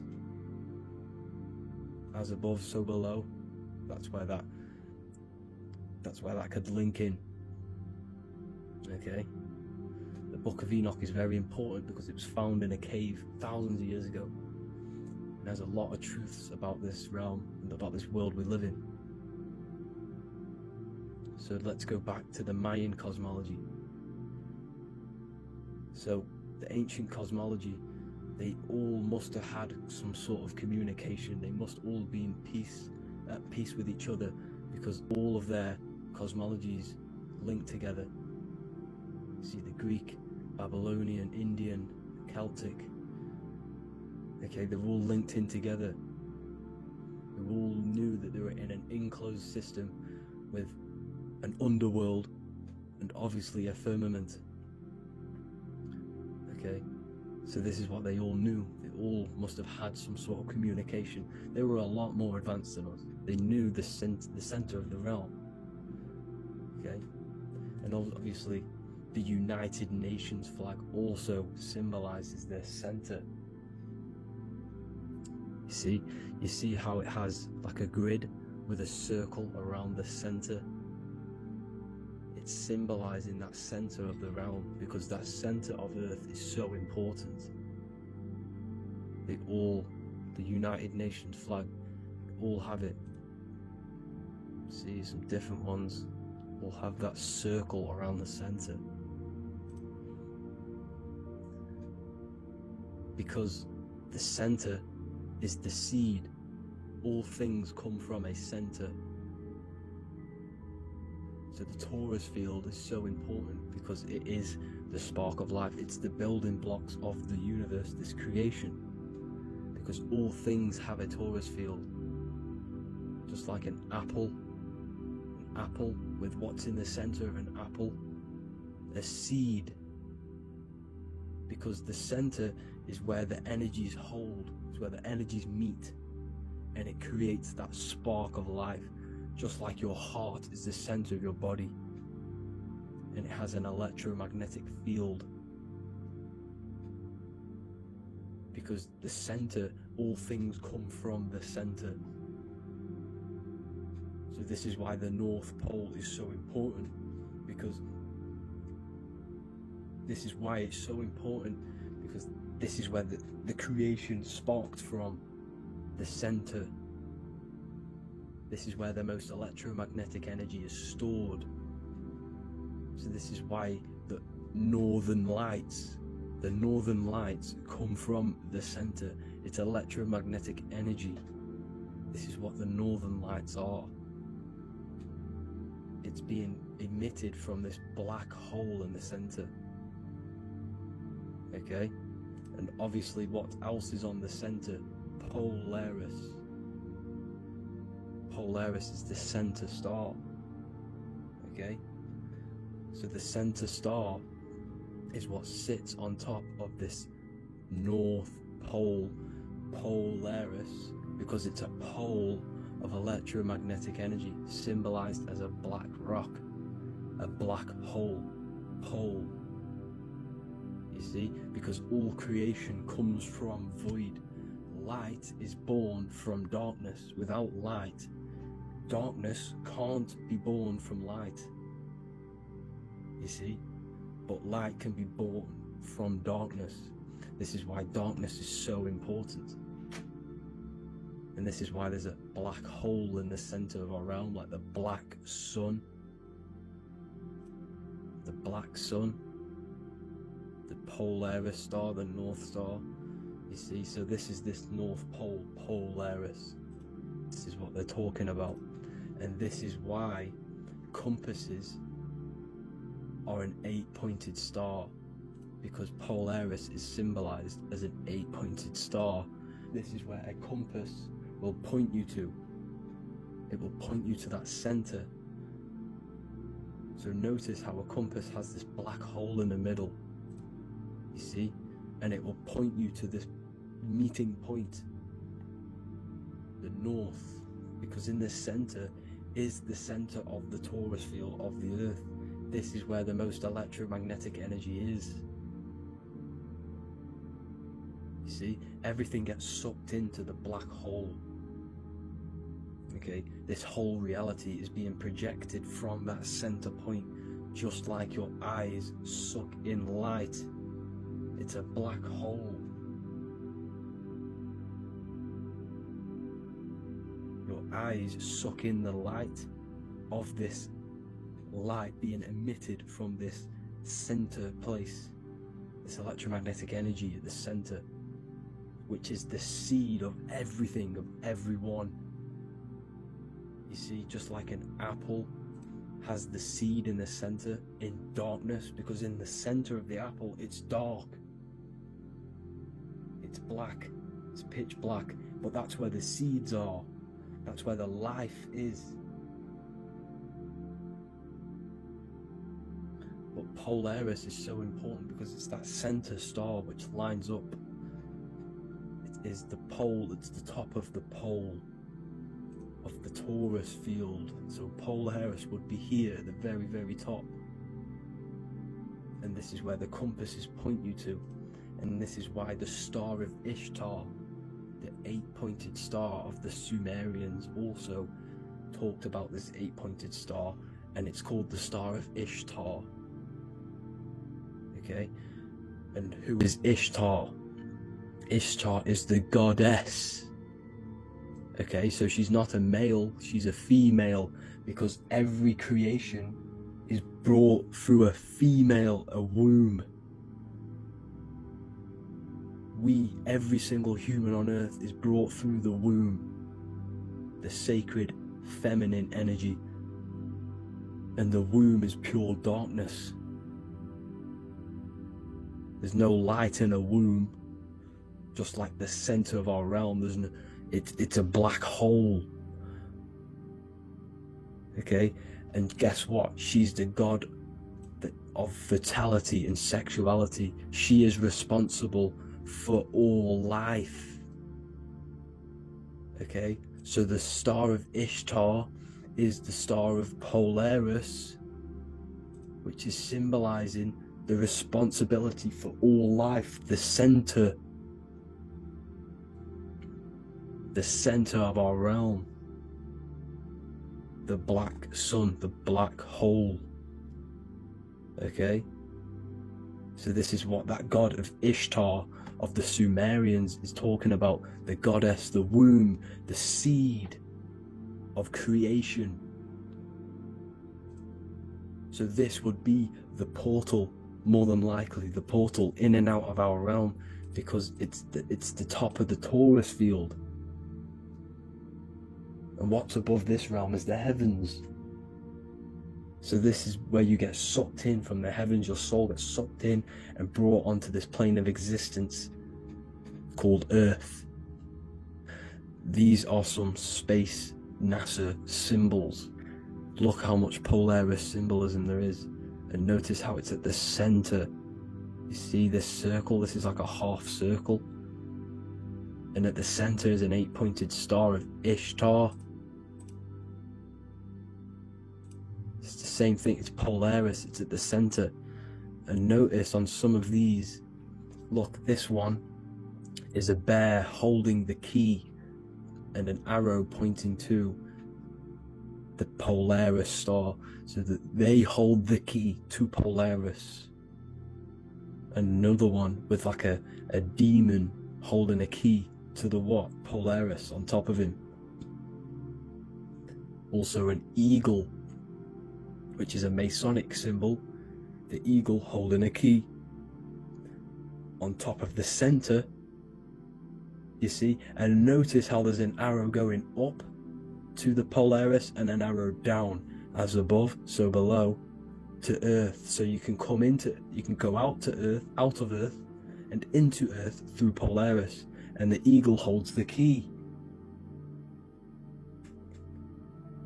You see?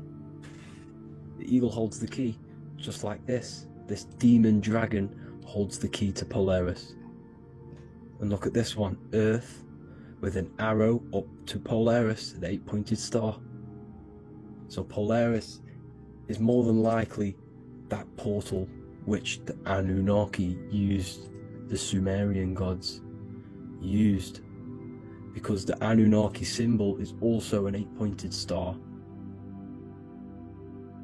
Okay? And like I said, that center is the seed of creation. The center is the black hole. Okay, just like your pineal gland is at the center of your brain. The pineal gland is at the center of your brain, and that's what connects you to that spirit realm, to the source. That's it for this video, guys. Thank you all for tuning in. I hope you all learned something today. Please leave a like, a comment, and please subscribe to the channel for more content. God bless you all. Welcome to Revival of Wisdom. Welcome people, we're back with another video. Please make sure to hit that like button, subscribe, and turn on notifications to never miss a video. The Earth is a giant torus field consisting of a positive and a negative pole. The Sun being the cathode with a positive charge and the Moon being the anode with a negative charge. This is why the Sun rules over the day, giving you lots of energy, and the Moon taking your energy from you, making you go to sleep. Now, the plane that we live on is called the plane of inertia, and at the center of this plane of inertia is the North Pole. This is where the two electromagnetical energies meet. Now, this is where the most electromagnetic energy is stored. This is why all compasses will point north, because it's the most magnetic place in this reality. So the Sun and the Moon is spinning around this center point, which is stirring the ether of this reality and making everything move in circles, meaning this is a cycle. Everything's recycling itself. It's an organic simulation. The ancients also knew about this sacred land at the center of this reality, known as the North Pole. As you can see on this map from the 1500s of the North Pole, you can see 4 islands around this center black rock. Ancient civilizations like the Mayans, the Buddhists, and ancient Chinese also depict these 4 islands. The endless symbology of these sacred lands at the center has been going on for thousands of years. These sort of secrets are now kept by the elites, but as always they have to show the truth in plain sight, and this is what they are doing with the Windows symbol and also the Wizard of Oz. Now in the Wizard of Oz, as you can see, there's something called Munchkin Land. Munchkins are these unusually short people. Then on the ancient 1500s map it says Pygmy, And then the pygmy people in mythology are also these unusually short people. Just like Santa and his elves, they come from the North Pole, and elves are these unusually short people. These stories that we are told about Santa and Munchkins are putting truth in plain sight about this sacred land. This sacred land at the center of the earth is where the aurora borealis comes from and is being emitted from this black hole in the center, also known as the black sun. The aurora borealis is the Earth's aura, hence why it has the word aura inside of it. It is the life-giving essence to all life within this realm. As this dualistic reality we live in consists of both physical and spiritual, the black sun is like our sun for the spirit. It's our spiritual umbilical cord, connecting us to the spirit realm. And the rising sun is the opposite. It's our sun for our physical 666 carbon suits, known as our human body, our physical aspect. As it states in the 40,000-year-old emerald tablets, deep in Earth's heart lies the flower, the source of the spirit. The flower of life is as thine own place of spirit, and streams through the earth as thine flows through thy form, giving off life to the earth and its children. So the North Pole is the core of this spiritual reality, and the closer you get to it, the more spiritual and lucid it becomes. So the elites have covered this up in order for us to forget the true nature of this reality. And they did this cover up by introducing the globe model. Nicholas Copernicus was around in the 1400s, and he introduced the globe model. As you can see, he is a Freemason. He depicts himself with a globe and a Masonic compass in all of his paintings and portraits. Galileo was also a Freemason, as you could see in all of his portraits, with a globe and a Masonic compass. He was also a massive part of introducing the globe model after Nicholas Copernicus. So yes, the globe model was a spiritual and political move to gain more control over the masses. After the globe model was then introduced, they introduced the theory of evolution by another Freemason, Charles Darwin. See how these two theories go hand in hand? They both degrade humanity, and they make you confused of where we actually came from. By hiding the true form of this divine creation and hiding the true power of each and every one of us, they maintain control over the masses. Now this is order out of chaos, known to be the 33rd degree slogan of Freemasonry.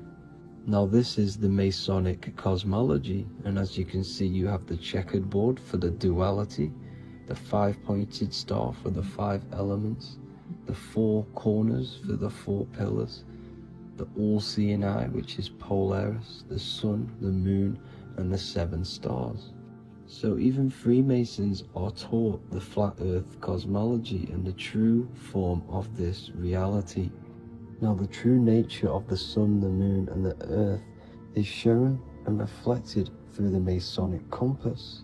The Masonic compass is the sun, the moon, Polaris at the top, and the black sun at the bottom.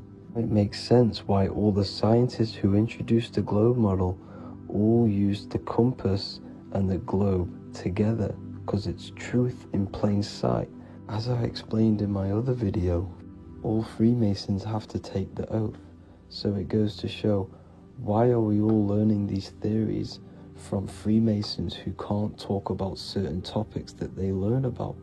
Why should we believe their theories when they're holding back the real truth about this reality? Now going on to NASA.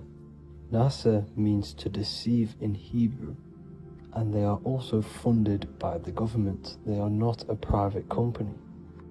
The old owner of NASA, Werner von Braun, on his grave has the Bible verse Psalms 91.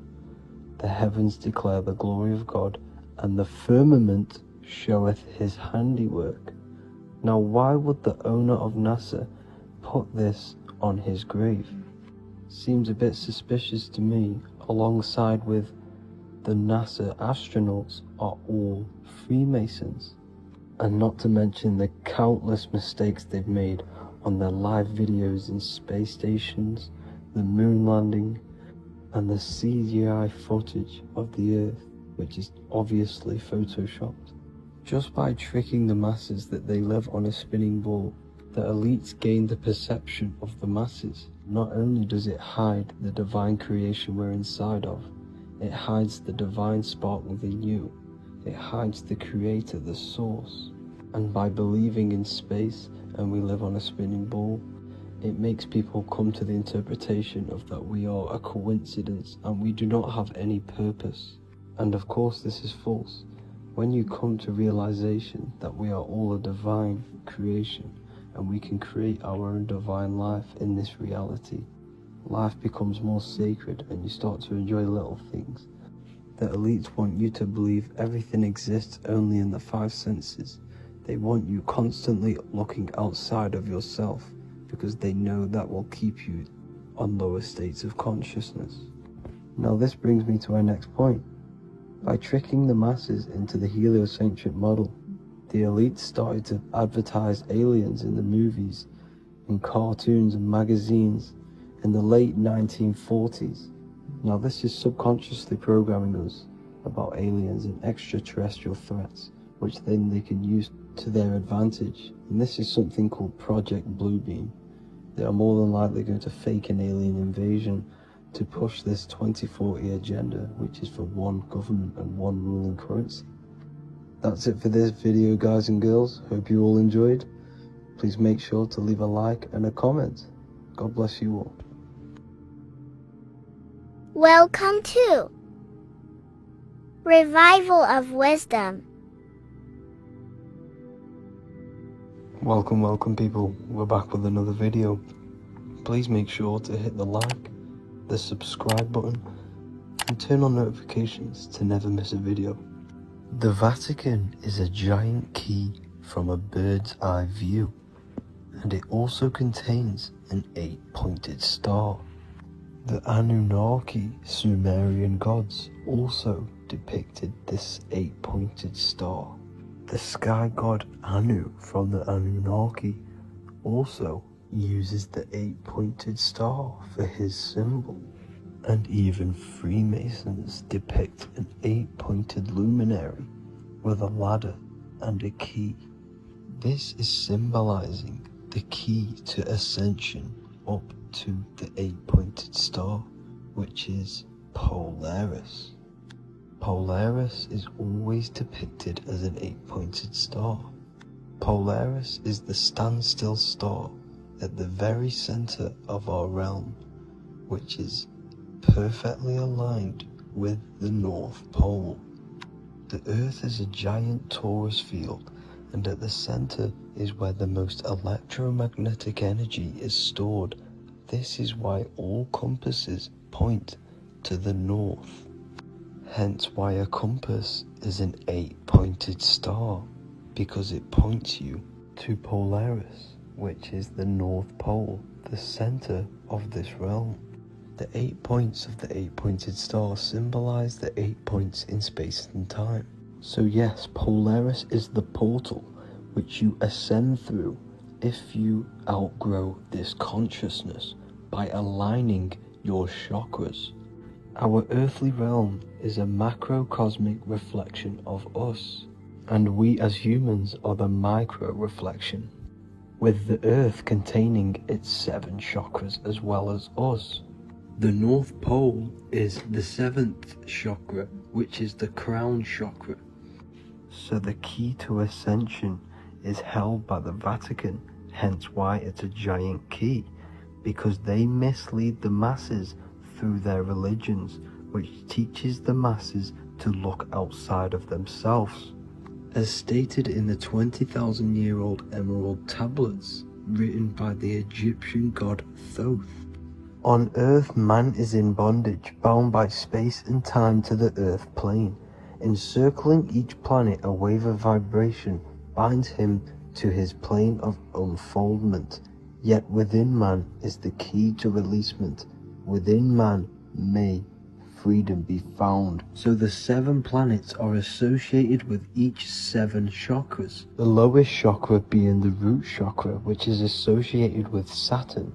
This is why the elites love Saturn and reflect it in all of their symbols, because the chakras are an ascension of spiritual principles, starting from the material and ascending up to the spiritual, the crown chakra.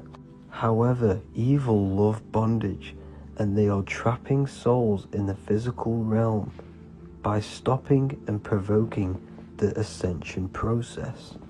They do this by abusing the energy of Saturn, and Saturn is associated with the lowest chakra. The lower 3 chakras are associated with survival mode, which keeps the consciousness in a constant state of fear and only aware of its surroundings. Once you start to ascend up your chakras, you become more consciously aware of spiritual deeds. And this is the process of returning back to your true spiritual form. Going back to Polaris and its connection to ascension, Kanye West symbolizes this on his music video 24. As you see him rise up into the sky, you see an 8-pointed shape around him, which symbolizes the 8-pointed star, as you see the beam of light. And even NASA symbolized this in their Space Delta logos, a bear holding a key with an arrow up to Polaris, the 8-pointed star. Here's another NASA logo of an arrow from the Earth to Polaris. The series Lock and Key on Netflix is all about portals and doorways, and they have the Kundalini energy as one of their keys. Kundalini energy is the energy which rises up the spine, the 33 vertebrae, and activates the third eye. The third eye is the spiritual gland, which connects humans to other spiritual realms. We are not the body. Our spirit, our soul inhabits the body. We exist physically, spiritually, and mentally. Therefore, we are multidimensional. The intellectual and spiritual inhabit the body. Therefore, this is just an avatar within this timeline. However, within each and every one of us, we all have the key to releasement, as says in the Emerald Tablets. This releasement is ascension, up until higher states of consciousness. As stated in the Emerald Tablets, man is in process of changing to forms that are not of this world. Grows he in time to the formless, a plane on a cycle above. And another one saying, man is a flame bound to a mountain, but we in our cycle shall ever be free. Know ye, O man, that when ye have progressed into the cycle that lengthen above, life itself will pass to the darkness, and only the essence of the soul shall remain. That's it for this video. I hope you all enjoyed. Please feel free to leave a like, subscribe, and comment any subjects you want me to talk about. God bless you all.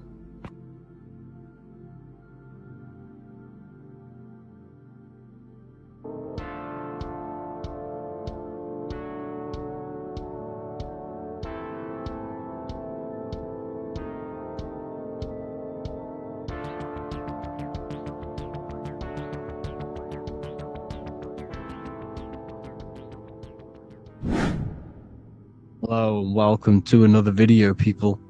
Before we start, please like, comment and subscribe if you wish to see more content. Today we're going to be talking about the mental universe and how everything is mental. This is the #1 law on the Kabbalion. If you've never read that book, it's called The Kabbalion. A very good book. It's the first law because this is the most important thing you need to understand. Is how everything exists within the mind. Behind every single one of these eyes is the same consciousness expressed in different bodies. The mind is what gives perception to what you're experiencing. Behind every single one of these eyes is the exact same consciousness, but the brain that they inhabit is giving them a different perception, a different being, a different body. Now, this is the difference between humans and animals. Humans possess a advanced consciousness, an advanced mind that gives us the ability to be aware of ourselves mentally, physically, and spiritually. We can reflect on ourselves. When a dog looks in the mirror or an animal looks in the mirror, it doesn't know what it's looking at. It doesn't realize it has a consciousness. It can't reflect on itself. It can't say, I want to improve in this area. It doesn't have that consciousness. We have a divine consciousness.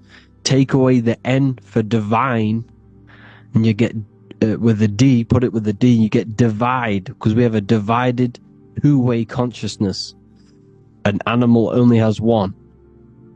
However, it's still the same mind. We're all mind. We're all mental. We all exist within the mental plane. Look at this person walking.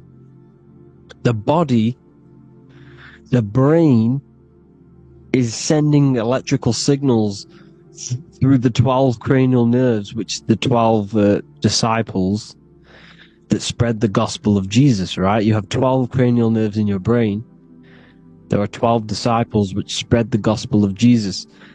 Jesus represents the mind, the intelligence, the invisible intelligence that we all are, the same intelligence, the same exact consciousness, which then sends a command into the brain. Then the brain sends these 12 electrical signals through the 12 cranial nerves to control the rest of the body through the nervous system. This person walking is not, the body is not walking.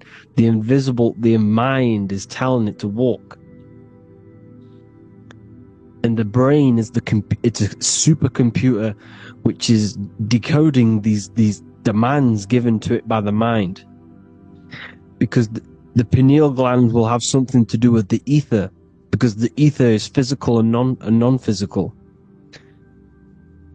The mind is sending the commands through the ether to the pineal gland, which is then getting broken down into electrical codes within the brain and sent throughout the nervous system to control the body. And this is why in the Sims simulation, because the body's the simulation, it's a false reality, it's the fake reality, it's not the real you. You are formless. There is no form, but the third dimension is a dimension within your mind. Matter, mind, light is all a product of your mind. It's all in the mind. Now, this is why The Sims has this green little diamond on top of the head. Because this is you. This is your invisible intelligence controlling the character. Okay? It's controlling the character. And this character is in the world. Your consciousness isn't in the world. The world exists within you, but the body is a vehicle for that realm that you land in. When you have a dream, your mind transcends this body into another body, duplicates your body into another unite. Unite is one. We're all one. It's all one universe, expressed in many different ways, infinitely. And the vehicle that you land in is the body to operate in that realm. This is the all-seeing eye, as you see here. The eye, this is all the intelligence. This is the ball of consciousness, God, expressed in different bodies. We're all this same one in different bodies, as you can see here. And this intelligence is expressing infinitely throughout the universe. An infinite universe. There's no beginning, no end. There was no beginning of the universe. There is no end. It's infinite. Always has and always will. But the mind is what gives you the ability to explore the universe, to make perception of it. We are God in disguise. We are God in disguise. We are God in flesh. But the body can become attached to the mind can become attached to the body if the mind is not aware of itself. When the mind is that blinded by matter, and we lack knowledge and understanding of what we truly are, a formless, infinite being, a traveler. This is why Freemasons are called Freemasons. Mason means traveler. Free. You're a free traveler because your consciousness is a traveler of the universe. When we lack understanding, our mind bounds to the body because we don't separate the body with our different layers of consciousness. When we separate them and identify that we are mind, body, emotion, you then can apply this knowledge to when you want to astral travel and explore the different realms of your mind, because the mind is the universe. People, this is what we need to understand. The mind is the universe. I am you and you are me. This is the Egyptians showing you this. The Ankh is the symbol of life. This is the one ball of consciousness, mind, giving it the Ankh life to all the different life forms. The cows, the birds, the snakes, and the big Ankh given to the humans, because the humans are the most intelligent. We have the most advanced consciousness. We have the most advanced consciousness. This is why the one is giving a big Ankh to the humans here.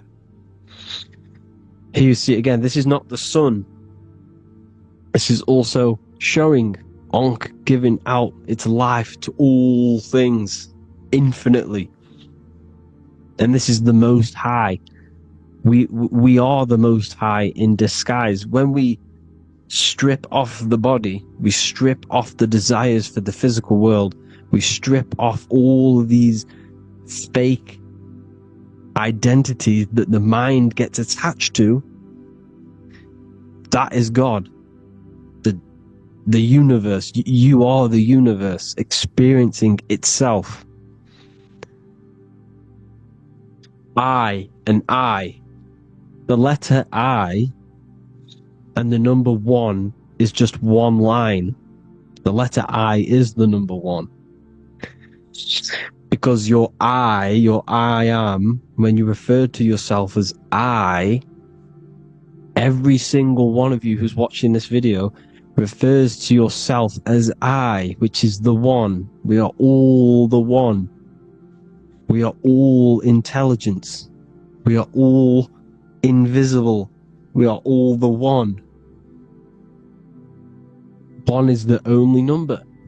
1, 2, 3. Everything goes up in ones because there is only one. Doesn't matter how far you go down the line with numbers, all of their numbers are created by 1 because there is only one. So me and you are the exact same consciousness expressed in different bodies. Mind. Cause. There is only one cause. There is only one mind. There is only one being. But because we lack understanding of this, we think we are the bodies. And this causes division, because the physical world is the most illusionary world. It's an illusion. It's all an illusion. Now, you see with the two, you look with the two eyes, but you see with the inner eye, the mind. Okay? The mind is the mental plane is a shared plane. And it gives perception to what you're looking at. The mind. I'm affecting you when I speak. Because the mental plane is shared. We all share mind. We all express mind. When I'm speaking to you, I'm affecting you because we are mind. So the words that I'm saying, which are being manifested from my mind, are being manifested through my body into vibration, is affecting you. I'm affecting you with what I'm saying. And these words are having an effect on your mind because we're all mind. This is why you need to be careful what you're listening to, music and all sorts. Because music can also create thought loops within your mind. Because the chorus, we shouldn't be listening to choruses. Choruses are loops. And what they're saying in the chorus is being looped. And this can create thought loops within your mind. Go and listen to an old song that you used to listen to about 5 years ago, 10 years ago, 20 years ago. Go and listen to an old song, and you guess what? You will get nostalgia. Why will you get nostalgia? Because that song will trigger the thoughts that you were thinking in that time of listening to that song. So songs with choruses create thought loops, and they reprogram your subconscious mind. It's important why music is very powerful. Mine and mind, same word. See, language is the truth, people. This is why I use language in all of my presentations, especially the English language. It's riddled with occult truth. I is my me. I, you, and me are I, one. We are not the name, we are I. Every single one of you is I, because we are all the one. All mind. Now, the only thing that is truly mine is my mind.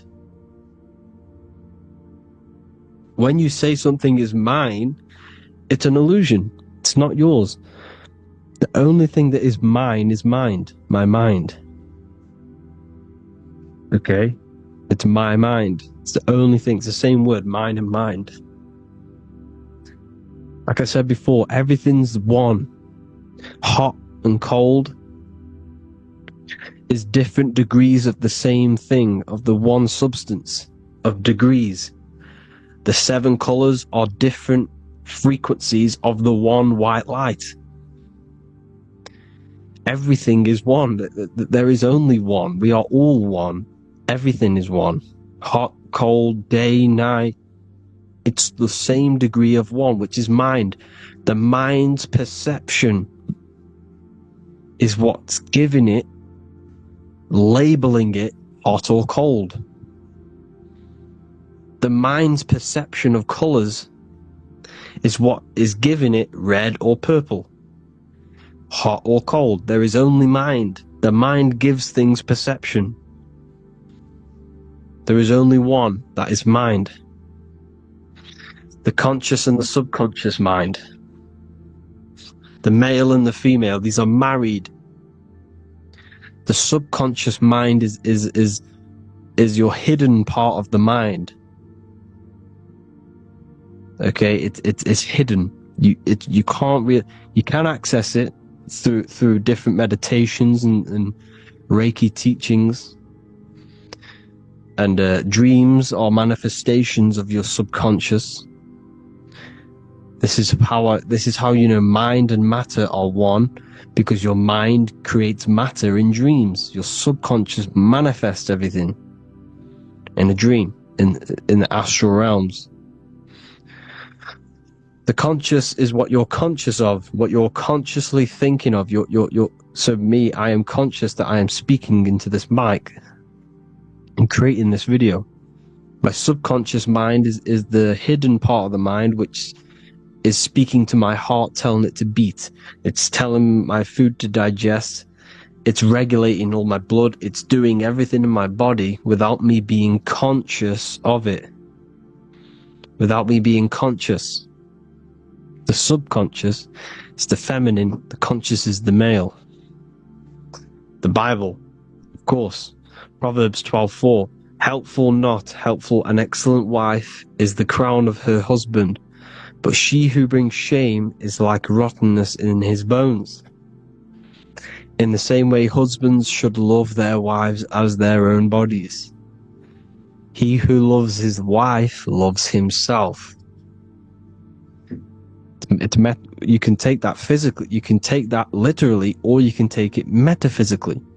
See, the Bible's written in such a way where you can take it as your level of realization. He who loves his wife loves himself. If you love your subconscious, if you love yourself, you speak good about yourself, because your subconscious takes everything literally. If you say, I hate you to someone, the subconscious does not know the difference between me and someone else. It only thinks me, me, me. Why? Because mind is the only thing that exists. You are mind, I am mind. If I say I hate you, you're saying that to yourself. Your subconscious picks that up and says, I hate myself. And that's telling your subconscious that's what you want.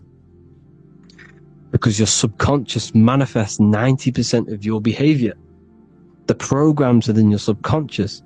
Tying your shoelace is a program. You don't need to be conscious of it. You can just do it because it's a program. It's deeply interwoven in the subconscious. Driving your car, texting on your phone. You don't have to think about what letter. You just do it because you know where the letters are. It's a program. Therefore, if you look after your subconscious, they are a married couple. It's your wife. Your subconscious is your wife. And it manifests 90% of your daily basis thought patterns, actions, behaviors, emotions, all the things that all the trauma that you've experienced is stored within your subconscious, which is affecting you. So let's say you were in a car crash 10 years ago, and you had a really traumatic event, you really hurt yourself, and you had a very, very, very strong emotion that you felt of pain. That will still affect you today. And why? Because it will manifest into your behavior. How? Well, you'll be cautious of what cars to go in and who. You'll be cautious because of that event that's stored within your subconscious, because of that feeling you felt was so painful and so strong. It's still manifesting into your behavior today. For example, you won't go in certain cars, you won't go with certain drivers. The subconscious stores everything, all your memories, the programs and everything. So, if you trick your subconscious, that's how you manifest your life. If you trick the subconscious, you already have something. And therefore it will manifest into your life, into your behavior, thoughts and actions. This is why the golden rule is to treat others like you want to be treated. Because I am you and you are me. We are all subconscious. We all have subconscious. Whatever I do to you, I do to me. Because my subconscious picks that up and thinks I'm speaking to me. Mind is very powerful. Whatever I do to you, I do to me. Treat others like you want to be treated. The golden rule. That is the only rule we need in this realm, in the universe. If everyone understood this rule and how the subconscious works and how karma works, we'd live in heaven on earth, the Garden of Eden, the golden age. As a man thinketh in his heart, so is he. Proverbs 23:7. Where your heart is, there will be your treasure. Your heart's the emotions. This is the storehouse of emotions. This is where you feel emotions. You have to let your emotions move through you, not become you. You can't let your emotions become you. But accept, be like the sky and let them pass through you. Be like the clouds and the stars passing over. Let them pass through you. Do not let them become you. And this is how emotions can take over your mind. We are driven by, when a man is driven by emotions, he has no self to control. You must control the mind, because the mind can be corrupted. Because your thoughts are electrical in the brain. Your thoughts come from the mental plane. So how the mind works is that you place your attentions on something in the mind, and infinite information just flows in. Think about it. When you think of a certain topic, as soon as you think of that topic, information comes flying into your mind. Different ideas, ping, ping, ping. It's all connected. It's why we call it a mindset, because your mind sets itself to frequencies. And when we think of something, we tap into that frequency, and just the universe, the mind, the mental plane just flows in information based on that frequency and that thought. The universe is just information. All of the information out there, nothing is new. It's all there. You just have to tap into it. You can tap into these different thoughts, and it's all there. Everything already exists within the mental plane. You don't think anything. You receive thoughts.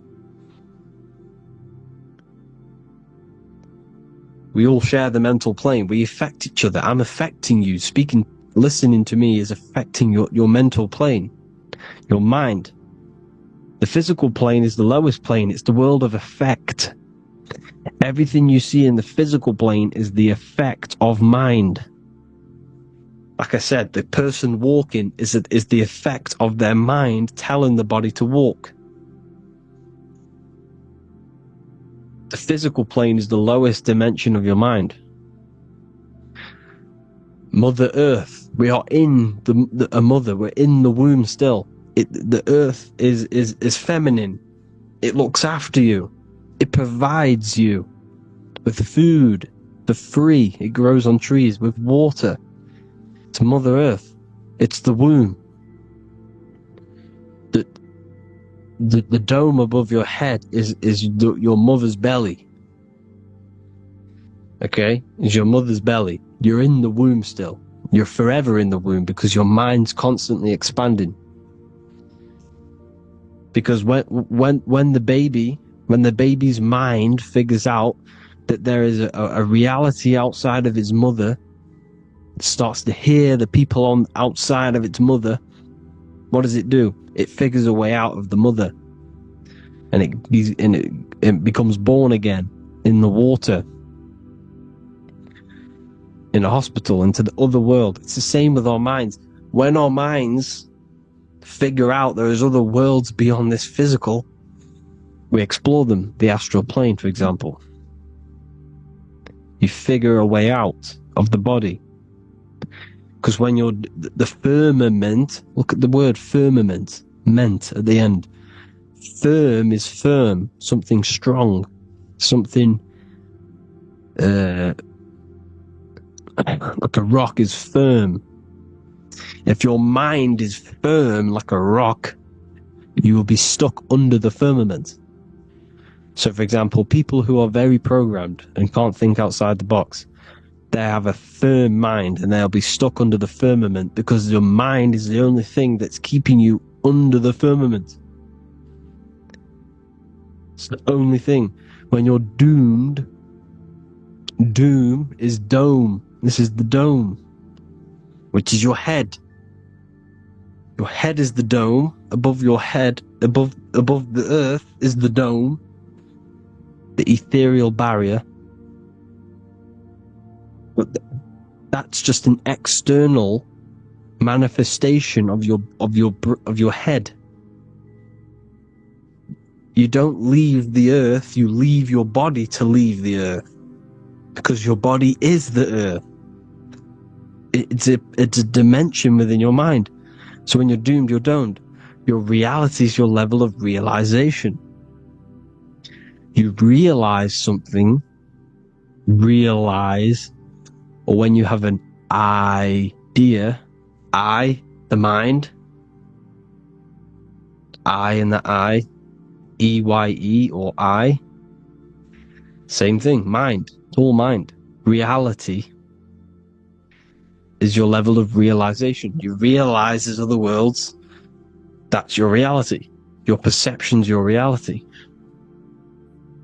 Mind in Latin is mens. Jesus was known as the fisher of men,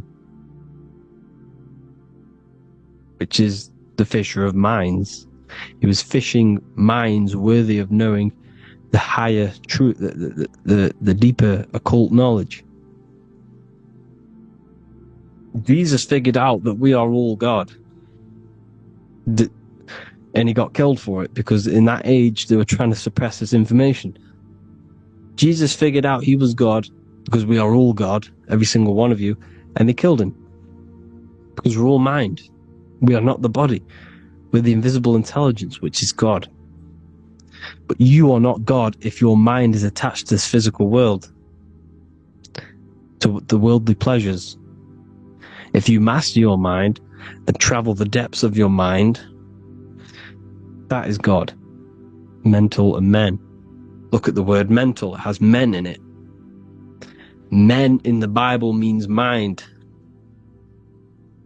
Here you see Masonic. The Masonic symbol with the eye, the mind. Looking over everything is the one. Everything comes from the one. Look at all the lines coming off it. Giving its life to all of the life forms.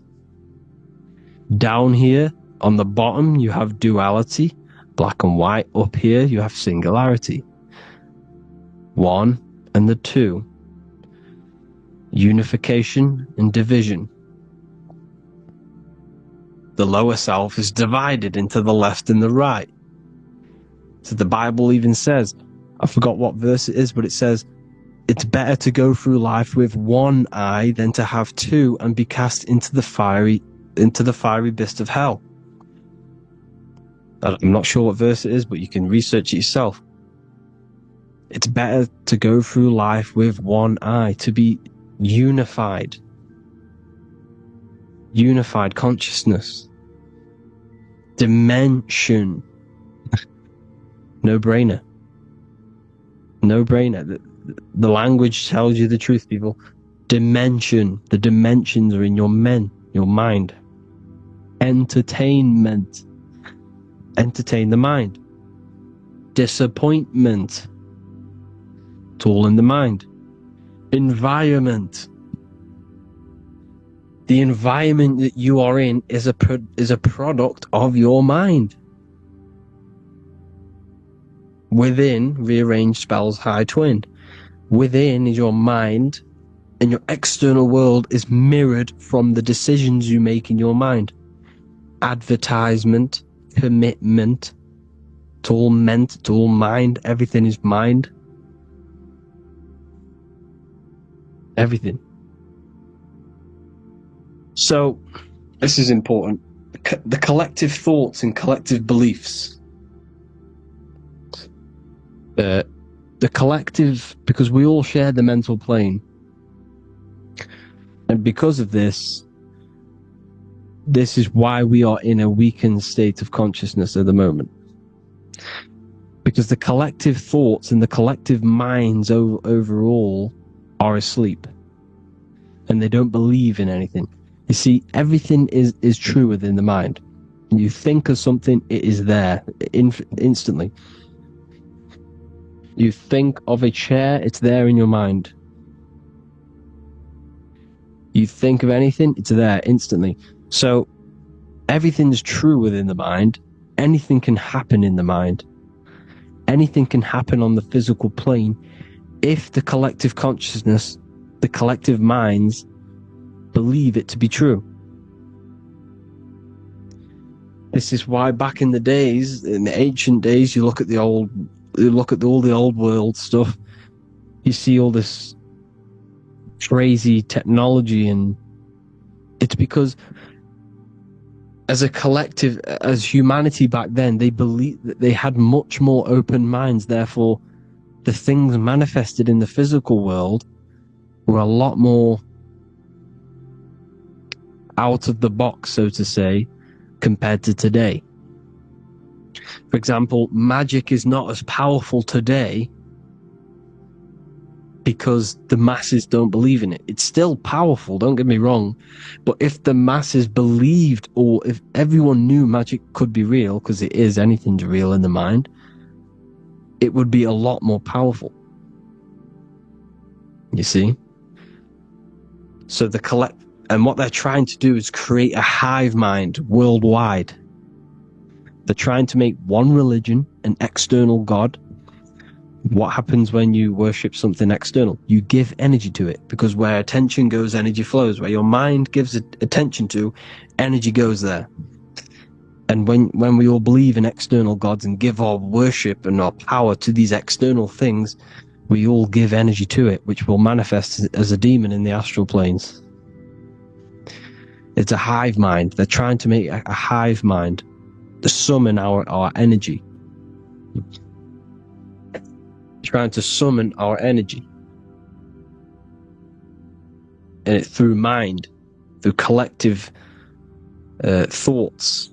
The hive mind. They want one religion, one government, one currency, one belief system.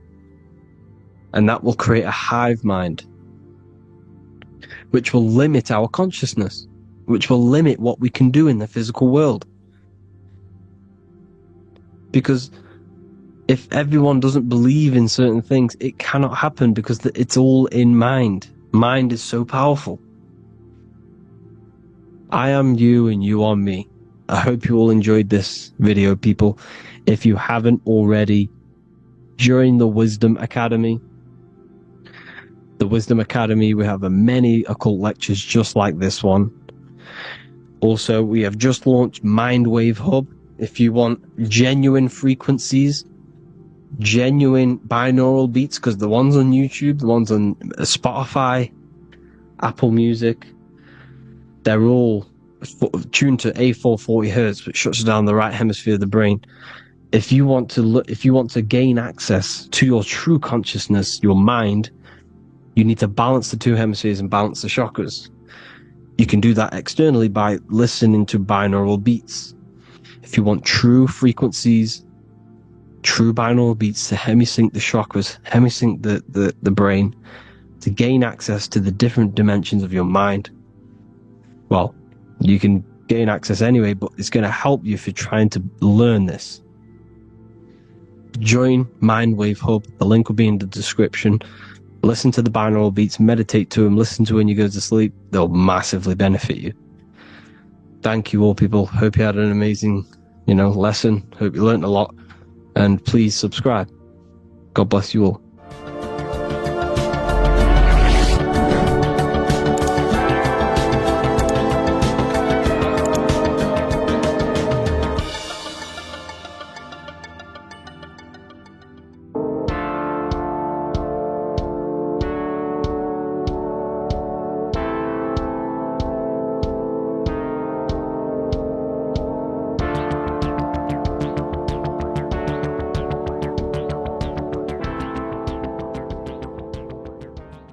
Welcome back everyone to another video. Today we're going to cover everything that you need to know about the mind, starting with the two aspects of the mind, the conscious and the subconscious. The male aspect of your mind is the conscious. This is the 10% of your mind. The conscious part of your mind is only aware of everything around you, your vision, your sight, your smell, your taste, your hearing, and your current state of emotion and thought. Every thought that you consciously think about has an emotion directly attached to it. That emotion is then impressed onto the subconscious part of the mind. The subconscious part of the mind is the female aspect of your mind. It is also a whopping 90% of your mind. Subconscious mind is controlling all of the subconscious processes which happen within your body. For example, your subconscious mind is controlling your heartbeat, your digestion of food, and all of the things that you do not have to tell the body to do. It is the hidden part of our mind which is controlling all of the hidden things. The subconscious mind is like a recording supercomputer. Everything that you have experienced in your life is all recorded and stored within the subconscious mind. One of the most important things about your subconscious mind is that it stores your mental programs. Everything in the subconscious mind manifests into behavior and actions within the body. Your daily basis routine and habits are all mental programs within your subconscious mind. These mental programs are created by mainly two ways. 1. Repetition, and 2. Emotional impact. The repetition is fairly simple to understand. The more you do something, the more it impresses onto your subconscious mind and becomes a program. That program will then manifest into your behavior. However, with the emotional programs, they work a bit different. The stronger that you feel an emotion, the stronger it is impressed onto the subconscious mind. And then that emotion becomes a program. For example, you had a very traumatic moment happen when you were a young child. The emotion that you felt was so strong in that moment that it impressed into your subconscious mind so hard that you can recall that moment like it was yesterday. That traumatic event that happened to you when you were young will still manifest into your daily basis behavior even to this day. However, it manifests subconsciously. For example, if you were in a car crash, you will be wary to enter cars with certain people. All because of that traumatic emotion that you felt and impressed onto your subconscious mind. Another example of the subconscious manifesting into our behavior is posting on Instagram. Most of the time, the reason why you post is because your subconscious mind is seeking gratification. So before you actually do something, question yourself and find out the root cause of why you are doing this. Another thing that you need to understand about the subconscious mind is that it takes everything you say and hear literally. So for example, if you go and say, "You are an idiot" to someone, your subconscious mind will only pick up the word idiot. It only knows yourself. It doesn't know anyone else. You are casting a spell on yourself just by saying that to someone else. This is why the golden rule is to treat others like you'd like to be treated. Now, you can rewrite these programs which are already in your subconscious mind. However, it does take consistency. You have to change these programs which have been running for years. And by changing these programs, you change your behavior, because these programs manifest into your behavior. The best way to do this, personally, is to listen to affirmations first thing when you wake up in the morning, and do this for 10 minutes every single morning. Then at night time, you want to think and feel that you are becoming the reality that you desire. The more that you feel this reality, the more it will become a program and impress your subconscious mind. For example, you're trying to gain financial freedom.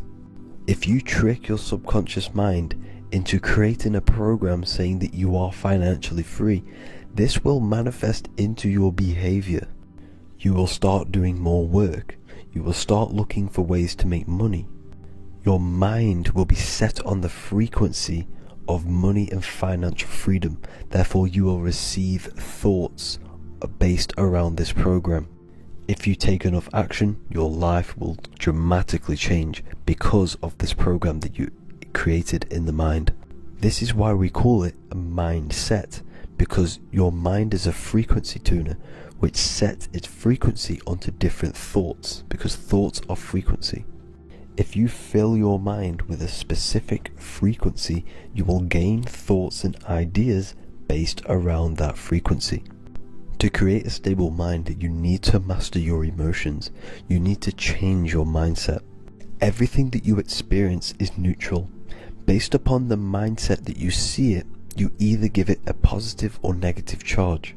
By understanding this deeply, you will then control your emotions. I hope you gained some wisdom and enjoyed this video. please, if you can, leave a comment and a like, and subscribe to the channel if you like this content. Love and light to you all.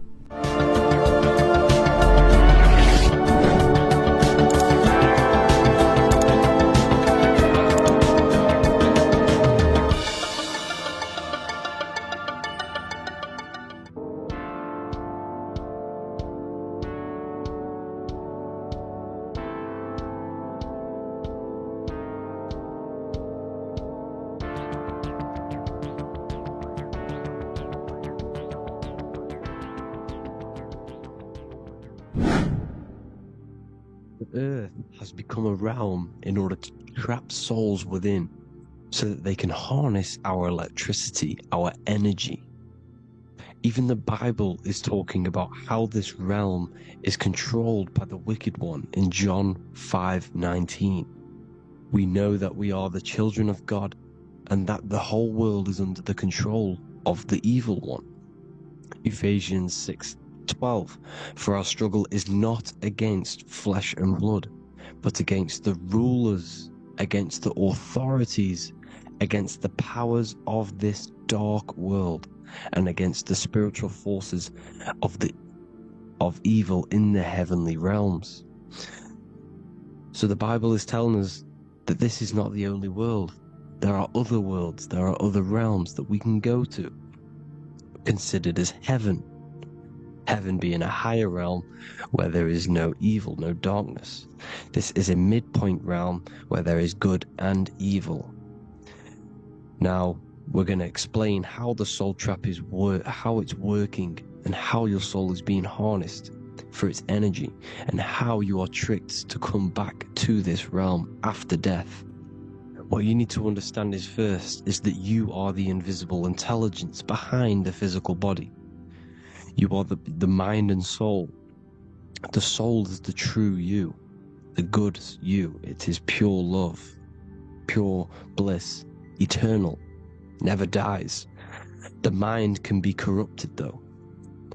The mind is the intelligence of the soul. It is invisible. It has no true form.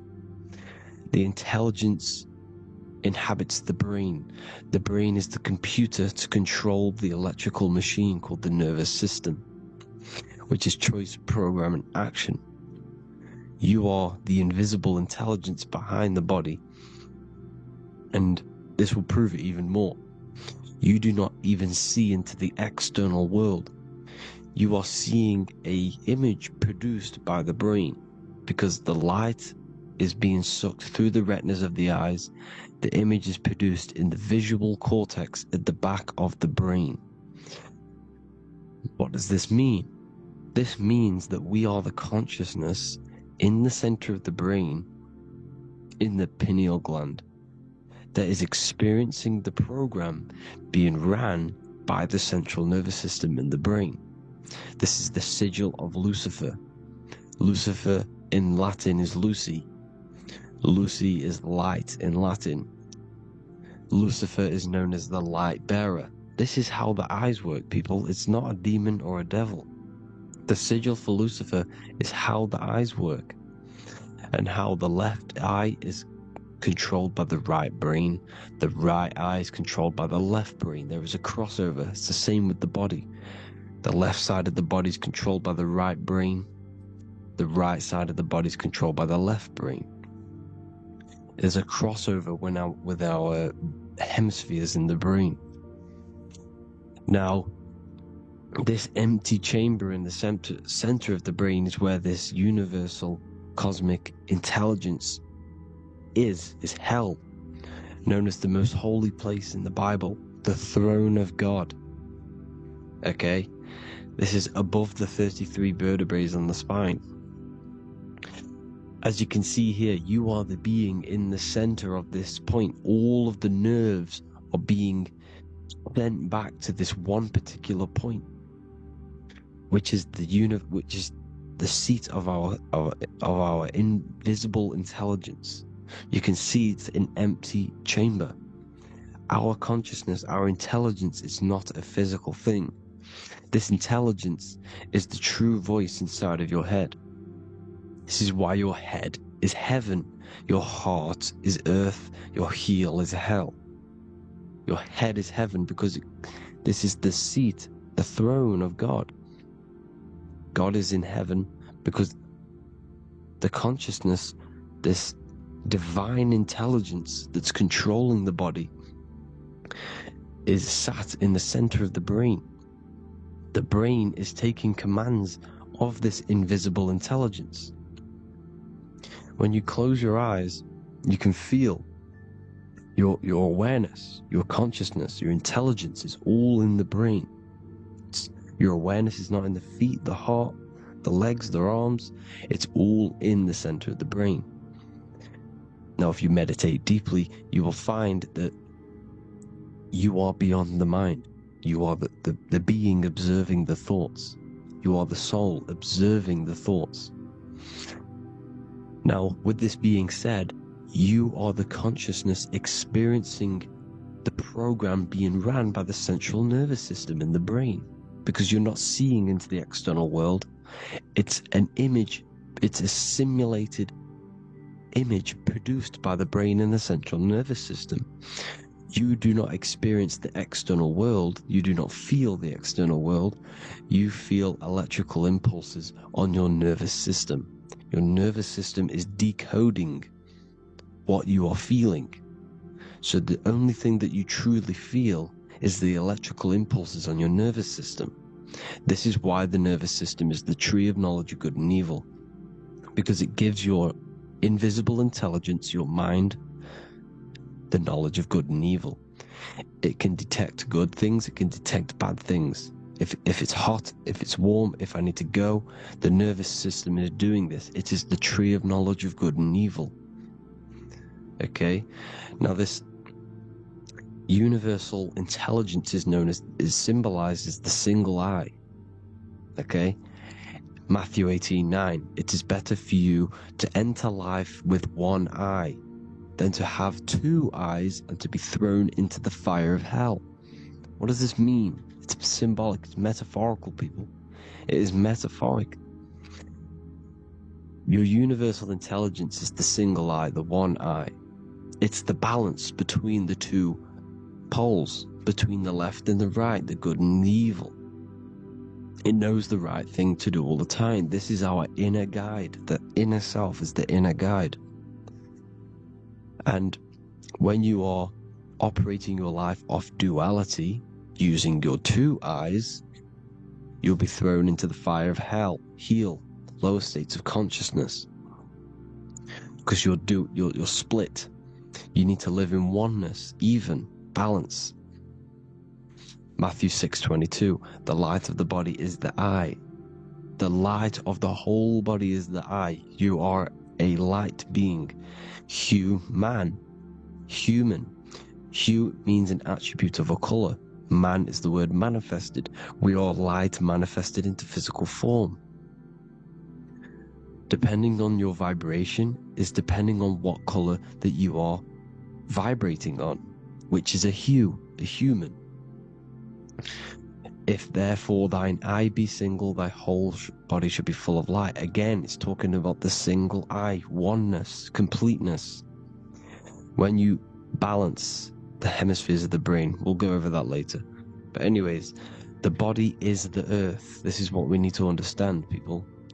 The body is running the simulation, the program that our consciousness is experiencing. So when we leave the body during death and astral projection, we leave the earth. This is how it works. The body is the vehicle for the earth, for this realm. Everything exists within our mind. You have the soul, mind, and body. The soul is the observer, the watcher, the true being. This is why she has many different heads, because the soul inhabits different bodies. This is the serpent, which means knowledge, which is the mind, wisdom. And this is the body. Soul, mind, and body. Brahma, Vishnu, Shiva. The mind is the bridge between the soul and the body. So what do I mean? When you astral project, you are using your mind to project your awareness, your observing consciousness outside of the physical body. The mind is the projector, projecting consciousness. By using your mind, you can project your consciousness outside of the body, which is known as the astral realms, which is known as walking on water.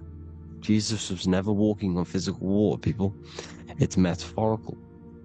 Believing the physical body. The water is the ether, which is the veil between the physical and the astral realm. It's a fluid substance. It's on either side. It's physical and astral. The ether is the fifth element that they hide from us. Why? Because they're trapping you in the physical. They are hiding all of these realms. Etheric, astral, and mental. People think their mind is their brain. It's two separate dimensions. These are completely different dimensions. The mind is way more intelligent. The mind is formless. There is no form to the mind. You can think anything you want. You can manifest anything you want within your mind. It is not a physical object. The physical realm is being controlled by the mind. Everything's being controlled by the mind. Everything exists within the mind. This is why the Egyptian says the universe is mental. So when we project our consciousness outside of the physical, we go to the astral. The ether is the water that Jesus is walking on. This is the veil between the physical and the astral world. The word together has ether within it because it joins the two worlds together, together, the astral and the physical. The word either is ether because the ether is on either side, physical and astral, physical and spiritual, physical and non-physical. In the astral realm, the mind can manifest anything we want. We incarnate to restrict our minds. This is why Saturn, if you go and watch my video on Saturn, how Saturn is this simulation, okay? Our minds can manifest anything we want in the astral plane in the click of a finger. However, when we incarnate in matter, we now have to labor for our manifestations. This is why Saturn's known as the great teacher in astrology, because he teaches you a lesson. When your mind incarnates into matter, it's teaching your mind a lesson, the knowledge of good and evil. This is why the Bible says, you shall be gods and know the knowledge of good and evil. When you incarnate here, you have to know the knowledge, you need to know the knowledge of good and evil to become a god. Okay? Now, the square is the physical plane, the triangle's the ethereal plane, the circle's the eternal plane. The circle has no beginning, no end, it's eternal. The physical plane is the square, it's limited. The square is limited. The cube is the geometric shape which gives rise to matter. Now, the term think outside the box has truth in plain sight. You have to think outside the box to project your consciousness, use your mind to project your consciousness outside of the box, the physical plane, into the astrals. The astral realm is the realm of the stars. Above us is the stars. Through the stars is the astral plane. This is why astral has the word star within it. The devil is the de-veil. When you sell your soul to the devil, quote unquote, it's metaphorical. The devil exists in the physical plane. It's the lowest state of consciousness. The de-veil, you de-veil yourself into the physical when you are the devil. The de-veil. The ethereal plane. Now, we all know what the famous symbol of the all-seeing eye, right? The all-seeing eye with the eye in the triangle. Look at the Masonic artwork showing you the triangle above in the sky. This is symbolizing the ethereal planes. The eye in the triangle symbolizes your invisible intelligence, your mind, which has the ability to see on either side. because the triangle's the ethereal plane. The eye is your consciousness, your intelligence, and this intelligence has the ability to see in the physical plane and to see in the ethereal planes, in the astral planes. This is why it's above the earth, it's above the ground, because it can see here, it can see in the heavenly realms. Now, the stars are, well, this is known as heaven, the realms of the astral planes. This is some quotes from the Emerald Tablets of Thoth. Out of the darkness ye must rise upwards, one with the light and one with the stars. Man is in process of changing to forms that are not of this world. Grows he in time to the formless, a plane on the cycle above. So there's other worlds. The Bible's telling you there's other worlds, there's other realms. Know ye must become formless before ye are one with the light, the astral light above, which shining through the stars. Not of the earth are ye, earthy, but a child of the infinite cosmic light. You are the invisible intelligence controlling the physical body. The body's not you, it's the vehicle that your soul lands in when your mind projects your consciousness into that realm. Free from the body, I flashed through the night. Unlocked at last for me was the star space. Wow, that's powerful. The star space, the astral planes. This is what it's talking about. We are all a star. We descended from the astrals, which is the star. We are all a star. Look at the ancient paintings of Jesus' birth. It's the star beaming his consciousness down into the physical plane. Here's another one. Here's some Freemasonic artwork showing you, again, the ether, that invisible intelligence, the I, manifesting itself inside of here, in the physical realm, where the people are. You see? It's the same here. This is Jesus. Here's the bird symbolizes the Holy Spirit, your invisible intelligence, descending into the waters, the ether, the ethereal, everything. The ether's the base of all physical matter. Here's Truth in Plain Sight. Mr. Bean, the famous TV program in England, in the UK. He begins the program like we all begin the program, from falling from the stars. He falls down with a beam of light. And this is Truth in Plain Sight. This is false. The aliens don't exist. They're a lie, alien. But this symbolizes the star beaming our consciousness. And when we die, this star will suck us back up. Just like this UFO is doing. It's Truth in Plain Sight. So, this is some more Freemasonic artwork. Going from duality to singularity. Sun, moon, masculine, feminine. Right hemisphere, feminine, left hemisphere, masculine. The consciousness in the center, the balance point. Here's another more Freemasonic artwork. The two pillars, left and right hemispheres, and the invisible intelligence between the left and right hemispheres, the light of the body. This is why light's coming off it. Because it's light, it's pure light. The blazing star. The stairs go from the checkered board, the duality, up to oneness, in between the sun and the moon, the masculine and the feminine. This is symbolizing going into oneness. What did the Emerald Tablet say?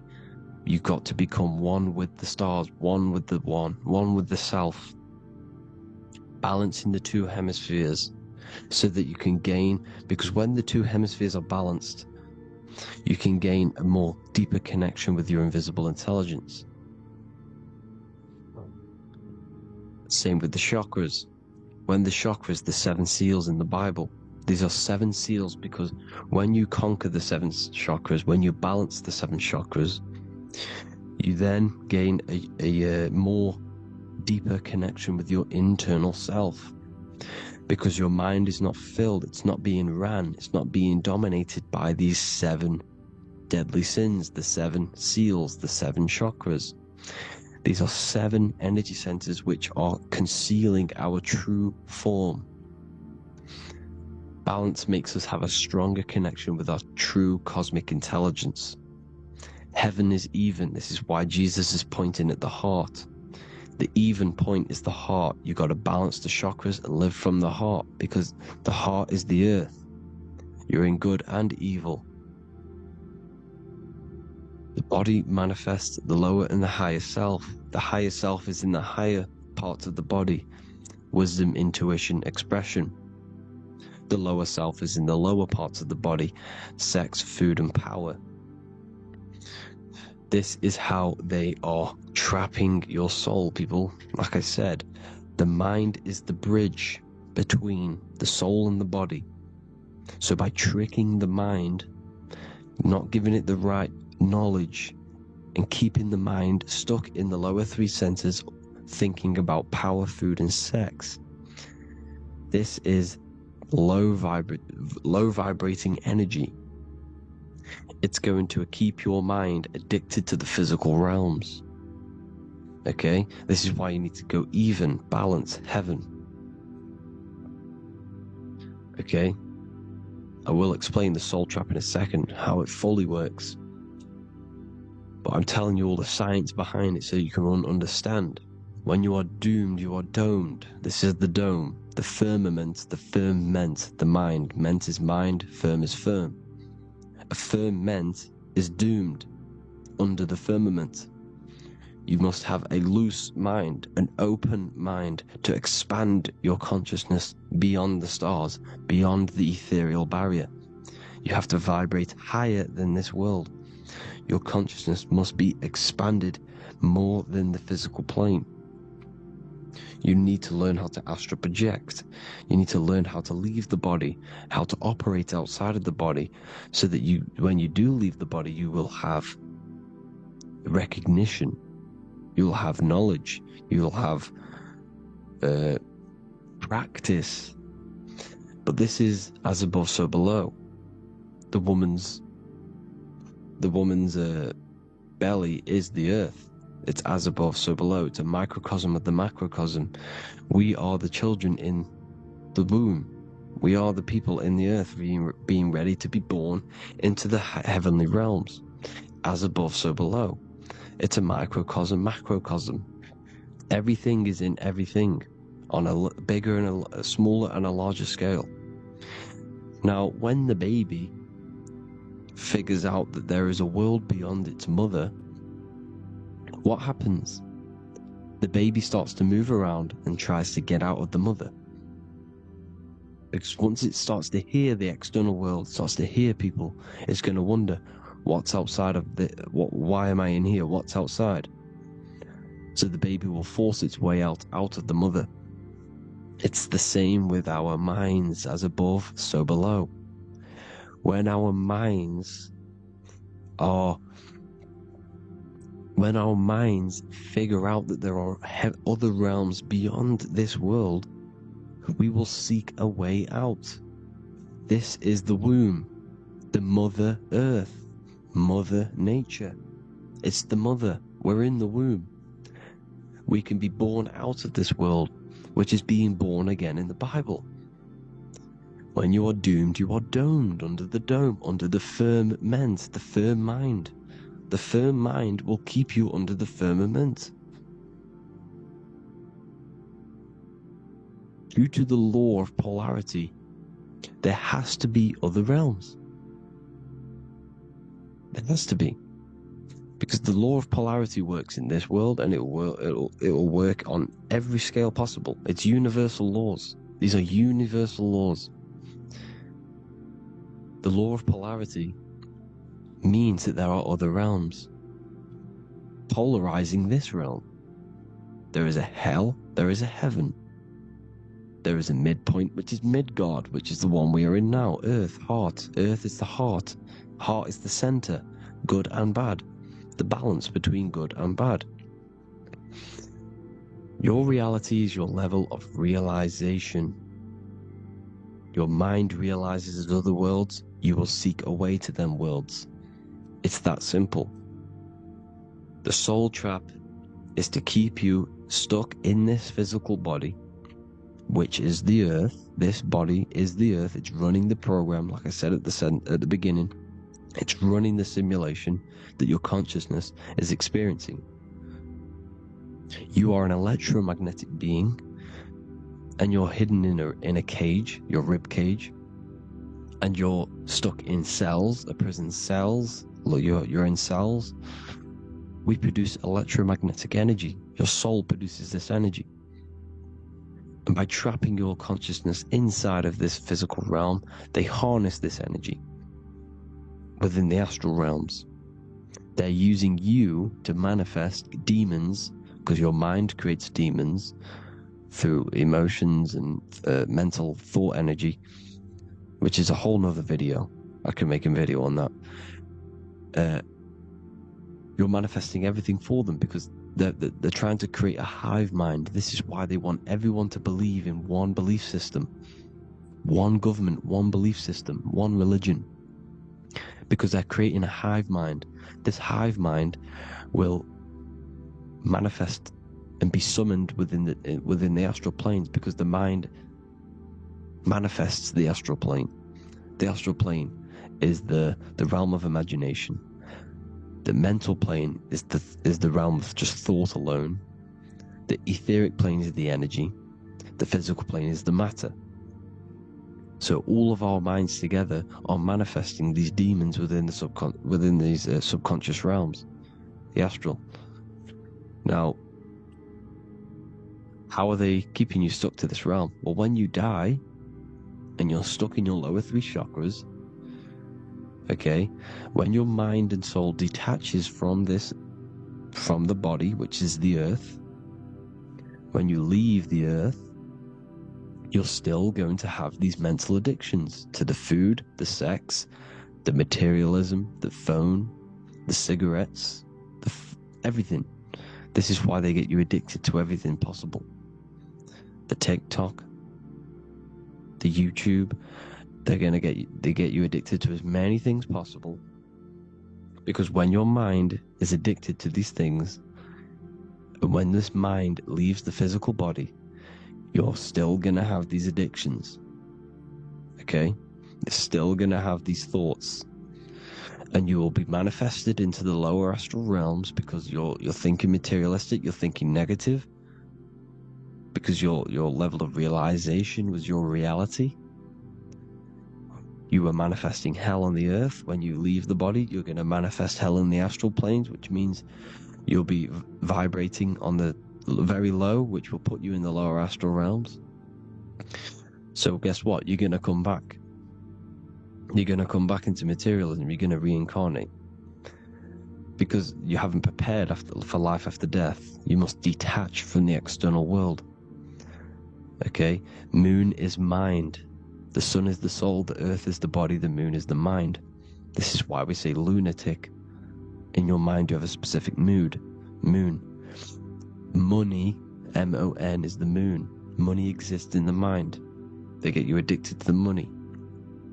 The Bible's telling you this. Do not conform to the pattern of this world, but be transformed by the renewing of your mind. It's telling you.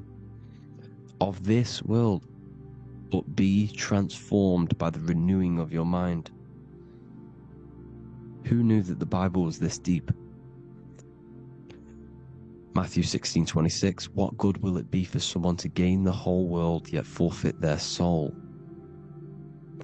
James 4:4, don't you know that friendship with this world means enmity against God? Therefore, anyone who chooses to be a friend of this world, of the world, becomes an enemy of God. John 4:4, dear children, are from God and have overcome them, because the one who is in you is greater than the one who is in the world. It's talking about the invisible intelligence. It's greater than the physical world. John 2:15, do not love this world, nor the things it offers you, because this world will create you to, if your mind has attachments to what this world offers, sex, money, and power, pretty much, you will reincarnate here. You will come back here. Because when you leave the body, your mind will still have these addictions. Do not love the world, nor the things it has to offer you. All of this is in my newly published book.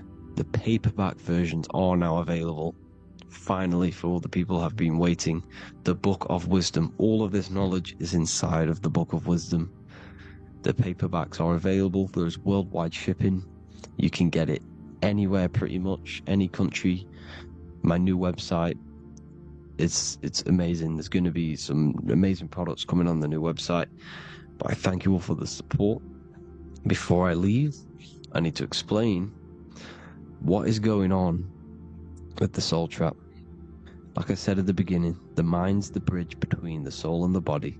The body's the realm. By tricking your mind with false knowledge, they are keeping your soul stuck to this realm. They get you addicted to all the physical things, and that is it.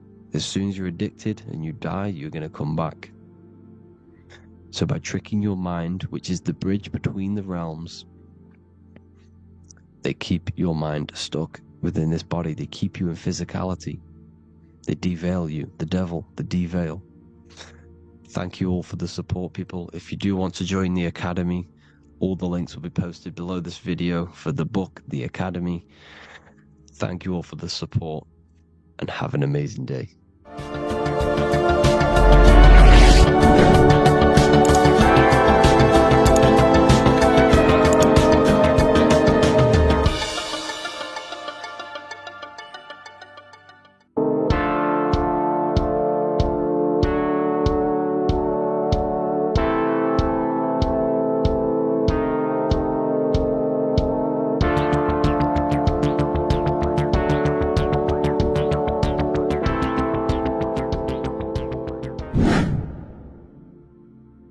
What is good, people? We're back with another video, and this is going to be talking about the connection between the micro and the macro.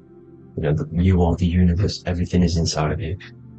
So the first thing you need to understand is that the law of mentalism, we are a thought in the creator's mind, everything's being thought into existence.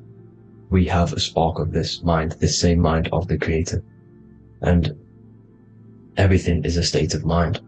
Particles or atoms, whatever you want to call them, are a mental thing. They're a product of the mind. Everything's thought into existence. Thoughts influence everything. Thoughts are energetic effects which send out waves into the quantum field around you. And your consciousness is actually the universe experiencing itself, expressing itself, and viewing itself. So we are the creator, but viewing itself in separate bodies. And this is why they call the material world the world of illusions. Because everything's separate here, but we all forget that we are all one. We've all been brainwashed to think we're all separate, but we're all one. We're all the same mind, the same consciousness, everything. So everything's created out of toroidal fields. God created the toroidal field. That's the only thing that exists because the atoms are toroidal fields. And it's the basis behind all creation. As you can see it in the owl's eyes. It creates the infinity symbol. And this was the apple. That apple is a toroidal field. And the toroidal field is made out of dielectricity, which is ether. Ether is black light, and this is counter space. This is another realm. This is what creates God to be omnipresent, to be everywhere at one place at all times. He is everywhere because ether is everywhere. And ether is infinite potential. It connects everything together, and that's what energy moves through. It moves through the ether. And that's black light. Everything is light, as it says in John 4:2, God is light. Everything's a vibrational state of light. So the torus field is made out of dielectricity, ether, black light, magnetism, which is white light, which is the center of the toroidal field. And magnetism radiates, it has no vibration.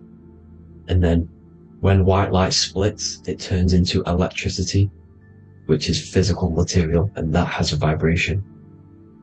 This is the Holy Trinity.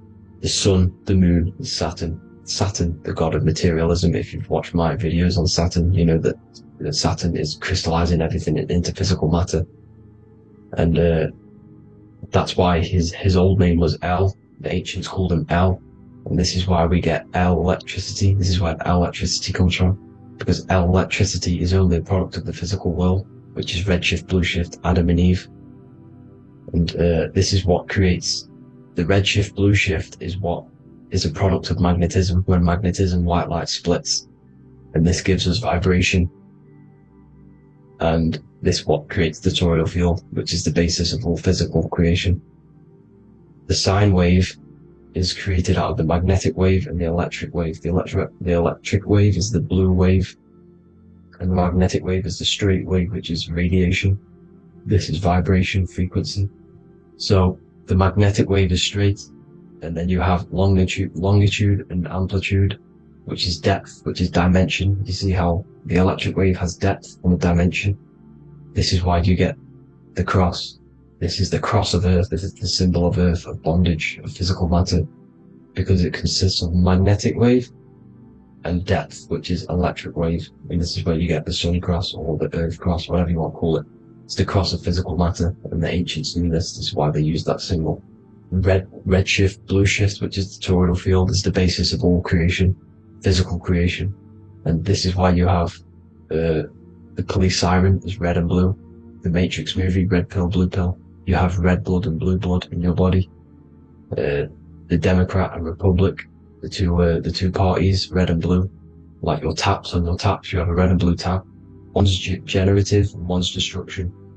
Fire, destruction, water, generative. So this is the basis of all things. And electric wave has dimension, like I've already said, depth, material, and it's measured in hertz. It's measured in hertz because it hurts you. It decays because the electric wave has a vibration, and vibration always has to go back to a standstill point. This wave cannot go forever, but the magnetic wave will go forever. It's radiation. Magnetic is radiation. It radiates forever. It pulses. But the electric wave will at some point come back to a standstill point, and that's why it hurts. It decays. That's why our physical body decays, because we contain of electricity. This body is an electric body, and it will return back to stillness like a guitar string. If you vibrate a guitar string, you pull it, it will vibrate, make a sound, and then go back to a standstill point. It's the exact same with every single toroidal field within the body. It will decay, and this is why our bodies decay, and everything in creation decays. So we're born into sin. The sin of Eve. The sin of Eve is us biting into the tree of knowledge of good and evil, which is the systems in the body. And the sin of Eve is biting into the sine wave. We bit into the sine wave. The sun moves in a sine wave. Our DNA is a sine wave. Time is a sine wave. Everything in this creation is a sine wave. This is why the dollar bill is a sine wave. Magnetism and electric waves in one. And this is the sun doing its sine wave, which creates, when you go bowling, it kind of creates that pin that you hit over. That's the pin of the sun. The zodiac sign is a sine wave, because the zodiac sign is an expression of the toroidal field, because magnetism unfolds into 12ness. And that's why you have 12 zodiac signs, 12 systems in your body, 12 cranial nerves in your head, in your brain. So if you can imagine this, see where my pointer is. Always starts with Aries. Aries is the head. It's the first thing that's created in the womb. And this is Aries, the ram, and this is why it's called a cerebrum in your brain, which is the first thing that creates when you're in the womb. And what's the element of Aries is fire. Fire is the first element, F-I-R, first, because it's the first thing on the wheel, the first expression of energy. As you can see here, my pointer, this is the center of the toroidal field. It would go Aries, Virgo, Capricorn, Pisces, Scorpio, Cancer. Then we'll go back to Libra. Libra would be center. But you see how the toroidal field is the expression of the 12 energies. That's what the constellations are, the energy expressions of the toroidal field.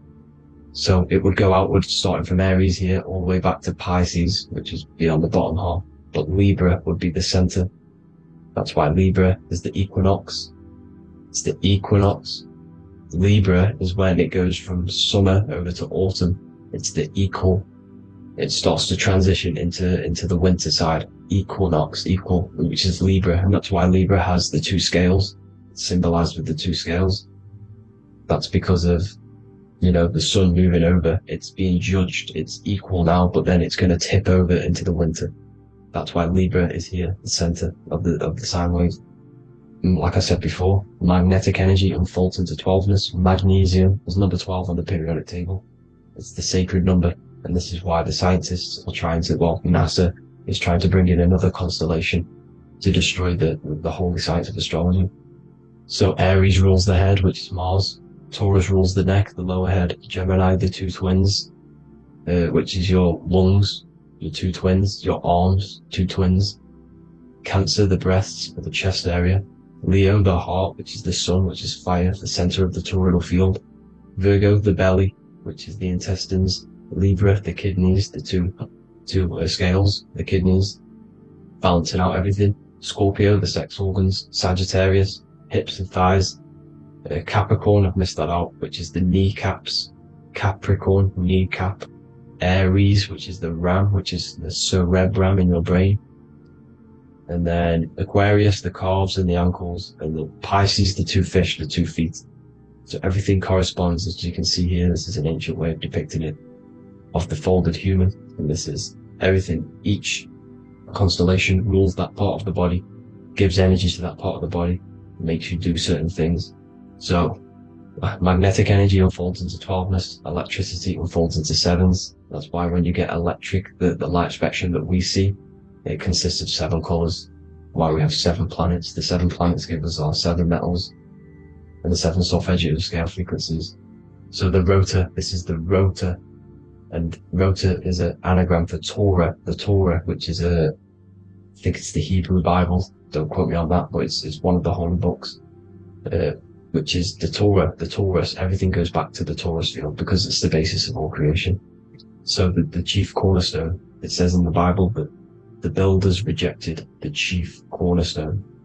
The chief cornerstone, you are the builder. You decided to incarnate into the physical world, into the electric world, the world of Saturn. When you are created in the womb, it takes you 9 months for you to be created. So for example, if you went into the womb here, it'd take you 9 months. So let's say you're born in Scorpio. So you'd go back 9 months, 1, 2, 3, 4, 5, 6, 7, 8, 9. You consist of all of these 9 energies because it takes 9 months or however long you took to be born. Some people are born earlier. You'd have to find out how many months you were in the womb for. But you consist of these 9 energies, and each constellation has a cell salt associated with it. And these cell salts are vital for your health. And your cells are the optimal health of your body. So the chief cornerstone that you rejected is these 3 cell salts, these 3 constellations. So you're mineral deficient in these 3 constellations. For example, fluoride, magnesium, phosphate, and potassium sulfate. So that's the chief cornerstone. And a cornerstone, people always get it rejected with the cornerstone. The cornerstone is not, it doesn't say the cornerstone in the Bible, it says the chief cornerstone. The cornerstone is a cornerstone of a building, but a chief cornerstone is the top of the pyramid. This is where we get the pyramid of the wheel. So you're mineral deficient in whatever 3 zodiac signs you're not. You were not in the womb for. This is the chief cornerstone you rejected. So the human body is the micro. It is the universe in a physical form. It consists of everything in the universe. Just like your consciousness is the universe, watching itself, experiencing itself. Your body is the whole universe. 12 systems in the body, 12 zodiac signs, 7 chakras are the 7 planets. The Holy Trinity of you is your Temple of Solomon, the soul and the mind, the sun and the moon. Everything is in you. You consist of everything, all the energies, everything. Heaven and hell. Heaven and hell is a mind state. It's a state of the mind. Head, H-E-A, which is heaven, and the heel, the bottom of your foot, is hell. And the bottom of your foot is the soul. So they're basically saying, large wordplay, they're saying that your soul is in hell because, with the elites being in control. So they call the bottom of your foot the soul, trying to say that you're in hell. The Christ is in you. And this Christ is Greek for Christos. And Christos is Greek for the oil. And this oil is produced in the cerebrum, the areas, the ram, the cerebrum, pineal. It goes down the pineal, the pineal and the pituitary are underneath the cerebrum. Goes down the pingala and the ida. The pingala being the positive charge connected to the pineal gland, pin, and the ida connected to the pituitary. And this is the two serpents going down the spinal column. And this is why Jesus goes from Nazareth to Bethlehem, and then Joseph and Mary are waiting for Jesus in Nazareth. Joseph and Mary are the pineal and the pituitary gland waiting for Jesus to come back up the River Jordan, or spinal column. So this is the oil. This is the story of Santa as well. Santa comes from the North Pole. Why? Because the North Pole of the Earth is the center of the toroidal field, and the North Pole of you is your spinal column, which is the North Pole of the toroidal field. The North Pole, he comes from the North Pole. This is the North Pole. This is the South Pole of the toroidal field. Comes from the North Pole, which is your mind. And he goes down the chimney and then back up the chimney. This is the chimney. And he drops off the present, which is the Christos, the oil. And this is why Jesus is crucified at 33, because he crosses over the vagus nerve at the top of your spine. When this oil comes back up the 33 vertebrae, these are your vertebrae here. When it goes up the 33 vertebrae, it gets crucified at 33 because it crosses the vagus nerve, and he's crucified on the cross at 33. This is the story behind Jesus and Santa. The Ark of the Covenant in the Bible is the two hemispheres which cover the vital parts of your mind, the brain side, which is the cerebrum, the pineal, the pituitary, etc. So the two hemispheres are the two angels, the Ark of the Covenant. This is the Ark of the Covenant covering the two vital parts of your brain. So these are the optic thalamus is another part, and it protects the Christ oil, which is inside at the center of the brain. See, the Bible is all a massive metaphor about yourself, because you are the universe. You are a microcosm of the universe. Your consciousness has experienced itself, and the universe experiencing, and your body is the whole universe. Your head's heaven. So Moses crosses the Red Sea. These are the two hemispheres of your brain. This is the corpus callosum, the Red Sea. So he's pretty much saying that he's uniting the two hemispheres of your brain, because most people in this generation are stuck in the left brain, which is just logic, reasoning, science and maths, writing. And this is what school teaches you to do. It keeps you stuck in your left brain. And you want to cross over to you want to cross the Red Sea, which is the corpus callosum, to the right brain, which is awareness, art awareness, creativity, imagination, intuition, insight. Using the higher mind, creativity, imagination. If you don't have intuition, then you can't read energy, you can't pick up on bad things. This is what Moses is symbolizing by crossing the Red Sea. And it's also the upper room where Jesus met the 12 disciples. 12 disciples are the 12 cranial nerves in your brain.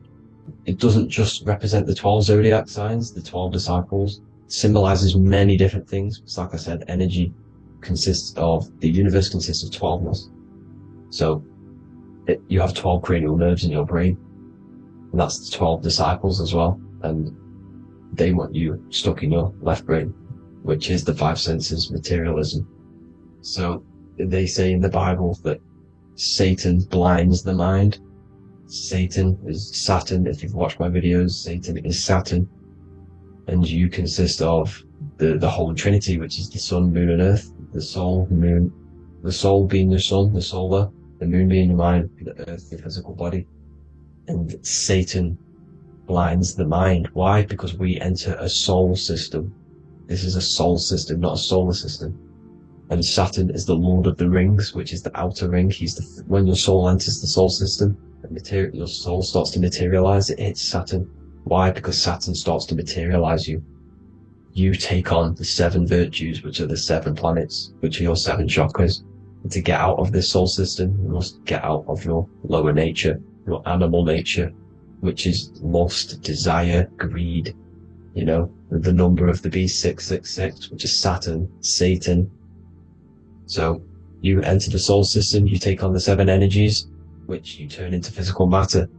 And this is your descension from heaven to, say, hell. And then you must raise back up from matter to spirit. They say Satan blinds the mind. Why? Because your mind gets materialized. Your soul and mind get materialized. And when you get materialized, it's an intense experience. You lose the divinity within you. You forget the divinity. So Satan, which is the first planet, first energy you take on, the material body, he blinds the mind. He makes you forget everything, your divinity. Then you must remember, ascend up Jacob's ladder, the 33 vertebrae, to heaven. And this is a microcosm of the macro, because you will ascend back up to heaven if you do this, when you leave your physical body, when your body decays. So when it talks about in the Bible, completely destroy them, the Hittites, the Amorites, the Canaanites, all the ites, this is what God says to the Israelites. It says completely destroy them. It's basically symbolizing saying destroy your lower nature. The Canaanites, cannibals. We're under a Canaanite system now, which is cannibalism.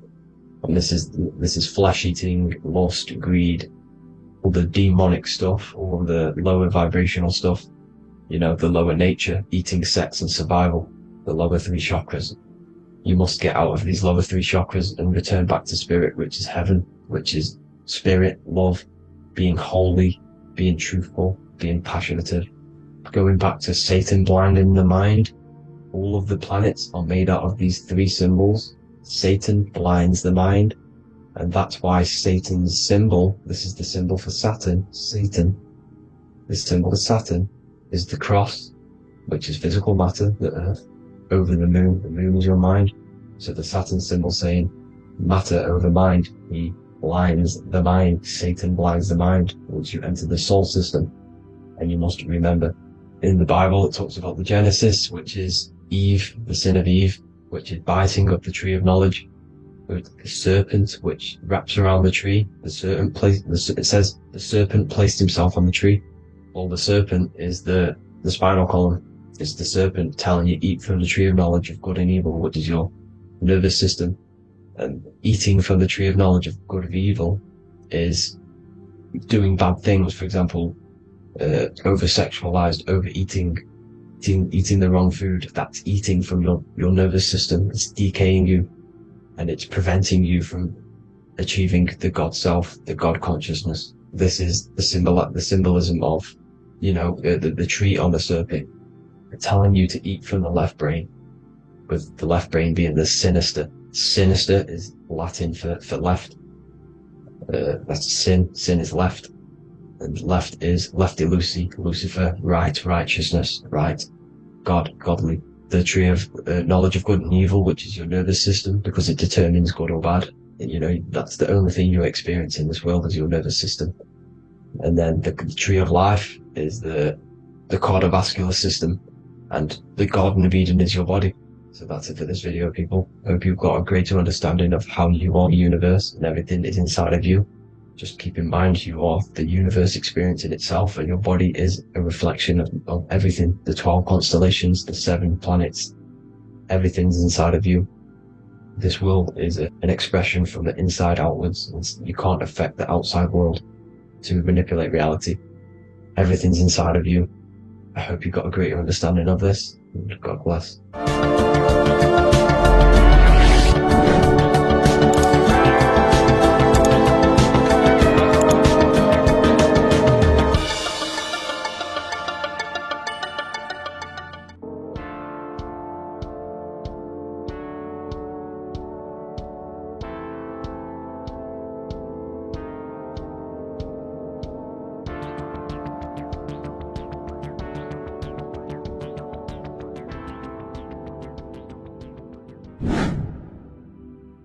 How are we all doing, people? It's Revival of Wisdom from the Wisdom Academy. Today we're going to be breaking down God, consciousness, and the higher and the lower self, and how to overcome the lower self. Now, the first thing you need to understand is that you are the invisible intelligence within the brain, within the body. This invisible intelligence is known as the mind. But you are not the mind, you are the observer of the mind, which is the soul, the invisible entity. The mind is your intellect, your intelligence. Now, the mind is it's hard to put this in words, but the mind is something that gives you the ability to explore the universe. And this inner self is the I am. It's the quiet, the inner self, the voice you see in you hear in your head. This is why within spells high twin, inside, internal. The I is also the number one, which is one line. Because the one and only, is the inner self, which is the I am. This is why you say, my name is Harry. You are not Harry, you are the I, the inner self, the intelligence. Okay, this is why Jesus in French is I am. You look with the two eyes and you see with the inner eye. I and I, the same thing. Okay, because the I inside is what gives you the perception of what you're looking at. So when someone's trying to explain something and then you catch on saying, I see now, it's because you're seeing with your inner eye, the one that gives you perception, gives you intelligence, gives you the ability to understand things. This is the internal I, the invisible self, which the physical body is nowhere near as complicated as this inner self. It's in infinite potential. God, G-O-D, generator, operator, destroyer, soul, mind, and body. Brahma, Vishnu, Shiva, the Father, the Holy Spirit, and the Son. They're all... the reason why you see God is always a triad is because it represents yourself. Your invisible intelligence is God. Me and you are the same invisible intelligence. We are the invisible intelligence experiencing the program being ran by the central nervous system and the brain. I always say this in my videos, but I have to, in order for you to understand the things that I'm going to say later on in the video, you need to understand this concept, is that you are the consciousness experiencing the nervous system, the tree of knowledge of good and evil, which is you here. You would be in this invisible intelligence right here in the center of the brain. Now, this is why the ancient Christians show God is in the brain. This is the brain stem. This is the brain. This is also the brain stem and the brain. The brain stem and the brain. It's all depictions of the brain, because the brain's the computer, the electromagnetic computer, which decodes the demands created by the invisible intelligence, the I, the inner self, you, your true self. The person moving, if you observe what someone moving, this is going to sound, but if you observe someone walking, it's not the body. The body is moving, but the thing telling it to move is the invisible intelligence. Before you kick a football, a decision is made within your invisible intelligence, your mind. And this consciousness, this invisible intelligence, is either stuck between the lower self and the higher self. Okay? When the invisible intelligence, meaning the true self, identifies itself with the physical body, it will trap its mind within physicality. This consciousness that we have is either operating in the lower self or the higher self. It's either feeding the material body or it's feeding the spirit. Okay? But because we are physical and spiritual, we need to be even. We don't want to be meditating all day long, because we do have a physical body as well whilst we are here. We are playing a game in physical matter. Okay? Now, the reason that you incarnated here is to learn a lesson, because the mind can manifest anything it wants within the astral planes, within the world of imagination. It can manifest anything it likes, but it incarnates into matter, into this game, so we can understand Labor, because anything in matter you have to labor to manifest. But in the astral, you can manifest at the click of a finger. You come here to learn the knowledge of good and evil. And your consciousness, I came out a bit off topic there, but your consciousness is experiencing the lower or higher self. The lower self is manifested in the lower parts of the body. Sex, food, and power, the lower three energy centers. These centers are like mini brains. You are literally thinking with these centers. And when your mind is stuck within these lower centers, you'll think, have you ever heard the term of thinking with your penis, or thinking with your, you know what, as a man? Even females maybe, but mainly this is a boy saying, you're thinking with your penis. This is a truth, it's truth in plain sight. You think with these energy centers. When you're living off the lower three centers, all you care about is sex, food, and power. Eating, sleeping, and greed. Power's kind of like greed. Now, when we move up to the higher parts of the body, when we live our life within the higher parts of the body, this is considered heaven. Love, expression, intuition, and wisdom. This is what we need to be aiming to do, moving out of the lower half of the body and living our life within the higher self, the higher parts of the body, thinking with the higher energy centers, thinking with love, expression, intuition, and wisdom, spreading love, expression, intuition, and wisdom to others. Heaven is even. This is why Jesus is pointing at the heart chakra, always pointing at the heart. Earth rearranged his heart, because in earth you're manifested as a physical being. You're in the heart, good and bad. You need to be balanced between the good and bad. Because love can be a demon too. That's a whole nother video, but love can be a demon. Now the seven chakras are known as the seven seals in the Bible. When the Lamb opened the seventh seal, there was silence in the heaven for about half an hour. This is a verse from the Bible. The Lamb is Aries, which is the higher brain, the cerebrum, Ram, Aries. Because when the Ram opens the seven seals, you enter the kingdom of heaven. Because these chakras seal your invisible intelligence. They seal your true self. You are behind these seven seals. Your true invisible self. Your true consciousness. Because behind these seven seals, you do not think about anything materialistic. Your intelligence is not material. It's not physical. It's not from the physical world. It does not desire the physical world. The body is the beast. The body's the animal, the lower self, which can corrupt our intelligence. It can corrupt the intelligence. Okay? Now, we need to balance these chakras so that we gain a deeper connection between this intelligence and the brain.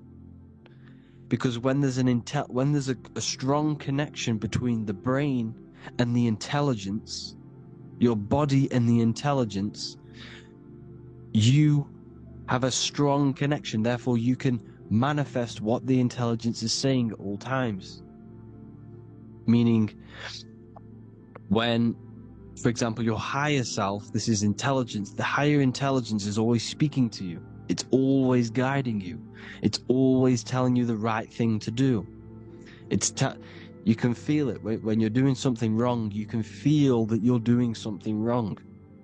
Because this higher self, this intelligence knows what it needs to do here.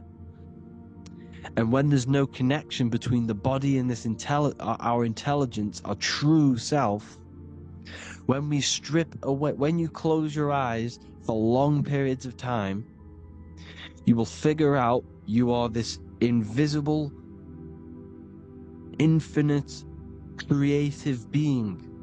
There's no words that I can't describe what it is.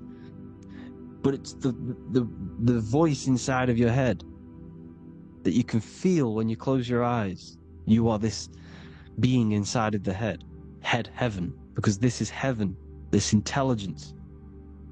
And when there's a strong connection between the body, you can manifest everything it's saying. When everything is balanced, when you're no longer thinking with the lower centers, when they're all balanced, you're not thinking in particular with every center, you balance them all, you can manifest everything it says. Your body will act out what the intelligence is always saying. This is God in the brain, the intelligence, trying to touch Adam, representing the lower self. This is why they're not touching. Notice how Adam is resting, but the intelligence is always reaching out, stretching, symbolizing metaphorically saying it's guiding. I'm always reaching out. The intelligence, your intelligence is always guiding you. It's always reaching out to you. But Adam is ignorant of it. The lower self is ignorant of it. And that's why he's so relaxed and God is so stretching out. Because at our highest self, that when you think of when you want to better your life, that highest true version of yourself is God. When you're manifesting this, your highest self, this is God. Your truest form, your most perfect form, that is God. Your highest version of yourself, that is God. Emotions are not what you've been taught. Emotions are not something that should be reactive, okay?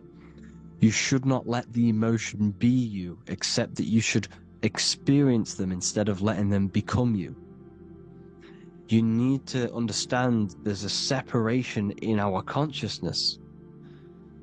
You have the soul, which is the person who is observing your thoughts.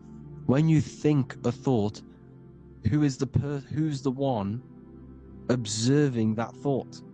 The soul, you, the I am, the I, the inner self, the one and only. And inside of every single body, inside of me, inside of you watching this video, there is this same intelligence that is inside of me, inside of you. And it's the exact same intelligence, experiencing a different body. And this is what we mean by the universe is mental. We all are all sharing the same ball of consciousness in a different body. The animals, the fish, the cells, all expressing this one consciousness. Me and you are the same. This is why the golden rule is treat others like others should be treated, because I am you and you are me in a different body. Now, going back, you need to identify that there's different levels of consciousness: soul, mind, emotion, and body. Okay? Your emotions are on a separate layer than the body, the mind, and the soul. So when you identify there's a difference between all of these, you do not let them become you. You do not let your mind rule you, because your mind can be corrupted. Your soul is the one that is pure good, pure love, but your mind can be corrupted. Okay?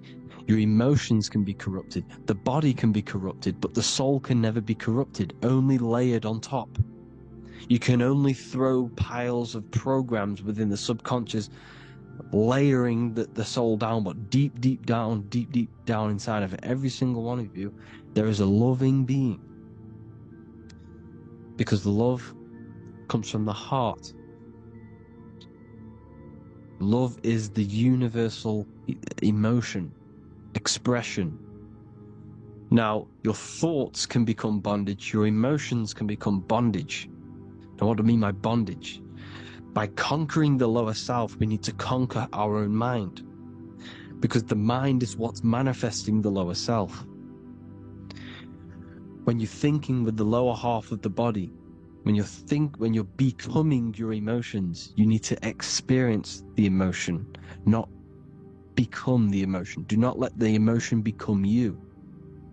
Do not let your thoughts become you, because your thoughts are tools that you can manifest. Your thoughts are the idea. Your emotion is the energy that you can use to manifest that thought. Your emotion is energy in motion, emotion. You use emotion to manifest, to feel as if you already have the thought. Therefore, you become that vibration. Therefore, your emotions are actually a creational force that is given to you to manifest things, because you're a human, a manifester. You're here to manifest things. You're a creator. You are a god. Your inner self, your intelligence, your I am, the one and only inside of you, the inner self, the quiet one, the one that's deep, deep down, the invisible intelligence, is a creating. It's creating things all the time. All the time. Speak no evil, see no evil, hear no evil. This is the astronauts, they're Freemasons, but they understand this. Because thinking, seeing, and hearing can corrupt your mind.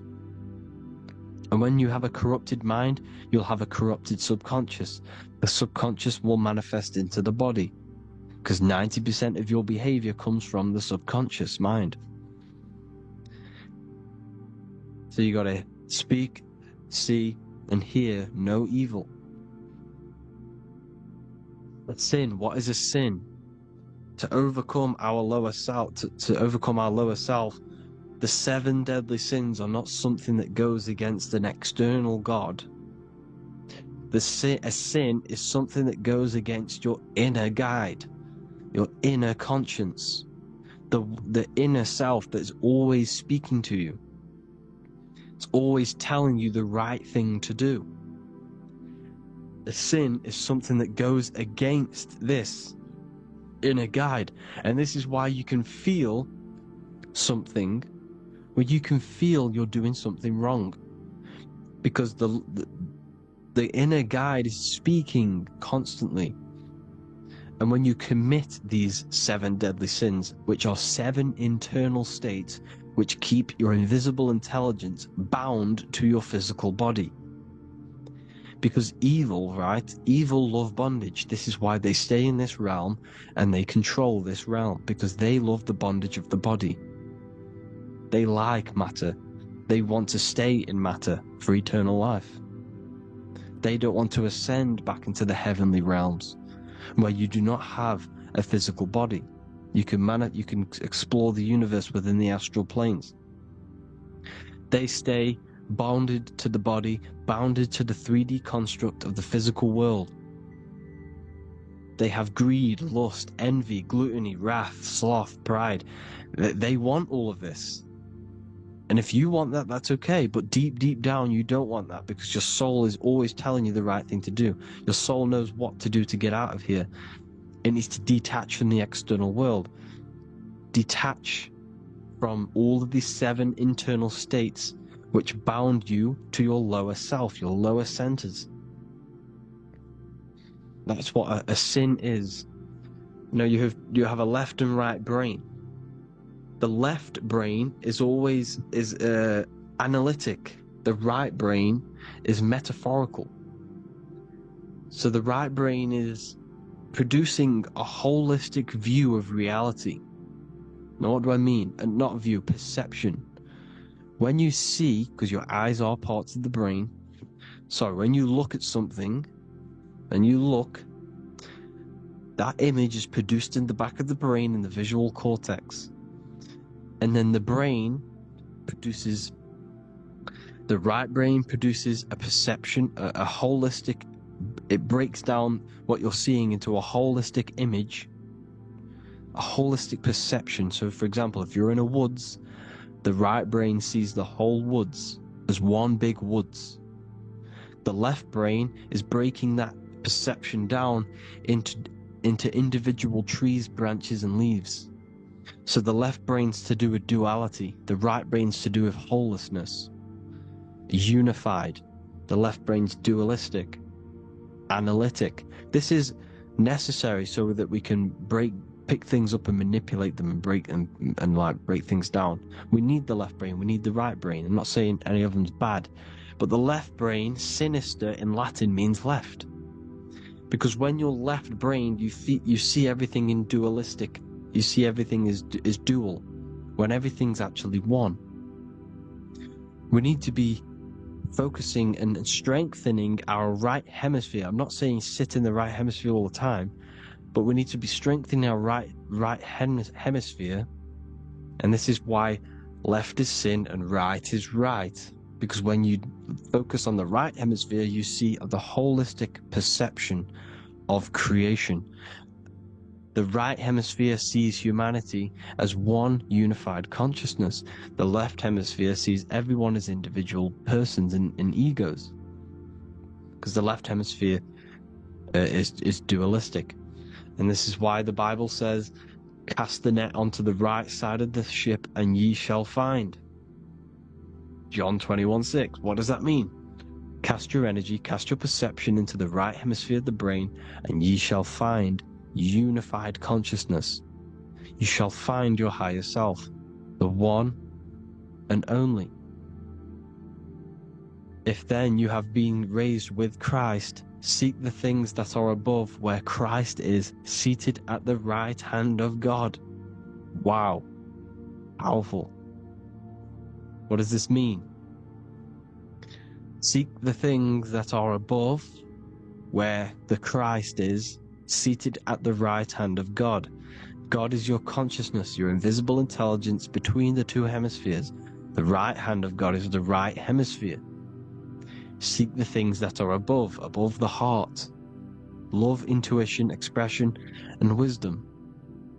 Seek the things that are above the heart, the higher self, the higher part of the body. Because when you seek the things of love, expression, intuition, and wisdom, you create a strong aura. You attract the same frequency. And this frequency is heaven, God. This is the Sumerian artwork showing the Lamb. This is a step symbolizing stepping upwards, raising up. He's stepping over the Lamb up to the bird. His hand is going to the bird. The Lamb symbolizes the lower self. Okay? The bird with the wings is in the sky. It represents the higher self. This is why angels always have wings, because it represents the higher self in the sky. The lamb is a ground animal, symbolizing the lower self. He's stepping over the lamb to the bird, his higher self, his invisible intelligence. Horus and Set, Jesus and Satan. Look, Horus has an evil brother, Set, just like Jesus and Satan. Horus is a bird, higher self. Set is a ground animal, lower self, which is the devil and the angel on your shoulder. You see? The right and the left hemisphere. The two wings. So, the devil and angels always speaking to you. The higher and the lower self. It's the battle between the higher and the lower self. Between the invisible intelligence and the physical body, because the body's the one that wants the sugar, it wants the pleasure, it wants the sex, it wants the porn, it wants all of the materialistic things, it wants the 7 deadly things. Okay? It wants this. There's a battle between the higher and the lower self, your intelligence and the body. This is why you need to become balanced, so that there's a deep connection between the body and the invisible intelligence, the I am. You need to master your mind with discipline, and you gain a connection between the brain, the body and the intelligence. Resurrection, transmuting sexual energy. Okay, this is important. Res is Resh, which is Hebrew. The early Hebrew Resh symbol is the head. This is the head. Resh, erection. Erection is a sexual stimulation. Resurrection is rise erection. You got to raise your sexual energy up the base from the spine to the head. This is the Christ, the Christos. There's a psychophysical germ, psychophysical oil produced in the brain every month. Go and watch my other video on raising the chrism. Okay? And every month there's this fluid produced in the brain, which takes 2 trips, because one's produced by the pituitary, one's produced by the pineal, magnetic female, magnetic and electric charge. And it takes 2 trips down the spine to the solar plexus, the bread of life in the Bible, or Bethlehem in the Bible, because the River Jordan's your spine. Goes down to Bethlehem. It gets born in Bethlehem, just like Jesus. Because when this oil travels to the solar plexus, it creates the seed, the seed of life, and it feeds the body, all the central nervous system, all the cells. It regulates the blood, does all sorts of good things for the body, this oil. Now, when you save your sexual energy and you raise your resurrection, you awake the Christ, you raise it from the solar plexus or the sacrum bone up to the brain, you activate 100% of the brain, and this is the true resurrection of Christ. Instead of wasting the energy and giving away your sexual fluids, because behind the fluids is the energy. So when you release that fluid, the energy is out there. You've released the energy. Your sexual energy is the most potent emotional force a human could possibly feel. Same with any animal or anything. The sexual urge, the sexual emotion is the most powerful, potent emotion that you can feel. It takes over the whole body. When you feel sexually aroused, it takes over everything because it's so potent. And when you fight the serpent, when you fight the sexual energy, which is shown here in the Egyptians, the cat cutting off the head of the serpent, or Hercules fighting the serpent, or in the Greek mythology fighting the 7-headed dragon, the 7 chakras. The serpent is your sexual energy because it symbolizes your kundalini. When you fight it and you transmute this energy, instead of releasing it, instead of acting sexually on it, you can transmute the energy, transfer it from the solar plexus up to the brain. You can do this with other tasks. Instead of releasing it, instead of raising it from the solar plexus to the brain, you can use it for other things. So for example, you want to think critically. You can use it for critical thinking. You can use it for going to do exercise. You can transmute sexual energy into anything.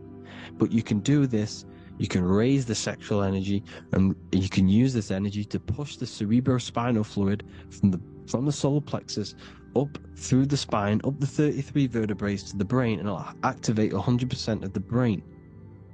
And this is the resurrection of Christ. Jesus was never dead. Jesus was never rose from the dead. It symbolizes the Christ, Jesus Christ. Christ is Christos, which means oil in Greek. The resurrection of the Christ, the Christos, the oil. When it activates 100% of the brain when it's raised, and it can regulate all the systems, it can regulate all the blood, it can regenerate the body.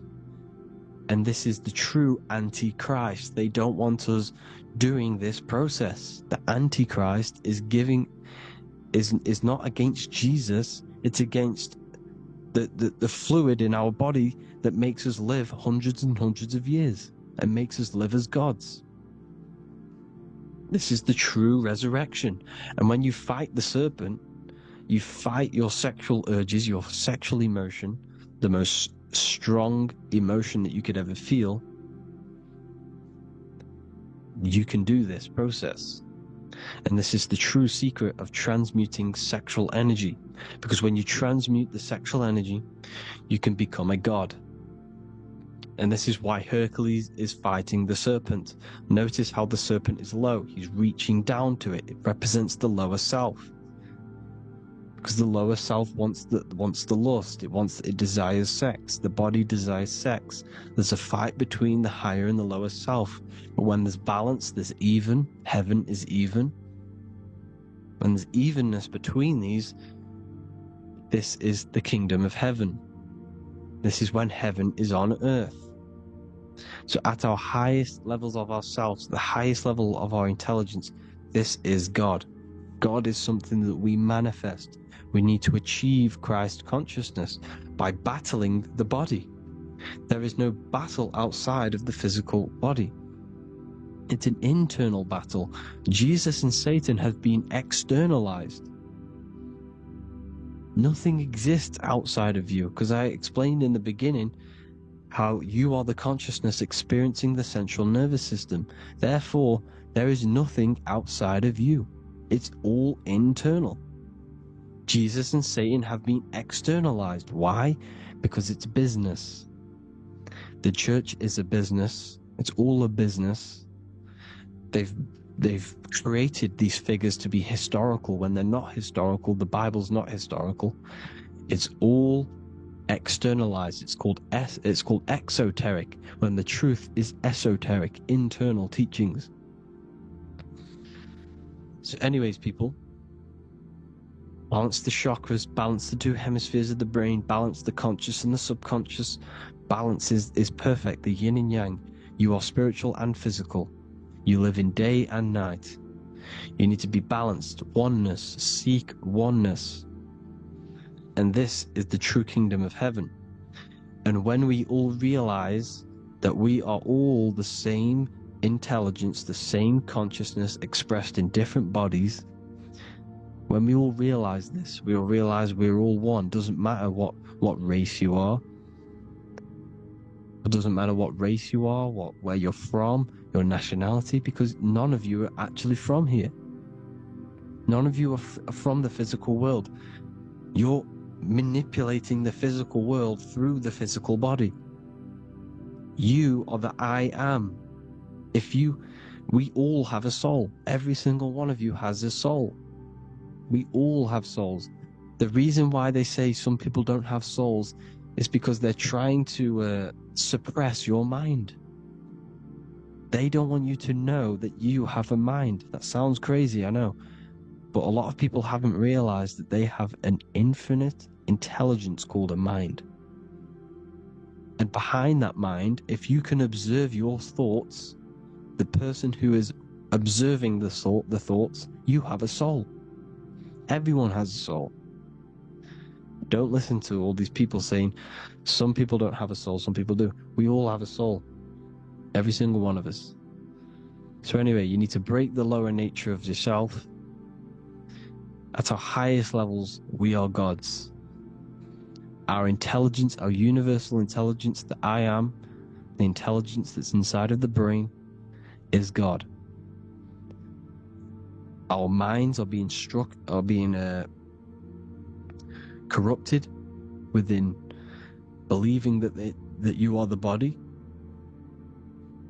and the result of this is a society like today, because everyone thinks they're the body, and everyone's living in the lower nature of self, where everyone only cares about themselves. But when we realize we're all one big consciousness ball, we're all the same consciousness expressed in different bodies, there will be peace. So thank you all, people. If you do want to learn more, if you do want to read my book, it's called The Book of Wisdom. I'll put it in the description. It's an amazing book, people. It's going to give you the best understanding possible about creation, yourself, and the world. It's amazing. The Bible, everything. I have just launched a new cymatic library. A friend of mine has just added this to the website. He creates beats, and he creates the purest beats, so they are actually the frequency that it tells you. Most of the stuff on YouTube and Spotify and Apple Music it says it's a certain frequency, but we know these major platforms are all playing with the frequencies of the apps. So if you want a real binaural beats, solfeggio scale frequencies to meditate on or listen to throughout the day, join the Occult Library. You can get a 2-day free trial. I'll put the link in the description. Thank you all, people. Hope you all enjoyed this video. God bless you all.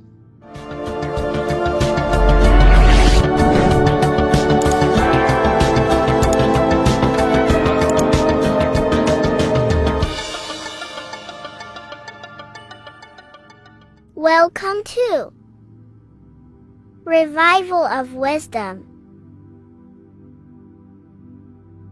Welcome people, we're back with another video, and this video is about Freemasonry and the connection to the Illuminati. Please, as always, to make sure to hit that like and the subscribe button and turn on the notifications to never miss a video. On May the 1st, 1776, the founder of the Illuminati, Adam Weishaupt, founded this secret organization, and this date can be found in Roman numerals underneath the all-seeing eye pyramid on the $1 bill.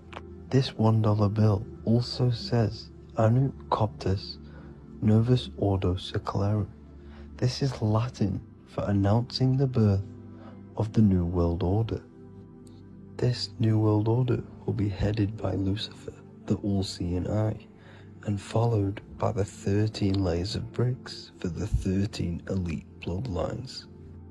So your Orsini's, Rockefellers, Rothschilds, Soroses, and the other 9 elite families.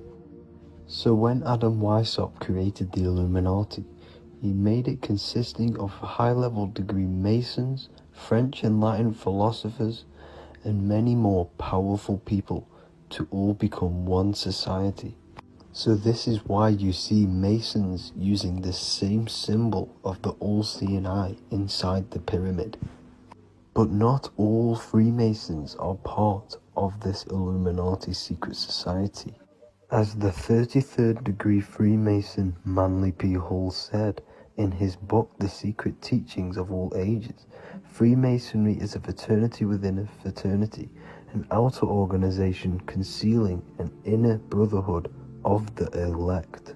So what he's saying here is that Freemasons have to go up the degrees of Freemasonry, and once they hit the top, they either get elected or not into these secret societies like the Illuminati, Skull and Bones, and Knights Templar.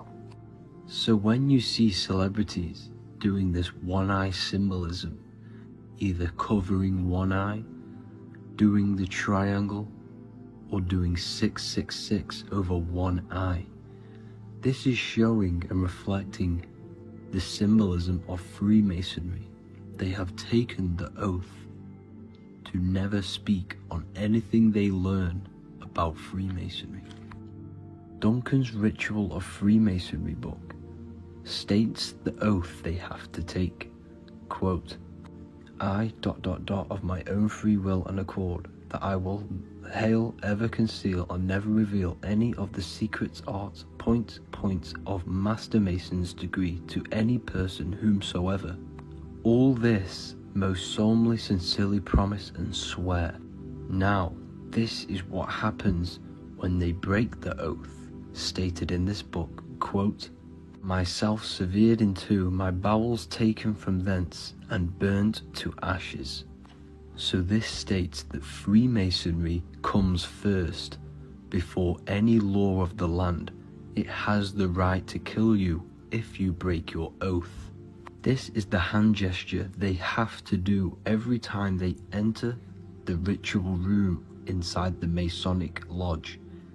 This is the cutthroat symbol, showing you and reminding you of the oath and what will happen if you break it. Now in this book, Richardson's Monitor of Freemasonry, it states, if you break your oath, binding myself under no less penalty than to have my throat cut across, my tongue torn out by the roots, and my body buried in the rough sands of the sea. If they do not decide to kill you, this book states this by pointing him out to the world as an unworthy vagabond, by opposing his interest, by dearranging his business. In other words, they have the power to frame you and destroy your reputation to the world. and destroy your business if you break this oath. So yes, they do kill to keep this truth hidden, because this truth of this reality is what keeps them in power. They have the ability to manipulate people, because people do not know what manipulates them. This is why they call themselves the government. They govern the ment, which is the mentality, because the mind is the root cause of reality. They control what you perceive to control what you manifest. By knowing the truth, you are set free, and you no longer need no controller above you. So this is why they are willing to kill and do whatever it takes to keep the truth concealed within these high-level degrees of masonry and these secret societies. However, going back to Manly P. Hall's book, it states, part of the symbols are displayed here to the initiate, but he is intentionally misled by false interpretations. So this is saying even Freemasons are intentionally misled and told lies to conceal the truth, to make sure the truth is hidden in the high degrees of masonry. So that's it for this video, guys. Thank you all for tapping in. Please leave a like and a subscribe. God bless.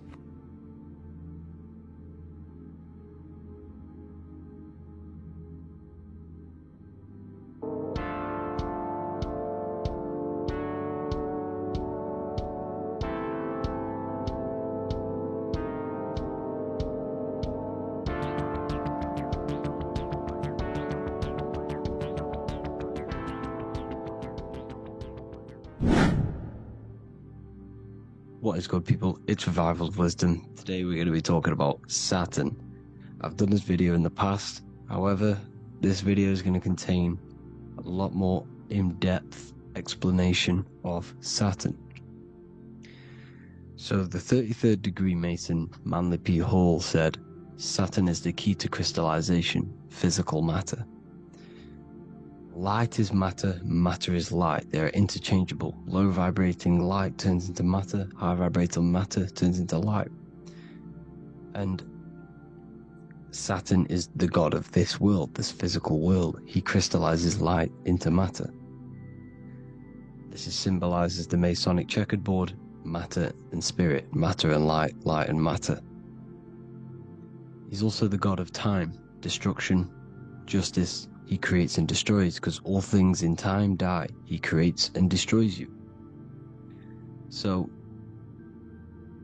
because we live in this physical world, which is the electric world, this is why we say electricity, because it comes from the root word of El, Saturn. They used to call Saturn El, E-L. This is why we used to say Elohim is God. The real god of this world is Saturn, but it's being hid. This is being hid. Jesus is Saturn. All of this is Saturn. It's all Saturn worship. It's the real god of this world,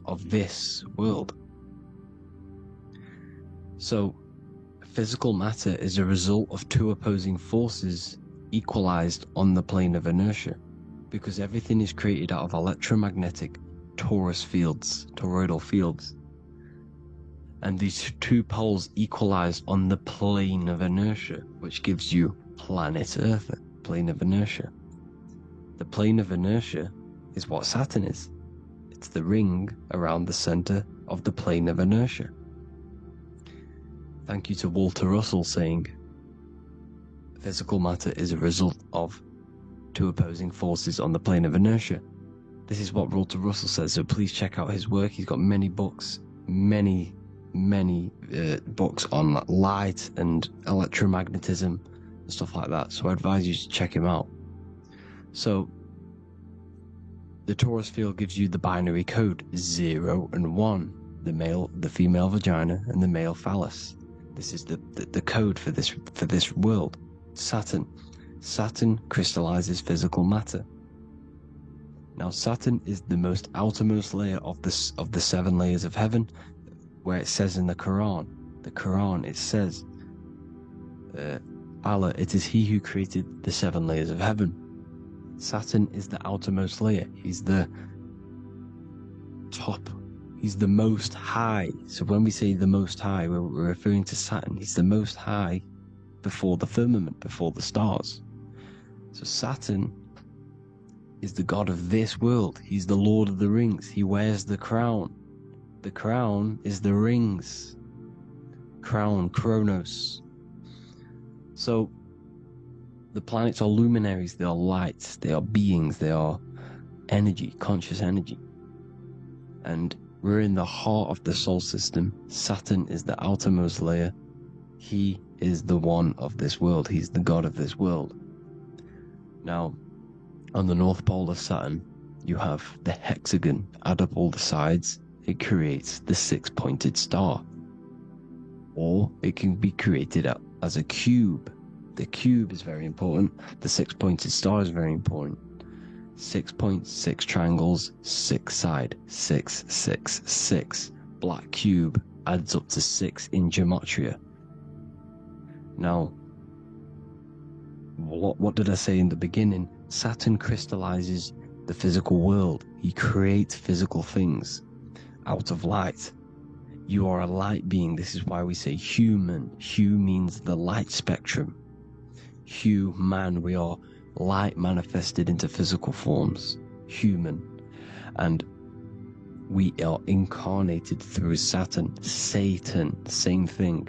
The number of the beast is 666, and the 666 comes from the 6.6 triangle, 6 sides of Saturn, 666. We are all known as carbon-based life forms. Carbon, the atomic structure of carbon, is 666, 6 protons, 6 electrons, 6 neutrons. We are materialized into our physical bodies through Saturn, through the number of the beast. These bodies are the beast, it's the animal. The divine, the Christ, is the consciousness within, because you are a physical, spiritual being combined into one, hexed into one. Hexagram. This is a hexagram. You're hexed into physical matter, spirit and matter, light and dark, combined into one.